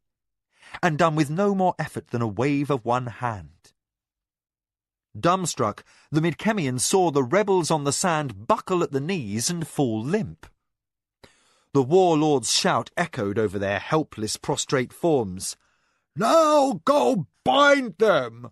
Build a platform and hang them for all to see!" The crowd went still as a storm front. Lujan murmured, "Be ready." Kenji and the warriors shifted forward in their seats, Kevin put a hand upon Mara's shoulder. Poised, and apparently at ease throughout the entire exchange, the lady was hardly immune to the sense of danger. Through touch, the man who loved her could feel that she trembled. He ached to reassure her, but the tension in the arena continued threateningly to build. Young officers in the first rank of seats cried out in rage at the warlord's order. Vociferously they raised objection and demanded the prisoners below be permitted a warrior's death. Many had been patrol leaders in the forefront of the war against the Midkemians or the Thuril. Enemies or aliens, the captives on the sand had proven their mettle in battle. To hang them like soulless slaves would bring shame to all the Empire. Neither were the Great Ones remaining passive. Milimber exchanged what appeared to be heated words with another black robe who strove unsuccessfully to placate him. At length, Milimber shouldered past, still speaking. The stout one rose to hurry after, too late. The Great One who had once been Midkemian was poised midway up the steps that separated the black robes from the Imperial box. On the sands of the arena, chaos reigned. Carpenters rushed in, dragging tools and lengths of lumber, while warriors in Almecho's white armour escorted handlers to gather up and bind the stunned warriors. Warned by some nameless instinct, Kevin knew an instant of apprehension. The vast crowd in the amphitheatre seemed locked in the grip of the moment, mesmerised by fascination. Catcalls and shouts wavered off into silence, and all eyes watched the dark-robed figure next to the warlord's box. Milimber raised his arm. Blue flames slashed the air, scintillating even in full sunlight, and a bolt hurtled downward and exploded amid the warlord's guards. Living men were tossed in all directions, scattered like leaves before wind. Carpenters and craftsmen lost their footing, and the boards and tools brought for scaffolding were whirled away like straw. Nobles in the lower seats were hammered into their chairbacks by the fury of the detonation, and a gust clapped in backlash over the rising tiers of seats. Milimber's hand made a striking motion, and his voice cut through the stunned silence left in the aftermath of the explosion. "No more!" The fat magician abruptly gave up pursuit. As fast as stout legs could carry him, he rushed into the Imperial box, his thin companion right behind him. The two Great Ones conferred briefly with the Light of Heaven, who arose from his chair. The next instant, with no warning, both Great Ones and Emperor vanished. Too shaken to examine his amazement, Kevin caught Mara's arm. "Right, that tears it." Unceremoniously, he raised her from her chair. "If His Majesty sees fit to depart, we're leaving too." Lujan raised no objection, but drew his sword and leapt over the back of his bench. At his orders, strike leader Kenji and both other warriors formed a rear guard, while the Akoma force commander forged ahead to keep up with Kevin and Mara. Down the narrow aisle between boxes, the small party retreated in what approached unmannerly haste. Milimber's actions held most other spectators riveted, and those in the rows above Mara's line of flight called down irritable comments as the passage of the lady and her escort momentarily interrupted their view. Tension built to a fever pitch as the warlord's voice rang out in unmitigated fury. "Who dares this?" Milimber shouted answer. "I dare this! This cannot be! Will not be!" But the rest of his words went unheeded by Akoma warriors as running footsteps approached their party from behind. By now at the juncture of the aisle and the stair to the upper levels, Kevin spun round. He saw two strange soldiers in maroon armour racing to overtake the Akoma escort. Mara's rearguard warriors halted and immediately drew their swords. Left with only Kenji for protection, Kevin shouted warning. "Lujan!" The force commander looked back. He took in the threat and identified the armour at a glance. "Soldier, they serve the Minwanabe!" Still moving, he signalled to the two warriors who prepared to stand interference. "Keep station at your lady's back." To Kevin he added, "We could take them, but first we get Mara to safety." For the commotion in the arena showed no sign of abating. The warlord screamed at the magician, "By what right do you do this thing?" Milimber's reply seemed to scourge the very air with his fury. "By my right to do as I see fit!" Aware of little else beyond a sense of impending disaster, Kevin hurried Mara urgently forward. She tackled the stone stair gamely, despite the pegged soles of her sandals, which unreliably caught on the treads and threatened to trip her up. Through whitened lips she gasped, "All we know is in shambles. Chaos is upon us." Other figures stirred in the cross aisles. The guards of the Sajao hesitated in their pursuit of the Akoma. They conferred, and one doubled back. The other diligently resumed chase. Now other retinues crowded the concourse stair, nobles and ladies and warriors withdrawing before the charged air of threat that lapped across the amphitheatre, like the swelling quiet before cataclysm. Lujan noted Kevin's shout that one Sajayo warrior had broken away, presumably with instructions to fetch reinforcements. The force commander never missed stride. "Only a fool would start a fight now, or haven't you been listening?" Shouts from the Imperial box ended with, "My words are as law! Go!"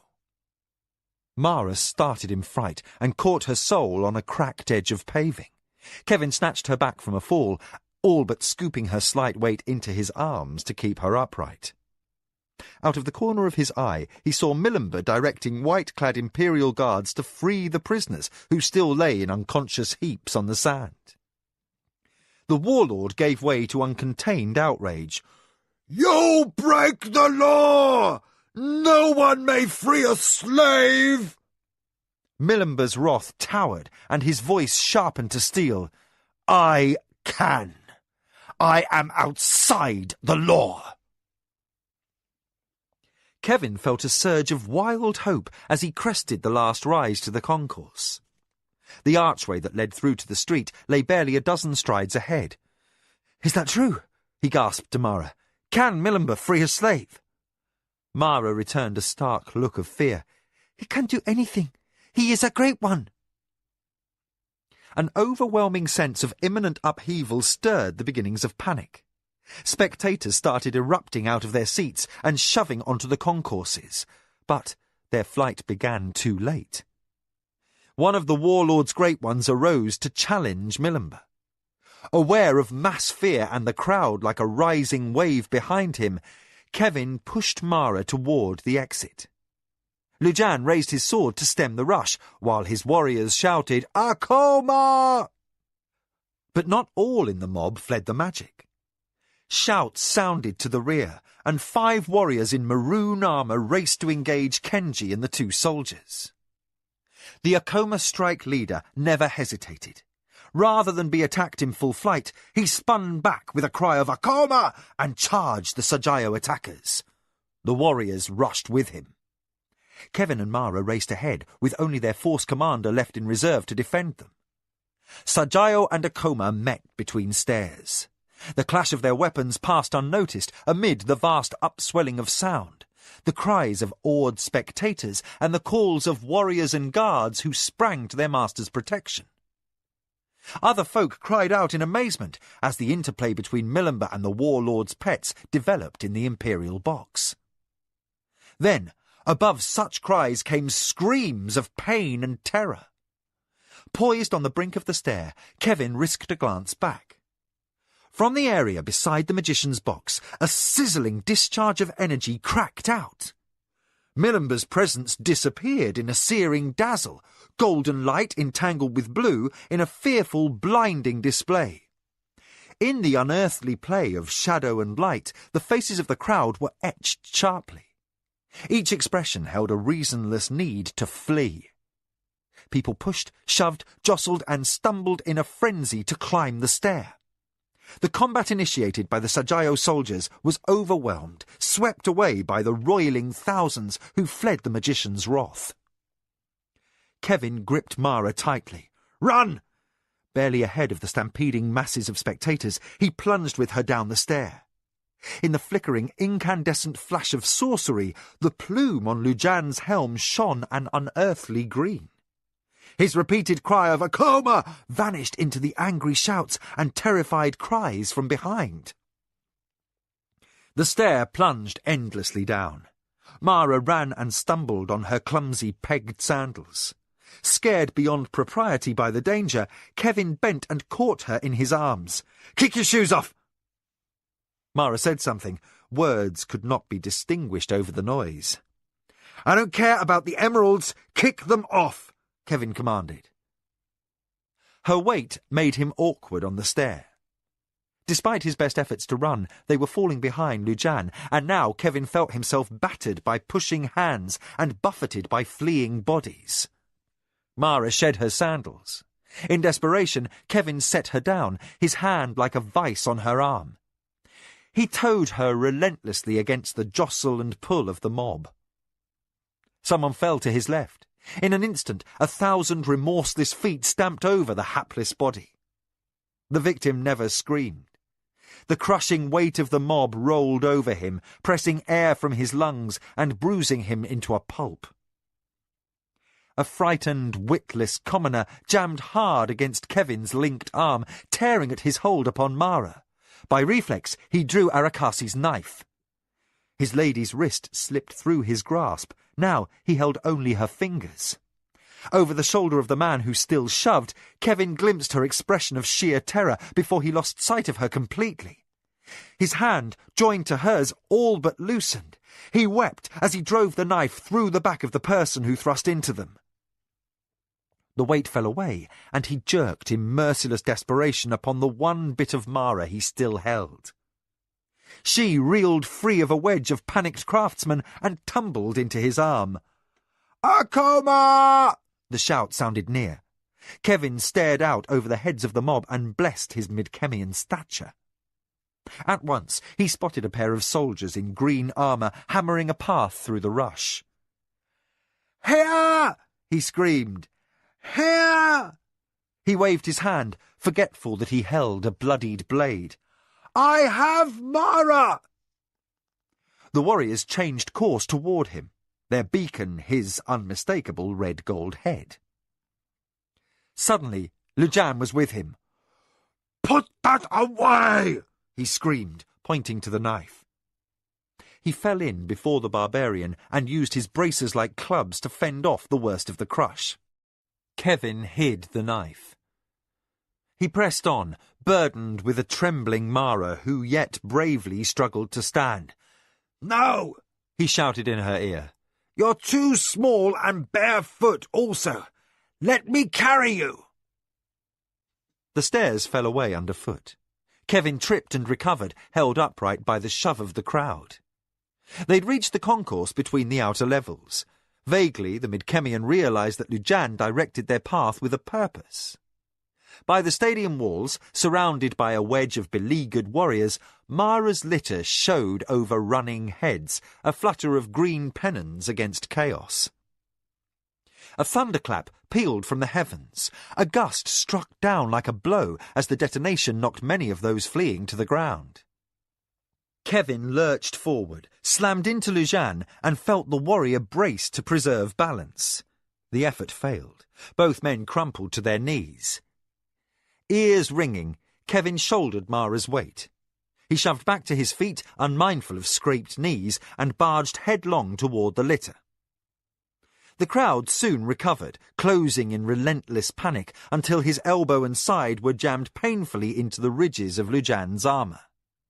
Kevin held ground grimly and nearly tripped again as his feet entangled in an obstruction that felt like a rag. A warm rag. Another unfortunate who had been trampled. A victim who might yet be Mara if he were to lose her in the chaos. Fighting a sickness in his stomach, Kevin gripped her silk gown until the force left his knuckles bone white. That instant, A fountain of energies erupted from the arena and sprayed across sky and clouds. The crowd wailed in consternation. Heads turned heavenward to gawk. Driven by morbid fascination, some brash folk tried to stem the flow of mass flight for a better view of the display. Kevin and Lujan used the respite to reach the wall, where a barrier of warriors in green closed around them, an eddy of calm in the turbulence. As the Midkemian set down his shaking mistress, a voice pealed out over the chaos. "That you have lived as you have lived for centuries is no license for this cruelty. All here are now judged, and all are found wanting." The magician, Milimber. Kevin knew a savage surge of pride. That a man from the kingdom had dared to place righteous compassion before decadence. The tone of the mob changed subtly. Driven by curiosity and also by the beginnings of affront, a few people shouted in amazement. Movement swirled through the masses as more and more bystanders slowed their flight and shoved to re-enter the arena. "They are fools that would linger here," Lujan shouted. "The mistress must be got safely home." Kevin reached out to steady Mara, saw blood on his hand, and belatedly remembered the knife. He made to surrender the weapon, but Lujan sharply shook his head. "I didn't see you take that, and my eyes are blind if you use it in my lady's protection." Soldiers fell into a tight cordon, with Mara, Kevin, and a half-dozen hapless bearers clustered in a knot at the centre. Out of habit, the slaves moved to their places by the litter poles. Then the voice of the magician echoed with unnatural force over the stadium. "You who would take pleasure from the death and dishonour of others, see then how well you face destruction." Kevin shouted, "To hell with the litter! Just run!" Still greatly shaken by the commotion, Mara found her voice and shouted, "Yes, we must run!" At Lujan's order, the cumbersome litter was abandoned. The guards regrouped their formation on the fly, and the dash for safety began afresh. A wind slapped outward from the arena, raising new screams, and setting the plumes of the officers streaming. Kevin felt his skin rise up into gooseflesh, and he marvelled at a sensation nearly forgotten since leaving home. Cold. On Kellowan, no natural gust could carry such a touch of ice. As if in response, Milimber's voice cried, "Tremble and despair, for I am power!" A keening wailed upon the air as the Akoma cordon began their rush down the lower stairway. The blustery gust increased as Milimber shouted, "Wind!" The gale swelled to a howl in response. A stink of death rode the gust and set Kevin and the staunchest warriors choking. They pressed on in their descent, forcing pained lungs to inhale. Mara's face drained of colour, but she kept pace with her retinue down the steep stairs. Their path was maddeningly crooked. Forced to skirt others who had doubled over with nausea from the foul odour, Lujan called to his soldiers to keep step. Some who succumbed to sickness became trampled, while others were jostled and kicked by the flood of retreating citizens. A low moan shivered the pavement. Created by nothing of this world, the sound tormented the ears with subsonics. The warriors increased pace, and Kevin caught Mara's wrist to aid her down the last of the stairs. Ominously, the shadows deepened, the atmosphere darkened, and the sun vanished from view. Clouds gathered above the stadium and swirled in a monstrous vortex.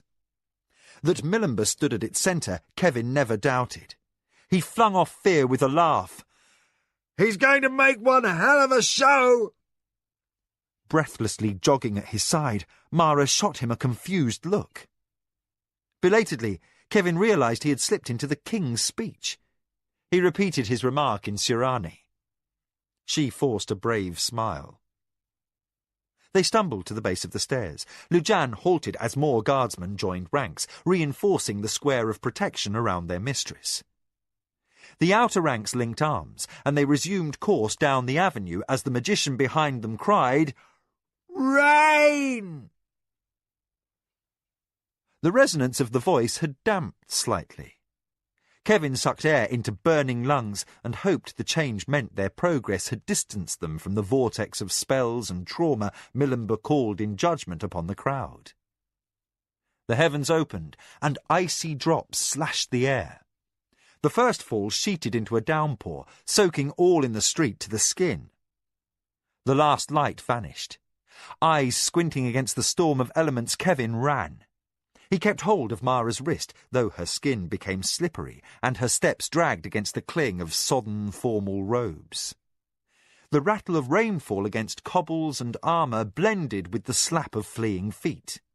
The cries of the crowd seemed dimmer, whipped to misery and despair. "Keep going!" Kevin exhorted Mara. A few steps more, and he sensed the rain lessening with each stride.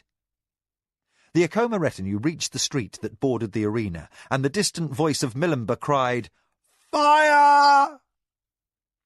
A collective peal of terror arose from inside the stadium. Mara looked back in horror, afraid for the unfortunates who were still trapped. Kevin turned to hurry her on and, through the patterning fall of thinning droplets, saw a thing of terrifying alien beauty. A display of flames played through clouds that even yet splashed icy wetness upon the earth. Jagged bolts of lightning rent the sky. A burning sting grazed Kevin's cheek as a rain of pure fire began to fall. Mara screamed. Flame blossomed in the silks that covered her head, and the wet did not stop them igniting. Soldiers slapped at the flames with their gauntlets, and the odour of seared hide and lacquer grew choking on the smoke-filled air. They ran. Falling fires spattered sparks across the pavement, and in fear for their lives they ran harder. Lujan pointed. "There!" 100 yards away, across a streaming expanse of puddles and flame, sunlight shone down untroubled.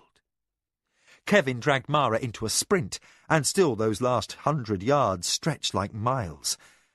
And then they were safe in the sunlight. The soldiers slowed to catch their breath at stern orders from Lujan. Winded men made poor fighters, and the streets were a seething mass of frightened people and soldiers battle-ready to defend their lords. Kevin seized the respite to look back. The madness above the arena had not stopped. Fire splashed down in lurid streaks, and the cries of the dying and the injured mingled into one vast wail. The streets were packed with suffering, blazing scarecrows that danced and flapped in an agony of burning. Singed survivors raced into safety and collided with craftsmen and slaves who had paused about their business to gape. Many had fallen prostrate out of fear, while others made protective signs against the god's displeasure. The most simple just stood in mute astonishment. A faint word carried over the confusion. Kevin couldn't make out the meaning, but at a wave from Lujan he gently urged Mara forward. "To your feet, Had. We better keep moving. I think we're still a little close to the action." Mara blinked, white-faced with exhaustion. Numbly she said, "The matter of shoes must wait. To the townhouse." Lujan sent one soldier ahead to bring more warriors from the garrison to guard the lady in her walk across town. Skillful in his guidance, the force commander kept to quiet streets. He avoided the temple precinct where worshippers and priests seethed around offering tables, chanting and singing a rush of placating prayers. Runners hastened on unknown errands, and beggars roved districts that were not in their usual province. Wary of attack, the soldiers kept together. Kevin kept a grip on Arakasi's knife. No ambush materialized, but an odd buzzing sensation rippled through the ground underfoot. The vibration swelled to a deep-throated rumbling, and Kevin knew a flash of fear. "Earthquake!" he shouted. "Into that doorway! Now!" Lujan and his warriors wheeled smartly. They forced aside a trio of commoners who sheltered under the arch of an alehouse door. Made of solid stone, the portal had once supported 2 wooden panels, torn down forgotten years before. The warriors passed Mara between them, sending her reeling into cover under the overhang. Kevin stumbled in behind her, and pressed on all sides by armoured men, he felt the earth fall out from beneath his feet. The warriors staggered and buckled to their knees, others fell prostrate, while the litter-bearers whimpered with their arms over their heads. The force of the quake sent people reeling and falling in the street, and screams arose from inside the alehouse as ceiling beams collapsed and plaster and debris rained down. Crockery mugs spilled and clattered. Buildings outside shed roof tiles and cornices and coping to crash and shatter on the pavement. Balconies collapsed and screens tore, and people fell bleeding like tossed litter. A stone wall nearby collapsed in a grating puff of dust, and the shaking increased. A bucking, surging motion rolled the length of the avenue, and the air rang with the grinding crash of splintering timbers and masonry. Kevin fought the heave of the earth to reach Mara, but a pair of soldiers already lay atop her, shielding her with their bodies. On and on the madness raged. The very ground writhed like a thing in pain. From across the Imperial precinct in the vicinity of the area, the noise of wrenched stones rumbled and roared like an avalanche. The sound raged tireless as the sea, cut by tens of thousands of voices shrieking in horror and pain.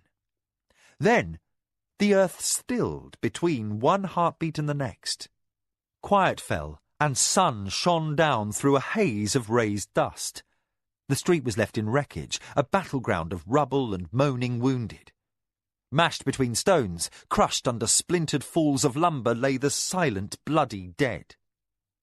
Kevin pulled himself to his feet. His cheek burned with blisters, and his eyes stung from grit. As the soldiers around him also recovered their footing, he helped Mara to rise. Looking at her soiled face with cobwebs of charred silk dangling from her tangled headdress and wet robes plastered to her body, Kevin repressed an urge to kiss her lingeringly on the lips. Instead, he dusted a fallen strand of hair from her earlobe and wakened the sparkle of an emerald ornament. He breathed a shaky sigh. We were lucky. Can you imagine what it must have been like within the arena? Mara's eyes were still wide with shock. She was past all attempt to hide her trembling, but her voice held a grim hint of iron as she said, "We can only hope that our Lord of the Minwanabi remained too long at the games." Then, as if the wrecked beauty that surrounded her suddenly wounded her, she gestured curtly to Lujan. "Back to our townhouse at once." Lujan formed up the company and began the long trek back through the devastated avenues of Kentasani. Arakasi appeared later, his servant's garb dusty and singed. Far from the arena and the site of Milimba's wrath, the Akoma house had taken only mild damage. But now a dozen warriors held the outer door, and more stood guard in the courtyard. The spy master advanced with cat-footed caution. Not until he sighted Lujan in the hallway did he finally relax his stance. "Gods preserve us! You made it!" the force commander greeted in a hoarse-voiced rush of feeling. In an instant, Arakasi was directed upstairs, where he bowed before his mistress. Mara was seated on cushions, freshly bathed, but still pale from the day's excitement. A scraped knee showed beneath her lounging robe, and her eyes were shadowed by an anxiety that lifted at the sight of her spymaster. "Arakasi, well met. What news do you bring?" The spymaster arose from his bow. "With my lady's forgiveness," he murmured, and he raised a stained cloth and dabbed at a bleeding cheek. Mara motioned to a maid, who hurried off for healer's salves and a basin. The spymaster tried to brush her solicitude away. "The cut is of no consequence. A man sought to take advantage of the confusion and rob me. He is dead." "Rob a servant?" Mara questioned. The excuse was transparent.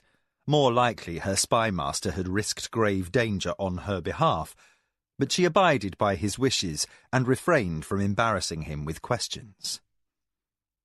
When Mara's party had arrived at the door to her townhouse, they had found the spy master absent, along with the bulk of her soldiers. Leaving a small garrison with Jikan, Arakasi had made his way back toward the arena, but the madness caused by Milimba had disrupted his passage through the streets.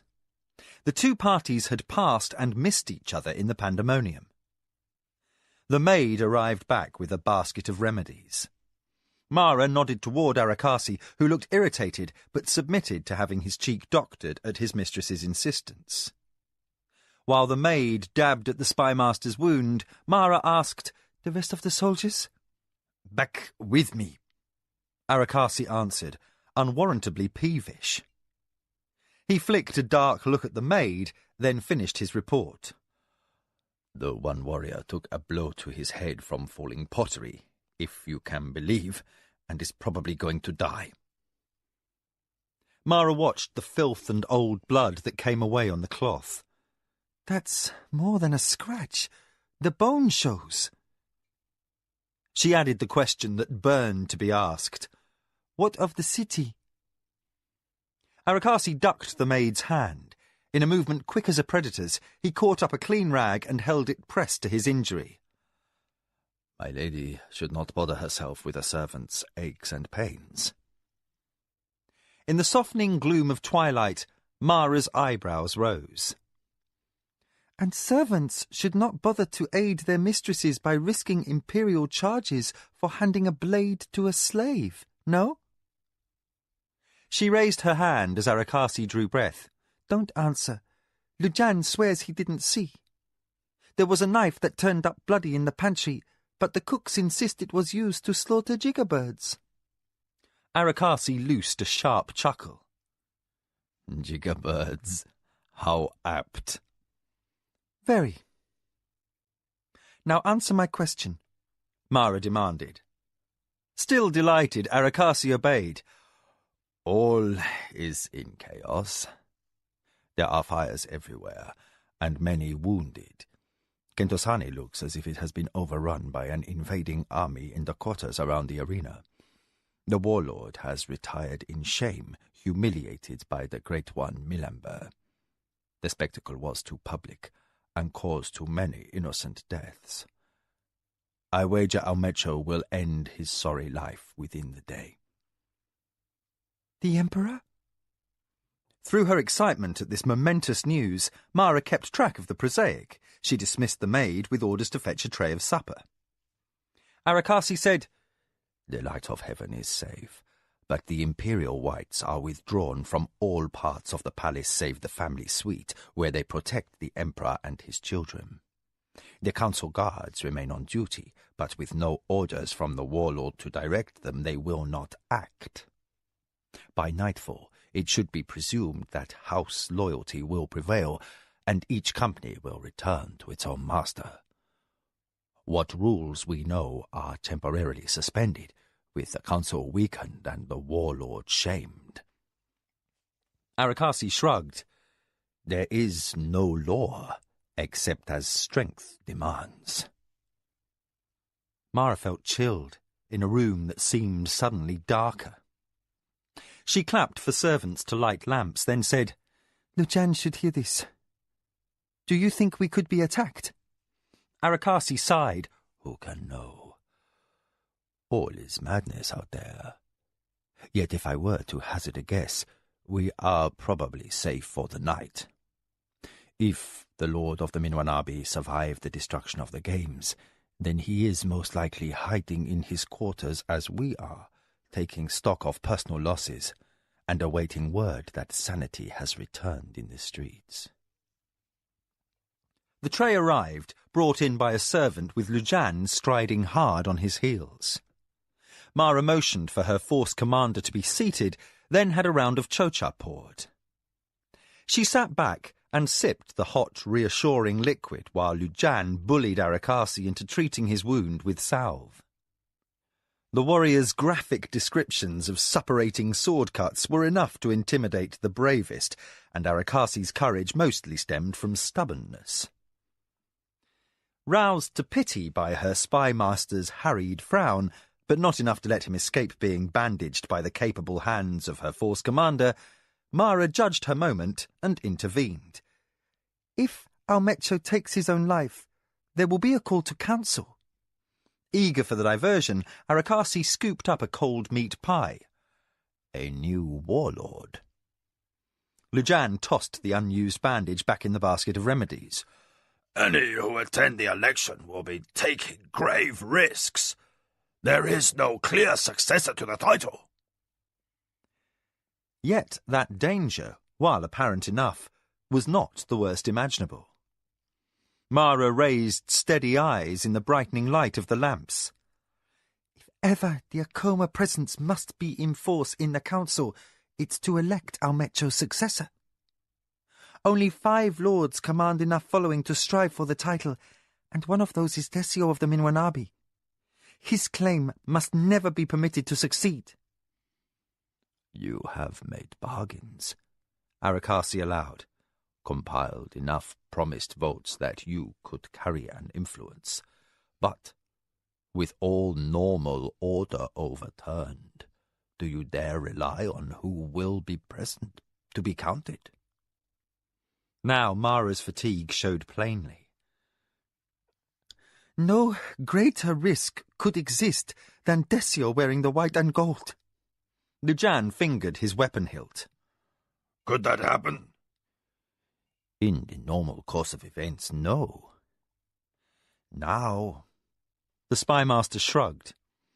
This morning, would any one of us have guessed the reign of Almecho could end in disgrace before sundown? The night beyond the window seemed suddenly more than dark. Menaced by gathering fears, Mara longed for the comfort of Kevin's arms. But he was outside with the warriors, helping to repair gaps the earthquake had opened in the wall. Milimber had broken more than stones and heads in his contest against the warlord. His deed had undermined all hierarchy within the empire, and the dust would be long days settling. It would seem we must be ready for any eventuality, Mara announced with firmness. Arakasi, when you are able, you will be needed back in the city. Keep abreast of every rumour, for soon the powers of this empire will change their course, and if we do not lay our path carefully, we may be crushed in the byplay. There followed a tense, sleepless night, while Lujan's warriors rearranged furnishings and pulled old battle shutters out of storage. The ancient dwelling in Kentasani had not taken assault in many centuries, but the old walls were solid. The warriors fortified the gates and the doorways as best they could, their work lit by slaves bearing lanterns. Sounds of strife drifted in from the direction of the inner city, and running footsteps chased up and down the street. Whether these were men fleeing thieves or assassins sent out to knife enemies, no one within the safety of walls dared open their gates to know. 3 hours after nightfall, strike leader Kenji returned, a sword cut in his shoulder and his armour chipped from hard fighting. He found Lady Mara in the kitchen, deep in consultation with Jikan concerning food stores. By the slate in her hand and the inventory going on, she looked as if she prepared for a siege. Kenji bowed, and the movement caught Mara's eye. She called for a servant to bring chocha and settled her strike leader on a chopping table, while the battered basket of remedies was once again fetched from the stores. The Sajao was swept away by the mob. Kenji fought back a grimace as he reached to unbuckle his armour. "Don't," Mara said. "Let me call a slave to help." But Kenji was too numbly focused on completing his duty to take heed. As the first fastening loosened, he started on another and tortuously resumed his report. The 2 men with me were lost. One died fighting, the other perished in the falling fire.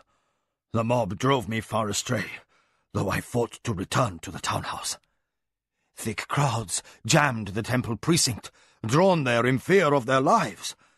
I tried to come by way of the waterfront, but the docks there collapsed in the earthquakes. A slave appeared at Mara's summons and stooped to help Kenji with his armour. His wound was sullenly bleeding, the silk padding underneath lacquer armour already ringed with stains. There were riots, lady. Kenji gasped as the breastplate was lifted from him. Sallow and sweating in his pain, he continued, his words laboured. The poor and the fisherfolk from the dockside started looting moored barges and nearby shops. Mara glanced anxiously at Jikan, who had earlier noticed the scarlet glow of fires and, rightly, predicted disastrous effects upon trade.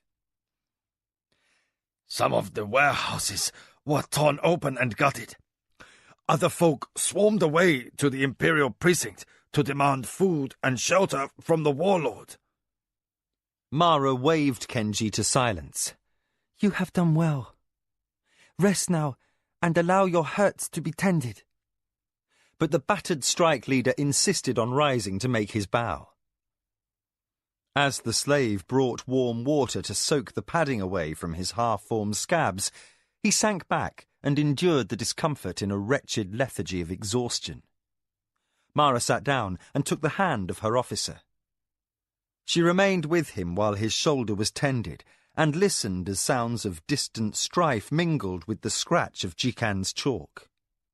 Spread on benches and tables were supplies enough to last for several days. 30 warriors might be enough to hold the gates against a mob bent on mayhem, but never a foray of armed force. In the end, toward dawn, when Kenji was bedded down and sleeping, Mara consulted with Lujan, and an officer was chosen to summon reinforcements from the nearest Tacoma garrison. Thuds and screams drifted in through the screens, incongruous against the liquid play of fountains. The sky lay tinged by the glow of raging fires, and the streets were safe for no man.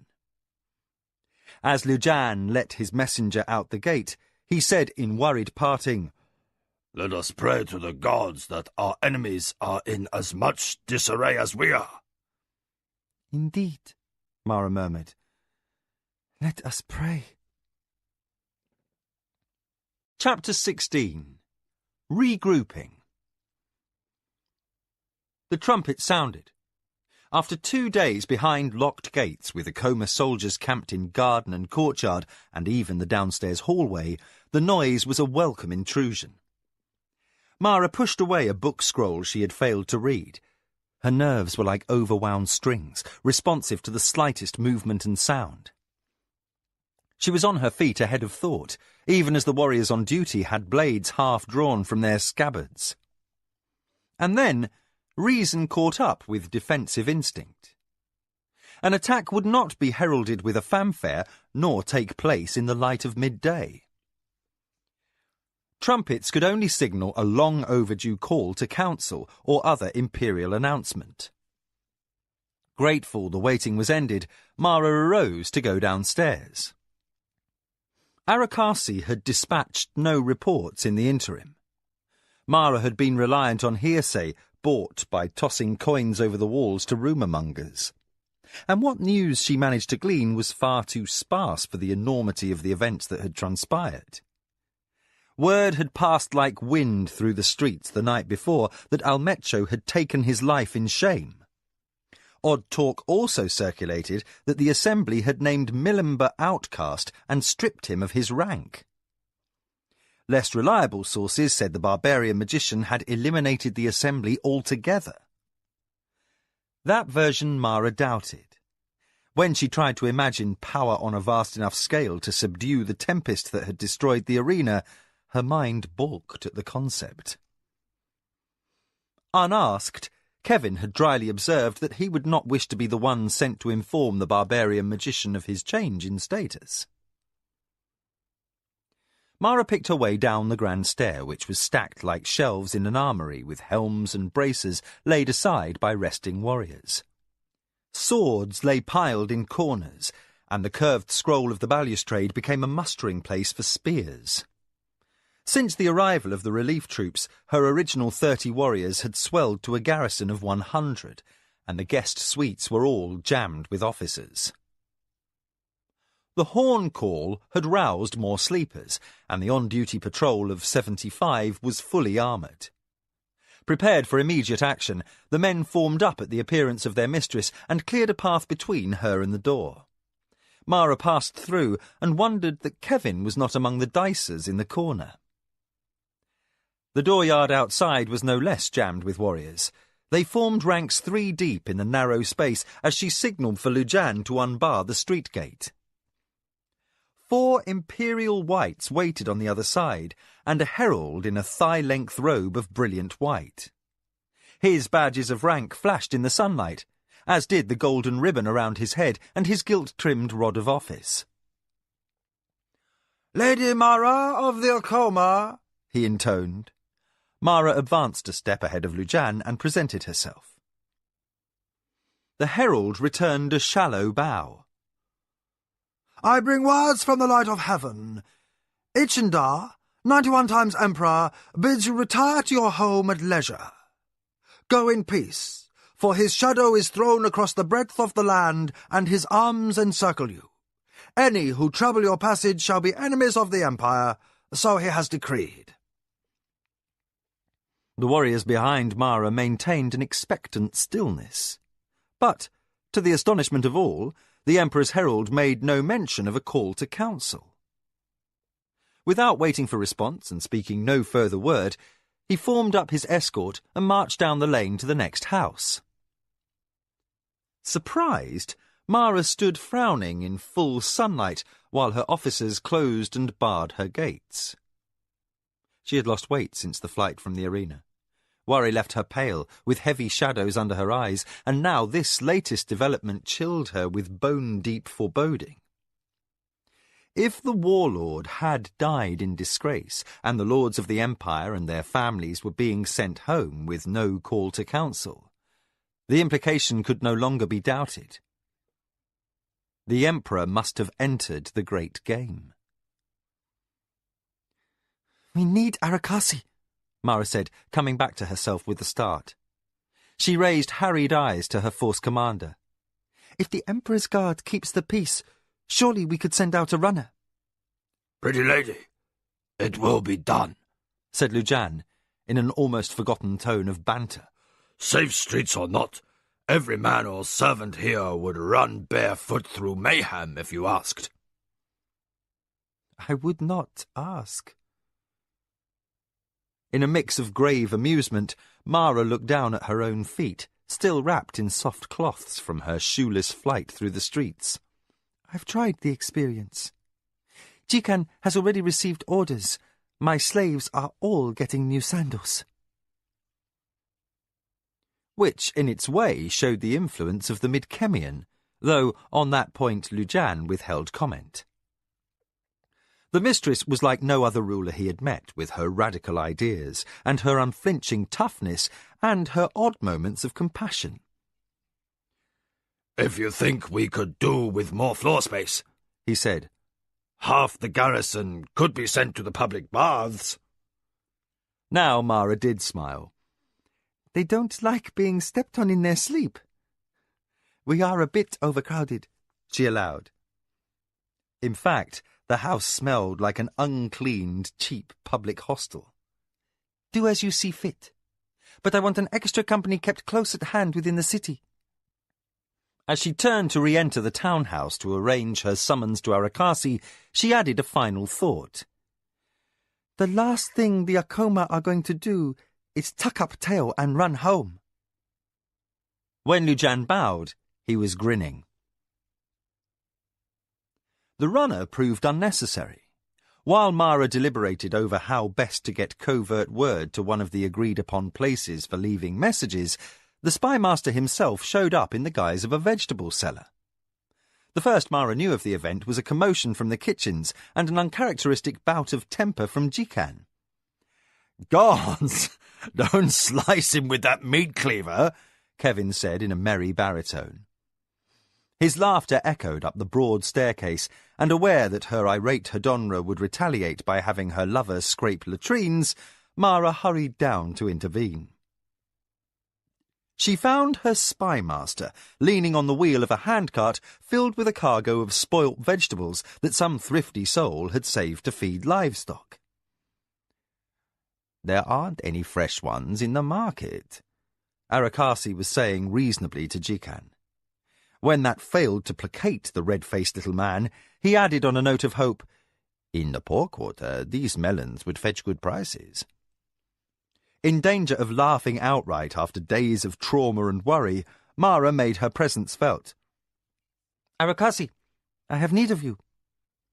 Jikan, ask Lujan for an escort of soldiers and go and find some edible meat to butcher. If you find none, those melons won't smell so terrible." Arakasi pushed off from his perch, bowed, and left handcart and contents to the Hedonra. "Happy hunting," he murmured as he passed, and earned an intent look from Mara. "You seem in a fine mood this morning," she commented. "That's because nobody else is," Kevin interrupted. "He does it just to be perverse." The barbarian fell into step with mistress and spymaster as she retraced her way through the scullery, then settled for conference on the stone benches laid out in a circle within the courtyard. Mara liked the place, with its flowering trees and its soft-voiced trio of fountains. But her manner was far from languid as she opened. "Is it certain Almecho is dead?" Arakasi shed a smock that smelled ripely of fruit mould. "The warlord performed the rite of expiation before all his retainers and friends, including 2 great ones. His body lies in state in the imperial palace." "You heard there is no call to council?" Mara questioned, and now her concern showed through. Arakasi's lapse into levity ended. "I had heard. Some lords are already grumbling, and Desio's voice is the loudest." Mara closed her eyes and breathed in the sweet scent of flowers. So fast, events were moving all too swiftly. For the sake of her house, she must act, but how? All the known laws had been broken. Who will rule? The Emperor. All eyes turned to Kevin. Mara sighed in a burst of impatience. "You do not understand. The Emperor rules as a spiritual leader. While the daily business of the Suranuani is conducted by the imperial staff, the High Council governs the nation. All policy begins there, with the warlord foremost among the great lords of the land." Kevin hiked a thumb over his shoulder in the general direction of the palace. "I seem to remember someone saying the light of heaven never went out in public either. But there he was, big as life, sitting at the games. This emperor has already changed the way of his fathers, as I see things. Ichindar may be more intent on governing than you think." Arakasi stroked his chin. "If not he, then the great ones could be at play here. There was an inordinate number of them present the other day." "Everyone has guesses," Mara interjected. "What we need are facts. Who survived the debacle at the games, and were there any suspicious accidents in the aftermath?" "Far more injuries than fatalities," Arakasi said. "I will write you a list before I leave. If a momentous precedent is being set at the palace, there are agents I can approach with questions. For now, I advise caution, despite the Emperor's peace. Many streets are still blocked with debris. The priests of the 20 orders have opened their temples to house the homeless, but with trade disrupted at the docks, food is scarce. There are hungry, desperate people at large who are every bit as dangerous as assassins. Repair work began at the waterfront this morning, but until the markets reopen, the streets will be perilous to walk." Mara made a rueful gesture at the wrappings on her feet. "I shouldn't be going out until my litter is replaced in any event." Arakasi rose, stretched, and flexed his hands until his knuckles cracked. Mara regarded him narrowly. The cut on his cheek was healing, but the surrounding flesh looked more drawn than she recalled. How long has it been since you slept? I haven't, said the spymaster. There has been too much to do. With the faintest distaste, he picked up the discarded farm smock. With your leave, my lady, I will borrow back the handcart and seek your guards and Hedonra. The markets may be closed, but I do have ideas where Jikan might buy vegetables. His head vanished briefly behind crumpled, filthy cloth as he tugged the garment over his house robe. Tousled, squint-eyed, and looking every inch the weathered field hand when he emerged, he added, The price will be very dear. Then Jikan will owe you no favours. Go carefully, Mara bade him. Arakasi bowed and stepped under the arch that led into the house, where he instantly became all but invisible. His voice issued softly out of the shadow. You'll be staying. Then, after barely a pause, I thought so. And suddenly he was gone. Kevin regarded his lady in the greenish light falling through the trees. You won't be persuaded to go home to Ayaki? He asked also for himself. At the back of his mind, a need to speak to Patrick and share with his countrymen the news that weighted on his heart since the games. Boric and Brukel routed, and the kingdom open to invasion. For an instant, Mara looked anguished. I cannot go home. Not with this much change underway. I must be close to the seat of power. No matter in whose charge things fall, I will not have House Akoma crushed as a consequence of other men's decisions. If we are in peril, I will cherish my son beyond the last breath in my body. But I will act. Her hands rested tense on the stonework. Gently, Kevin captured them in his own warm palms. You are frightened, he observed. She nodded, which for her was a momentous admission. Because I can act against a plot by the Minwanabi or any other enemy lord. But there are two forces in the Empire I must bow before without question, and one or both are at play here. Kevin needed no prompt to guess she referred to the Emperor and the magicians. As her gaze darkened and turned inward, the Midkemian knew she worried also for her son. 3 more days passed, filled with the sounds of marching soldiers in the streets and the grind of carts bearing away wreckage, rubble and bodies. Mara waited and took reports from Arakasi, delivered in strange forms and at odd hours of the night. Kevin laconically remarked that the spymaster had a knack for spoiling their love-making. But the truth was that boredom left the couple more time for indulgence. His prediction that the Emperor would undertake the rule of the Empire proved partially correct, but more than one game within politics was underway, and Arakasi diverted all his resources into uncovering whose hand pulled the strings. As time passed, and the council members scrambled to assemble a profile of the emerging power structure, it became plain that Ichindar's intervention was not a whim. He had planned carefully and kept men ready to step in and conduct the business usually left to the factors and agents of the council lords. The puzzle became clearer as Arakasi began to unwind which factions provided Ichindar with support. Members of the Blue Wheel Party, nearly all of them absentees from the chaos at the Imperial Games, were at the heart of the plot. Even the old Imperial Party families who could claim ties of blood were outsiders in this new order. Since the declaration of Imperial peace, the city began recovery from its wounds.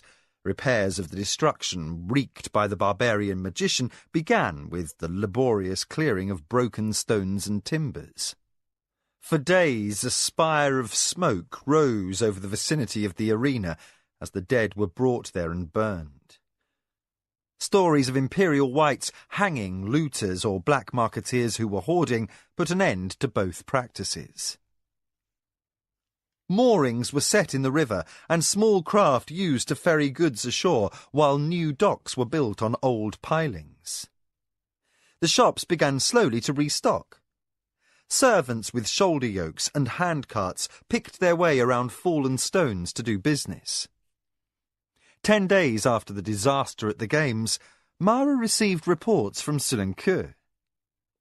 There had been a small influx of refugees there, and some fighting over salvage on the riverbanks, but Akoma interests had not suffered. Nakoya reported that, except for Ayaki's tantrums, all was quiet at the Akoma estate.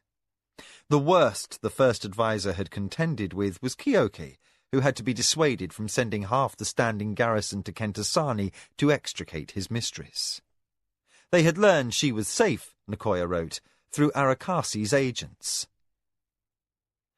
Mara set down the inscribed parchment. Tears blurred her eyes as she thought upon the devotion of those who loved her. She missed her son unbearably and vowed to spend more time with him at the earliest opportunity.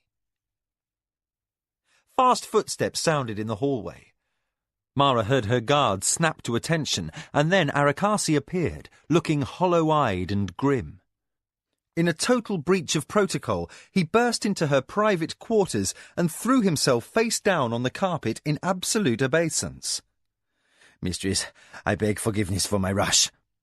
Caught in a moment of weakness, Mara dabbed at her eyes.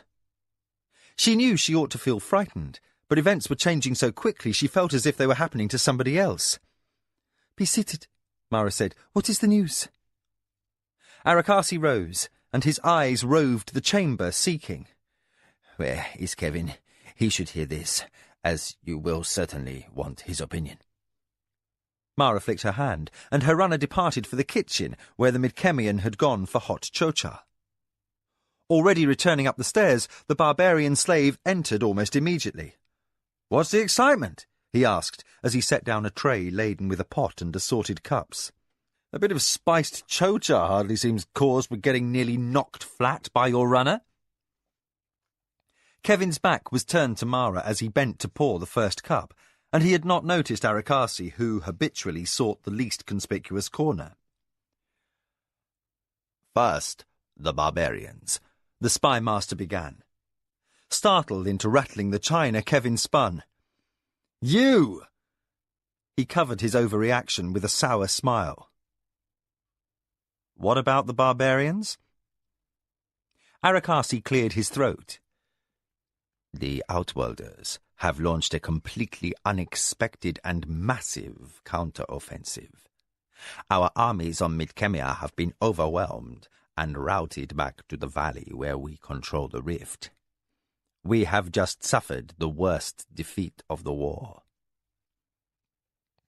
Tactful for once, Kevin reined back a laugh of joy, but he could not resist a smug look at Arakasi as he handed his lady her spiced chocha. "What else?" Mara asked, sure there must be more because of her spy master's precipitous entrance. "Second," Arakasi ticked off, "the Emperor has agreed to meet with the barbarian king to discuss peace." Mara dropped her cup. What? Her exclamation cut across the smash of china, and steaming chocha splashed in a flood across the floor. Kevin stood rooted. Mara ignored the drenched tiles and the fine spray of stains that spread slowly through the hem of her robe. Peace! Arakasi continued, speaking quickly. "My agent in the palace sent word this morning. Before the warlord's last major offensive, 2 agents of the Blue Wheel Party slipped through the rift with the outbound troops. They were Kasumi of the Shinzawai and a barbarian slave, and they left the encampment and carried words of peace to the barbarian king." "That's why your Shinzawai friend wasn't at the Games," Kevin said. "He didn't know if he was going to be a hero or an outlaw." Mara pulled wet cloth from her knees, but called no maids to assist. Kasumi, that's Hokanu's brother. Her eyes narrowed. But the Blue Wheel Party would never do something this bold without... "Without the Emperor's approval," Arakasi interjected. "That's the gist. Ichindar had to be willing to discuss peace prior to dispatching any envoy. Mara turned pale as she considered. So this is why the light of heaven was prepared to step in and rule? Slowly, she added to Kevin, Your appraisal of our emperor may be more accurate than we gave you credit for, my love. Ichindar meddled in the great game, and none knew. She shook her head in disbelief. This goes counter to all tradition. Kevin pulled a napkin from the tray and knelt to dam the flow of chocha. You're one to talk. I seem to recall you've bent one or two traditions to the point of twisting them beyond recognition. Mara protested. But the emperor... Her awe made it clear she considered the light of heaven to be just short of a god. He's a man, said Kevin. The hand with the dripping rag rested on his bent knee. And he's young. Young men often do unexpected and radical things, but this one's lived a pampered life for all his boldness. He's surely naive if he thinks he can skip in and order your power-hungry Sirani lords to pack up and go home and grow radishes. Arakasi said, Mistress, whatever radishes might be, I fear Kevin is right. There's another hand in this, Mara insisted, unsatisfied. She glared at her sodden overrobe, then threw it impatiently off. Fine cloth finished where Kevin's ministrations had left off, but if a few silk cushions had been saved, Mara never noticed. Had the magician Milimber not caused Almecho's disgrace, how would things have proceeded? If the question was rhetorical, the progression was not hard to trace. Even Kevin could follow that the Blue Wheel Party would have once more reversed policy and withdrawn from the Alliance for War. This would have left Almecho with only Minwanabi as a major supporter. With the Akoma and the Zacatecas busy worrying the Minwanabi flank, Decio could not afford to increase support. Almecho and his party would have been deadlocked after 13 years of near-absolute rule. Kevin wrung his rag savagely over the chocha tray and voiced the only viable conclusion. So, your emperor would have barged into the High Council to announce a peace proposal, and your warlord would have lacked enough support to confront him. Very neatly done. Kevin finished with a whistle of admiration. Your Ichindar is a very smart boy. Arakasi appeared inwardly calculating. Even had things gone as Kevin surmises, I don't think our emperor would have risked an open confrontation with the warlord. Not unless he had some special avenue of appeal. Kevin's eyes widened. The magicians! Mara nodded. Almecho has his pets, so Ichindar would need allies to counter them. To Arakasi she said, Go and speak with your agents. Discover, if you can, who among the great ones is a likely candidate to have been involved in this game. See if one has a special relationship to any within the Blue Wheel, especially the Shinzawai. They seem to be at the heart of things. As her spymaster bowed and departed, Mara's gaze sharpened, as if she viewed some private vista from a place of dizzying height. Great changes are coming. I feel this like the breeze that brings the Bhutana, she said, in reference to the bitter, dry wind that in the old stories raised the spirits of demons and set them free to roam the land. Then, as if thoughts of mythological evils and present-day strife gave her shivers, she ruefully acknowledged her clumsiness. But one can hardly seize the initiative while swimming in puddles of chocha. That depends on what sort of initiative, Kevin countered, and he rescued her from the disaster by sweeping her into his arms. The upheaval precipitated by Milimber brought in a few small concessions. As trade resumed, and shortfalls opened opportunities, Mara received word from Lord Kedda that her terms for the warehouse space had been accepted. The destruction along the dock front in Kentasani had made her offer the only option, and a premium would reward the first grain shipments to reach the market on the flood. Lord Andero conceded her the Kedda vote with a minimum of sureties. With no High Council called to session, such a promise held questionable value. Yet Mara dispatched a messenger with word of her acceptance anyway.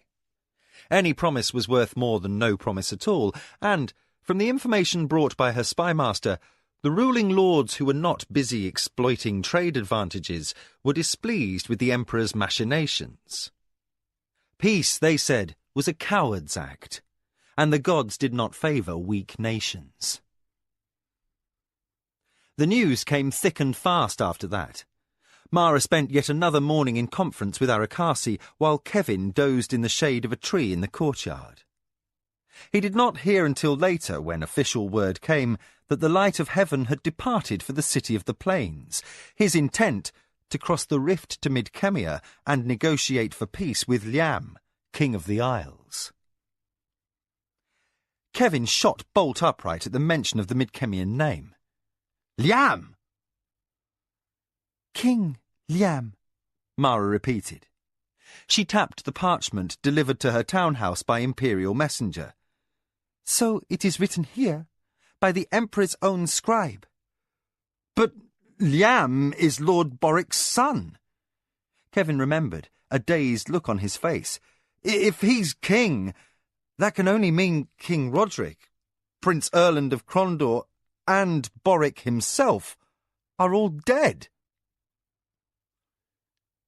What do you know of King Liam? Mara asked, choosing a seat by his side.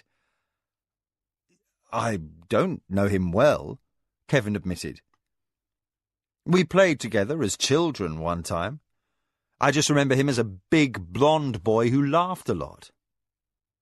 I met Lord Boric once at a commander's meeting. He fell silent, wrapped in thoughts of his own land, until curiosity caused him to ask to read the parchment. The Emperor of Suranuani did not believe in travelling without half the nobles in his empire, it appeared. Kevin's mouth quirked wryly. By imperial command, the Light of Heaven's honour guard consisted of the war chiefs of the 5 great clans and the eldest sons of half the other lords in Suranuani. Hostages, the Midkemian said outright. The lords will hardly defy edict and make bloody trouble with their heirs in the Emperor's field army. The arena of politics suddenly paled. Kevin shut his eyes and tried to imagine the brown-haired youth in gilt armour seated across a table with Boric's son, Liam, who was also young. And it came home to Kevin, like a slam to the heart, that time had passed. The war had gone on, and people had died in his absence. He did not even know if his father and elder brothers were alive. The thought stung that for years he had forgotten to care. Seated in a beautiful courtyard, surrounded by alien flowers and a woman from a culture that often seemed incomprehensibly cruel, Kevin, 3rd son of the Baron of Zun, took a deep breath and tried to take stock of who he was. But why should Ichindar go there? Mara mused, unmindful of his turmoil. Such a risk to our Light of Heaven. Her thoroughly Surani viewpoint sparked shock, and Kevin bridled. Do you think our king would come here? After your warriors have been ravaging his lands for 9 years? Forget we've burned your villages, your majesty. Just step through this gate into our world. Not bloody likely. Remember, this king has been a field commander with his father's army almost since the start. He knows whom he faces. Trust will be a very thin commodity in the Kingdom of the Isles until your people prove otherwise. Mara conceded that Kevin was right on all points. I would guess, from your perspective, we would be worthy of distrust. Her equanimity struck a nerve, mostly because he expected a fight. Kevin laughed, a cold and bitter sound. "I love you as the breath of my life, Mara of the Acoma. But there is just one of me. Thousands of my countrymen know the Surani only upon the battlefield. What they see are men who have invaded their homeland for bloody conquest. There will be no easy peace in all this." Framed by an arching trellis of acacia vines, Mara frowned. "Do you infer that Ichindar will be asked to surrender the lands the warlord has gained?" Kevin laughed again. "You Surani, you believe that everyone thinks as you do. Of course the king will demand that you depart. You're invaders. You're alien. You don't belong on the Midkemian side of the rift." Caught by an upwelling tide of irony, Kevin looked into Mara's face. She looked worried, even hurt, but uppermost was her concern for him. That wrenched. She did not share his concept of cruelty, could never grasp what it cost him to beg for the concessions that had given Patrick and his fellow slaves the most basic sustenance. Torn by his improbable love and his inborn sense of justice, Kevin rose precipitately and left. The trouble with the Kentasani townhouse was that it had no vast yards to get lost in. Mara found Kevin within a few minutes crouched on their bed mat, casting small pebbles into the fish pool that separated the outer screen from the wall shared with the building next door. She knelt and circled his waist with an embrace from behind. With her cheek against his back, she said, "What do you see in the fish pool, beloved?" Kevin's reply held flinty honesty. "I see years of pretense. I let myself become lost within your love, and for that I am grateful. But upon hearing of this coming peace—" "You remember the war?" she prompted, hoping he would talk. Mara sensed bitterness behind the fine tremors of rage that coursed through him as he said, "Yes, I remember. I remember my countrymen, my friends, dying, trying to defend their homes from armies we knew nothing of. Warriors who came for reasons we could not understand. Men who asked for no parley, but who just came and butchered our farmers, took our villages and occupied our towns. I remember fighting your people, Mara. I didn't think of them as honourable foes. I thought of them as murdering scum. I hated them with every fibre of my being." She felt him sweat with the memories, but when she did not withdraw, he made an effort to calm himself. "In all this, I have come to know you, your people. I can't say I find some of your ways pleasant, but at least I understand something of the Surani. You have honour, though it's a different thing from our own sense of justice. We have our honour too, but I don't think you understand that fully.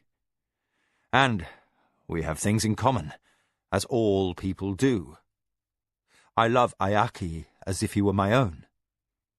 But we're people who have both suffered. You at the hands of my countrymen, me at the hands of yours." Mara soothed him with her touch. "Yet I would change nothing." Kevin turned within the circle of her arms and looked down at a face shining with tears that were considered an unconditional weakness in her culture. Immediately he felt shamed. "You'd not save your brother and father if you could?" Mara shook her head. "Now I would not. Most bitter of all is that knowledge, my beloved. For to alter my past griefs, I would never have had Ayaki or the love I share with you." Behind her eyes were other, darker realizations. She would never have ruled, and so would never have known the intoxicating fascination she found in the power of the great game. Stunned by her soul-bearing honesty, Kevin felt his throat constrict.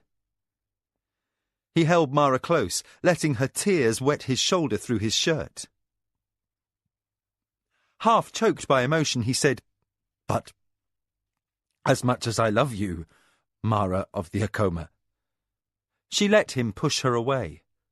Her eyes held his as she searched his face and discovered the harsh truth he could no longer evade. Fear twisted her spirit, and a sorrow not felt since the day fate had forced her to assume the mantle of the Acoma. "Tell me," she snapped. "Tell me all now." Kevin looked tortured. "Ah, lady, I love you beyond doubt. I will until death. But I will never embrace this slavery, not even for you." Mara could not bear to look at him. In this moment, for the first time, she at last knew the depth of his pain. Gripping him desperately, she said, "If the gods willed it, would you leave me?" Kevin's arms tightened around her shoulders. As if she were his only antidote against pain, he held her, yet he said what could no longer be denied. "If I could be a free man, then I would stay with you forever. But, as a slave, I would take any expedient I could to return home." Mara lost the heart to control her sobbing. "But you can never be free here." I know. He brushed damp hair from her cheek and lost his own poise with the touch. His tears fell as freely as hers. The depths had been shared at last and acknowledged. While they loved each other desperately, there would always be this open wound as vast as an ocean and as deep as a chasm and as wide as the rift between worlds. Events in the Holy City revolved around the coming peace conference. With only days left before the Emperor's departure, the ruling lords of the Empire exchanged heated speculation over what terms had been agreed to in advance. Yet even Arakasi's network could glean only sparse information on that subject. Mara spent long hours closeted with her scribes, sending messages to allies and tentatively confirming ties. Occasionally, she entertained other lords whose townhouses were located nearer to the inner city and whose households had been inconvenienced by damage. Small frustrations and concessions balanced larger ones. The craftsmen were slow in replacing her lost litter, with every carpenter in Kentasani busy fixing broken roof trees, lintels and door frames. Not even an apprentice could be borrowed from the work. Jikan bargained to no avail. Imperial decree held a freeze on all private contracts until the dockside warehouses were rebuilt. Mara resigned herself to playing host to those she wished to see, until Lord Cipino of the Zacatecas heard of her straits and sent a replacement litter as a gift. It was Zacatecas purple and yellow, and well chipped, since a succession of Visashani's daughters had used it for shopping excursions. Jikan remedied the matter by delving into the cellars after paint, but there were still no craftsmen to be hired. The task in the end fell to Tamu, a runner-slave who had outgrown his post and graduated to formal messenger. But for 3 days after, young Tamu sat idle because his hands and arms were stained green to the elbow. But at least the litter looked passable. Mara made social calls and compared her findings with Arakasi. Overtly, the ruling lords of Suanoani were supportive of the Emperor's intervention. They sent their eldest sons to serve the imperial delegation, and they did not break peace. But beneath compliant manners, each lord jockeyed for position and counted enemies and made compacts. Frustrated in their desire to convene the council, the rulers of all the great houses made covert alternative plans. Mara paid particular attention to the movements of the Minwanabi. Tasayo remained in exile in the remote western islands, but Desio had insinuated another cousin, Jessurado into the former warlord's army as sub-commander, which gave Minwanabi an ally in the emperor's camp. Desio was one of the 5 war chiefs who would be in attendance at the conference on Midkemia, along with Andero of the Kedda, the lord of the Zacatecas, and the lord of the Tonmagu. But Clan Oaxatucan named no Amechen war chief, owing to bitter infighting over who should succeed the seat left vacant by Almecho. His eldest nephew, Decanto, was the obvious choice, but another nephew, Axantukar, had shown unexpectedly strong backing from other members of the clan. Since the most vigorous factions were deadlocked and many held back from supporting either man, Decanto and Axantukar were forced to cede the privilege to a third cousin, Pimaka, to act as a Amechen war chief for the Imperial Honour Guard. Mara's inquiry into the role taken by the Great Ones had drawn no clear answers. But Arakasi did find a relationship between the Assembly of Magicians and the Blue Wheel Party. As Mara watched the water fall in silver streams from the fountains in her courtyard garden, the spymaster addressed that point. It turns out that the Great One Fumita was once the younger brother to Lord Kamatsu of the Shinzawai, and is Hokanu's true father. Mara showed astonishment, for whenever and wherever arcane talent was discovered, the Assembly took that man for training and broke all ties to family. Children were raised by relatives as if they were their own, their ties to their natural parents forgotten. So, Hokanu is Kamatsu's adopted son, and actually a nephew by blood. Since his mother had sworn service to the Temple of Indiri after her husband's departure, Kamatsu and Kasumi were the only family Hokanu had known since the age of 10. Do you know if Fumita ever visits his son? She asked of her spymaster. Arakasi shrugged. Kamatsu's house is well guarded. Who can know? Recognizing that the continuance of her house would be better served by cultivating Hokanu's interest, Mara was equally curious to ply him for information on the chance that Fumita's commitment to the Assembly might have a weak point, that he might not have entirely put aside family concerns, and had been influential in bringing the Shinzawai and the Kanazawai clan aid from the magicians. But any thought of Hokanu led endlessly back to the thorny hedge of pain concerning Kevin. Mara sighed. In a rare moment of abstraction, she watched the water drops fall and fall, then firmly forced herself to concentrate on more immediate concerns. If she indulged herself in preoccupation with personal troubles, the Akoma would be overwhelmed at the next move of the great game. The Light of Heaven would depart downriver in 4 days. If he succeeded in his peace with the Kingdom of the Isles, all houses would be equally disadvantaged. But if the Emperor failed, there must be a call for a new warlord.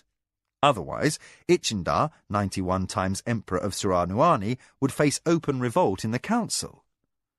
It had been centuries, but regicide had occurred before in the Empire. A short while later, Mara clapped her hands for her runner. Tell Jikan we shall move our quarters to the apartment in the Imperial Palace this afternoon. Your will, lady. The slave boy bowed and raced off to complete the errand, as if happy for the chance to run. Jikan received the order like an antidote to frustration after days of simply assessing damage. Kevin was set to work lifting carry boxes outside to the waiting Nidra carts. On the stairs and landing, crates of jiggerbirds rubbed edges with parchment satchels and the ladies' coffers of shell centis and centuries. At least the number of warriors had thinned down. One half of the company had relocated to a public barracks in the city. Of the others, 50 would serve as escort to see their mistress across town, of which 20 would return to guard the townhouse grounds. Removed from the bustle, Mara sat in the courtyard with pen in hand, scribbling notes to Kyoke and Nokoya.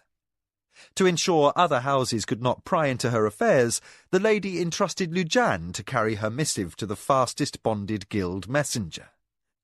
"Add this verbal message to my report," she instructed. "I want the bulk of our army ready to march at a moment's notice, and as near to Kentasani as Keoke thinks prudent. We must stand prepared for any turn of events." Dressed in the plain armour he preferred for the field, Lujan accepted the sealed parchments. We prepare for war, my lady. Mara said, "Always." Lujan bowed and left without banter. Mara set down her pen and rubbed cramped fingers. She took a deep breath and held it a moment, then let it out slowly, as she had been taught at the temple. Kevin had forced her to see the ways of her people with new eyes. She understood that greed and ambition were masked by tradition, and honour became the justification for endless hatred and blood. The young emperor might strive to change his people, but the great game would not be abolished at a stroke by imperial edict. No matter what she felt, no matter how tired she became, no matter what regret came her way, Mara knew there would always be the struggle. To be Tsurani was to struggle. Kevin had thought the Great Hall was impressive, but the Imperial Palace complex beyond the High Council's meeting place was even more grandiose. Mara's retinue entered portals wide enough to admit 3 wagons drawn abreast. Behind, doors whose weight required a dozen slaves to shift boomed closed. Sunlight vanished, leaving a dry, wax-scented dimness lit purple-blue by chojar globes suspended on ropes from a ceiling over 2 stories high. The corridor was immense, with worn flagstone floors and 2 levels of galleries rising up on either side. Off these were doorways painted in riotous colours. Each led to an apartment assigned to a council member's family, with those closest to the outer walls belonging to the lowest in rank. "Forward!" commanded Strike Leader Kenji to the honour guard, his voice a flurry of echoes off a ceiling dim under layers of varnish and dust. Kevin marched at mid-column, beside his lady's litter. Except for the Akoma retinue, the hallway was largely empty. Servants in imperial livery moved briskly from this task to that, but otherwise the enormous complex appeared deserted. "Which is the Akoma apartment?" Kevin inquired of the nearest bearer slave. The Tsurani returned a look of disgust at Kevin's irrepressible tongue. But, out of pride, he could not resist giving answer. "We are not on the 1st hall, but the 7th. A moment later, Kevin understood the odd reply. When the honour guard turned a corner and he saw a vast intersection ahead where several other corridors joined in a concourse. "Gods, this place is huge!" Then he looked up and saw that this section had 4 tiers of galleries accessed by wide stone staircases that zigzagged between landings. Yet, for all the grandeur, the building seemed empty. Then he realised that, unlike the area that housed the council hall, these passages had no mixed companies of guards on duty. It's so quiet. Mara peeked out of her litter curtains. "Everyone is at the docks, bidding the Emperor and his honour company farewell. This is why we hurried here. Better chance to enter unobserved. I did not want to risk meeting Imperial guards right now." They ascended no stairs. The Akoma apartment complex was situated at ground level near a slight bend and identified by a lacquered green door with a Shatterbird seal. The corridor stretched away from the crook for 100 yards in each direction, with gigantic portals and more intersecting halls at either end. By now, Kevin had deduced that the apartments were arrayed in semicircles around the central dome that housed the High Council Hall. Set out in blocks, another 300 or so small complexes turned this section of the palace into a warren of halls and passages. Two massive apartment complexes stood adjacent to Mara's, and opposite lay the residence of House Washota, its green and blue doors securely closed. Past the bend, the doorways had yet more majestic decorations, from vaulting arches obscured by 60-foot-high silken hangings to carpeted stairs and urns overflowing with flowers. These were the apartments of the 5 great families, with the smaller gallery complexes above reserved for guests and vassals. The allotment of space was by rank, but barracks room did not vary. Every lord in the empire could dwell within the imperial palace with a maximum retinue of 12. Yet Mara had brought fully 30 Akoma warriors into the palace precinct. Though technically she flouted a rule to do so, there were no patrols mustered in the corridors. In unstable times, she knew full well that other lords would do likewise, or bring still more warriors if they could manage it. At Kenji's discreet tap, the green door opened. Inside, 2 guards bowed to their mistress and made way for her retinue to enter. Chikan bowed also, as her litter was set down in the small anteroom. "The area is safe, lady," said the Hadonra, and at his shoulder Lujan gave Mara a slight nod. Then the rest of the warriors crowded through the outer door, leaving Kevin barely enough space to raise his lady from her litter. Judged by the standards of the townhouse, the apartment seemed Spartan. The wooden floors held little beyond old woven carpets and cushions, and an occasional ceramic oil lamp. And then Kevin realized the heavier furniture had been moved to block all the windows and doors. The apartment was 3 rooms deep, and the inner chambers opened into a small terrace courtyard. But today, the Sirani passion for breezeways and open doors was sacrificed for safety. Several screens had been nailed shut and backed with heavy wooden barricades. "Expecting an attack?" Kevin asked no one in particular. "Always," Mara answered. She looked sad as she reviewed the steps her warriors had taken to secure her family quarters. "We may not be the only house to realize that now is the perfect time to enter without attracting notice. Imperial whites will always be on duty in the Imperial family's complex, but without council-sanctioned guards, this area is now a no-man's land. We travel these halls and concourses at our own peril." While the bearers began the task of piling Mara's carry boxes against an outside screen, Arakasi arrived, his face drenched in perspiration. He wore the loincloth and sandals of a messenger, and his hair was tied back with a ribbon too dirty for anyone to reliably determine its colour. Mara threw off her travelling robe, a look of inquiry on her face. "You look like a merchant's runner." Arakasi replied, eyes alight with sly humour. "Runners wearing house colours are being waylaid by everybody." This drew a slight laugh from Mara, who softened at Kevin's blank look and explained, "Merchants' runners often don house colours because that discourages street urchins from throwing stones at them. But now, a messenger in house colours is apt to be seized for information. Since stone bruises are less to be feared than torture, roles have been reversed." She asked Arakasi, "What news?" "Strange bands of men move through the shadows. They hide their armour under cloaks and carry no badge of house service. Imperial servants give them a wide berth." "Assassins?" Mara asked, and her eyes held her spy master's without shifting as a servant retrieved the robe that trailed from her fingers. Arakasi shrugged. "They could be that, or some lord's army being smuggled into the city. They might also be agents of the Emperor, sent undercover to see who seeks to break the peace.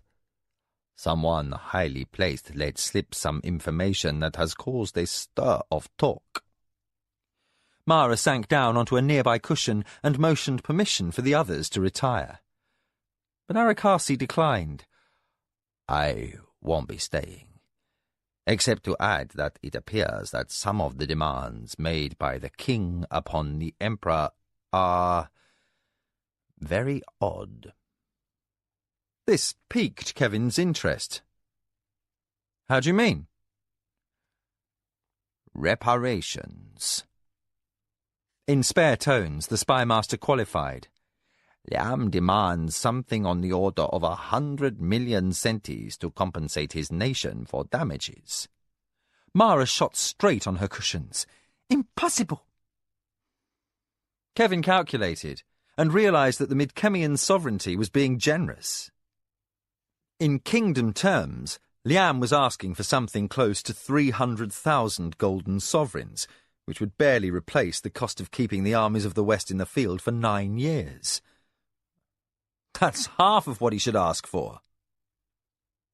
The amount is not the issue, but the concept of paying damages, Mara said in acute frustration. Ichindar cannot do so and keep his honour. It would shame Suranuani before the gods. Which is why the Light of Heaven refused. Arakasi cut in. Instead, he takes a gift of rare gems to the young king, the value of which should approximate 100 million centis. Appreciative of the Emperor's ingenuity, Mara smiled.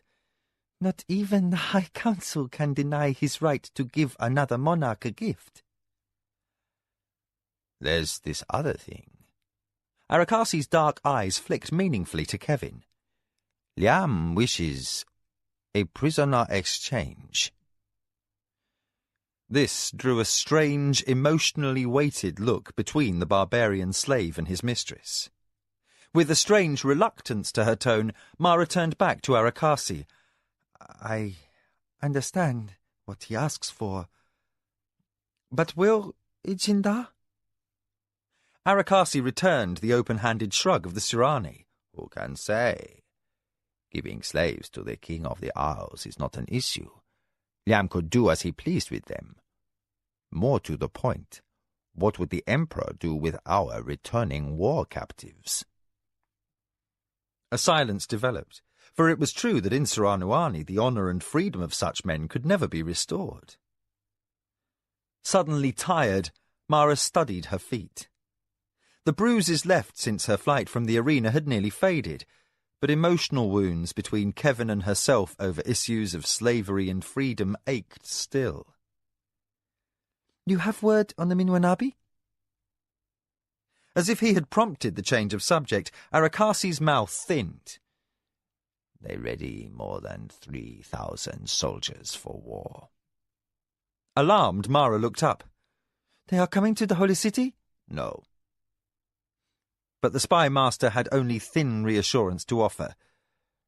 They merely ready themselves upon the Minwanabi estates. Mara's eyes narrowed. Why? But it was Lujan who answered, and bitterly, from the doorway, where he paused after appointing his warriors to guard posts by every window and door. Desio fears the imperial peace with reason, my lady. If you abandon conflict with the Minwanabi, you renounce only a commitment to blood feud. Some might judge a coma honor compromised, but who would fault you for obeying the Light of Heaven? But if the Emperor forces peace among warring houses, Desio forfeits his blood oath to Turakamu. He must destroy us before the Emperor's power becomes too strong to challenge or offend the Death God. Kevin took the liberty of asking a servant to bring his lady a cool drink. He could sense her effort at self-control as she asked, Would Desio risk attacking the Emperor? Arakasi shook his head. Not openly, but should the High Council find cause to unite against Ichindar's will, Desio would have the largest army within striking distance of the Holy City. That offers a dangerous combination. Mara chewed her lip. With the Omechian clan divided between Decanto and Aksantukar, the danger was apparent. Desio could become the new warlord if a large enough faction of the High Council decided to use force to defy imperial edict. Kevin added an unwelcome observation to this reflection. 3,000 Minwanabi swords outside the council hall could make a persuasive argument even if Desio doesn't have a clear majority. Wrung by more than fatigue, Mara regarded the drink brought in by the servant as if it contained deadly poison. Then she put off dark thoughts. The truce meeting beyond the rift won't happen for another 3 days. Until Ichinda and Liam fail in negotiations, all is speculation. Now that we are safely within the palace, let us enjoy this quiet time. Arakasi bowed more deeply than usual, and, like a wraith, departed. Mara watched the doorway for long minutes after he left, and returned to life only when Kevin settled beside her and gathered her into his arms. Trembling, afraid to voice the uneasiness she felt inside, Mara finished her thought. I fear much is carried upon the shoulders of a very young man, and while the gods may favour our light of heaven, they also may turn away from him. Kevin pressed a kiss onto the crown of her head. He held no illusions. Like her, he understood that the best they could hope for was that Arakasi could garner a last-minute warning in the hour before an enemy attack. For 3 days, the Empire seemed to hold its breath. Outside the palace, the holy city struggled back to normality, as workers finished repairs to the last damaged dock, and masons borrowed fallen stonework from the arena to fix the gateways to the imperial palace. Fishermen left before dawn to draw their nets through the currents of the river Gagajin, and farmers drove the late season's crops in on heavily burdened wagons or floated them in on barges. Temple incense and flowers prevailed over the smell of the cremated dead, and vendors set up open-air stalls within the roofless walls of their shops. Once more their sing-song voices called their wares to the attention of passers-by. And yet all these sounds and signs of industry held dream-like transience, even for the poor and the beggars who stood furthest from the centre of power. Rumours respected no class boundaries, and, like the wrecked timbers still heaped like bones between the fabric of makeshift walls, disquieting undercurrents dogged the city's normality. Surinuani's emperor was upon another world, and Iskisu, the god of trickery and chance, held the balance. Not only the peace of 2 peoples, but the stability of an ancient nation. All hinged upon the meeting of minds between 2 young rulers from vastly different cultures. Deprived of the solace of her courtyard and fountains, Mara spent her hours within the small room in the centre of the apartment. With soldiers camped in the chambers on either side and guards at each door and window, she studied notes and messages and maintained cautious contact with other lords. Arakasi showed up almost hourly in the guises of birdseller, messenger, and even mendicant priest. He had not slept, but laboured tirelessly between brief naps, employing every tool at his disposal to discover even the faintest shred of information that might be of use. In an adjoining room, Lujan held sword drill with his soldiers 1 man at a time. The waiting frayed everyone's nerves, the warriors most of all, since they could do nothing but stand through endless idle hours on watch. Several more Akoma companies had slipped into the city, and, by dint of clever planning and the use of a carpet dealer's cart, more warriors had been smuggled into the imperial precinct. Mara's apartment garrison now numbered 52, and Jikan complained. His scullions could not scrub pots without banging into scabbards, and Lujan would have warriors sleeping 4 deep on the carpets if he continued to muster more troops. But the numbers of warriors were unlikely to swell beyond the current count, for the Akoma as well as other houses, Imperial guards had noticed the influx of soldiers into the palace and were now inspecting all inbound wagons and servants to limit potential combatants. Racing footsteps echoed through the outer corridor. The tap of the runner's sandals passed through the walls, a ghostly, whispered counterpoint to the clack and snap of swordplay between Lujan's sparring warriors. Mara heard from her desk in the middle of the chamber. She stiffened and looked wildly at Kevin. Something has happened. The Midkemium did not ask how she knew, or why this set of hurried steps should be different from those of any of the dozen or so runners that had passed by the apartment within the hour. Bored with being cooped up and with the endless dragging hours that passed between Arakasi's reports, Kevin bowed to the warrior he had challenged at dice and crossed the chamber to sit with his lady. "What's to do?" he murmured. Mara regarded the inkwell and parchment on her lap desk. The pen in her hands was dry, and the letter unmarked except for the name of Hokanu of the Shinzawai in careful characters at the top. Nothing, she replied. There is nothing to do except wait. She set down her quill and, to keep her hands busy, picked up the Akoma chop. She did not say, and Kevin did not remind her, that Arakasi was late. He had promised to stop by in the morning, and by the white slash of sunlight that glared through the barricaded screens, noon had come and gone. Long minutes passed, filled by the patter of more runners and the muffled, excited tones of someone speaking urgently from an apartment several doors down. The thin plaster and lathe partitions between domiciles were not impervious to sound. While Mara made a pretense of trying to concentrate on the wording of her message, Kevin touched her shoulder, then slipped away into the kitchen to make hot chocha. When he returned, the lady had done little but dip her quill. The ink had set in the nib. Arakasi had not returned.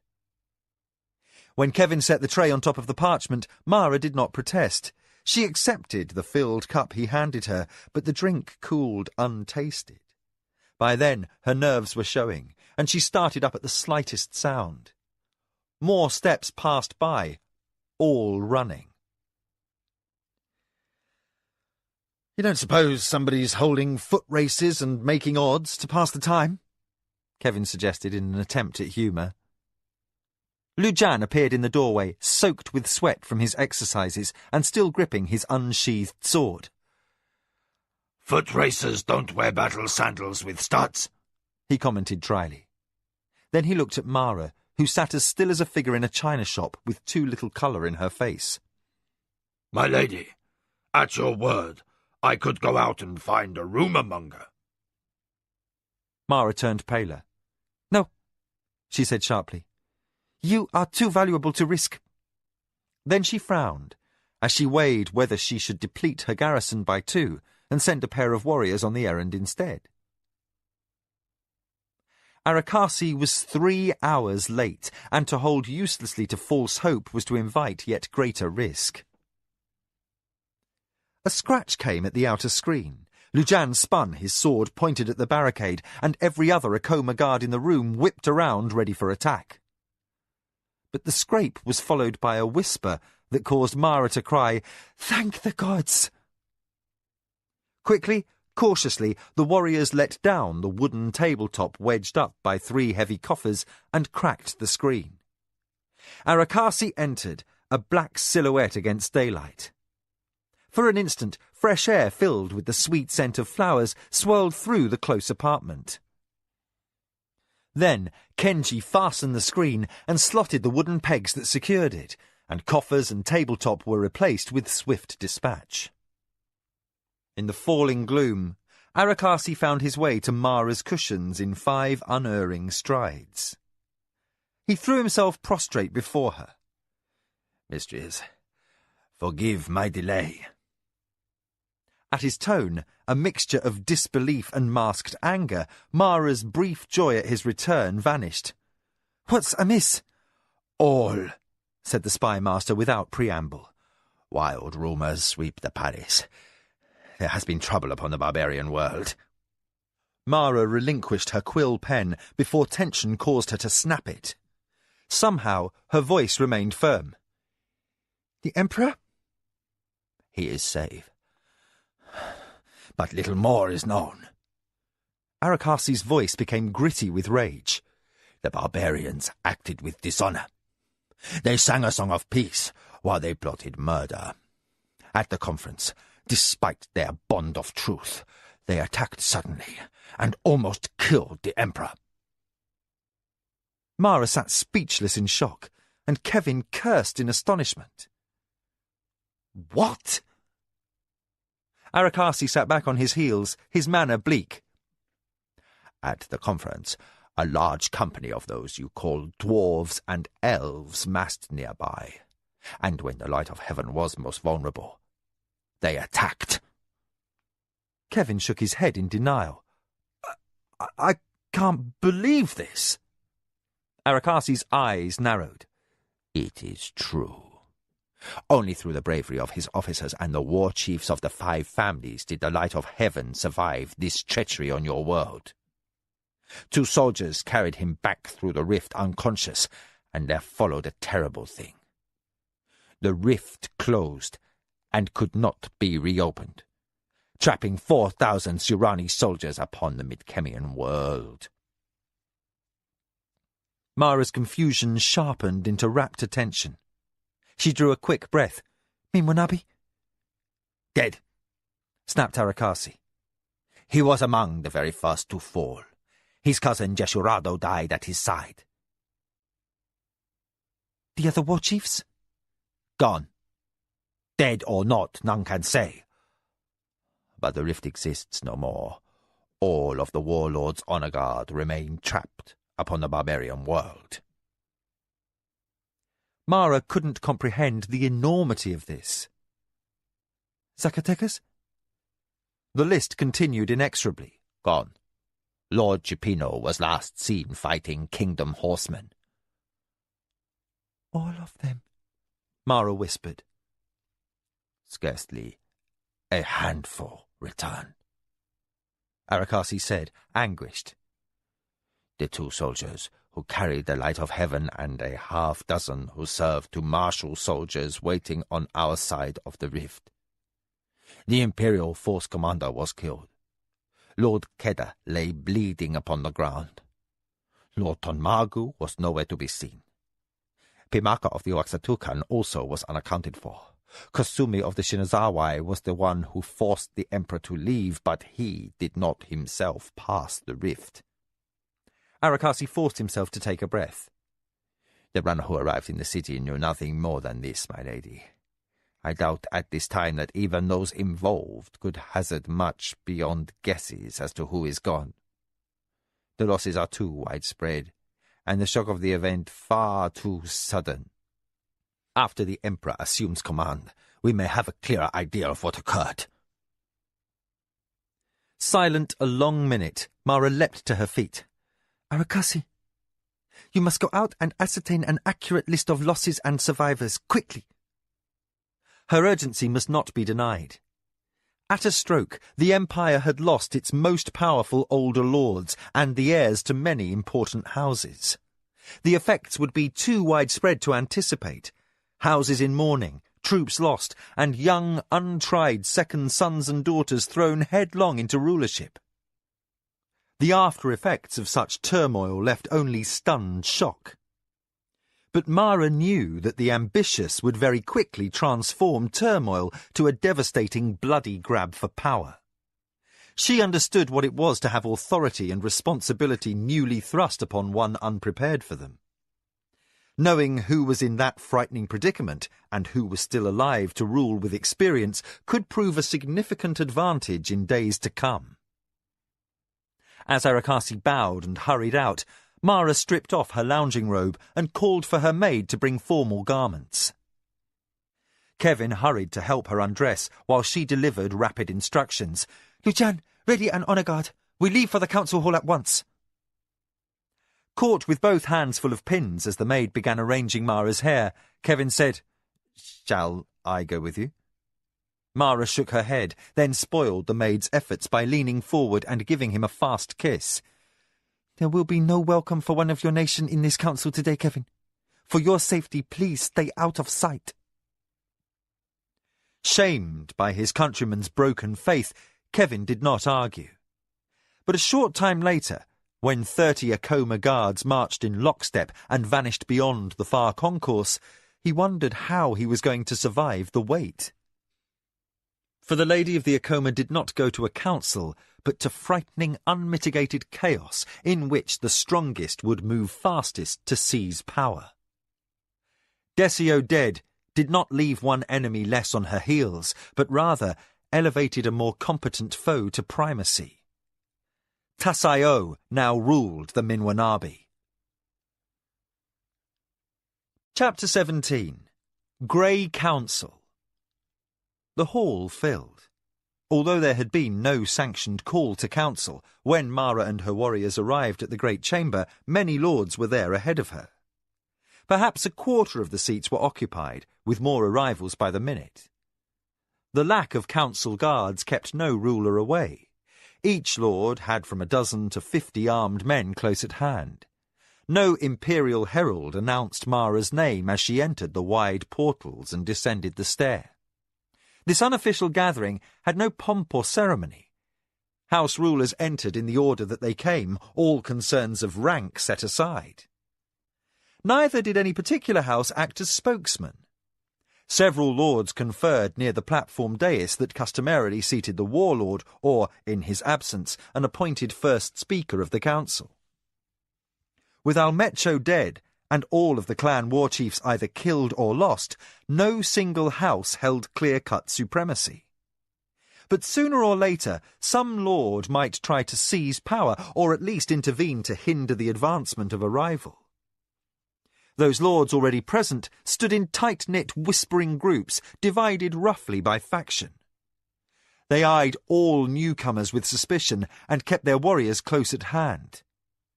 No one wished to be the first to draw sword in the council, but everyone was more than prepared to be the second.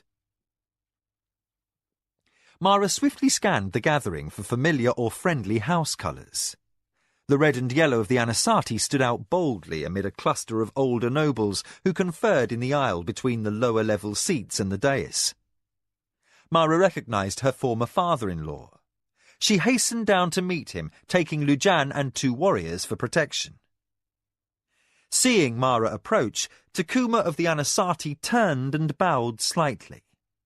He wore armour, but the hair that showed beneath his helm was now more white than iron grey. His face, always thin, now seemed drawn taut to the bone, and his eyes darkly shadowed. In acknowledgment of a superior power, Mara returned his bow and said, "Are you well, grandfather of my son?"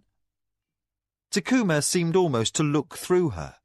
He said, "I am well, mother of my grandson." His lips thinned as he cast a glance around the disordered band of speakers in the hall. Would that the Empire were as fit. "The Emperor?" Mara said, hungry for information. The light of heaven, from all reports, lies at rest in his command tent upon the plain near the Rift Gate. Takuma's tone stayed hard. When Ichinda recovered from his incapacitation, he made known to his officers that he seeks a return to the Kingdom of the Isles to launch another invasion. Yet our desire to punish these barbarians for their treachery may be frustrated. The Great Ones may manipulate a rift, but they do not control all its aspects. Whether this one to Midkemia can be re-established is doubtful. Again, the Lord of the Anasati regarded the house rulers who gathered in the great hall in defiance of the Emperor's orders. He softened not at all as he concluded, "Meanwhile, the business of the game continues." Taking swift stock of other elders present, Mara said, "Who shall speak for the Ioanani?" Secure in his power, and holding a name amongst the oldest in the Empire, Takuma said, "Until Clan Ionani retires to elect a new war chief, I shall be its spokesman." Abruptly, he pointed across the room. "There gathers Clan Hadama, my lady. I suggest you hurry there and make your presence known. Lord Takuma. The old man interrupted with his hand. Mara, I am a grieving man, so forgive my bluntness. His manner grew piercingly forced. Halesko was one of those trapped upon the alien world, and by all reports, he lay dying upon a lance. I have lost a second son this day. I have no time for the woman who took away my first. Mara felt her throat tighten. She bowed lower in sympathy. My apologies, Takuma. I was tactless not to realize. The Lord of the Anasati shook his head slightly, in what might have been a gesture of suppressed disbelief or pain. Many of us mourn, Mara. Many brothers, sons, and fathers were trapped upon the alien world. The loss is a blow to our honor and to our hearts. Now, if you would excuse me. Without waiting for a reply, he turned his back on his former daughter-in-law and resumed the discussion she had interrupted. Left outside his circle, and given a hostile look from the Yellow Flower Party member cut off when she addressed Takuma, Mara moved on around the dais to the first set of stairs, where the Hadama clan chief stood in caucus. Several bowed with respect as Mara approached, while others gave her a perfunctory nod. One or two, along with a palsied elder seated in a litter chair, offered the Akoma ruler no sign of greeting at all.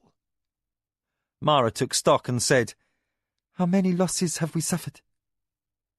The Lord of the Satanta, a tall man in dark blue robe with pale blue trim, gave her a perfunctory bow. Lord Chakawara and his 40 warriors are on their way from the City of the Plains. The Lord of Kozinchach and 2 vassals remain with the Emperor. Hadama's losses were slight, since smaller clans were not placed in the forefront of the lines at the betrayal. Most of our rulers will be returning to Kentosani within the week. Who called this council? Asked Mara. Lord Satanta's leathery features stayed carefully blank. Who called you here? Equally noncommittal, Mara said, I just came. With a wave of his hand, Lord Satanta indicated the filling chamber.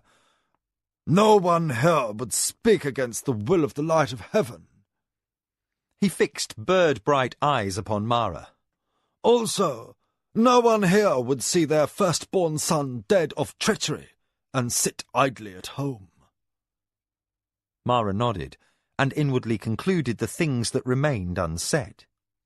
The defiance of Ichindar's play for power was being politely acknowledged, but in the great game, courtesy often masked murder. The High Council of Suranuani intended to make itself heard. There would be no formal meeting this day. Too many lords were absent. No lord would make a move until it was known which enemies and which allies remained alive to be reckoned with. Today was for taking stock, and tomorrow was for playing, seizing advantage over rivals for the openings that chance had offered. And, while this council was unauthorized, this meeting was no less a round of the great game, for, while a grey warrior could kill as easy as one sworn to house colours, so was this grey council just as deadly as one with imperial sanction. Mara stole a quiet moment for review. Akoma prospects were not reassuring. The Minwanabi had lost a few opponents and gained a new lord who could use all their resources, especially military might, to full potential. The odds did not favour Lord Zacatecas. As war chief of Clan Zakala, Lord Cipino would have stood in the Emperor's front rank. His eldest son, Dezilo, would have represented Zacatecas as third of the 5 great families. Both were lost, which left Lady Isashani and a brood of offspring, the oldest of which were young and untrained for the Lord's mantle. Mara's strongest ally was now dangerously weakened.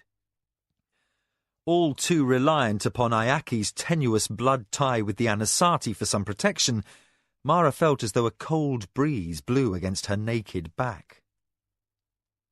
Around her, like jagunas sniffing over corpses before deciding which choice bits to fight over, The ruling lords of Suranuani gathered with members of their clans, then splintered off to speak with allies and factions, usually along party lines. The Akoma were technically members of a minor political party, the Jade Eye, but the connection had lapsed since Lord Sezu's rule. Mara had little to do with party politics, being far too consumed by the need to preserve her house from obliteration. But with all the empire now cast into upheaval, no tie was too tenuous to ignore. Mara threaded her way past Lord in Radaka and the Lord of the Akamchi's fat second son, and a cousin of the Lord of the Kahotara, who conferred together in whispers and cast her cold glances. Finding two other members of the Jade-Eye party beyond them, Mara approached and began a conversation that devolved from lists of sad condolences. The dead and those abandoned beyond the rift seemed to haunt by their absence. Yet life in Suranuani did not retreat from losses. Around the hall, members of the High Council explored byplays behind facades of polite conversation, and all the while they played, once more, the great game. Lightning rent the sky, flashing silver-white on the great house of the Minwanabi. Seated at his lap desk, pen in hand, with fresh ink by his elbow, Nkomo reviewed the documents arrayed before him, ignoring the sound of driving rain from outside. He was never a fast thinker, and now his shock and disbelief would not leave him. The events surrounding the Emperor's betrayal still seemed the uneasy aftermath of a nightmare. That Desio was dead was undoubted. 3 witnesses reported seeing him go down with arrows in his throat and chest. His cousin Jesurado already dead at his feet. No friend or retainer had been near enough to rescue the Lord's body from the chaos before the magical rift closed, forever sealing Kelawan from Midkemia. Nkomo pressed dry palms to his temples and inhaled a breath of damp air. Desio of the Minwanabi rested with his ancestors, if indeed a man's spirit could cross the unknowable gulf between worlds. The rites had been said in the Minwanabi sacred glade by a hastily summoned priest, and runners departed with the news. All that remained to be done was await the new lord's return from the outpost in the Western Isles. At that moment, the screen at the first advisor's back slipped open. Warm, damp air swept through the room, ruffling the parchment and spattering a fall of wind-borne drops across the floor. "I left orders not to be disturbed," Nkomo snapped. A dry, incisive voice said, "Then pardon the interruption, First Advisor. But time passes, and there is much to be done." Nkomo started and spun around. He saw a warrior, backlit by a white flash of lightning, step through the doorway.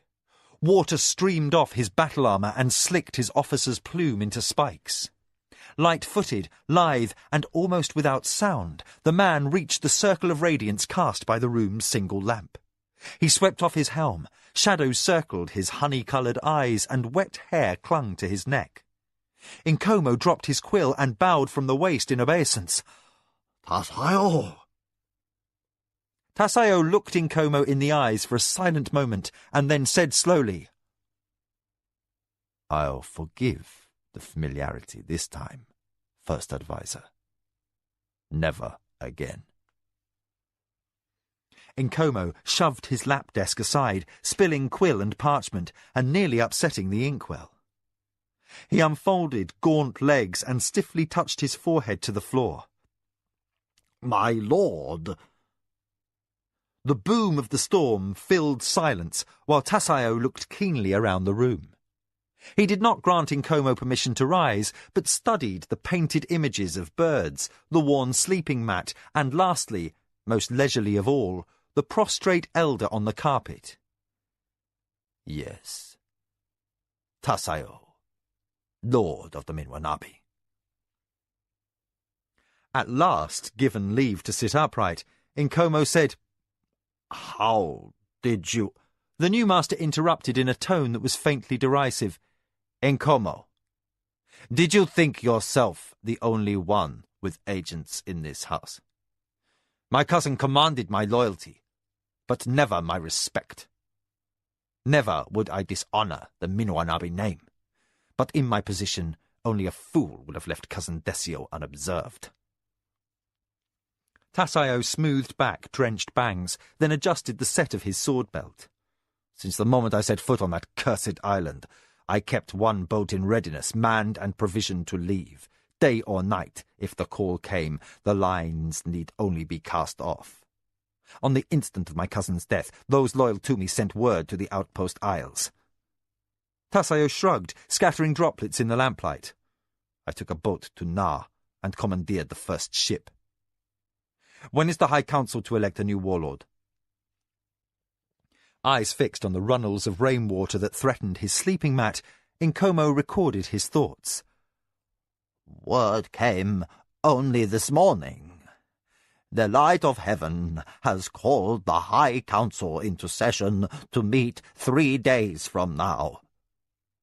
In almost silken calm, Tasayo said, You would have let me miss that meeting, Nkomo. Wet pillows quite abruptly ceased to matter. My lord. Again, Nkomo pressed his forehead to the floor. Desio's end was most sudden. Our swiftest messenger departed within the hour, with orders to choose the fastest boat. I humbly submit that I did my best. Do not falter servant's limits when my lord has been clever beyond the expected call of duty. Tasayo laughed without humour. I dislike pointless flattery, First Advisor, as well as unconvincing humility. Rise and remember that. A loud peal of thunder rattled the house, and echoes boomed across the night-dark lake. With a field commander's ability to adjust his voice to noise, Tasayo said, Here are your orders, First Advisor. Dismiss Desio's body servants and concubines. I have staff of my own, and they will attend me as I don my robes of mourning. I shall sleep this night in the officers' barracks. Tell my Hadonra to clear everything that belonged to Desio from the Lord's quarters. I want the chambers stripped. My carry boxes and personal items will be fully installed by dawn, and the old Lord's robes, bedding, and other personal items will be burned. Tasayo's eyes narrowed. Tell the kennel master to cut the throats of the man-killer hounds. They will answer to no other master. After first light, assemble every member of this household on the drill field. A new Lord of the Minwanabi rules, and all must understand that inefficiency will not be tolerated. As my lord wishes. Nkomo prepared for a sleepless night. He unfolded sore knees and made ready to stand, but his master had not finished. The Lord of the Minwanabi regarded his first adviser with flat, unwavering eyes. You do not need to indulge me, as you did my cousin. I will hear your thoughts on all matters, even if my opinion lies contrary. You may suggest as you see fit until the moment I give orders. Then you will silently obey. Tomorrow we shall review the accounts and call together an honor guard. By midday I wish to be in my barge of state on my way downriver to Kentasani. See that every detail is in order for my journey. For when I reach the holy city, I intend to present my case. What case, my lord? Nkomo inquired in tacit respect. At last Tasayo smiled, a sword-sharp brightness to his expression. Why? To assume the seat of warlord, obviously. Who has a better claim than I? Nkomo felt the hair stir at his neck. At last, after years of wishful learning, he would serve a lord who was clever, competent, and ambitious. Thunder shook the floor again, and rain slashed against the screens. Straight in the wavering flare of lamplight, Tasayo finished his thought. Once I wear the white and gold, we shall obliterate the Akoma." Nkomo bowed again. When he rose, the room was empty, a draught through the darkened doorway, the only trace of his master's visit. Silently, the first adviser considered the desire he had never dared utter, but that fate and the gods had freely granted. Tasayo now wore the Minwanabi mantle. Touched by a mood of dry irony, Nkomo wondered why the gift left him feeling worn and old. The storm left runoff that trickled in streams around the luck symbols anchored to the roof peaks of the imperial palace, and downspouts dripped into puddles in the courtyards. Inside the building, the sound of falling water became muffled. Draughts played like sighs up and down the cavernous corridors, setting streaming the flames of those lamps that servants had bothered to light. Lujan and 5 armoured warriors marched briskly through concourses gloomy with shadows to report back to the Akoma apartment. Mara met her force commander in the middle room, where she conferred with Arakasi. Kevin stood by the wall at her shoulder, his mood of biting sarcasm brought on by inactivity. He had a headache. His teeth were on edge from listening to warriors sharpen weapons, and the reek of the lacquer used to preserve laminated hide armour made his stomach queasy. Before the lady's cushions, Lujan arose from his bow. "Mistress," he said briskly, "we bring word of new movement by Sajayo, Tondora, and Gineza soldiers into apartments previously unoccupied." Mara frowned. Minwanabi dogs. Any word of the kennel master himself? "No, not yet." Lujan unstrapped his helm and scuffed his fingers through damp hair. Arakasi looked up from the untidy pile of notes passed on to him that morning by his contacts throughout the palace. He regarded the Akoma force commander with hooded eyes. "In 3 more days, the Emperor will return to the palace." Propped by one shoulder against the wall, his arms folded across his chest, Kevin said, "Taking his own sweet time about it, isn't he?" "There are a great number of rituals and ceremonies along the way." Mara broke in, her irritation barely masked. "One does not travel with 20 priests, 1,000 bodyguards, and 5,000 soldiers and make speed." Kevin shrugged. Confinement and stress affected them all. For 2 days, the business in council had been building momentum. Mara spent up to 15 hours at a stretch closeted in the great hall. At night, she returned so exhausted that she barely had inclination to eat. She looked peaked and thin, and despite lavish solicitude from her lover, what little sleep she garnered was troubled. If the nights were unsatisfactory, the days were worse. Inactivity of any sort burned Kevin's nerves, but even boredom had limits. Duty in the scullery drove him to vocal rebellion, and though seldom given to self-indulgence, he lacked the fatalism that enabled the Sirani warriors to endure in seemingly endless patience. Mara sighed and took stock of her gains. "So far, I have held council with 17 lords, and have bound only 4 to agreements." She shook her head. "A poor record. No one wishes to commit, though many pretend to be willing. Too many factions contend for the warlord's seat, and to support one candidate openly brings the enmity of all of his rivals." Arakasi uncrumpled a note that carried a pungent smell of fish. "My agent at the dockside reports the arrival of Dajalo of the Keda." Mara perked up at this. "Is he in residence at his townhouse or the imperial palace?" "Patience, lady." Arakasi shuffled through his notes, discarded 3, then scanned the coded script of another that smelled intriguingly of perfume. "Townhouse," the spy master concluded. "At least for tonight." Mara clapped her hands for the scribe brought in to help with correspondence. "Address this to Lord Dajalo of the Keda. First, offer our condolences for the death of his father, along with our certainty that his end was both brave and honourable. Then let the Jallo understand that the Akoma hold a document over Lord Andero's personal chop that binds House Kedda to one vote of our choosing. The Jallo, as new ruling lord, is bound to honour this. Mistress, Arakasi broke in, isn't this a little abrupt? Mara ran her fingers through the masses of her hair, the ends of which were still crimped into curls from being pinned. Perhaps I have acquired habits from this barbarian I keep around. She paused as thunder rolled in the distance. Have no doubt. Tasayo of the Minwanabi will be among us quite soon, and then I may need this vote instantly.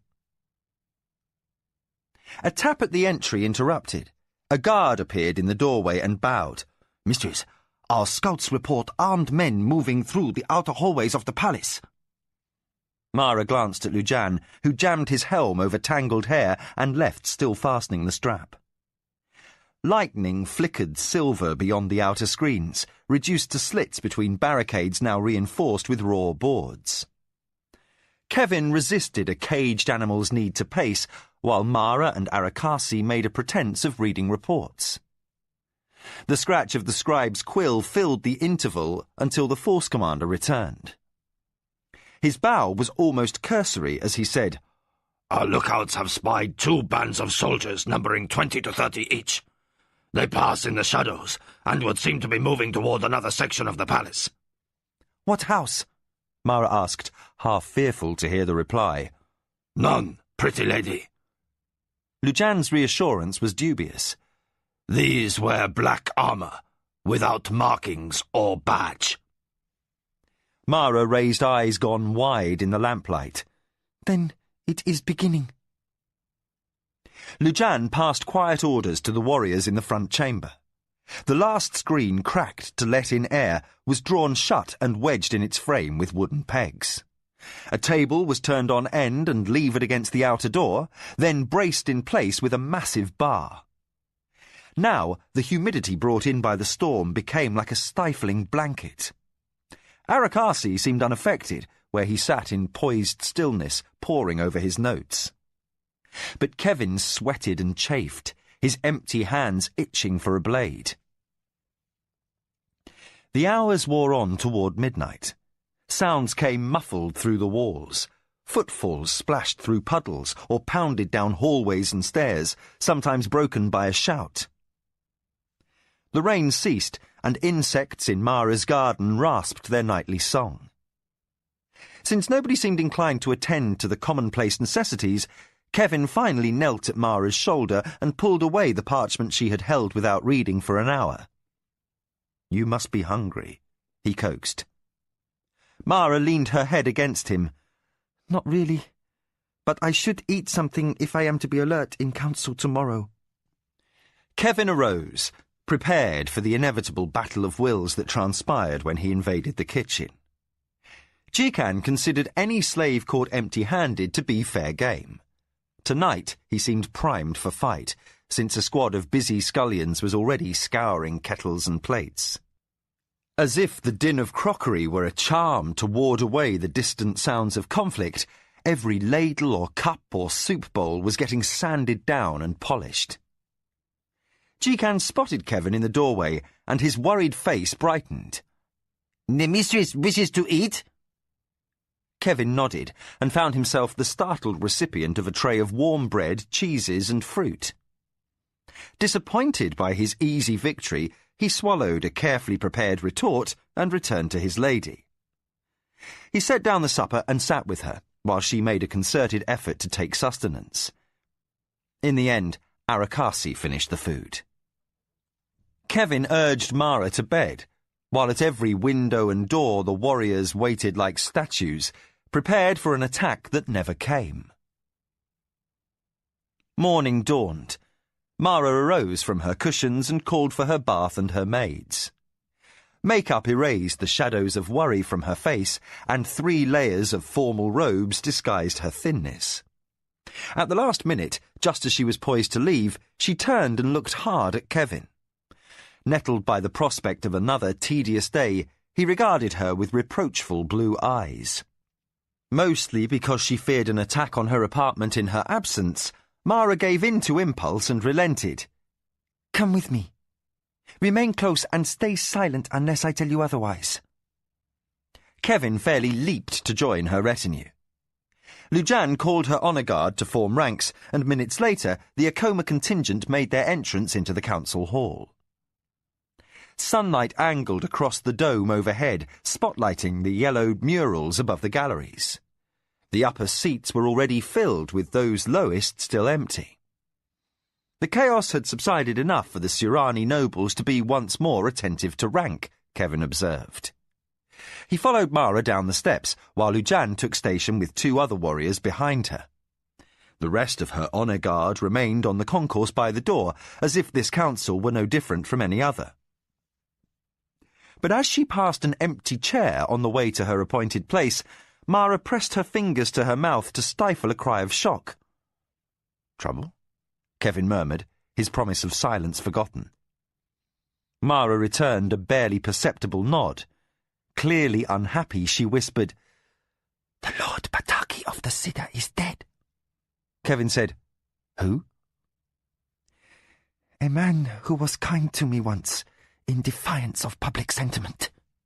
He was also a potential ally. Yesterday he was here, but this morning his seat is vacant. How do you know he isn't just lingering over his breakfast? Kevin murmured. Mara settled into her chair and nodded for her slave to stand behind and to her right. Only an assassin could have kept Pataki from this chamber. She made an inventory of the nearby galleries. 3 other lords are also absent from the look of things.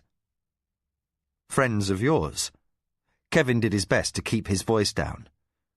No. Enemies of the Minwanabi, answered Mara. She snapped her small ornamental fan open and murmured something to Lujan, who arranged his warriors around her seat, then assumed the place nearest the aisle where his sword would be first in her defence. The lowest gallery was now beginning to fill. Kevin looked around at the great lords of the Empire dressed up like peacocks in full plumage. Some sat like royalty in their places, speaking to those who came to petition for favours or alliances.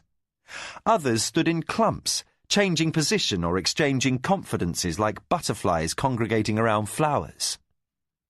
The game of the council was less an overt battle for hierarchy than a subtle, endless sequence of encounter, rebuff, and social machination. I don't understand, Kevin said after long minutes of study. No one seems to act as if 4 of their fellow councillors were murdered. Death is part of the game, Mara answered. And as the morning wore on, Kevin came finally to understand. To show undue notice of another's defeat was to imply dishonour, since murder in and of itself meant that someone was responsible. In the absence of proof, the Surani perceived only accidents. A lord might kill with impunity, and even win the admiration of his rivals for doing so, as long as the forms were observed.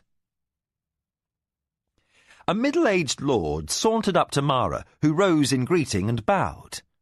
Social conversation was exchanged with a word or two concerning trade issues. Kevin was left to his own thoughts. This calm conducting of business during the day, while assassins had roamed the palace the night before, frightened him beyond anything he had known since he was captured. A rustle of voices swept through the room as a young man strode into the lower gallery. Flanked by 6 guards in scarlet and grey armour, he assumed one of the more imposing chairs opposite the central dais.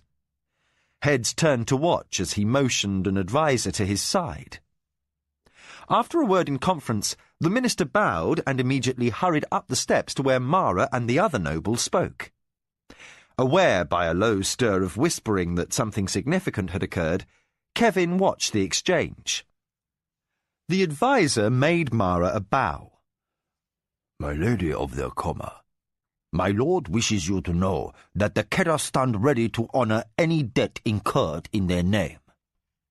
Mara inclined her head slightly, and the minister departed.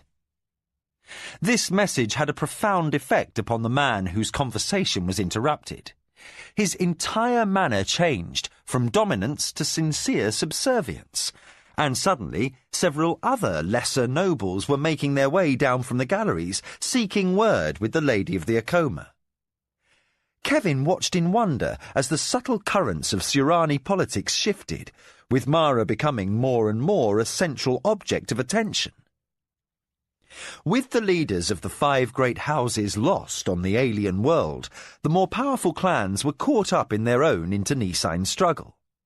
This left openings for the lesser families within those clans, and for the smaller clans within the council to negotiate, make promises, and seek out potential support. If the armies of the mighty were to march upon one another in rivalry, the weaker houses needed to stand together, or else insinuate themselves beneath the mantle of more powerful protectors. Treaties and standoffs were arranged, concessions were made freely and under duress, and trade properties changed owners as sureties and gifts. As the day wore on toward noon, Kevin realised that Mara had not yet needed to leave her chair. Interested parties came to her, which did not escape the notice of other factions. Inradaka and Ikamchi glanced often toward the vacant seat of the Lord of the Minwanabi, while members of the Ianani clan made smiling remarks to a stiff-faced Takuma of the Anasati. Just before midday, a company of soldiers in purple and yellow entered, and accompanied by a slender young man of dark good looks, to the chair of the Zacatecas. The heir to Cipino's mantle took his place within the council with all of his father's cool poise. Mara, watching, flipped out her fan and held it pressed for a moment against her forehead. Kevin sensed her distress. He could offer no word of sympathy, but only stand rigid as he, too, noticed with a wrench how much the Zacatecas boy resembled his departed father. 3 lords waited politely for Mara's attention. She recovered her poise and entertained them with anecdotes until most of the lords of Clan Zakala had had time to present themselves to the heir of their former war chief. A lull came at last. Mara beckoned to Lujan and descended the shallow stair until she stood before the Lord of the Zacatecas. Up close, Hopara looked every inch the young raptor, though his hair and eyes were a warmer brown, and his slenderness was his mother Issashani's. But he had Cipino's bearing and presence, even in untried youth. He rose, formally bowed, and said, "Are you well, Mara of the Acoma?" Mara felt her colour rise. By inquiring after her health before she could speak, Hopara had acknowledged before all present that Mara was his social superior.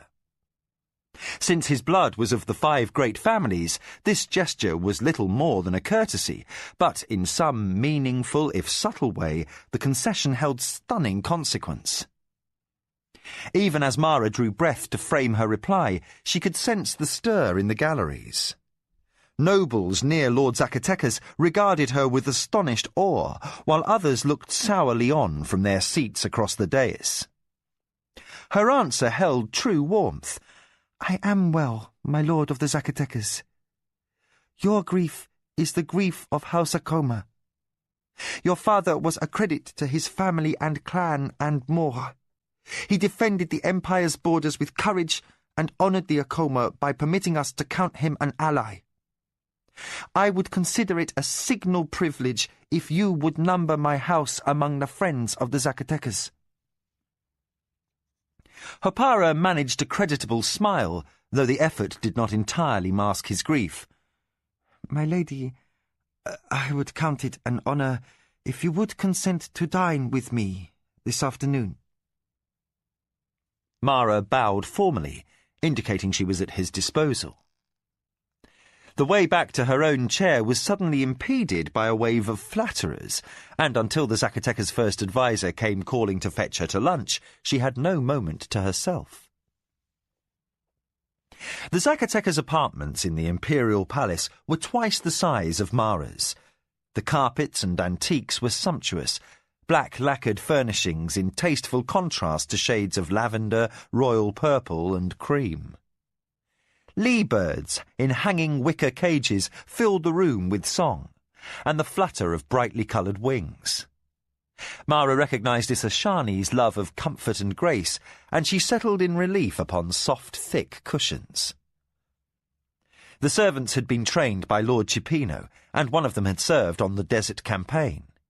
Already familiar with her habits, he held a bowl of water scented with the perfume she preferred. As Mara washed, she thought sadly of the old master, while Kevin found his place on the floor behind her shoulder. Hopara shed his heavy outer robe, pushed a hand through tightly curled hair, then seated himself opposite a low table laden with a sumptuous lunch. He sighed, tugged his sleeves back to free, strong, sun-tanned wrists, then offered his hands to be washed by the body slave who waited at his elbow. When the slave had finished the ablutions, the young lord turned frank eyes to study the bearded barbarian who stuck to Mara like a shadow. Kevin stared levelly back until Hopara raised an eyebrow. "This is your barbarian lover?" The curiosity did not offend. Hopara had his father's bluntness and his mother's shrewd judgment of people. He was simply being direct, not mocking her personal choices. Mara returned a slight nod, and Hopara gave back Ishani's disarming smile. "My father mentioned this man to me, if it is the same one." "This is Kevin," Mara said guardedly. Hopara nodded in satisfaction. "Yes, the slave who owns a full set of armour in Akoma colours." He sighed, his sorrow barely concealed. "My father told us how this Kevin was more than merely useful in the battle he fought in the desert." Mara smiled slightly, indicating the point was not lost. "He had one or two suggestions?" Lee-bird sang sweetly through an interval of reflection. "Father was not often free with compliments," Hopara admitted. He stared at the cutlery, as if he saw memories instead of food on the plates. "He credited much of what he saw in the field to brilliantly original ideas. He said no Sirani would have thought to order his soldiers onto the backs of Chojar warriors. The tactic impressed him greatly." The young lord gave his guest another engaging smile. "As he was also impressed by you, my lady." Kevin suddenly felt a stir of jealousy as Mara blushed at the compliment. "I thank you, my lord." "Is it hot?" Hopara said suddenly, as if the colour on the lady's face had other cause than his attention. He waved for a servant to open the screen, and sunlight and air spilled into the room. The garden beyond was planted in violet flowers and canopied over with fruit trees. Then, as if Lujan's slight stiffness revealed that a guest might be concerned for her safety in the Zacatecas home, the lord offered swift reassurance. "This apartment backs up to a barracks that houses the Emperor's honor guard. 80 Imperial Whites are in residence at all times." When Lujan stayed unbendingly alert, Hopara's tone turned genial. "Mother never liked that much. She said she could never wear lounging robes or bathe in her garden without putting the Imperial family at risk. Assassins could be murdering them all, she insisted. And there the Imperial Guards would be, peeking over the walls with the wrong spears raised, and not an eye among them on defence." Mara smiled. Lady Ishani's beauty was legendary.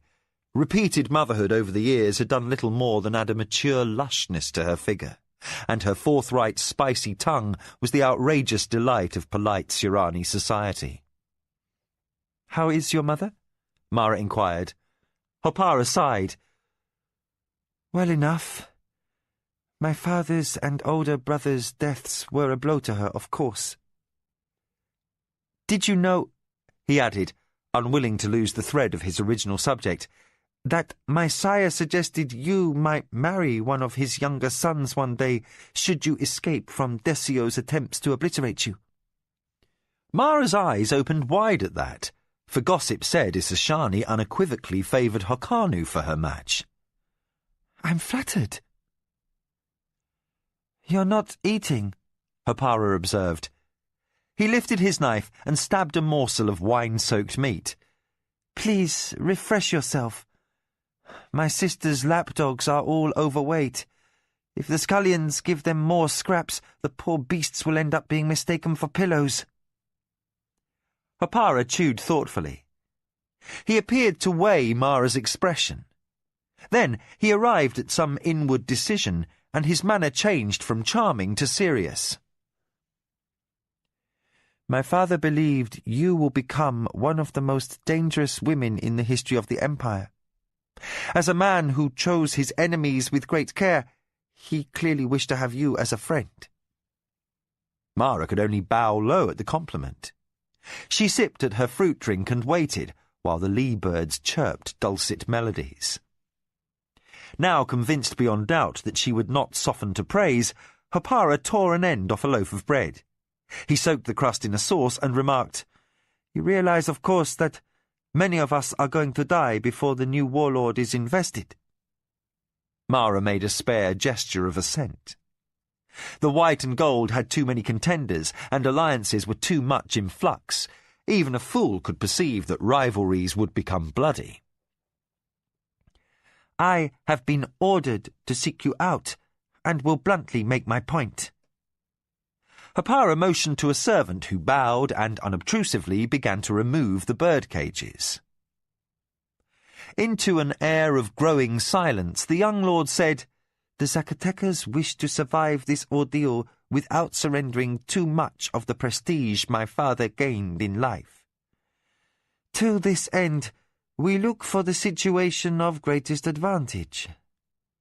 My first adviser instructed me to offer you informal alliance and to promise whatever aid the Zacatecas can provide, as long as... Mara stopped him with a raised finger. A moment, my lord. Ordered. Instructed. Who directed you? The young man's manner turned rueful. She said you'd ask. My mother, of course. Kevin laughed, and Mara said, Your mother? Unabashed, Hopara admitted, I will not reach my 25th birthday for 3 more years, Lady Mara. I am lord of the Zacatecas, but not yet ruling lord, she finished. Hopara sighed. Not yet. Mother is ruling lady until then, if I can manage to stay alive. Then why isn't Lady Isashani here? Kevin asked. Hopara glanced at Mara, who said, He often forgets his place. And he never met Mother, obviously. The young lord shook off discomfort. Isashani might seem like a lee-bird, but she's as tough as any soldier and weighs her options like a silk merchant. She has 6 sons left and 4 daughters. If she lost me, she would mourn, no doubt, but Chaiduni would take my place, and after him Mizu, then Elamku, and so on down the line. After us there are the get of my father's concubines, some 18 sons, not counting those still in milk teeth, and another batch yet to hit the cradle. Now the boy coloured, as he thought of the storms that had rocked the house when Lord Cipino had arrived home from the desert with 6 new concubines, every one of them pregnant. The Zacatecas would be a difficult line to eradicate, Kevin summed up. Hopara sighed in appreciation. Too many babies and cousins with hundreds of offshoots, and every one but a moment away from being recognized as heir to Mother's office, if need be. My mother stays safely upon our estates, deputizing me to come here and conduct the business of the council. He gestured in the direction of the great hall.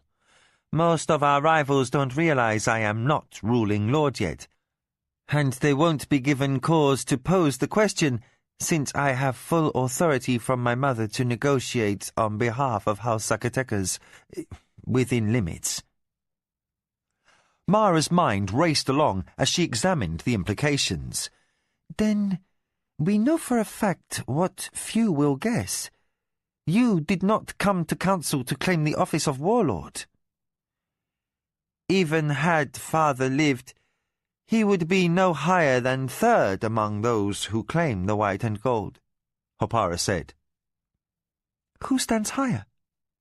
Now, at long last, Mara found her appetite. Hopara shrugged. I can only repeat my mother's view. Minwanabi has the most power, but the vote won't give him a clear majority. Should the Oaxatukans cease their internal bickering, and Ometchen could succeed their former war chief, they still wield impressive influence. The Kanazawai are in disgrace because of the failed peace plans, so even the Tomagu rank higher than the Keda. He shrugged again, then concluded, Minwanabi is the logical choice. Tasayo is a more than able general. Many will back him who wouldn't have supported Desio. The meats suddenly lost their savour. Mara abandoned her plate. We come to the crux of the matter. What are you proposing beyond alliance? Hopara also put down his eating knife. For all our vaunted power, the Zacatecas are presently disadvantaged. We lost 2 advisers in the company with my father, and we are short on reliable guidance. I have been instructed to follow your lead unless your wits should fail you. Otherwise, I am to throw our support to Tasayo. Kevin said, You'd support that murderer after his treasonous manipulations in Suba? Mara put up a hand, silencing him. That is logical. Once Minwanabi wore the white and gold, the Zacatecas would be free from the immediate worry of attack from the other 4 great families. We would have time to muster our defences while Tasayo was occupied destroying the Acoma. Hopara's tone was matter-of-fact. However, he hastened to add, it is only a choice of last resort. While safest for the Zacatecas in the short run, an empire under the dictates of a Minwanabi warlord... His voice trailed off in distaste. Kevin voiced his puzzlement. Damned if I understand that logic. Hopara's eyebrows rose. I would have thought... To Mara he said, Have you not explained? As if the sunlight through the screen had suddenly lost its warmth, Mara sighed. Only the roots of our current strife. The death of my father and brother. A lee bird chirped, muffled from the adjoining chamber. Please cover the cages, Hopara instructed a servant. He looked at his guest. If I may. At Mara's nod, he turned, troubled, to Kevin. The Minwanabi are... strange. Inappropriate though it may be to pass judgment upon another noble family whose behaviour remains honourable in public, there is something in the Minwanabi nature that makes them more than merely dangerous. Kevin returned a look of flat confusion. Any mighty house is dangerous, and to my view the game of the council is just treachery with protocols. If Hopara was shocked by the slave's outspokenness, he masked it well. Patiently he sought to elaborate. You are here more because of Lady Mara's potential to be a threat than her not inconsequential charm. He bowed slightly as he said this. But the Minwanabi are more than dangerous. They are... Mara interrupted. They are insane. Hopara held up his hand. That is harsh. Understandable in your case, but still harsh. To Kevin he added, Let us say, they have tastes that are considered unwholesome by many. Kevin grinned, his eyes very innocent and blue. You mean they're bent? Hopara said, Bent? Then he laughed.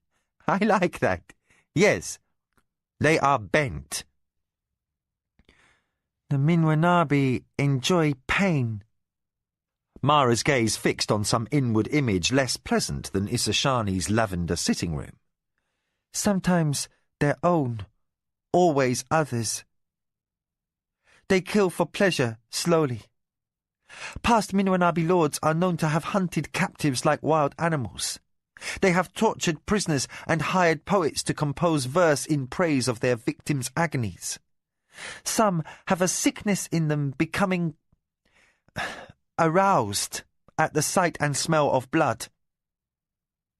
Hopara waved for servants to remove the dishes and bring wine. Some Minwanabi hide it better than others, but they all have this bent appetite for suffering. Sooner or later it emerges. Jingu was obvious in his vices. Several of his concubines were murdered in his bed, and his first wife was strangled while he took her, rumour claims. Desio was held to be less violent, but even the street beggars know he beat his slave girls. Did you never wonder, with all the Minwanabi wealth and power, why noble lords were not anxious to petition a marriage for their daughters? He let the question go unanswered. Tasayo is more guarded. I have served with him in the field and seen him raping captive women like a common soldier. He also makes rounds through the healers' tents, lingering there not to bring comfort to his wounded soldiers, but to savour their pain. His attention returning to the crystal as his servant poured the wine, Hopara repressed a grimace. Tasayo is not a man I would wish to see upon the warlord's throne. He is very bent, observed Kevin. And very dangerous, Hopara summed up. He lifted his wine, waited for Mara to taste her own, then drained his goblet freely. This is why I must either covertly block Tasayo's bid for the white and gold, or openly support him, gaining his favour. Mara set down her glass, her eyes veiled by lowered lashes as she weighed available options. So, you ask that I contrive a way for you to support someone else? A candidate who would not stand at odds with your covert alliance with the Akoma, lest the wrath of the Minwanabi be brought down upon House Zacatecas? Hopara nodded in obvious relief. That would be the preferable choice.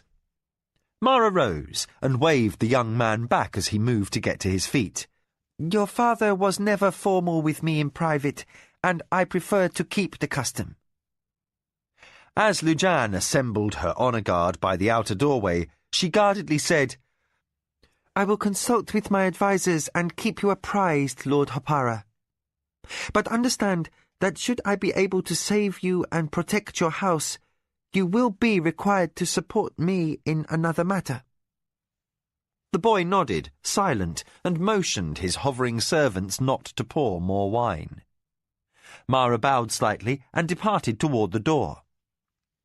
Kevin lingered behind, his eyes on the pretty garden courtyard. The wall and the Emperor's barracks were set back a good 50 yards from the screen. Mara's force commander had not relaxed one instant throughout the hour's discussion. One piece of free advice, Kevin said to the Lord of the Zacatecas. Double your guards and start turning this apartment into a fortress. 3 or 4 lords have been murdered in their beds already, and unless Imperial Whites have wings, they won't get over that back wall in any kind of time to help you. As Kevin hurried to overtake Mara and her warriors at the doorway, the young lord of the Zacatecas called his force commander to attend him. The Akoma party left the apartment, while Hopara's voice rose in steel-voiced command that could have been an echo of Chipino's. I don't care if there's nothing to use but purple pillows and bird cages. Just seal these godforsaken windows and barricade every screen. That barbarian's ideas saved my father's life once in Subar, and I have a mind to heed his warning. A servant, embarrassed by this outburst, hurried the outer door closed, and Mara smiled at her Midkemian slave. Opara is a very likeable young man. I hope he survives to assume his family mantle. I hope we all survive, Kevin said sourly, as a companionable shove from Lujan jostled him into place. This jockeying to choose a new warlord definitely gives me a stomachache. Chapter 18. Bloody Swords. The council ended. Long shadows streaked the courtyard between concourses as Mara and her retinue chose an alternative route back to her apartment. Though the meeting itself had gone quietly, the charged air of tension left even the strongest lords cautious. Takuma of the Anasati had not objected to Mara's suggestion that they join their honour guards together for their return to their quarters. With Clan Ionani vaulted into unanticipated prominence, whether he wished it or not, the young lord of the Tonmagu was seen as being in contention for the white and gold, and Takuma was vital for any support the Ionani wished to give their favourite son. And who wished to throw the Ionani into disarray could not find a quicker means than killing Takuma of the Anasati. Times were uncertain for all. Takuma gave no nod of farewell as he and his warriors branched off to his red-painted entry. He gave no sign that Mara had been with him at all, lest the wrong eye see and presume a warmer relationship between his house and the Akoma. Bone-tired, Mara marched on to her apartment. After Zacatecas' airy sitting room and the enormous vaulted council hall, the inside of her own quarters seemed stuffy and cramped. Mara settled wearily in the central chamber and was immediately approached by Jikan, who offered a note left by Arakasi. Mara broke the seal and read. An immediate frown creased her face. "Tell Lujan to keep his armour on," she called, then sent a servant for her pens and writing desk. Kevin settled resignedly into his accustomed corner. He watched his mistress write 2 hasty messages. She handed them to her force commander for delivery with quick last-minute instructions. "Tell the lords in question that we have no further details. If they feel unable to protect themselves, have them join us straight away." What was that? Kevin asked over the rattle of men donning armour as Lujan selected an escort from the ranks of off-duty warriors. Mara passed her soiled nib to a servant and sighed. "One of Arakasi's agents overheard a band of men who were hiding in the Imperial Gardens. One of them carelessly mentioned names and revealed that they were sent to attack the suites of 2 lords who happened to be in Radaka's enemies. Since any who hinder that faction are potential allies to our cause, I deemed it wise to send warning." She tapped her chin with the note. "I suspect this means that in Radaka and his gang will support Tasayo." The single maid in residence entered. At a nod from her mistress, she began to unpin Mara's elaborately high-piled hair and remove her necklaces of carved jade and amber. The lady endured with closed eyes. "I just wish we had some clear indication of our own danger." Kevin loosened his Surani-style slave robe and, from a pocket that by rights should not have been there, removed what looked like a meat knife. He turned the blade toward the lamp, inspecting the edge for flaws, saying, "We're ready. Should it matter when they come?" Mara opened her eyes. "Did you steal that from the pantry? It is death for you to have a weapon." "It is death for a slave to have opinions, and you haven't hanged me yet." Kevin looked at her. "If we're attacked tonight, I'm not going to stand by and watch you killed because you think meek behaviour is going to gain me a better station in my next life. I'm going to slice some throats." He said the last without humour. Mara felt too spent to argue. Jikan would know the knife was missing. If her Hadonra had not seen fit to report the theft, inquiry would be met with shrugs and blank looks unless she were to pose a direct question. The Hedonra and her Midkemian slave had evolved a complex relationship over the years. Between them, most issues were cause for unending bickering, but in the select few areas they agreed upon, it was as if a blood oath held them together. Near midnight, a knock sounded on the outer door of the Akoma apartment. "Who passes?" called the guard on duty. "Why?" Roused from a half-doze where she lay in Kevin's arms, Mara ordered urgently, "Open the door!" She clapped for her maid to bring an overrobe, then motioned for Kevin to assume a position of more propriety, while her warriors lifted down the heavy bar and slid back the tabletop pressed into service as siege shutter. The portal opened into a dark, lampless corridor and admitted an old man bleeding from a blow to the head. He was supported by an equally wounded guard, who looked over his shoulder as if expecting pursuit. Lujan hurried the pair into the apartment, then spun to help the guards bolt and bar the door behind them. Mara had a sleeping mat pulled out of the room that served as an officer's barracks. Her own servants relieved the injured warrior of his master's weight and made the old lord comfortable with pillows. Strike leader Kenji arrived with a satchel of remedies, and it was he who washed and dressed the old man's head wound, while another of Mara's warriors helped the soldier out of his armour. His cuts also were tended, the deepest ones spread with salve and tightly bound. None were life-threatening. Mara sent her servant to bring wine, then inquired what had befallen. Still pale from shock and pain, the old man fixed eyes of startling blue upon his hostess. "An inopportune fate, my lady. I dined late this night with my cousin, the Cantor of the Ometchen, in celebration of my support for his claim to the white and gold. As I was making ready to depart, his apartment was overwhelmed by soldiers wearing unmarked black armor.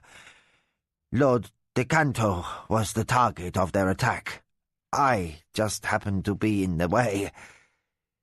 Decanto was still fighting when we escaped." The servant arrived with a tray of filled goblets. Mara waited until her guests had been served, the warrior accepting his drink with his one unbandaged hand. Delicately she asked, "Who sent such soldiers?" The old man tasted his wine, half-smiled his appreciation of the vintage, then grimaced as the expression pulled at his cuts. "Any one of 6 other cousins, I fear. The Ometchen are a large clan, and Aumecho appointed no clear heir from his Oaxatucan nephews. Decanto was the obvious successor." "But someone else disagrees," Mara prompted.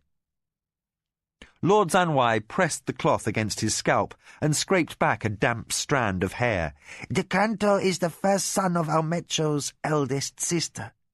Axantuca is the older because he was born first, but his mother was a younger sister, so that leaves a mess. Aumecho, curse his black soul, thought he was immortal. A wife and 6 concubines, and not one son or daughter." Mara considered, sipped her own wine, then said, "You are welcome to stay, my lord. Or if you prefer your own quarters, I'll offer a guard of my warriors to escort you back." The old man inclined his head. "My lady, I am in your debt. If I may, I will stay. It is a killing ground out there.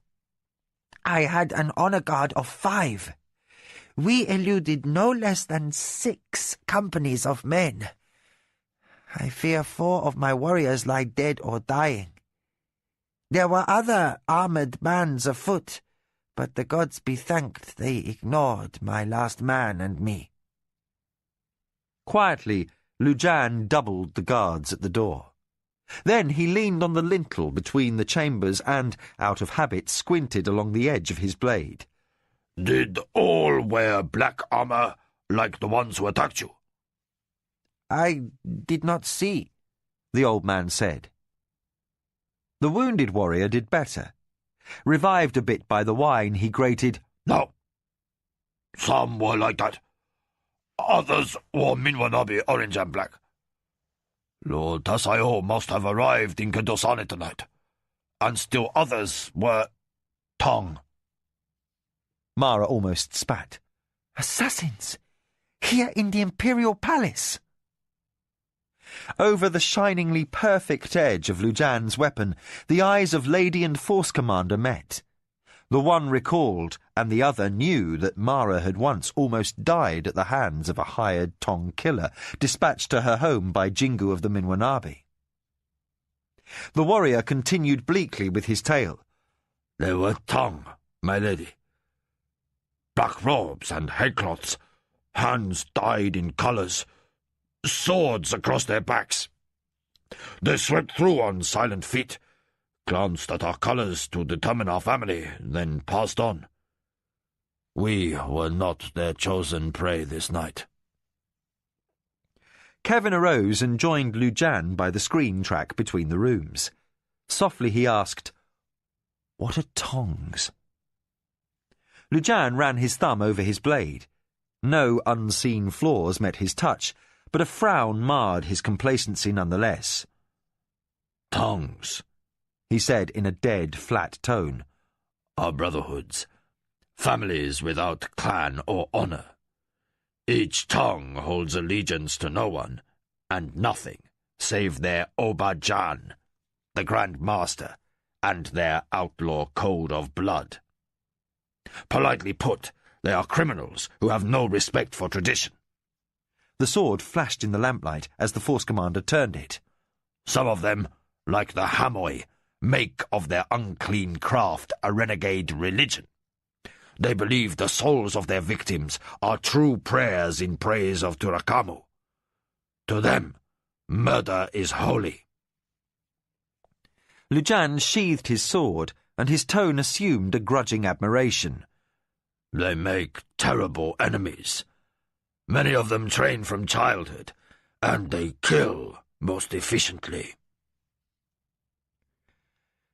I know who wants me dead, Mara said, the wineglass forgotten in her hand. Tasayo has enough strength to threaten me directly. So then, who dares hire tongs into the palace? Lord Zanwai tiredly shrugged his shoulders. These are reckless times. Rivalries run hot enough that a slain man could have had his death bought by any of a dozen factions, and the work of a Tong is not traceable. Brother could kill brother and never be accused of disloyalty. Mara set down her goblet and clenched her hands to still their shaking. Almost, I wish this matter could be settled in open war. The killing at least might be cleaner. A bitter laugh met her words. Dead is dead, said Lord Zanwai, and any contest on the battlefield would see Minwanabi take the prize. He put down his wineglass. I judge the Tong more likely in Tasayo's employ, simply because overt display of Minwanabi arms might frighten potential allies into supporting another claimant to the white and gold. And it is rumoured the Minwanabi have had dealings with the Tongs in the past. Mara chose not to mention that she had certain knowledge this was correct. The real question is who sends soldiers without house colours through the palace? Sadly silent, Mara conceded the truth. One could only guess. Certain knowledge might never be hers. She called for servants to clear one of the guest rooms of warriors for Lord Zanwai's use. Rest well, he said, as one of her men helped him stiffly to his feet. May all here live to see the morning. Throughout the night, The palace echoed with shouts, running feet, and sometimes the crack of swords in distant combat. No one slept, except in snatches. Mara lay long hours in Kevin's arms, but the best she managed was a fitful doze that led to bloody nightmares. Acoma soldiers stood watch in shifts, ready for any attack upon their ladies' quarters. An hour before sunrise, a bump outside the apartment door caused the warriors on guard to draw weapons. "Who passes?" called Lujan. The low voice that answered was Arakasi's. Mara had given up trying to sleep. She waved away the maid who arrived to help her dress, while the door was unbarred and opened and the spy master let inside. His hair was matted with dried blood, and he cradled one forearm in the crook of his elbow. The flesh above the wrist bore an ugly lump and a purple mass of swelling. One look, and Lujan said tersely, "We're going to need a bone setter." He caught the spy master strongly beneath the shoulder on his uninjured side and helped his unsteady feet across the floor and onto the sleeping mat that had served Lord Zanwai the night before. "No, bone setter," Arakasi grunted as his knees folded and he settled back on the cushions. "It's chaos out there. Unless you send half a company, a messenger would have a knife in him before he crossed the first concourse." The spy master looked meaningfully at Lujan. "Your field medicine will do well enough." "Find Jikan," Mara snapped to her maid. "Tell him to bring spirits." But Arakasi held up his sound hand, forestalling her. "No spirits. I have much to tell, and a bang on the head has me dizzy enough without making my wits stupid with drink." Mara said, "What has happened?" "A battle between unknown warriors in black armor and a dozen assassins of the Hamoy Tong." Arakasi fell silent as Lujan examined the cut in his scalp, then unstrapped his bracers and set to cleaning away scabbed blood with rags and water brought in a basin by the maid. As the injury was bared to light, the force commander said softly, "Fetch the lamp." The maid did so, and Mara waited through a worried interval while Lujan held the flame before Arakasi's eyes and watched for response from the pupils. "You'll do," he said presently, "but the scar might grow back in white hair." That brought a curse from the spy master. The last thing a man in his profession might desire was a distinguishing feature to mark him. Lujan turned next to the arm. "My lady," he said gently, "you might do better in the next room. But leave me Kevin and one of the warriors who wins at arm wrestling." Arakasi murmured a protest, then said clearly, "Just Kevin." The spy master looked paler when Mara was allowed to return. Beneath clipped hair and a fresh dressing, his face was running sweat. Yet he had made no outcry when Lujan had set his arm. Kevin's comment as he returned to his accustomed corner was, "Your spy master's tough as old sandal leather." Mara waited patiently while her force commander finished with splint and bandages. Once Arakasi was arranged with his arms settled on pillows, she sent a servant to bring wine. "Don't speak until you are ready." Arakasi looked back in impatience. "I'm ready not to be fussed over." He nodded his thanks as Lujan stood to depart, then turned dark eyes to his lady, all business. "At least 3 more lords were murdered or injured. Several others withdrew from the palace and fled to their townhouses or back to their estates. I have a list." He shifted awkwardly and produced a paper from his robe. The servant arrived with the wine. Despite his insistence on abstinence, Arakasi accepted a glass. He drank while his mistress scanned his hasty notes, and a little colour returned to his face. "The dead are all supporters of Tasayo and Lord Keda," Mara summed up. "You think the killers are being underwritten by either the Ionani or the Omechan faction?" Arakasi sighed deeply and set down his glass. Perhaps not. Aksantuka of the Oaxacucan also suffered an attack. Mara heard this without surprise, for he had strong rivals within his own faction. How did he fare? Well enough. Eyes closed, the spymaster forced himself to relax. With his head tipped back against the wall, he added, All the attackers died, which is surprising. They were Tong. But Aksantuka was always a competent fighter.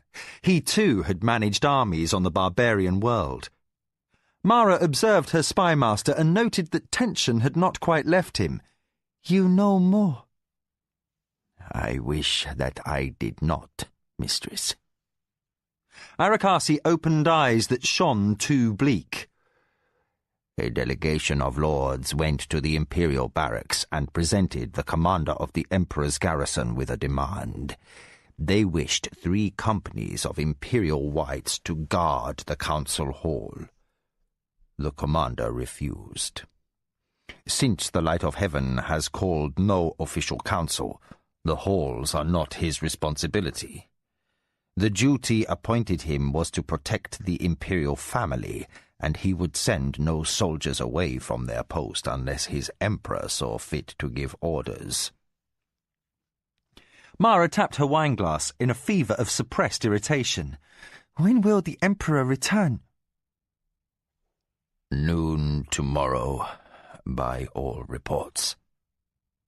Mara sighed. Then we have no choice but to endure. Order will be restored when the Emperor steps into the palace. Kevin raised his eyebrows. His presence alone will do that? Dryly, Arakasi corrected, The 5,000 soldiers he brings with him will do that. He went on to add, The great lords have made their case adamantly. Also, the chief priests of the 20 orders adjourned late last night and proclaimed that the betrayal on Midkemia was evidence of divine anger. Tsirani tradition has been broken, they say, and the Light of Heaven strayed from spiritual to mundane concerns.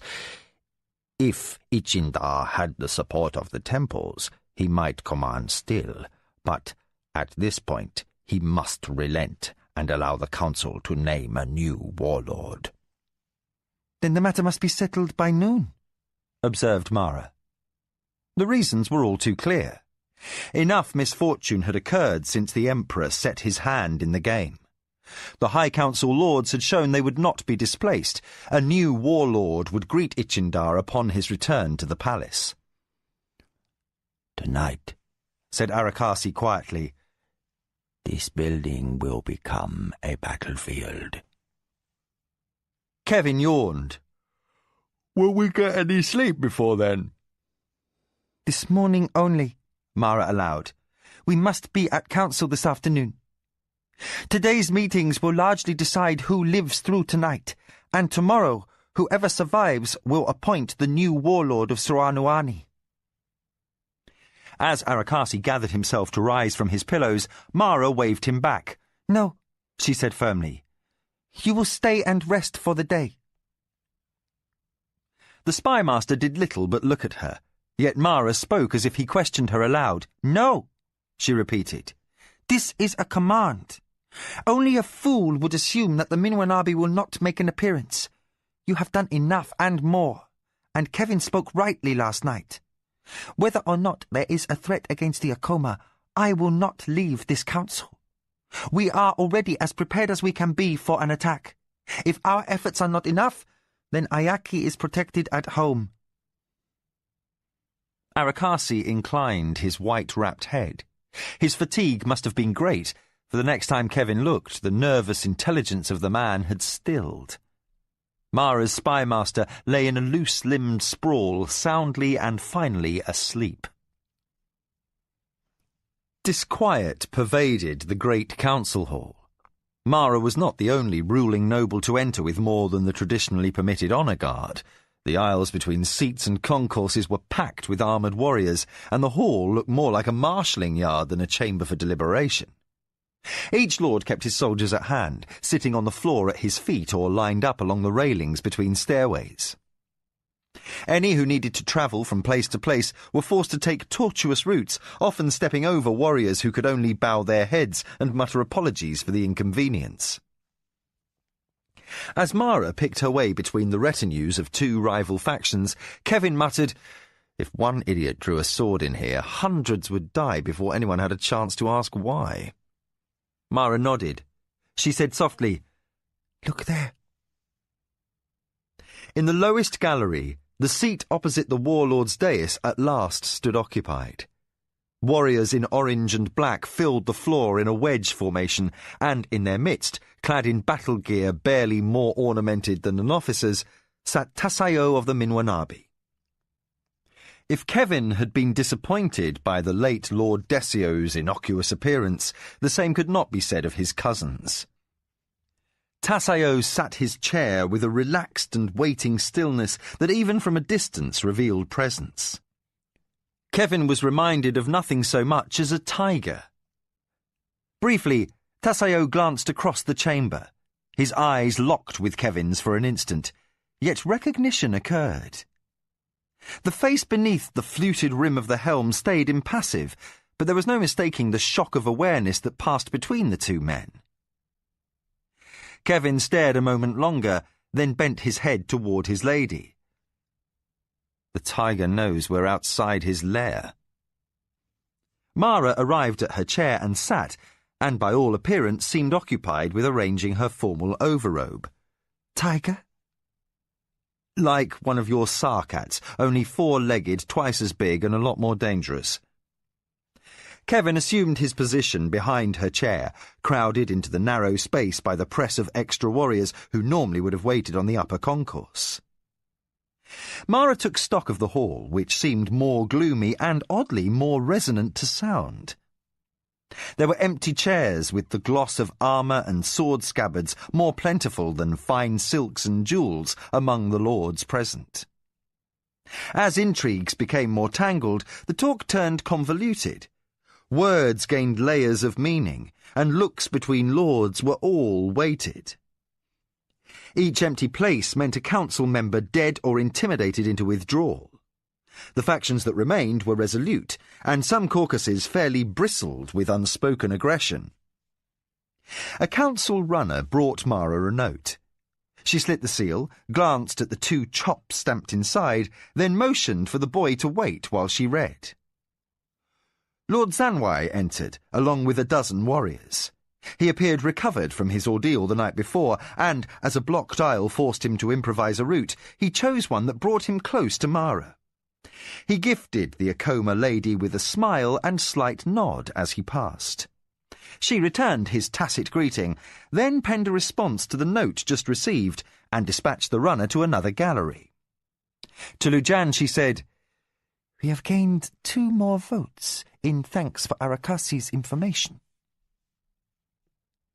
The morning's business wore on. Mara exchanged talk with a dozen lords on seemingly harmless subjects. Although Kevin tried to follow the byplay, he could not discern if the exchanges masked threats or offers of alliance. More and more he found his eyes drawn to the lower gallery, where lord after lord paid court to Tasayo of the Minwanabi. Kevin could not help but notice that the visitors spoke most, while Tasayo largely remained silent.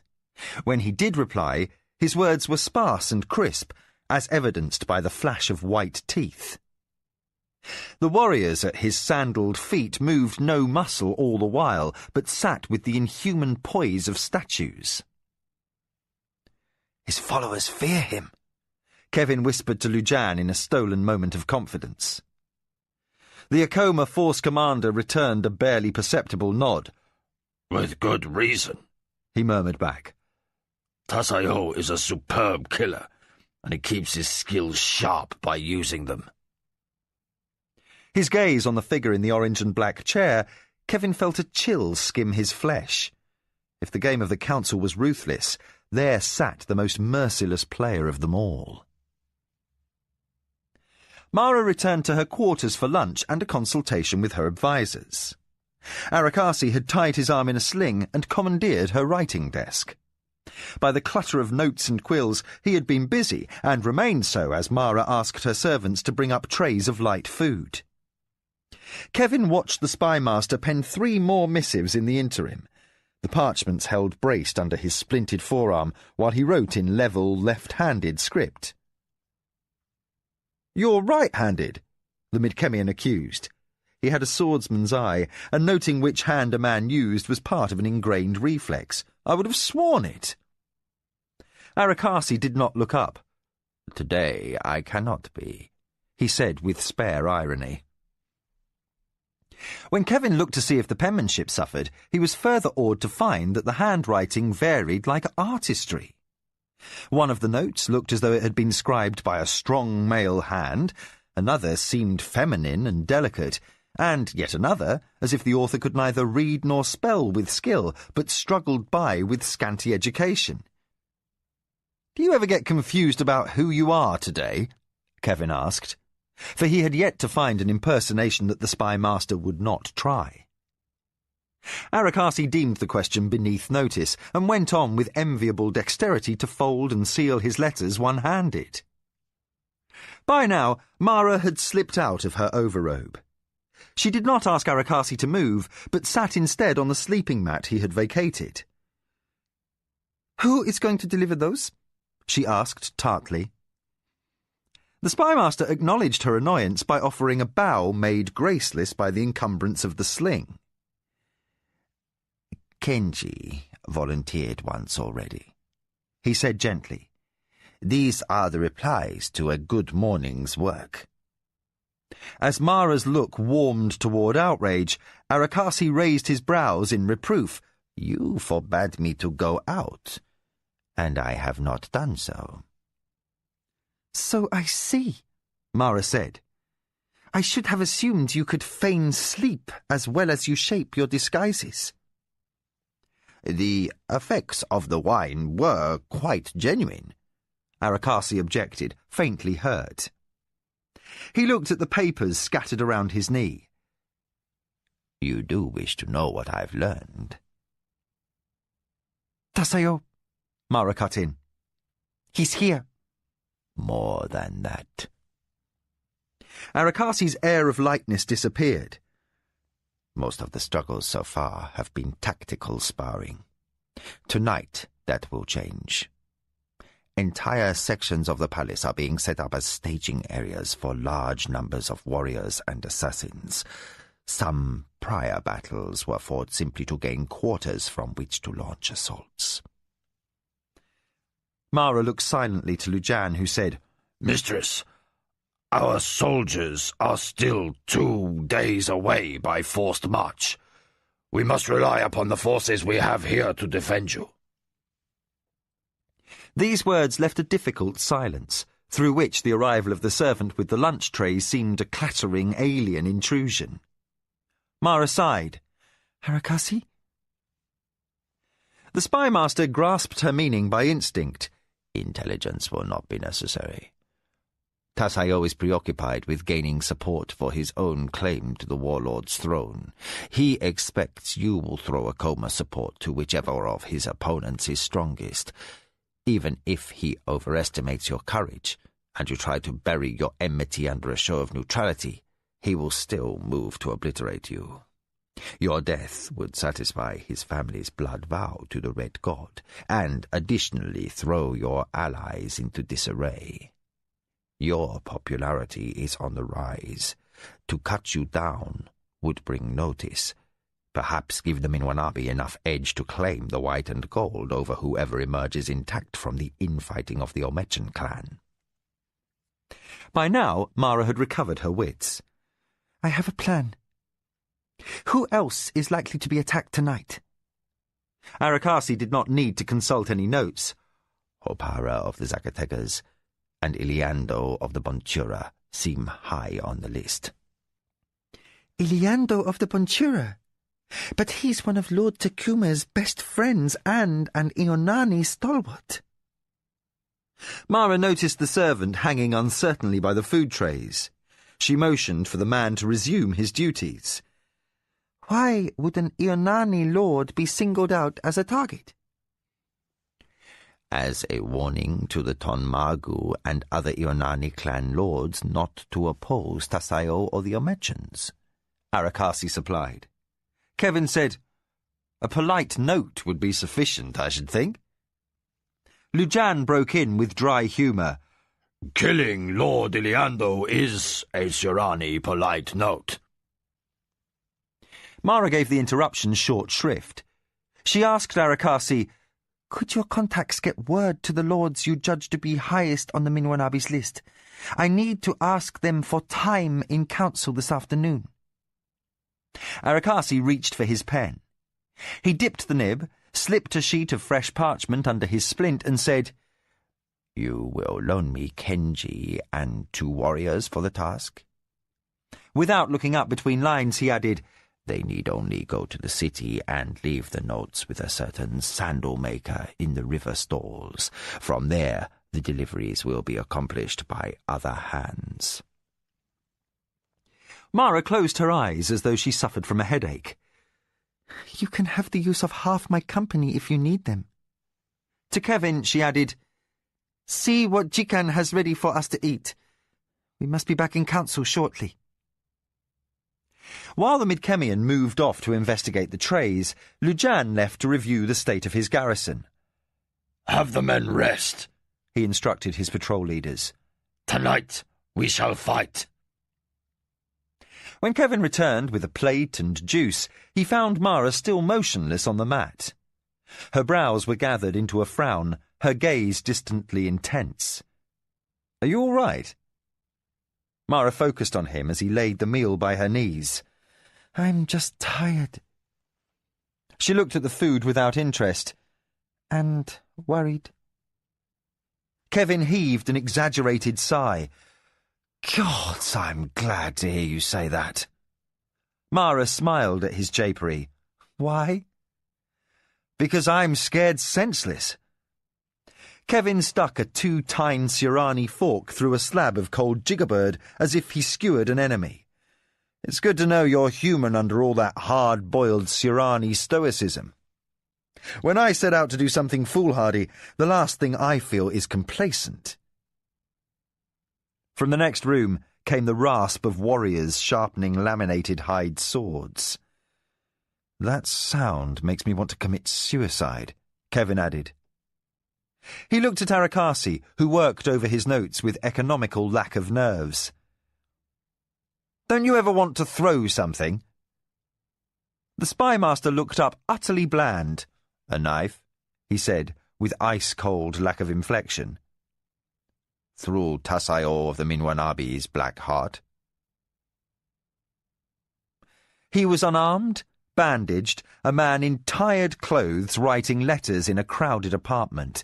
But at that moment, through chills, Kevin could not have said which was the more dangerous, Tasayo of the Minwanabi or the man who served Mara as spymaster. Warriors stood at the ready. The rooms of the Akoma apartment had become an armed camp, with 14 additional soldiers in the purple and yellow of the Zacatecas joined to the ranks. Lord Hopara had seen sense almost immediately when Mara approached him in council. Having too few warriors to fortify his larger quarters, and with Minwanabi already set against him, he saw no point in standing behind an appearance of neutrality that by morning might see him coldly dead. Some of the Zacatecas garrison had fought in Dastari, and Force Commander Lujan was known to them. Warriors sought old companions or made new as they waited through the first hours of evening. Behind furniture barricades in the central room of the apartment, amid a ring of warriors and the last few cushions and sleeping mats, Mara fretted. They should have been back by now. Hopara swirled a finger in his wineglass to stir up the spices and fruit that had been added in accordance with his taste. Lord Iliando has always been a man to look upon logic with suspicion. Mara resisted an urge to seek Kevin's comfort as the gloom of twilight deepened and the first thuds and cries of distant combat echoed through the corridors outside. Against her better wishes, she had granted Arakasi's request to take Kenji and a patrol of 5 in a final attempt to convince Iliando of the Bontura to see reason. As the muffled clatter of swordplay resounded through the palace, Mara worried that her men had delayed their return until too late. Then came the signal she longed for, a coded knock at the door. Lujan's men swiftly slid barriers aside and lowered the heavy bar. The portal opened, and Kenji hurried in, a force commander in violet and white plumes at his shoulder. "Thank the gods," Mara murmured, as more warriors entered, the heavy-set Lord Iliando of the Bontura in their midst. Last came warriors in a coma green, and after them, at a flat run, Arakasi.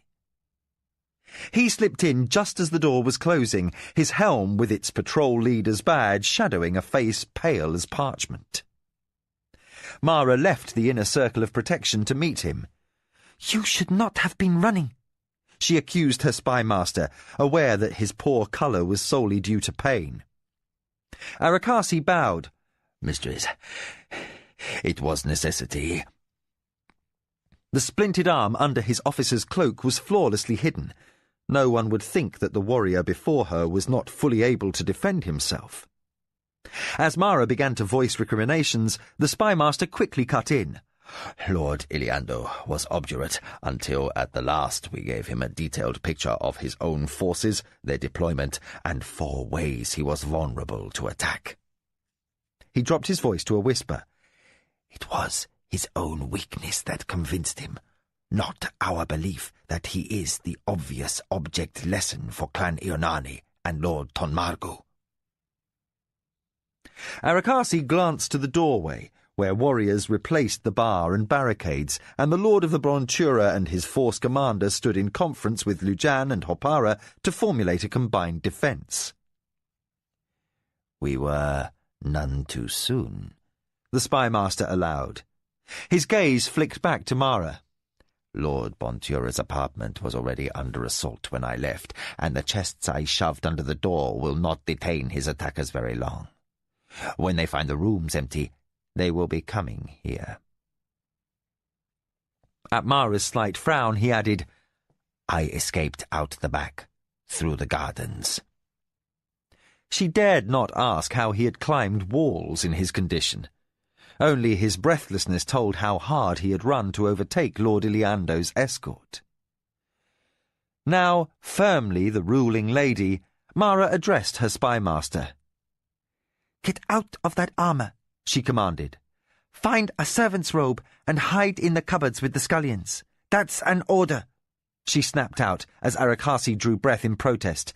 "When this is over, if I am alive, I will have need of your services more than ever." The spymaster bowed. But before he disappeared in the direction of the kitchen, he used his patrol leader's badge to collar a pair of warriors in Bontura and Akoma colours. "Get your master and mistress back into the fortified room, and convince them to stay there. Attack will be upon us any moment." Minutes later, the solid ring of axes bit into the outer window frames. Warriors in the rooms on the garden side sprang to the ready, while in the room that faced the corridors, a thundering crash hammered at the barricaded front portal. Lujan shouted, "A battering ram!" Akoma soldiers leaped and threw their weight against the furniture used as shoring, but their efforts availed nothing. The second blow struck. Wood exploded into splinters as furnishings and bar and doors gave way, and the ram burst into the room. The invaders who manned its weight fell forward to allow ranks of swordsmen behind to spring over their backs. The attackers who poured through the breached door wore black. Dark cloth also veiled their faces. As the leader waved his killers onward, Lujan glimpsed the dyed palm that identified a hired assassin of the Hamoy Tong. Then battle closed between his own combined troops and the enemy.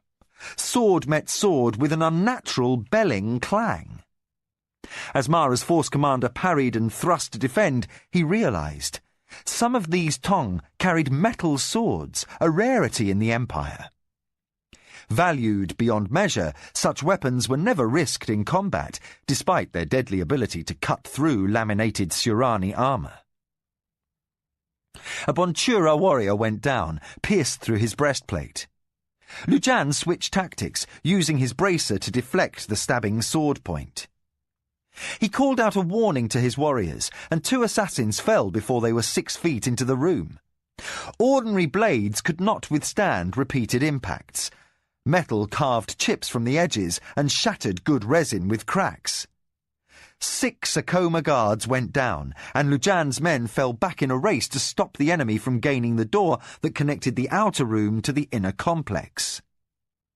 The battle became a 2-sided struggle between the doorposts as the remaining Akoma guards, with Bonchura and Zacatecas allies, jammed together to defend the rulers who huddled behind a wall of jumbled furniture. At his lady's side stood Kevin, his eyes on the outside windows in the farthest innermost chamber. The frames bounced and shivered, and plaster cracked from the sills as the axe blows continued from outside. Warriors hammered reinforcements into place. Planks ripped at need from screen tracks, shelving and carry boxes. The shoring would delay the invasion only by minutes, and the frontal attackers were gaining. Within minutes of the first assault, the Tong members were joined by an influx of black armoured warriors who carried no house badge or colours. Kevin weighed the odds and decided the barricade of furnishings would not withstand assault from 3 sides. To Mara he said, "Lady, quickly, move over into that corner." The Lord of the Bonchura watched wide-eyed as she arose and changed her position. "You would listen to a barbarian slave?" Hapara had better grace. "The man speaks sense, Lord Iliando.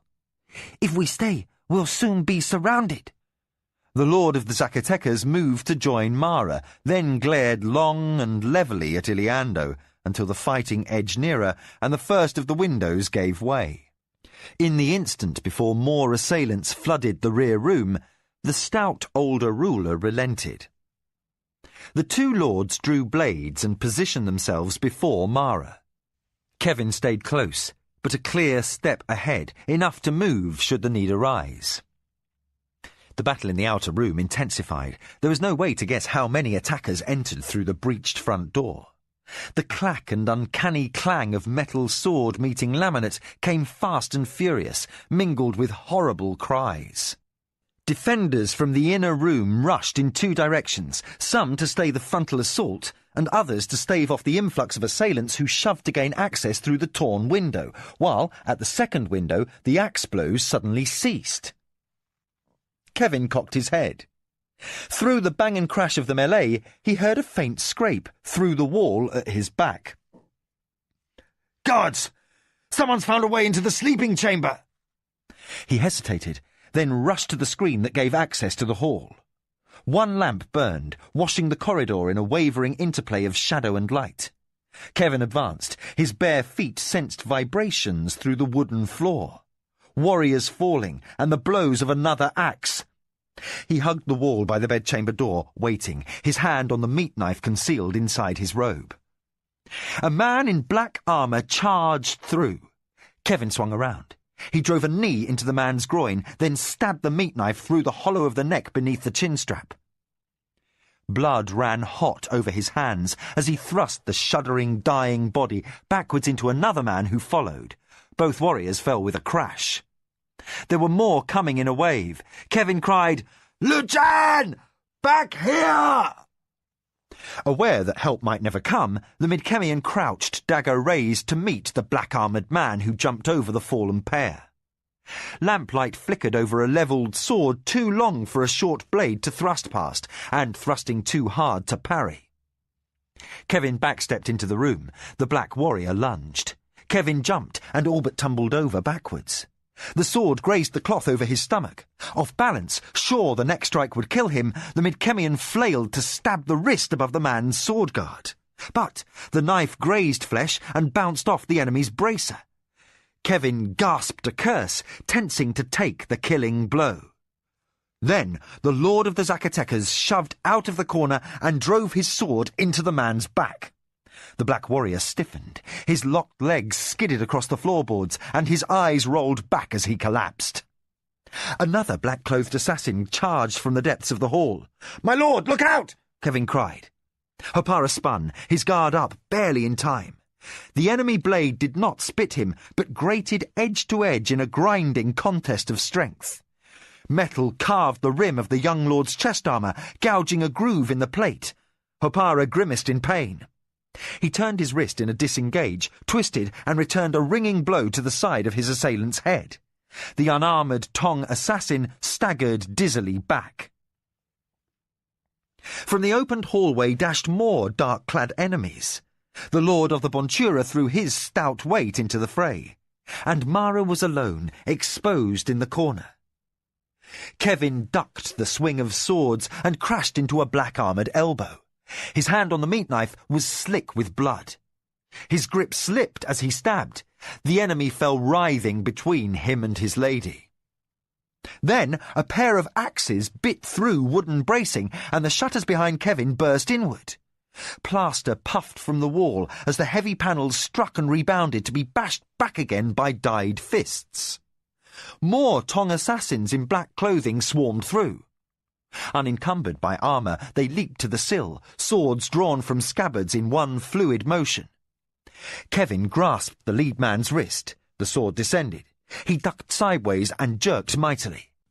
The assassin catapulted through the window. Both men overbalanced. In the rolling tumble as they struck the floor, Kevin's short knife held the advantage. He stabbed before the enemy could turn his longer weapon. Dead man and slave hammered hard into the barrier of furniture. Impact jammed the meat knife into the corpse's sternum. Kevin yanked with futile result, then abandoned the blade and snatched the sword from dying fingers. Spinning on his feet cat-fast, Kevin brought up the sword. Blade struck blade, deflecting a cut coming fast at his neck. A ringing clang met the impact, not the dull thud he expected. Kevin laughed aloud. He held a metal blade. The gods knew how, on this world that had no oars, but this was a weapon he knew. Kevin lashed out with the strange sword and quickly found its balance. Long as a broadsword, but finely made, the blade handled with murderous ease despite the slightly curved edge. The first man Kevin engaged stumbled back in confusion before this alien slave who knew his way with the sword. Then the eyes behind the black mask narrowed. The assassin recovered poise and fought back. Slammed by a fast reach and practised parries, Kevin realised he faced an equal weapon and an opponent of greater skill. Then a green-clad warrior was at his side, and another sword was harrying the assassin's flank. Shoulder to shoulder, slave and Akoma soldier beat the Tong back toward the hall. The man had a sword arm like lightning. Parry after parry, he deflected the strokes that sought his life. The Akoma warrior missed his footing and staggered a half-step sideways. A weighted cord snapped through the splintered window and circled his unarmoured throat. He dropped his sword, fingers clawing at his neck as he strangled. As he buckled and crashed to his knees, the Tong assassin who had wielded the throwing garrote leaped through. A second Akoma warrior and another in Bontura colours charged to take him. Alone and beaten backwards by his original foe, Kevin skidded helplessly to the side. Luck favoured him. The assassin mired a heel in a cushion flung from somewhere. He slipped, and Kevin took him in a thrust under the armpit. The Midkemian yanked his blade clear. He cast about and saw the Lord of the Bontura backed against the wall by a black warrior. The stout man somehow warded off a stroke that should have killed him, as the next one surely would. Not so fast as the assassin, the Lord was still deadly quick. Kevin rushed the black-armoured warrior and struck him full from behind. Metal slid through laminated armour with a slap like a melon being punctured. The enemy died, choking on blood. Kevin leaped clear and came to stand before Mara, sword at the ready. Hopara had stationed himself by the window. A wad of blood-sodden black lay jammed across the sill, the most recent assassin who tried to enter. Breathing hard and running with sweat, Kevin took stock. An insane three-way battle raged in the tiny apartment. Knots of black warriors and robed Hamoi Tong thrashed and strained and wrestled to tear down beleaguered defenders. A Tong assassin broke free of the fray, spied Mara, and snapped a hand to his belt sash. A knife was going to follow, Kevin knew with a rise of the hair at his nape. Even as the assassin moved to throw, the Midkemian had a handful of Mara's robe. He let himself collapse, and his weight dragged her down, just as the assassin let fly. The knife thudded into the wall, kicking up grains of burst plaster. Kevin felt a yank at his shirt. He saw the pinned fold of his robe, then felt his left arm slung up at an awkward angle. Mara lay beneath him, gasping for breath against the press of his weight. The assassin saw his opening. He leaped in, and his raised sword flicked shadow across both victims' faces. Kevin twisted. Cloth tore with a scream as he threw his sword point first at the assassin. The blade caught the man in the stomach. He doubled, slammed to his knees, and pitched forward. The sword flew from his hand and skidded to stab into the skirting board. Kevin freed the last shred of his robe, then jerked the still quivering blade from the wood. He reached his feet just as another assassin shouldered through the window and bounded into the room. Kevin's stroke decapitated him in mid-air. The corpse slammed down, spraying blood, while the head bounced with a sick, wet thump across the floor. The head rolled on and slapped into a black-armoured warrior who charged through the rear doorway. Kevin spun to meet him. The warrior hesitated only an instant, then levelled his weapon at Kevin. The Midkemian braced for the sword blow, but belatedly realised the man would not cross blades with the slave. In bull-mad Surani outrage, he chose to use his armoured bulk to smash an upstart barbarian to a pulp. Too late, Kevin tried to sidestep.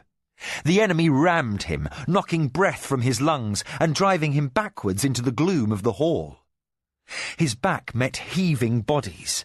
A vicious struggle raged between an invading mass of Tong and Lujan's most disciplined defenders. Kevin rolled left as the heavily armoured warrior crashed atop him. Half crushed by his opponent's sword arm and aware by a repeated jerk beneath his flank that he had managed to fall on the flat of his enemy's blade, Kevin struggled. He could not win free, and his own sword and hand were pinned against the wall. But neither could the other man succeed in grappling his weapon back. The warrior had no choice but to let go of the hilt and slam ineffectively at the slave's exposed face. Kevin tried to chop at the man's neck, but his efforts won him only a skinned elbow. Then Kevin saw his opening. He threw his weight into his assailant and rolled him onto his back. Pulling upward, Kevin dragged his arm across the man's throat. The sword followed, slicing deep. Throat strap, gristle, and cartilage parted. The warrior thrashed and died. Buffeted by other fighters, Kevin extricated himself from the corpse. He ducked an assassin, raced back into the main room, and tried to locate Mara. Hopara battled an armoured man by the furniture barricade. A Hamoi assassin was besting the fatigued lord of the Bontura. Kevin slashed the man's black-clothed flank and stepped past. Mara was nowhere to be seen.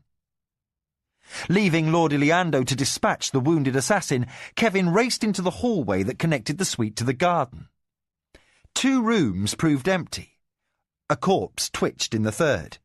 Another black-armoured soldier stared with blank eyes from the bed. Kevin all but hurled himself through the screen into the last room. There, he found Mara backed against a wall holding a dagger, her robes spattered with fresh blood. His panic found no time for outcry. 2 men in black armour were closing in, leaving her no gap to flee. One man showed a nasty cut on his sword arm. Already Mara had taught them to treat her with respect. An animal cry of outrage erupted from Kevin as he surged into the room. The first warrior died before he had time to turn. The second backed a half-step, then stiffened as Mara drove her dagger into the gap between neck and helm. Kevin spun left, then right, seeking the presence of more opponents. A warm weight crashed into his chest. Mara. She did not weep, but simply clung inside the circle of his arm, trembling with fear and exhaustion. He held her tightly, his sword still angled to fight. But from the hallway, the sounds of struggle had lessened. The crack and clang of sword strokes ended in a scraping thump, and silence descended, ringingly strange after the din of chaos and death. Kevin let out a pent-up breath. He lowered his dripping blade, stroked Mara's hair with fingers that were hardly less sticky, and noticed the sting of cuts and grazes that had passed unnoticed in the action. After a moment, a call came from the outer rooms. "Mistress!" Mara licked dry lips, swallowed, and forced herself to speak. Here, Lujan. The Akoma Force Commander burst into the chamber, snapped to a stop and said, "Mistress!" His relief was a tangible wave. "Are you injured?" Belatedly, Mara regarded her smeared and spattered clothing. Her hands, even her cheeks, were covered with blood. She still held the knife in slippery fingers. She dropped it in distaste and absently dragged her knuckles on her soiled robe. I am all right. Someone fell on me. This is a dead man's blood. As if aware that she still clung like a child to her slave, she released her hold and straightened. I'm all right. Sickened by the thick stink of death, Kevin stepped to the window. The frame was a savaged mass of splinters, and across the garden he could see a gaping hole in the brick wall. "They came from the next-door apartment," he said dully. "That's why there were so many pouring in from the rear." Lujan held a sword out for Mara's inspection. "Some of the assassins carried steel." "Gods!" exclaimed Mara. "That is the blade of a dynasty." She examined the weapon more carefully and frowned. "But it bears a plain hilt. No clan or house markings." She gestured briskly toward the passage. "Have your men inspect the dead. See if any more such blades are found." "What's the significance?" Kevin pushed away from the ruined sill and lent his arm to Mara, who still seemed to be shaking. He steered her gently around the fallen and into the corridor beyond. A step ahead, Lujan answered, "Few true steel swords exist in the Empire. Each house that traces lineage back to the dawn of our history owns one, or is rumored to. Only the master of the house, the ruling lord, has access to such a blade. They are priceless, second only to the Natami in importance to a house's honor." Mara agreed. "There is an Akoma family sword that was my father's before me, and that I hold in trust for Ayaki. It is a rare weapon of steel." They reached the juncture of the corridor and the blood-soaked central room. Already, Akoma warriors worked to clear the floor of the dead. 5 more steel swords lay lined up against one wall, with Kevin's bringing the number to 6. "These were found among the dead assassins, Force Commander." Lujan looked upon the blades in awe. "Where can they have come from?" "Minwanabi?" asked Kevin. The lords of the Zacatecas and the Bontura entered from the front chamber, both as blood-streaked as Mara, but little the worse for wear. Drawn by the glint of steel in the flickering lamplight, they also examined the weapons. Kevin drew his blade clean between a fold of his slave robe. "This is new," he said quietly. "It still bears faint marks from the grinder's wheel, and the stamp of the armourer's mallet." He inspected it closely one last time and added, "It bears no maker's mark." All eyes turned to the slave. Iliando inflated his chest in the beginnings of offence, but Hopara's curiosity forestalled his response. "Who has the skill to make ancient weapons?" Kevin shrugged. "Among my people, the art is commonplace. Any one of a dozen good smiths would be able to duplicate this, I think." Unwilling to be shown up as graceless by a younger lord, Iliando lifted a blade and stiffly offered comment. "It's sharp, but I think not so finely fashioned as the ones made by our ancestors. These could be copies, made with inferior metals. But where would a man get such wealth? Asked Hopara. My world? Suggested Kevin. The lords exchanged glances, the stouter one taken aback by the slave's forthright manner. Yet no one interrupted as Kevin said, After a battle, your warriors pick up swords and armour as spoils. Someone gets his hands on enough iron and a good smith then shows them one of your ancestral blades. He made a pass with the weapon. Say he duplicates it. This blade is not so unlike those used by the Hadati mountain people in my homeland. A smith from Yarbon could forge its like, and there could easily be such a captive working for one of your lords. Minwanabi, said Mara, her voice almost splitting over the name. All metals taken across the rift as spoils are property of the Empire. Some sent as tribute to the temples, some to the Imperial Treasury, and the rest to pay the upkeep of the army upon Midkemia. But the collection is overseen by the warlord, and in his absence, his sub-commander. Tasayo served in that post for 5 years. That's ample time for a man without scruples to divert contraband resources back to his cousin's estates. Mara's tone grew reflective. Or to his own estate, for his private use. Iliando's heavy features showed distaste. If every assassin carried one, the price of this one attack is incredible. For a raid in the Imperial Palace? Hopara interjected. I would wager 5 times this many swords would be needed. He regarded the red-stained floorboards. No guarantee of success, and every man expected to die. No, Tasayo is the logical one to have hired the Tong. Then, said Kevin, kicking the helm of a fallen black warrior with his toe, who sent this lot? Hopara sank tiredly down on an unstained corner of a bed mat. He regarded his sword, the edge of which was chewed with chips and the tip long since delaminated. Whoever it was, their day's work was a blessing. The assassins and these warriors caused each other great confusion. I don't know if we could have withstood the Hamoy Tong alone. Mara crossed the floor and sat next to the young man. Exhaustion made her sigh. Good men won the day for us, my lord. You have done your house proud. Lord Iliando glanced significantly at Kevin, who yet held one of the metal blades. The gods will find ill in this. A slave! But Lujan cracked out an interruption. I saw nothing. The heavy-set lord turned toward Mara, incensed at her force commander's rudeness. She gave him back his stare with bland eyes. I saw nothing untoward, my lord of the Bonjura. Iliando heaved in a great breath, but it was Hopara who stepped in with diplomacy. You speak, I believe, of a blade that saved your life. The lord of the Bonjura reddened. He cleared his throat, stabbed a glance at Kevin, then shrugged stiffly. I saw nothing, he allowed grudgingly.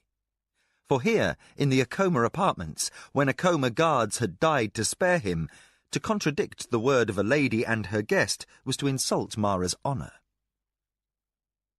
Kevin grinned. He held out his bloodied blade to Lujan, who accepted the offering with a flatly impassive face. Quick to ease the tension, Mara said, My lords, it would be appropriate if you each took 2 of the swords as spoils of war.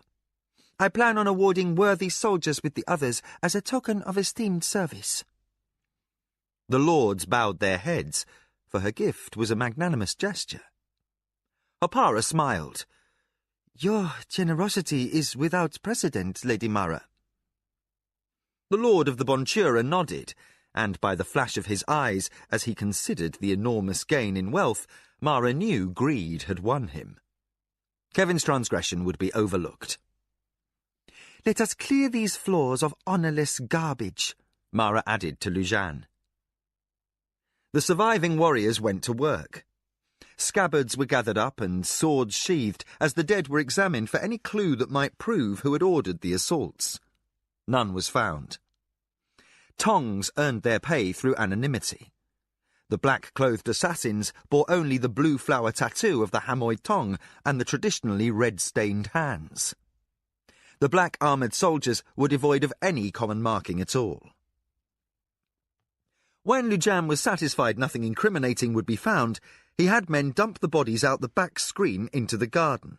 Then he set squads of warriors to re-barricade the windows and doors with whatever materials were available, and to see to the care of his wounded. A soldier brought Lady Mara a bowl of scented water and a cloth. "My lady!" Mara dabbed at her face and hands, dismayed by the mess that soon discoloured the basin. "In the morning, I must have the services of my maid." She looked up at the soldier. "You do well enough, gently, but tomorrow I will need more than the mercies of good warriors to make myself presentable for council." Lord Hapara laughed at the remark, surprised that a woman of such dainty stature should have the fibre to look beyond the harrowing horror of the past hour. "I begin to see what my father admired in you." He started and paused as a strange crawling sensation visited everyone in the room. Kevin whipped round, empty hands groping for the sword he no longer held. A glance at Lujan showed the force commander also peering into shadows, seeking the source of this unnameable dread. Then came a faint hissing sound, like the release of steam from a cookpot. All in the room found their eyes drawn to the floor, where a mote of green light burned into existence. The staunchest of warriors instinctively cringed back, and those who wore weapons reached for swords. The glow intensified until it outshone the single lamp. Eyes burned and teared at the brilliance, and a fey energy raised the hair on everyone's arms. "Magic!" hissed Lord Bontura, the widened whites of his eyes stained sickly green by the dazzle. The speck brightened and swelled, then smeared to a sinuous form that twisted and undulated in the air. No one was able to move, for the effect of the light was hypnotic. The phenomenon coalesced into a horrible glowing apparition. Scintillating eyes appeared, and a wedge-shaped head and a deadly tapered tail writhed against the floor. Under his breath, Hopara said, "Areli." Kevin knew the poisonous snake of Kelowan, but this surpassed the biggest river viper he had ever seen. Fully 2 feet in length, the serpent shimmered with a green incandescence that cast an evil glow over every object in the room. The creature slithered forward a few inches, its head slightly raised, and its forked tongue flickering from armoured jaws to taste the air. Kevin glanced at Lujan, who gripped his sheathed weapon in taut fingers. Yet, even a gifted swordsman could not draw from the scabbard and expect to strike before the serpent. Still on the mat, barely breathing, Mara whispered, "Don't move, anyone." As if the sound of her voice keyed response, a low buzz shook the air. The serpent's head snapped toward the Lady of the Acoma. Its eyes brightened and seemed eerily to shine through the body of the soldier who knelt between the basin by his knees and one hand raised to bathe his mistress's face. The magical apparition writhed to one side. The slanted head twisted toward Mara, and its tail whipped suddenly into a coil. The head rose and arched back. Lujan nodded to Kevin, who took a slow, soundless step back. Permitted room to swing, the force commander snapped his wrist. His blade sang free of its scabbard and descended edge-on toward the creature's neck. Yet, against an arcane summoning, no man could move undetected. The snake-like creature arose until it towered to full height. Then it struck, blindingly fast. Lujan's sword sliced air, and Mara cried out in shock. The warrior by her side flung his body across hers, and the basin flooded water across the floor. The glowing apparition missed its mark. Fangs like arrows pierced through hide armour with no more resistance than cloth. The wedge-shaped head followed, vanishing into the warrior's body like liquid sucked through a hole, and the sickly illumination poured after. For an instant, the room crawled with shadow. Then the warrior screamed. His hands worked and clenched in agony, and his eyes began to glow greenly. The illumination brightened, spilling across his skin in a flood that burned, then blazed, then dazzled. The room held nothing of darkness. Then flesh itself began to pucker and crumple.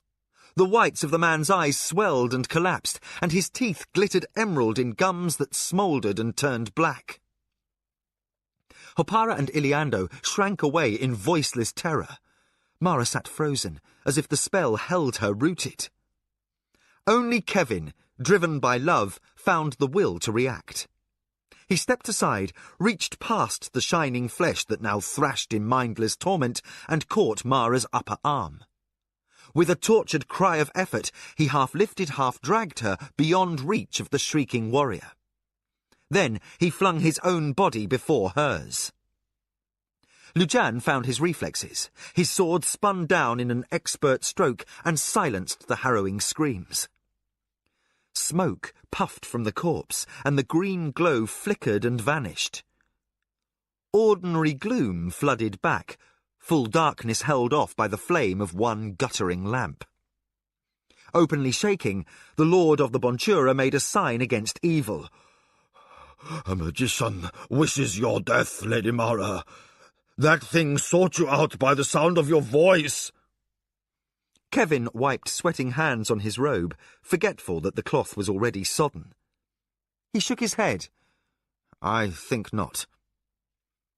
Lord Bontura looked irritated at the contradiction, but Mara raised herself from the floorboards without offence. Why? The Midkemian looked back at her, his blue eyes level.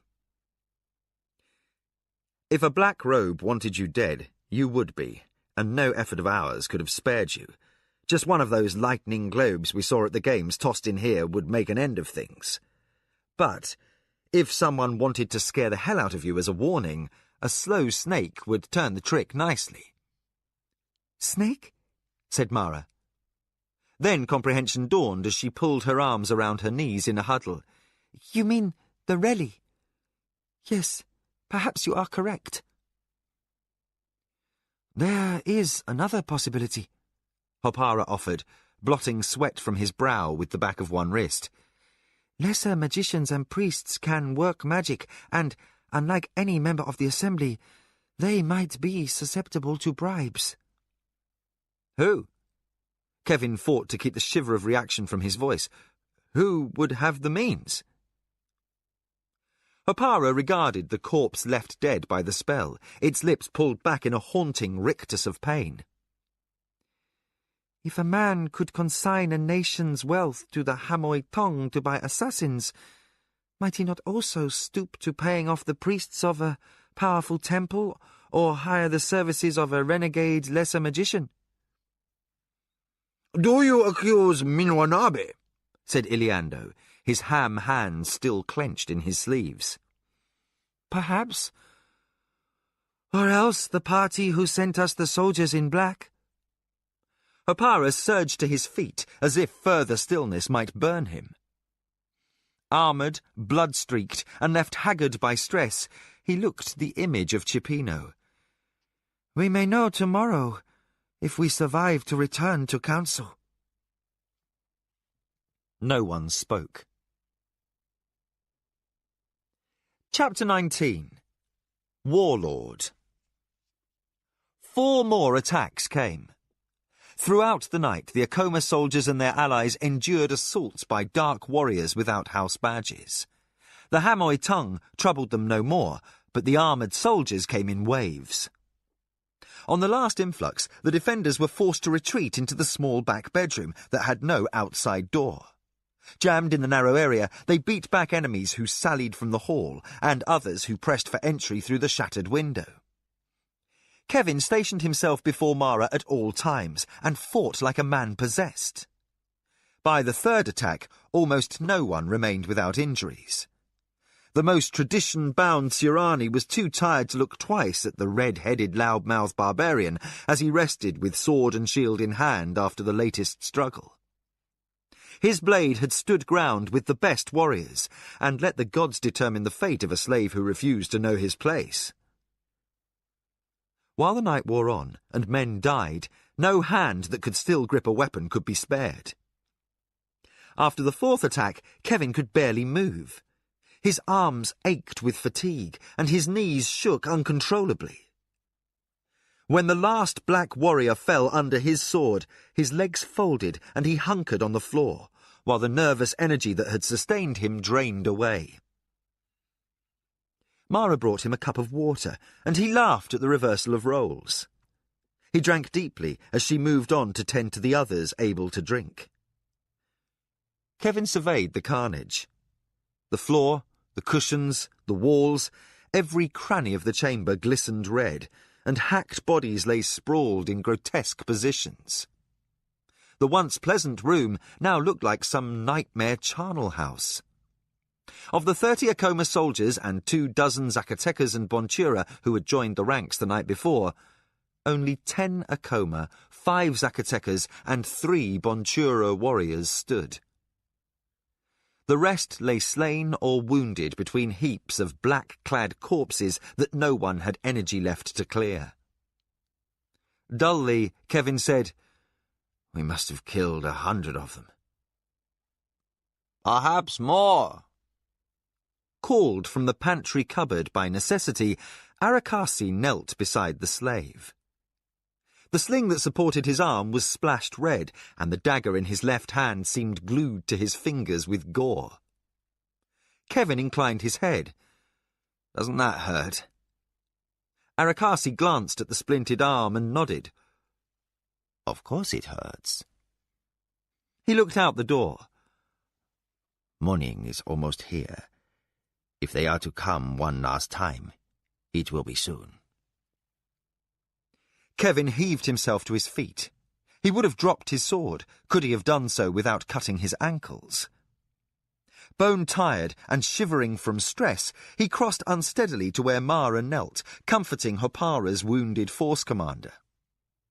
She looked up at Kevin's approach. She looked painfully thin by the light of the one lamp left burning, her eyes too large in her pale face, and one of her hands was scraped raw across the knuckles. "Are you all right?" Kevin asked. She nodded absently as she struggled against weariness to rise. "So much waste," she said at last. Somehow Kevin mustered the will to hold out a hand and pull her to her feet. "Don't let the others hear you, my love. They'll drum you out of the council for un-Sirani attitudes." Mara was too beaten to manage even the ghost of a smile. "You're not safe in here," he added. "We'll get one of the servants to bring Hopara's officer along." Mara shook her head. "Too late." She buried her face in the sweaty hollow of her lover's neck. Kevin looked down and saw that the Zacatecas force commander had ceased to breathe. The quiet strength and leadership that had kept men on the march through the burning sands of Suba were only a memory now. Gods, he was a grand soldier. Kevin guided his lady back to the small room that had proven the most defensible. There, Lujan, 2 warriors, and Mara's remaining house staff were trying to clear away bodies. Those loyal soldiers who had fallen were carried to another bedroom, waiting a time for honourable cremation, while the black-armoured corpses were kicked or rolled through the outer screen into a heap in the garden. Mara leaned into Kevin. "I don't think I shall ever get the stink of this room out of my nose." Clumsy with weariness, Kevin stroked her hair. "The reek of a battlefield is not easily forgotten." A crash from the outer doorway echoed through the apartment. "Lashima! They won't stop!" cried Hapara in a note of desperation. Lord Iliando stood hunched over his sword, wheezing painfully, while Lujan signalled 2 soldiers to take position close to their lady. Then the Akoma force commander shouldered into the corridor, Kevin hard on his heels. There were no longer enough able-bodied defenders for him to hang back beside Mara. As he stepped into the gloom of the hallway, a voice soft as velvet touched his ears. Don't worry for her. Just fight as you can, Kevin of Zun. The barbarian managed a nod over his shoulder at the still presence of Arakasi. Then a pair of black soldiers were bursting through the makeshift barricade Zacatecas' men had raised in the hall. Kevin charged, while to one side more enemies shoved at the debris that blocked an adjoining doorway.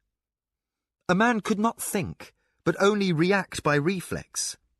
Kevin lashed out, feeling the jar as his metal blade sliced into the arm of an enemy. Another foe took his place. The pressure of attack did not ease. Slash, backstep, slash again. Kevin moved by ingrained instinct. He was aware of Lujan at his side, and somebody else shouting curses in monotone. Then the warriors at the side door smashed through the rubble, and defenders started dying. Somebody went down under Kevin's feet, and he stumbled, caught from a tumble by the blood-slippery hands of a Bontura warrior. He could only nod swift thanks, for another assailant was upon him. Crazily, he wondered where in the Empire anyone had found so many sets of black armour. Or had somebody just lacquered over house colours to loose such an army against them? The attackers stormed into the first chamber as the defenders flagged. Numbers prevailed. Lujan and his last survivors were driven back, and yet they were not beaten. The Surani possessed mulish courage, and they gave no ground freely in retreat. Kevin felled a black warrior. Behind, an exhausted lord of the Zacatecas helped the lord of the Bontura into the second chamber. The heavier man was battling for air, and one leg appeared to be dragging. Kevin felt desperation close around his chest. But the ugly, fearful vision of Mara with a sword through her heart hardened his resolve to keep going. He spun, raised his sword, and attacked with reborn fury. The interval gained the 2 lords enough time to make their escape. Another pair of live bodies between Mara and death, thought Kevin with callous practicality. He almost laughed as he recalled Arakasi's words of encouragement. His sword rose and fell, parried and thrust. The fury was gone now, only the pain of exhaustion remained. Then his shoulder slammed against a door jamb, and his clumsy misjudgment cost. An enemy sword scored his ribs. He hacked it away, metal hammering brittle laminate. The black warrior's sword shattered at the grip. Kevin shoved steel into the man's stark, surprised face, then stumbled over a body and landed on one knee inside the door. Too slowly, Kevin recovered. A black soldier leaped behind him, turning a backhanded blow upon the barbarian's unarmoured back. Pain burned his skin, but a fast parry from Lujan cracked the sword away. Kevin whirled and delivered a heavy-handed thrust to the stomach. The enemy folded. Beyond stood Arakasi, a sword clutched in his left hand, as a boy might threaten with a club. "Are you all right?" Kevin gasped. "Hurts like hell, but I'll live." Against a pearl-grey light that filtered through gaping screens, he saw black warriors massed for a charge down the corridor. He bit back another crazy laugh. "Did I say live?" Behind grunts of effort from Lujan and the bang and hammer of swords sounded warning. Once again, foes had breached the wall between Mara's quarters and the next-door apartment. Kevin muttered, "Guard this door," and raced to reach Mara's location. There, 2 Akoma soldiers stood at bay, their mistress behind them, while a half-dozen dark warriors pressed to overwhelm them. Hoarsely, Kevin shouted, "You bastards!" He threw himself against the rearmost. The men he struck carried forward into those ahead. Legs tangled and sword arms flailed, and the whole mass tumbled to the floor. Kevin slid and rolled on the slick floor, forcing fatigued muscles to respond one more time and one more time again. He came up sword foremost and staggered a step. 3 foes yet survived the sally. Kevin hamstrung the nearest. Another he hacked across the back of the neck, and the blow carried barely enough force to wound. As the 2 Akoma soldiers rallied to kill the last attackers, Mara cried out, "Kevin, behind you!" Kevin spun, peripherally aware that the hamstrung man had a knife. That one he had to leave to fate, because a sword sang down at his head. He jerked right, caught a foot upon the outflung leg of a dead man, and crashed hard into the corpse. The attacker's sword carved a glancing line along his upper left arm. Howling with anger at the pain, Kevin twisted. His blade caught the dark warrior just above the groin. He shook blood out of his eyes. One of the Akoma soldiers jumped to his side, a foot raised in a thrust against the dying man's shield. The enemy crashed back, thrashing into the narrow hallway, hampering another dark warrior behind him. Kevin gasped a searing breath. "Gods, there's more of them!" He struggled to stand against a terrible ringing noise. Trumpets, he realized dully. His back was aflame, and his left arm dangled. Wetness dripped off his fingers. Still he staggered upright and dragged after the first Akoma soldier toward the outer door. At his back, one last man waited, sword poised in protection before Mara. Kevin managed a lopsided smile of farewell before he stumbled into the hall. The end was upon them.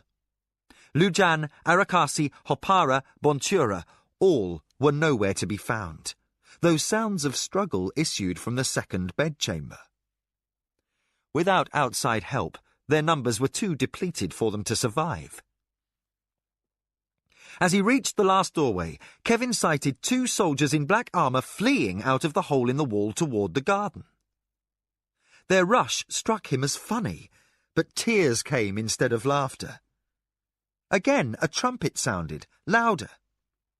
Then the apartment was silent, save for the groan of a wounded warrior and, from somewhere, the laboured wheeze of the Lord of the Bontura. Lujan stumbled out of a doorway, his helm gone and blood streaming down his face from a scalp wound. He gave a silly grin at Kevin and rocked to an exhausted halt. "The Emperor! He's here! Those trumpets are the garrison of the palace. The Imperial Whites have returned." Kevin collapsed where he stood, and only the wall that banged his shoulder prevented him from hitting the floor. Lujan sank down beside him. A nasty cut on his temple bled freely, and his armour was hacked to scraps. Kevin uncramped his fingers from his sword, groped after a shredded cushion, and used that to staunch the flow of blood. Hopara stumbled out of the bedchamber door, Lord Iliando leaning on his arm. But Kevin had eyes only for Mara. As weary as the rest, she came to kneel by his side and said, "The Emperor." Before Lujan found his voice, a pair of white-clad warriors marched smartly through the door. One of them demanded loudly, "Who claims this place?" Mara drew herself erect, her hair in tangles and her robes smudged scarlet. She recovered a lady's haughty poise. "I, Mara of the Akoma. This is my apartment. The lords of the Zacatecas and Bontura are my guests." If the imperial warrior found anything incongruous in her choice of terms, he made no comment. "Lady," he addressed her in formal tones, his brows raised as he glanced around at the carnage. "My lords, the light of heaven commands all house rulers to attend the High Council at noon." "I shall attend," Mara replied. Without another word, the Imperial Whites reeled around and departed. Kevin thumped his head back against the wall. Tears of exhaustion ran down his face. "Oh, I could sleep for months." Mara touched his face almost sorrowfully. "There is no time." To Lujan she said, "Find where Jikan is hiding and send him to our townhouse for clean clothing. He must also bring back maids and servants. This place must be cleansed, and I must be ready in full formal attire by noon. Kevin closed his eyes, savouring one blessed moment of peace. No matter how tired he was, a long, trying day lay before Mara. Where she went, he was bound by his love to go with her. Pulling himself to his feet, he opened his eyes and motioned to an equally exhausted Akoma warrior. "Come on, let's start fertilizing the garden." The pillow cloth pressed to his head, Lujan motioned for the soldier to comply. Kevin had but a step to go to find the first corpse, which he gripped under the arms. As the warrior hefted the feet, and the pair of them stumbled awkwardly to the screen with their burden, Kevin observed, "Too bad it wasn't more of those Hamoy assassins. At least then we wouldn't have to lug armour." Lujan shook his head slightly, but a faint smile showed his appreciation of Kevin's strange view of life. After hours of bustling preparations, Mara emerged from an apartment cleared of dead and debris. Her hair was washed and bound back under a jewelled headdress, and formal robes brought from her townhouse flowed down to slippers unspattered with blood. Her honour guard wore trappings borrowed at need from the house garrison, and Lujan's officer's plumes nodded proudly from his helm, still damp, but at least rinsed clean since the battle. If bracers and flowing cloaks hid scabs and bandages, and if the walk of the warriors was on the stiff side of correct, Mara judged the honour of the Akoma remained unblemished by their appearance as she approached the entrance to the High Council chambers. Imperial White stood guard in the hallways, and a troop of 10 was stationed before the portal. There, Mara's party was signalled to halt. "Ready," one of the soldiers commanded, with scant sign of deference. "The light of heaven permits you to enter with but one soldier, lest more bloodshed defile his palace." Mara could only bow before an imperial edict. After an instant of swift thought, she inclined her head to Lujan. "Return to our quarters and await my summons." Then, from the ranks of her guard, she signalled to Arakasi to stand forth. The splint beneath his right bracer might decrease his advantage as a fighter, but she did not wish to be without his counsel. And, after the past night, even if a lord was rash enough to try violence in the presence of the Emperor's guard, Kevin had proved he could handle the sword in Arakasi's scabbard. Yet, as Mara also waved her body slave from her retinue, the guard put up a restraining hand. "One soldier only, my lady." Mara returned a disdainful look. "Do slave robes look like armour today?"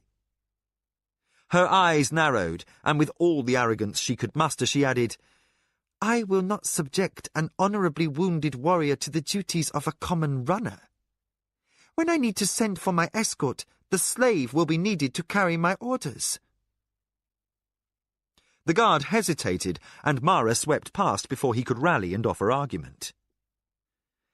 Kevin forced himself to follow without a glance back, lest unsubservient behaviour precipitate a quick change of mind about his worthiness to be admitted.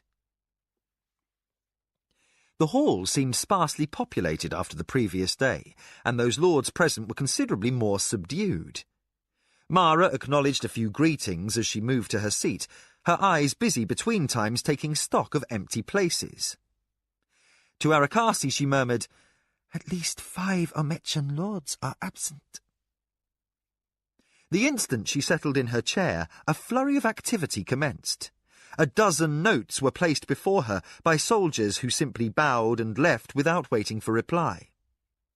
Mara scanned each quickly, then handed the papers to Arakasi, who put them in his tunic without a glance.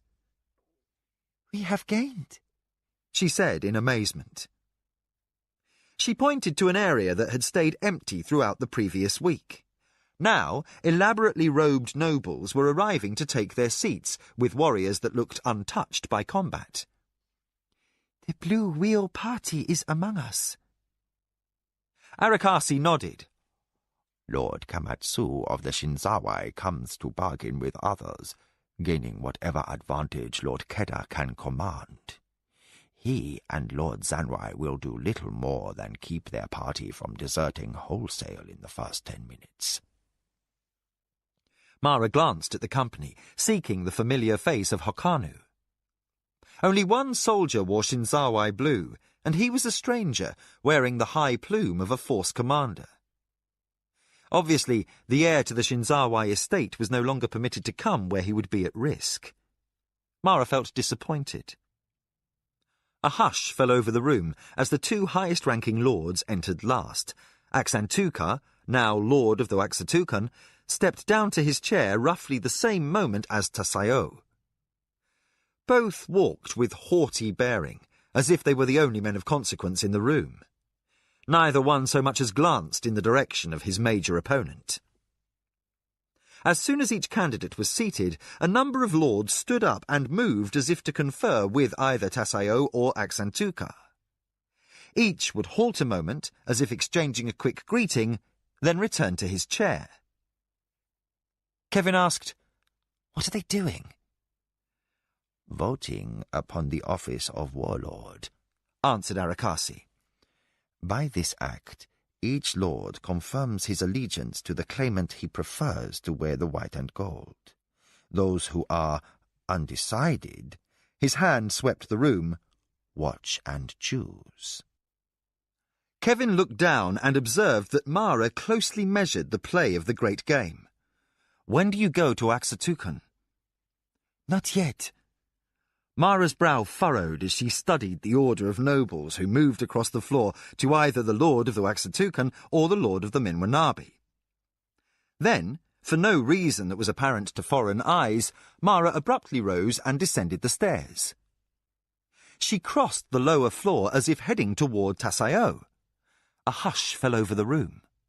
All eyes watched the slender woman as she mounted the stairs toward the Minwanabi chair.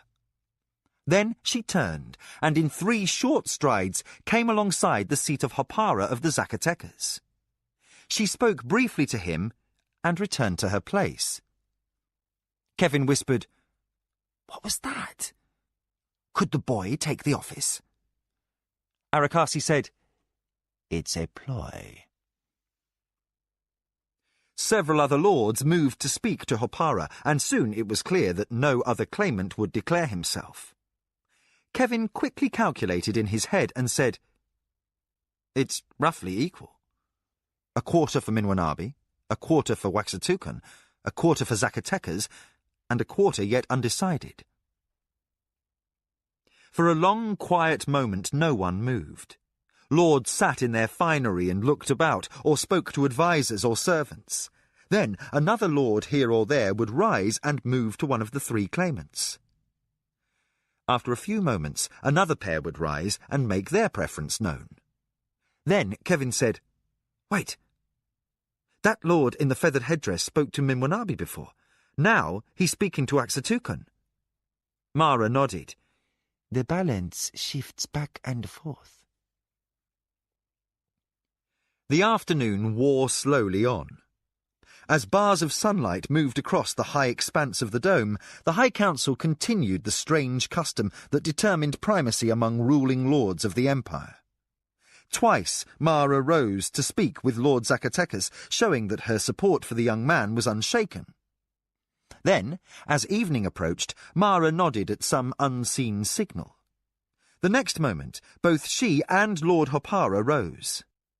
As one, they moved from their different vantage points and arrived before the chair of Aksantuka. A rustle swept the chamber.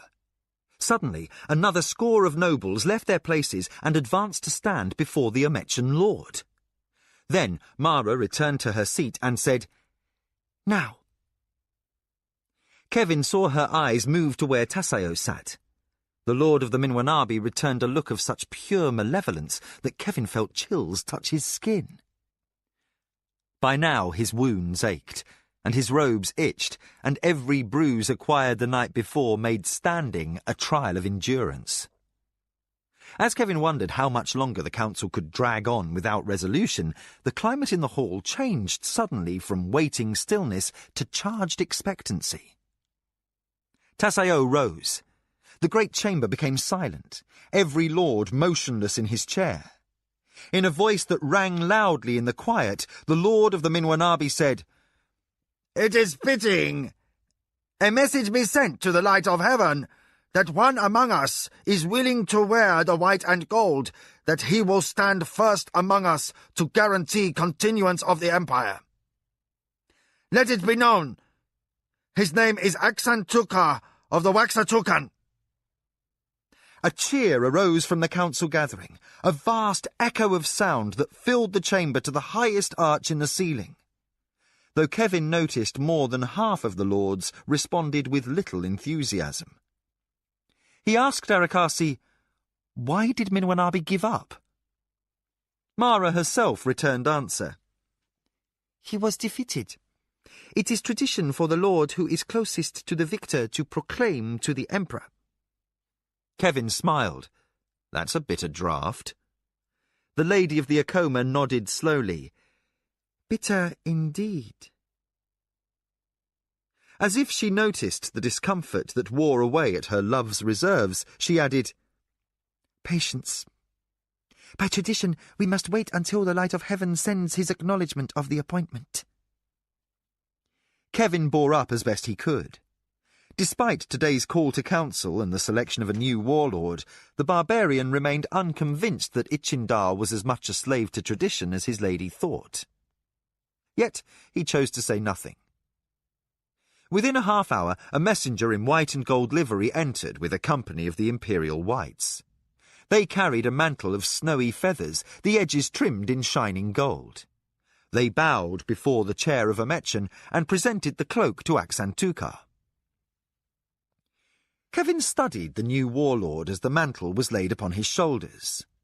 While the uncle, Almecho, had been a barrel-chested, bull-necked man, this nephew looked like a slender poet or teacher. His frame was thin to extreme, and his face ascetic, almost delicate. But the triumph in his eyes revealed as rapacious a soul as Tassayo's. "He seems pleased," said Kevin under his breath. Arakasi spoke quietly. "He should be. He must have spent a large portion of his inheritance to have a half-dozen lords murdered." "You think the black-clad warriors were his?" "Almost without doubt." Mara said, Why would he send soldiers against us? We would support any rival of Tassayo.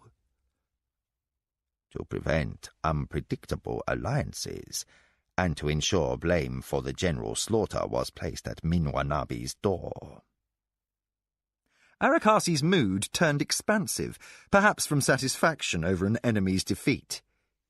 He is the victor. Minwanabi isn't.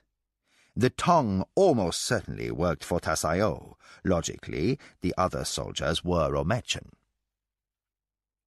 Order returned to the council, and after an uneventful interval of speech-making, Mara gave Kevin the order to fetch Lujan and her warriors.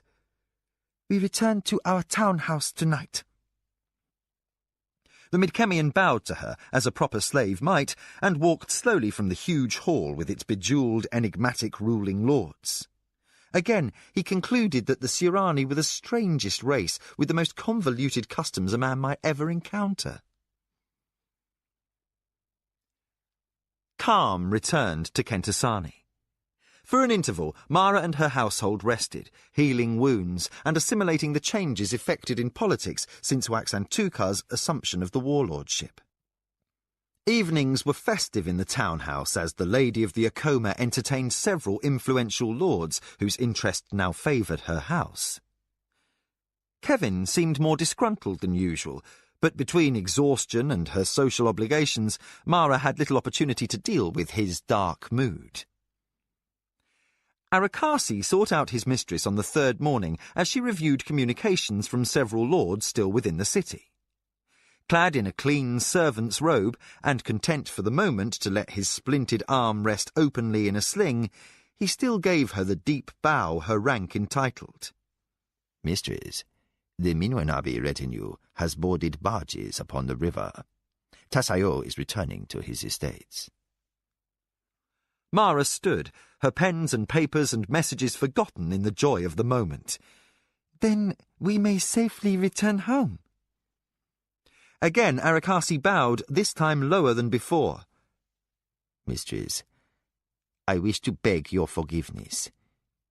In all that occurred, I was not prepared for the Lord of the Waxatukan to rise so quickly to replace his uncle. You take yourself too harshly to task, Arakasi. A shadow crossed Mara's face, and she moved restlessly to the window. Outside, the trees were shedding blossoms over the streets. Servants still pushed vegetable carts, and messengers still ran on swift feet. The day seemed bright and ordinary, like waking after nightmare. Who among us could have anticipated the murder that was done that night? Mara added, Your work spared 5 lords, myself among them. I would venture no single person did more, and the result gained the Akoma great prestige. Arakasi bowed his head. My mistress is gracious. I am grateful, Mara amended. Come, let us go home. Later that afternoon, the Akoma garrison marched smartly from the townhouse. Mara's litter and carry boxes and a wagon bearing the wounded securely in their midst. At the docks, boats waited to take the mistress and her retinue downriver. Settled upon cushions beneath a canopy with Kevin at her side, Mara regarded the everyday bustle of trade along the waterfront. It is so tranquil. You would think nothing untoward had occurred in the last few weeks.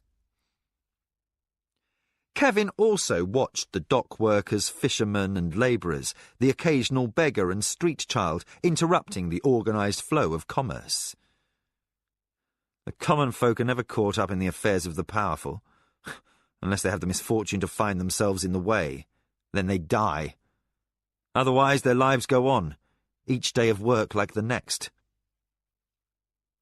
Troubled by an undercurrent of bitterness in his tone, Mara studied the man she had come to love. The breeze ruffled his red hair and the beard she could never quite become accustomed to. He leaned intently against the rail, the set of his shoulders stiff, the result of the scabs left by battle. The wrist beneath her hands was still bandaged, and the look in his eyes held a bleakness, as if he saw sorrow in the sunlight. She wanted to ask him his thoughts, but a shout from the shore distracted her. The boatmen cast off lines. Polemen began their chant, and the craft slipped away from Kentasani and turned downriver on the seaward pull of the Gagajin. Afternoon breezes snapped the pennons above the canopy, and Mara felt her heart lift. Tasayo had been defeated, and she was returning safely home. Here, she said to Kevin, let us sit with a cool drink. The boats passed beyond the lower boundary of the holy city, and the banks showed the green of land under cultivation. The smell of river reeds mixed with the rich aroma of spring soil and the pungency of ngagi trees. The towers of the temples receded, and Mara drowsed contentedly, her head against Kevin's thigh. A cry from the shore aroused her. Akoma! Her force commander hailed back from the prow of the first boat, and presently the servants were all pointing to a cluster of tents at the river's edge. A war camp of impressive size spread over the meadow, and from the highest pole a green banner with a Shatrabird emblem blew in the wind. At Mara's signal, the steersman changed course for the bank, and by the time the boat reached the shallows, 1,000 Akoma soldiers waited to greet their mistress. Mara marvelled at their number, and her throat tightened with emotion. Scarcely 10 years before, when she had assumed the mantle of ruling lady, there had been but 37 left to wear the Akoma green. 3 strike leaders greeted her litter and bowed as Kevin assisted her out onto firm soil. Welcome, Lady Mara. The warriors cheered as one to see their mistress again. The 3 officers formed ranks and escorted her through the troops to the shady awning of the command tent. There, Kyoke waited, standing tall upon his crutch. He managed a formal bow and said, Mistress, our hearts are joyous at the sight of you. Fighting a sudden rush of tears, Mara answered, And my heart sings for the sight of you, dear companion. Kyoke bowed at the kindness and moved aside so she might enter and settle in comfort on the pillows piled upon the thick carpets. Kevin sank to his knees beside her. He kneaded her back with the hand that had sustained no injury, and, under his touch, he felt her tension dissolve into quiet contentment. Still at his post by the entrance, Kyoke saw the calm that settled over his mistress's face. As he had in the past for Lord Sezu, he faced the outer world where Lujan approached with Arakasi, strike leader Kenji, and the few hale survivors from the Night of the Bloody Swords. A secret smile twitched the old retainer's lips as he held up a hand in restraint. Force Commander, said the former holder of that office, if I may presume, there are times when it is best to let matters wait. Return to your mistress in the morning. Lujan bowed to Kyoke's experience and called to the others to share a round of Huat beer. Inside the cool tent, Kevin glanced questioningly at the old man, who nodded his head in approval, then slipped the ties on the door curtains and let them slap gently closed. Outside the door now, Kyoke faced the sunlight. His craggy features remained impassive, but his eyes held a clear light of pride for the lover of the woman he counted the daughter of his heart. Arakasi's messenger had made very plain what the Akoma owed to Kevin's courage with a sword. Kyoke's grim face softened a fraction as he considered the stump that had been his right leg. Gods, but he was getting soft in his dotage. Never had he thought to see the day when he would be grateful for the impertinence of that red-headed barbarian slave. Evening shadows dimmed the great hall of the Minwanabi in the hour Lord Tasayo returned. Still clad in the armour he had worn on his trip upriver, his only concession to formality, the silk officer's cloak he had tossed over his shoulders, he strode through the wide main doorway. The chamber was filled. Every member of the household stood arrayed to meet him, and behind them every second cousin and vassal that had serviced the years of warfare and conflict. Tasayo strode between their still ranks as though he were totally alone. Only when he reached the dais did he stop, turn, and acknowledge the presence of others. Inkomo stepped forward to greet him. The hearts of the Minwanabi are filled at our lord's return. Tasayo returned a curt nod. He handed his battle helm to a servant who bowed and retreated hastily. Never a man to waste words on banalities, the lord of the Minwanabi turned a flat gaze upon his adviser. Are the priests ready? Inkomo bowed. As you requested, my lord. New black and orange cushions adorned the high dais, along with a rug sewn of sarkat pelts and a table fashioned of intricately etched Haralth bones. Tasayo gave the change in furnishings what seemed a passing glance, yet no detail escaped him. Satisfied that nothing left over from Desio's rule remained, he sat and gave no other sign before laying the bared steel blade of the Minwanabi ancestral sword across his knees. There followed a pause, in which Inkomo belatedly realized that he was expected to act without further sign from the master. Where Desio had insisted on control over even the tiniest action, Tasayo expected to be served. The Minwanabi first advisor waved for the ceremony to commence. A pair of priests approached the dais, one wearing the red paint and death mask of Turakamu, and the other clad in the full-sleeved white robe of Juran the Just. Each intoned a blessing from the god they served. There followed no offerings and no grand ceremony in the manner that Desio had orchestrated. The priest of Juran lit a candle for constancy and left it burning in a stand woven of the reeds that symbolized the frailties of mortal man before his god. The priest of the death god did not dance or blow whistles. Neither did he ask his deity to show favour. Instead, he trod up the stairs of the dais and reminded in cold words that a promise of sacrifice remained unfulfilled. "A vow sworn upon the blood of House Minwanabi," the priest reminded. "The family of the Akoma must die in the name of Turakamu, with Minwanabi lives as surety. Who would accept the Lord's mantle must also complete this charge." Tasayo said thinly, "I acknowledge our debt to the Red God. My hand on this sword confirms it." The Red Priest traced a sigil in the air. "Turakamu smile upon your endeavour, or seal your death and that of your heirs should you fail." Bones clacked and rattled as the priest spun around and left the dais, while the draught of his passage guttered the candle of the just god. The new Lord of the Minwanabi sat silently, without expression, as first one and then another family member or retainer came forward to bow and pledge loyalty. When the last vassal had affirmed fealty, he arose and called to the strike leader posted by the side door. "Send in my concubines."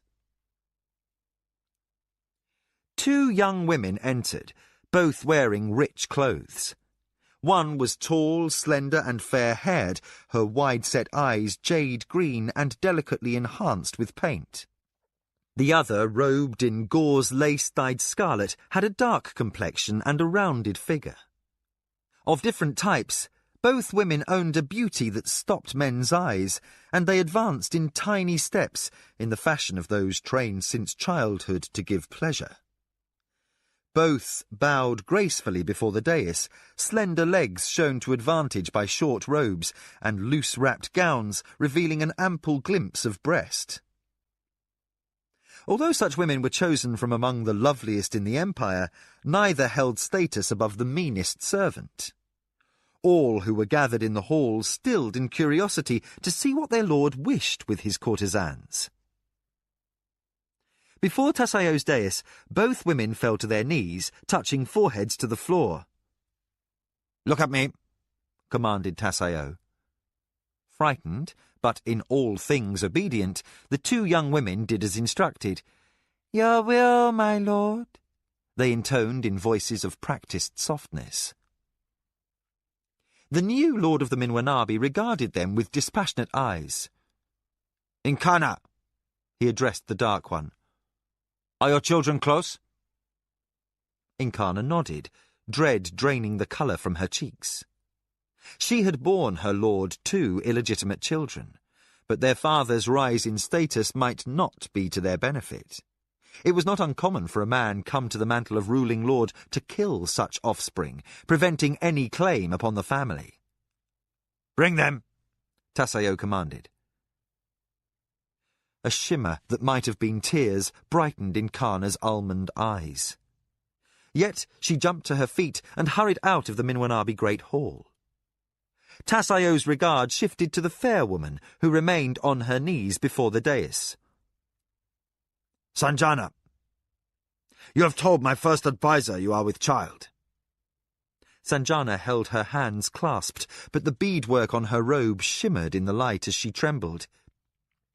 "Yes, lord," she replied, the huskiness in her voice no ploy to seem seductive. Tasayo said nothing. His face and manner did not change even when Inkana reappeared, half dragging a small boy behind her. He had Tasayo's auburn hair and his mother's rosy complexion, and though he did not cry, his mother's nervousness frightened him. Carried in the concubine's arms was a second child, a girl not yet old enough to walk such a distance on her own.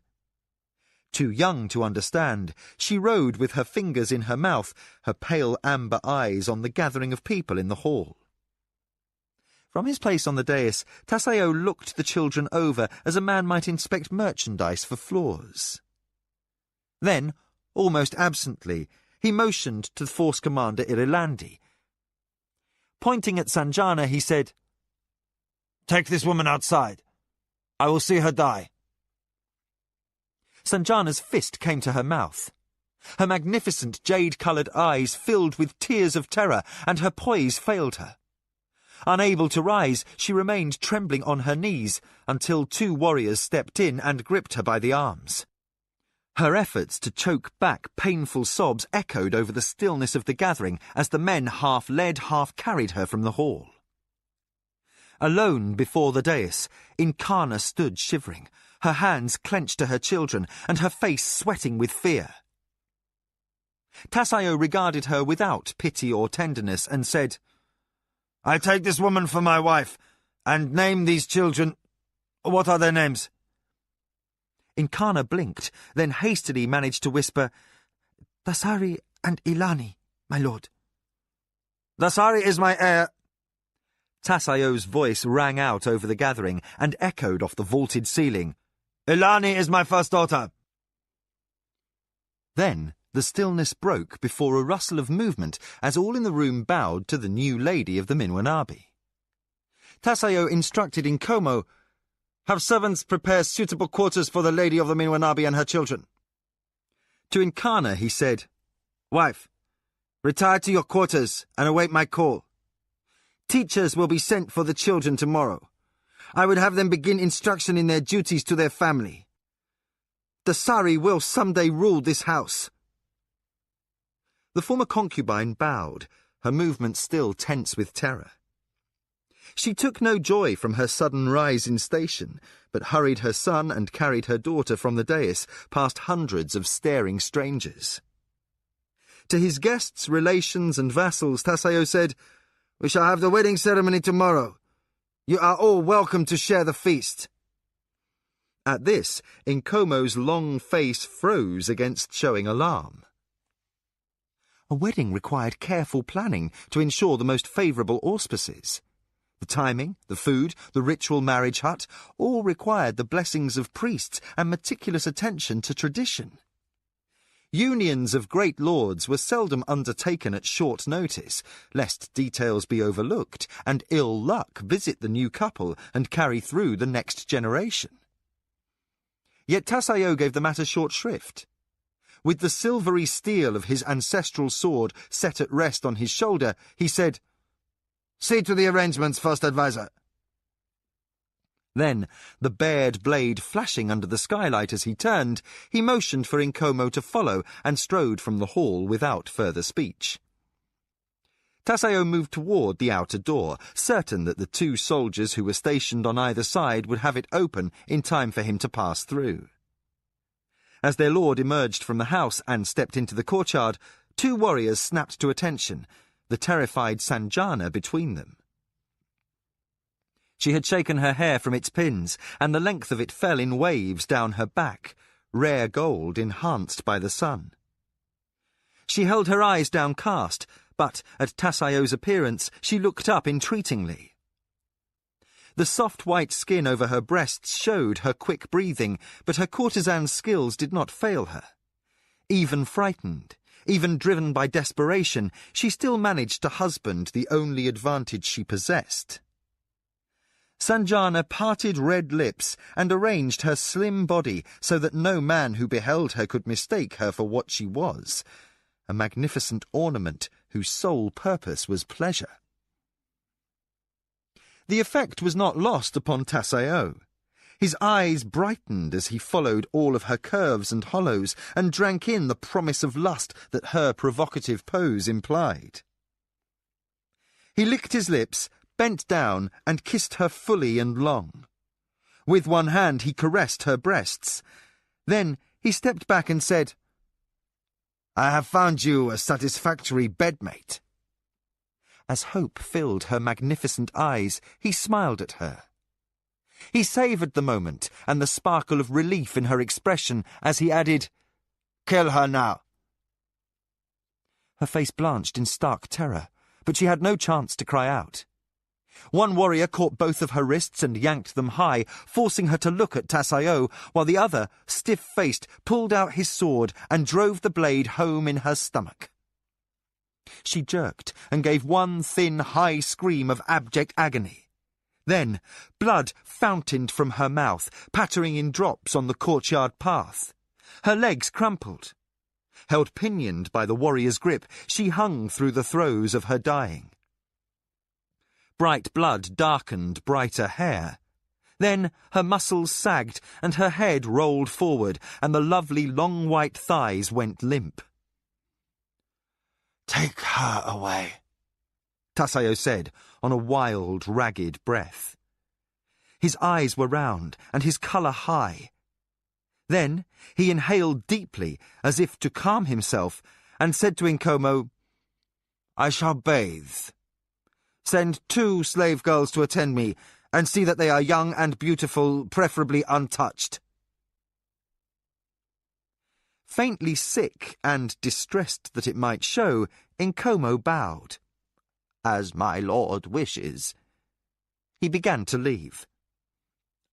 I am not done with my instructions, Tasayo chided. He walked on down the garden path, his mouth curled at the corners in the faintest beginning of a smile as he signalled Nkomo to follow. I have given some thought to the matter of the Akoma spies.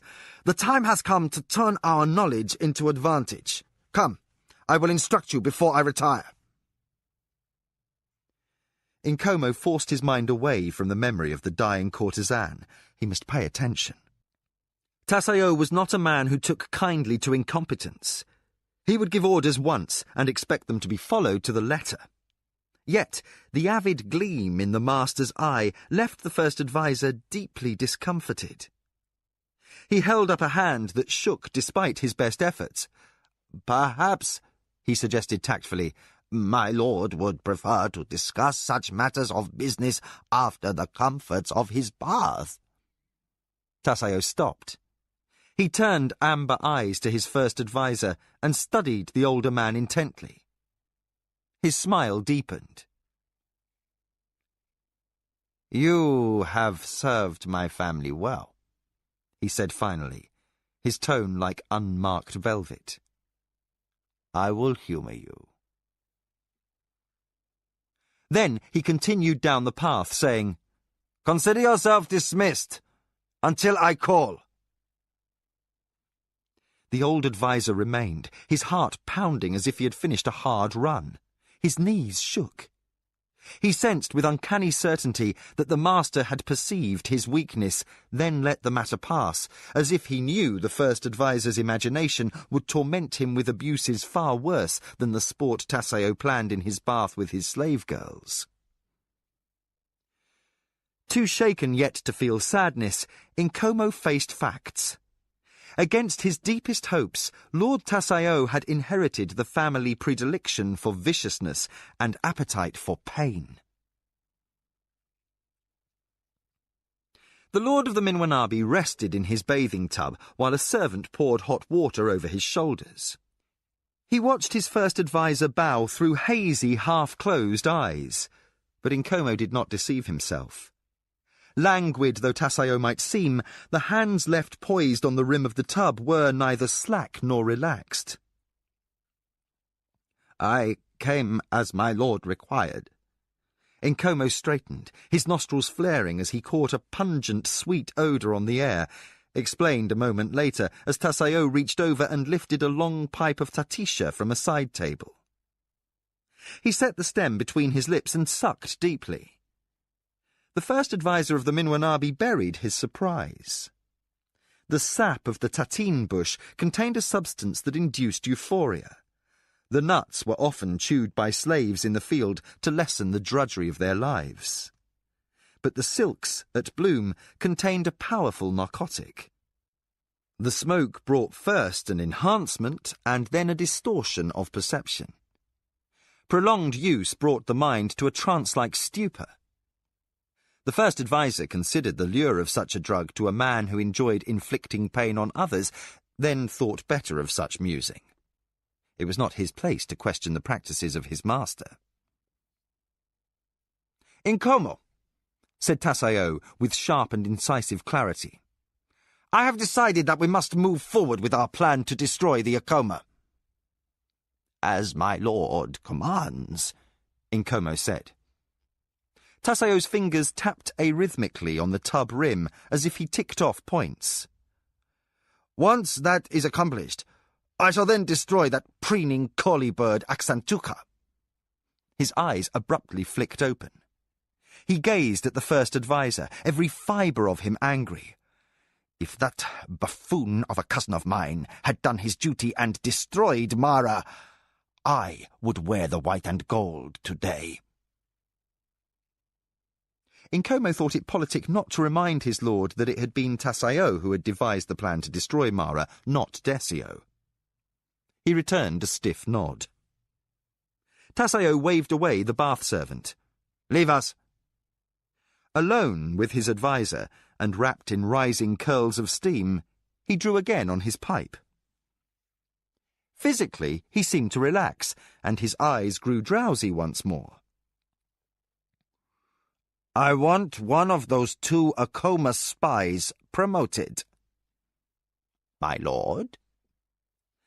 Tasayo leaned over the edge of the tub and rested his chin upon it. Need I repeat myself? No, my lord, Inkomo murmured quickly, warned by the spark of fire under the master's lashes.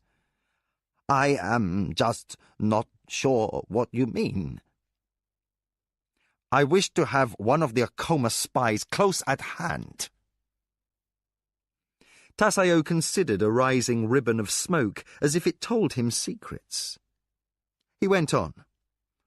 I would observe this servant. Let him believe that he can eavesdrop upon critical conversations. You and I shall be certain that nothing he overhears is inherently false. No, never false. But we'll also remember anything we say will also be heard by Mara. The deep plans we keep to ourselves, discussed only when we are alone. The little things we say before the spy will be offered as a gambit. I want this servant observed and followed until this network of Akoma spies is infiltrated. Inkomo bowed. Anything else, my lord?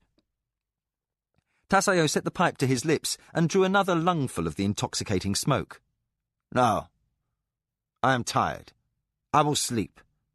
Tomorrow at dawn I will hunt. Then I will dine with you and the other advisers. At midday I will marry, and throughout the afternoon we shall celebrate the wedding festival. Send to the nearby villages for entertainers.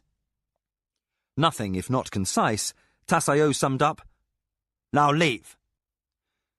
The Minwanabi first adviser retired from his master's presence. Upon return to his quarters, he determined the time was appropriate to begin composition of his death prayer.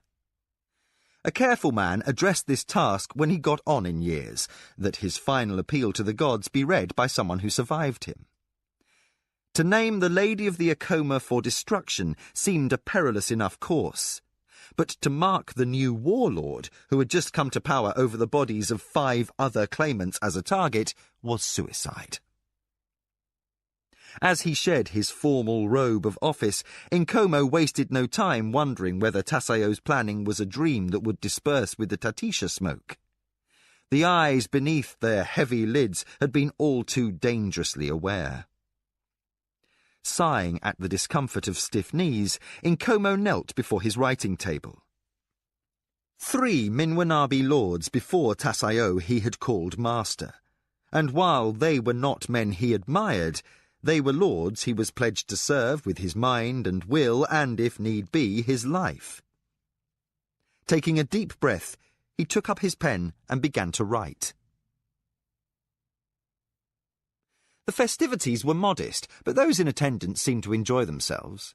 The food was ample, the wine abundant, and the Lord of the Minwanabi sat atop his dais in the great hall of his ancestors, looking every inch the quintessential Sirani warrior. If he was not overly solicitous to his wife, he was polite and observed all the forms. Inkana's skimpy courtesan's garb had been replaced by a robe of stunning richness. Black silk embroidered with orange threads at sleeves, neck and hem, and studded down the front with matching pearls of incalculable worth. The two children sat quietly at their father's feet, the boy slightly higher and closer than the girl. Occasionally, Tasayo would speak to Dasari, instructing him in some point of trivia or another. From the moment he named his son legitimate, Tasayo was determined to groom him for rulership. The boy's robe was a clear imitation of his father's, down to the embroidery upon the sleeve, the outline of a snarling sarkat. The little girl, Ilani, was content to sit below her father's feet, chewing upon a sweet fruit, while a juggler entertained. Behind the Lord of the Minwanabi stood a servant, one recently promoted to the personal service of the master of the estate. While only the least of 4 men assigned responsibility for attending to their lord's needs, this one listened with a little more attention to the nuances of conversation. Throughout the evening, the festivities continued until Tasayo rose and bid his guests good evening. Motioning for Nkomo to accompany him, the Lord of the Minwanabi moved toward his private quarters. Nkomo quietly requested the servant to follow and station himself at the door to the master's chamber, against Tasayo's needs. The servant did as he was bid, with a patience that concealed the fact that he avidly consigned to memory every word that passed between the Lord and his first adviser. An ancient ulo tree clutched the soil with gnarled roots, and its branches threw the site of the Akoma Natami into deep, cool shade. Mara bowed before the stone that was sacred to her ancestors and the embodiment of Akoma honour. She spoke a few ritual phrases and placed a tied cluster of flowers before the monument, blossoms in 7 colours that represented each of the good gods. On this, the first day of summer, she gave thanks for the well-being of all under her protection. For a moment, after the brief ceremony, she lingered. The sacred contemplation glade held unique peace, for here none but the head gardener, an invited priest, or those born of Akoma blood might tread. Here, she could truly be alone with her thoughts and emotions. Mara regarded the beautiful reflecting pool, the small stream, and the graceful shapes of the shrubs. A sudden disquiet came over her. At times she recalled too clearly the assassin who had once nearly brought her death on the soil before her own Natami. The memory often visited her unawares, like a chill on a hot day. Restless now, and anxious to leave the confinement of the garden's high containment hedge, Mara arose. She left the lovely garden and stepped under the arched outer gate and, as always, found a servant waiting. He bowed the instant she made her appearance. "Mistress," said a voice she immediately recognized. "your spy master has returned with news." 4 weeks had passed since Mara's return from the council that elected the new warlord.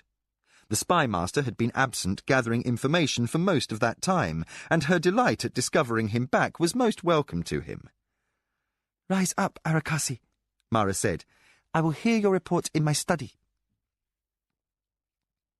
Inside, settled on cushions with the customary light meal on a tray by his elbow, Arakasi sat quietly, his arm resting in a sling of elaborately knotted string, of a fashion tied by sail hands. "You have been on a boat," Mara observed, "or else in the company of sailors." "Neither," Arakasi said in his distinctively modulated voice. "But that was the impression I wished to lend the last person I paid for information. Sailors' gossip is seldom reliable," he added conclusively. Curious who such a person might have been, Mara knew better than to inquire. She had no idea how Arakasi's network operated, nor who his agents were. That was part of her original agreement when the spy master swore service to her house. Mara always saw that Arakasi received whatever he needed to maintain his agents, but she was oath-bound not to ask for names. A spy in house service risked slaves' death by hanging were he to be discovered, betrayed, or sold out. Should Mara's house fall to an enemy, neither she nor any retainer could break trust. The network would survive to serve Ayaki, or, in worst case, were the Akoma Natami to be buried upside down, forever denied the sunlight, loyal subjects who served as spies could die on the blade without shame in the eyes of the gods. Arakasi said, "Something fortunate has occurred, perhaps. One of our agents in the Minwanabi house has been promoted to the personal service of Tasayo." Mara's eyes widened with pleasure. That is wonderful news. Yet, as Arakasi's face betrayed his lack of agreement, she said, You are suspicious?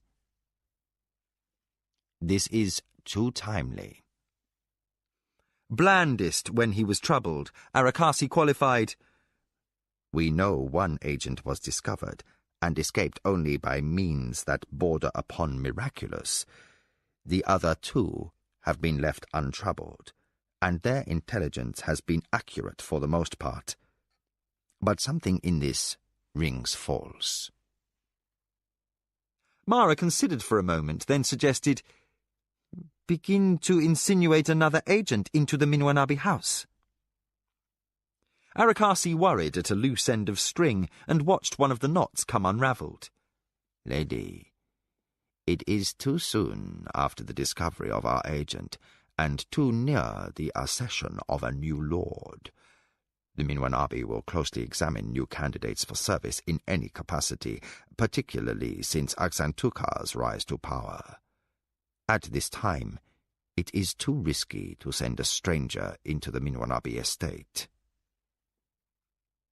Only a fool would not bow to the spy master's judgment.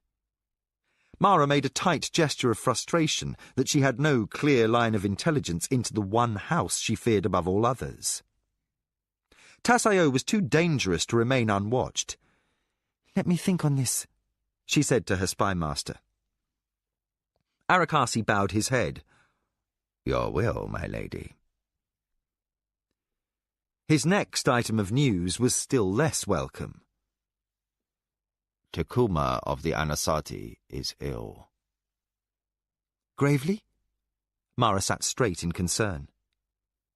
Despite an antagonism begun in her father's time and continued through her late husband's death, she respected the old lord.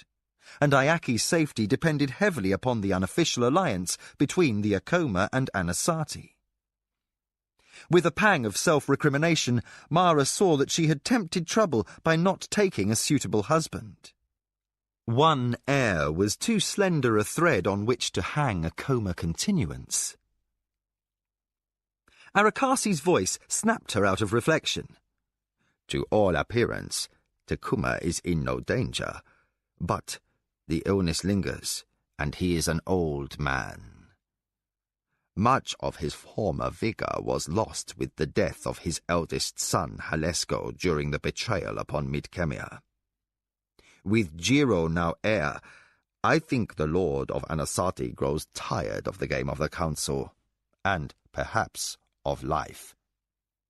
Mara sighed, feeling oppression in the deepening shadows. The rest of Arakasi's information consisted of intriguing minor details, a few of which were going to interest Jikan. But worry undermined the interplay of wits she usually enjoyed with her spy master, and she excused him without speculation at the conclusion of his report. Alone in her study, she called for her writing desk and penned a note to wish Takuma a swift recovery. She picked up her chop, inked it, and pressed it into the parchment, then had her runner summon a messenger to deliver the note to the Anasati. By now, the sun hung low over the meadows. The heat had lessened, and Mara walked alone in her garden a while, listening to the play of water over the rocks and the rustle of birds in the trees. The round of the game that had brought the new warlord to power had been extremely bitter and bloody. New strategies would have to be evolved and new plans made, for while winners and losers alike were retiring to their estates to reassess, the plotting would go on unabated.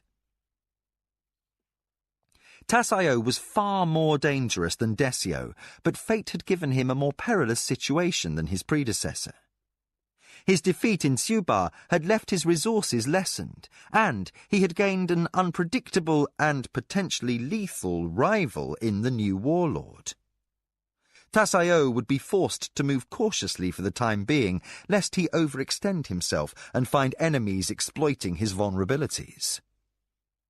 Many of the old guard had died, and new forces were emerging. Despite its questionable role in the debacle at the peace treaty with the Midkemian king, the Blue Wheel Party, especially the Kanzawai clan members, and most especially the Shinzawai, had emerged surprisingly unscathed. They still held the regard of the emperor and were actually gaining influence. Mara weighed possibilities in her mind as to the next likely turn of politics. A squeal of laughter and a shout from inside the house told her that Kevin and Ayaki had come back from their outing. Game birds had returned to the northern lakes for the hot season, and Kevin had agreed to take the boy hunting to try his growing skills with the bow. Mara had faint hopes for any success, given the boy's youth. But, against her best expectations, her son and his companion burst into the garden, bearing a fine brace of waterfowl. Ayaki cried out, "Mother, see! I shot them!" Kevin grinned down upon the small hunter, and Mara felt a surge of love and pride. Her barbarian had not recovered entirely from the black moods that had begun with the news of the aborted peace treaty. Despite his silence on the subject, Mara knew that Kevin's slavery rankled with him, no matter how deep his regard for herself and Ayaki. But worries could not intrude to ruin the excitement of her son's first manly accomplishment. Mara made a display of being impressed. "You shot them?"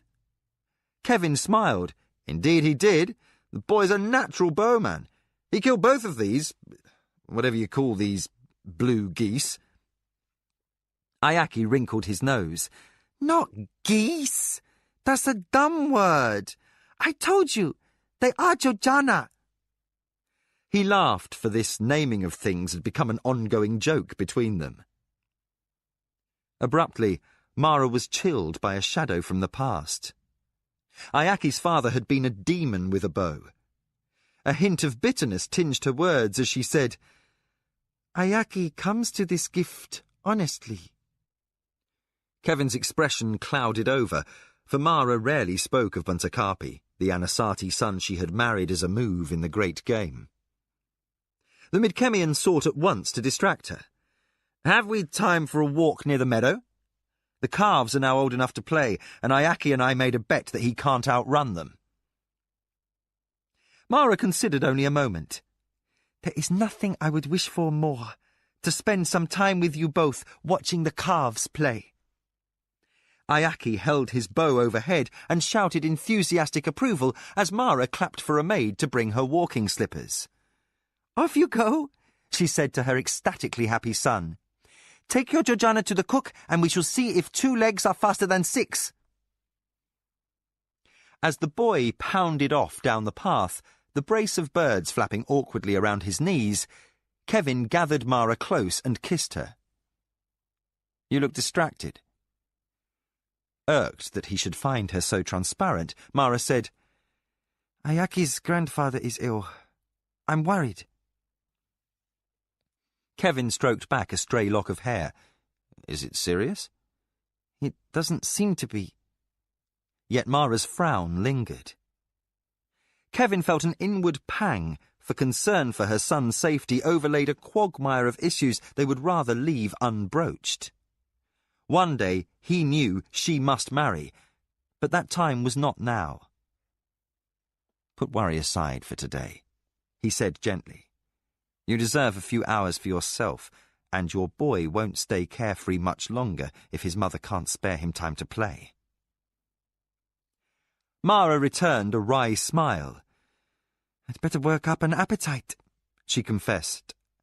Else a good deal of hard-won Georgiana meat will wind up feeding jiggerbirds as scraps.